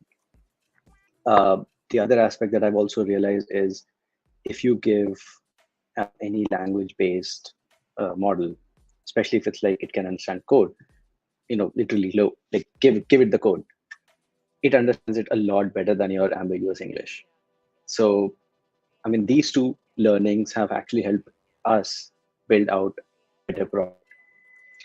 The second thing that comes to my mind is again part of my experience is we literally took prompt engineering, to its core Unix-like philosophy, in the sense, uh, Unix says do one, let your application do one small thing, irrespective of what the input and output is. Expect their output to go into the next application you're not aware of. And that's how we started approaching with our prompt, saying, let's just do one prompt which does one thing correctly, and the output is in a form that can be given to another prompt. So literally the whole concept of prompt chaining that comes in. But with this comes a lot of superpower, because now you can take small tasks, combine them together, and get a bigger task done. This just these concepts in place, you do get the power of building out really amazing systems. So even the task of, let's say, figuring out what's the right command to deploy 10 instances of a server on AWS, we could do that all with just standard simple prompts, and it was generating the right commands, almost all of as Sudhanshu was mentioning, that they have seen variations, like you cannot always rely on the outputs, but just going by these philosophies, you can legally start relying on what they are generating. Now, using this, we've already seen so many cool products out there. One I mentioned earlier was Cursor. It's an IDE based on VS Code, but it's mind-blowing. When, as an engineer, I feel, be it around refactoring of code, be it around understanding what the code really does. It even has the power, you pick up absolutely any open source, GitHub repo, and you can actually ask it to explain what's it doing. And it does a pretty reasonably good job of doing it. It'll actually tell you, like, okay, these are the entry points, and this is how you should probably start and work along with it. And I think that's a very strong application of AI in place. I feel I'm not spending time focusing on figuring out how to make this application run, or when I'm trying to debug or trying to fix something, I do have an assistant right in there. So these are really amazing things that are being built. And to be fair to these companies which are building these products, they are doing a lot of hard work, because just getting it right is not like just doing one prompt and it gets done. It's a series of prompts. It's a series of data that you have to literally feed to the system to make it understand, the context. When you're doing it at scale, it's another challenge. So, I really appreciate the way people are thinking about it. I was in my initial, few months, I was like, I don't care how GPT works. It's, stupid. I was a very reluctant guy, but it only took me maybe, just diving deep into it to realize, oh no, there is enough power to it. And actually, you can extrapolate this outside of engineering world too, because think about, you're looking for a job. You have 20,000 companies.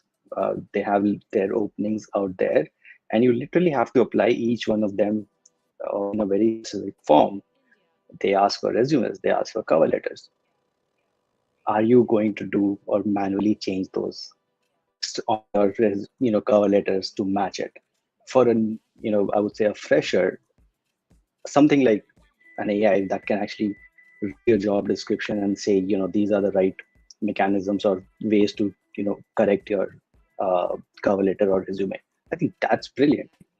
Now I can apply to 20,000 companies, maybe in like a span of 20 days. So that's the power of it. I think there's a lot more. I've seen some really, really cool products around these AI applications as such. Got it. I guess even like tomorrow we might see prove you're not a chat GPT kind of prompt you might get, right? Like not, prove you're a human, right? Who knows, right? We might get it. Yeah, Sajjan, go ahead. What are your Yeah, so just want to build on top of what Rajat was talking about, again, prompt engineering and prompt training. For one of our hospitality client, I know that our team is reinventing the way search is done. To the extent that you can ask, show me resort in Coorg with a private pool and which is pet friendly and closer to a particular location, right? It can exactly show you that. So that is a power of doing a proper prompt engineering with chaining done on a large model, right? And the result is like mind blowing, right? Instead of user going and searching for a location, then clicking through 10,000s of filters, by just one prompt, you can actually get everything you want, right? That's one product I'm excited about. But then what I really want to talk about today is another interesting product we built in-house. So when we started looking at all this prompt engineering and building our own PS chat on top of OpenAI, one other area we wanted to look at was improving the productivity and helping team members also to get empowered with power of GPT or power of OpenAI, right? So looking at potential code generation tools, there is some concerns about the privacy policies and IPs and the copyright part of it, especially when we in the business of serving our clients, right? That's when Vigash Bharadraj, our colleague, came up with a Chrome VS Code extension called AI Code Companion. So what this does is this has the ability to connect it to your own OpenAI system where your data is protected, and by default it also have an option to connect to our PS chat as well, right? So this can get integrated into your VS Code, and then you can write code. It creates test cases for you. It can summarize the entire code feature for you. It can automatically optimize the code for you. And a team of people now started contributing. It is one of the biggest open source movement I have seen internally in our company. Almost 1,000 people have been installed it so far. Just launched a month ago on the extension store, and it's getting adopted really well, right? So for me, that's not a gimmicky, but then that's really adding value to improving developer experience within the community, right? So sometimes that's what it takes, right? So innovation has to start from in your own house, and then you can actually start spreading the word and thinking on top of it to make the life better for rest of the world, right? So this is one such product I'm really kind of been very impressed. Another one, I think Builder.io is trying to do a lot of cool things with page generation for components. If you have components, React components built in, now they have a tool where you can go and say, build a home page using my component library. It can automatically create that page component, right? so page for you, right? So these are some of the products I've been kind of started playing around with and started using. There are a ton of other use cases on the retail, healthcare.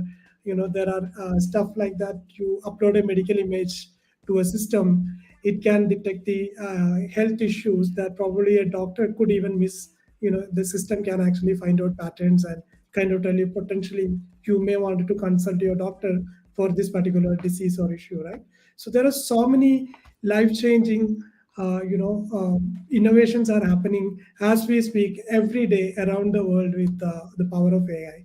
So I'm sure the next couple of years we are going to see a lot of revolutionary products coming our way. True, very true. So I guess maybe in the future there could be like the front-end engineer just gives the chat GPT the Figma link and it generates the entire page for me, right? That kind of makes me feel insecure, but that would be great. That I don't have to build the same. That's already there. It's called Quest AI. They even give you free service. So check it out. Okay. Maybe my job is already being threatened. So yeah. So yeah, just go ahead. Building on top of it again. So within the company, we have already built a couple of cool products. I think one of them would be showcased in the booth when we meet up in person. So it's called a MetaHuman. It's basically an AI assistant, which you can integrate with any application that you want. So we have our own LLM systems and everything. Other than this product, I would like to focus a little bit more on the business side of different domain like e-commerce. Like I feel the power of AI now coming to e-commerce. Like just take an example. What we have done was, suppose you have a shelf. There are a couple of articles there, okay, and there is a space between. So with your AI, it will just figure out the space there and tell you, okay, you can just put something there. There's a space around it. So it's just a simple example what AI is bringing in you on your day-to-day life. That's going to change.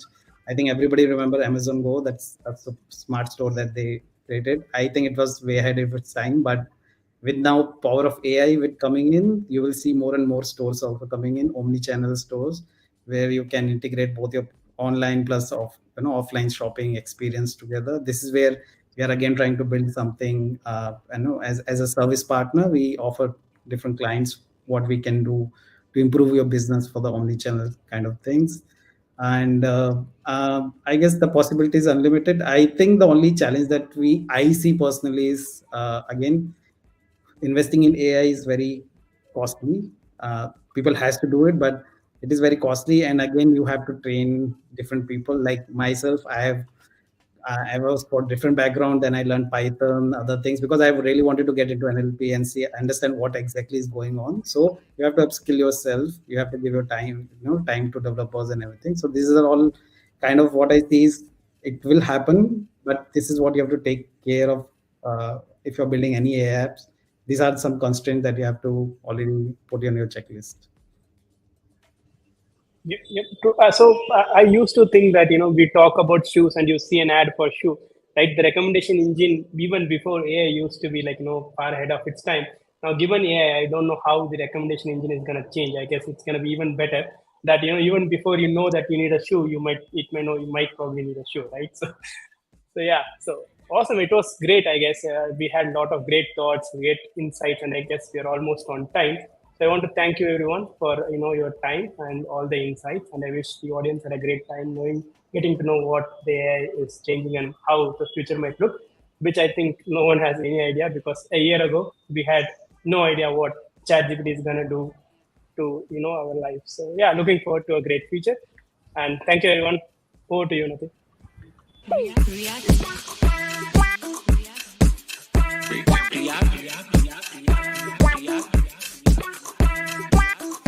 React India. Awesome. Thank you so much, everyone. What an amazing panel it was. And I could already sense the enthusiasm and how much they loved all your perspectives in the comment section already. So yes, once again, let's give a big shout out to our incredible panelists. Definitely your candid insights and captivating discussions have made this session a true highlight of our event. Thank you so much for sharing your expertise once again and sparking thought-provoking conversations. And now we are close to our closing. So yeah, thank you so much, Amir, once again for moderating the session.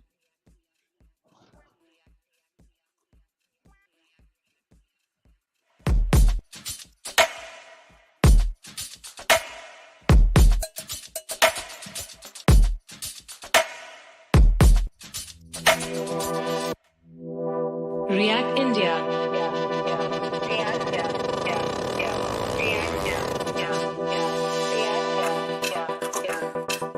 React,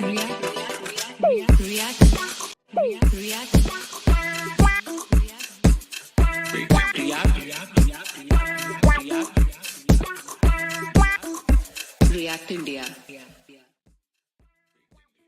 Awesome. And with that being said, we basically have come to the end of our an amazing day, right? So, yes, that's about it. Not, of course, with React India, but for today. So, with this, we come to the end of React India Remote Day. Hope you had a good and productive time tuning in for the day. And yeah, so with that, I would definitely also like to, thank the entire React India team for joining us today and for all the reactors who have joined us, from all across, different cities. And yeah, that was about that. Yeah, I would also like to extend our heartfelt gratitude to our sponsors who fueling in the innovation and learning that makes events like these at React India possible. Your support is actually very invaluable. So just want to thank again our platinum sponsors, Publicis Sapient, gold sponsors, Epam, Deepgram, silver sponsors, Thoughtworks, Luxoft, bronze sponsors, Infinite Reds, and Duty, Tata 1MG, Guild, N26, Cadena, Hashnode, and Circle. Thank you so much again for your support. Yes, absolutely. And of course, for all those folks who are joining us for the in-person day, we are going to, we are really excited about that, and we are looking forward to hosting you for the in-person day as well. So yeah, that's about it. Thank you so much once again for signing in. And yeah, that's us, Achal, Faizan, and Unnati signing off for today. Bye-bye. Bye.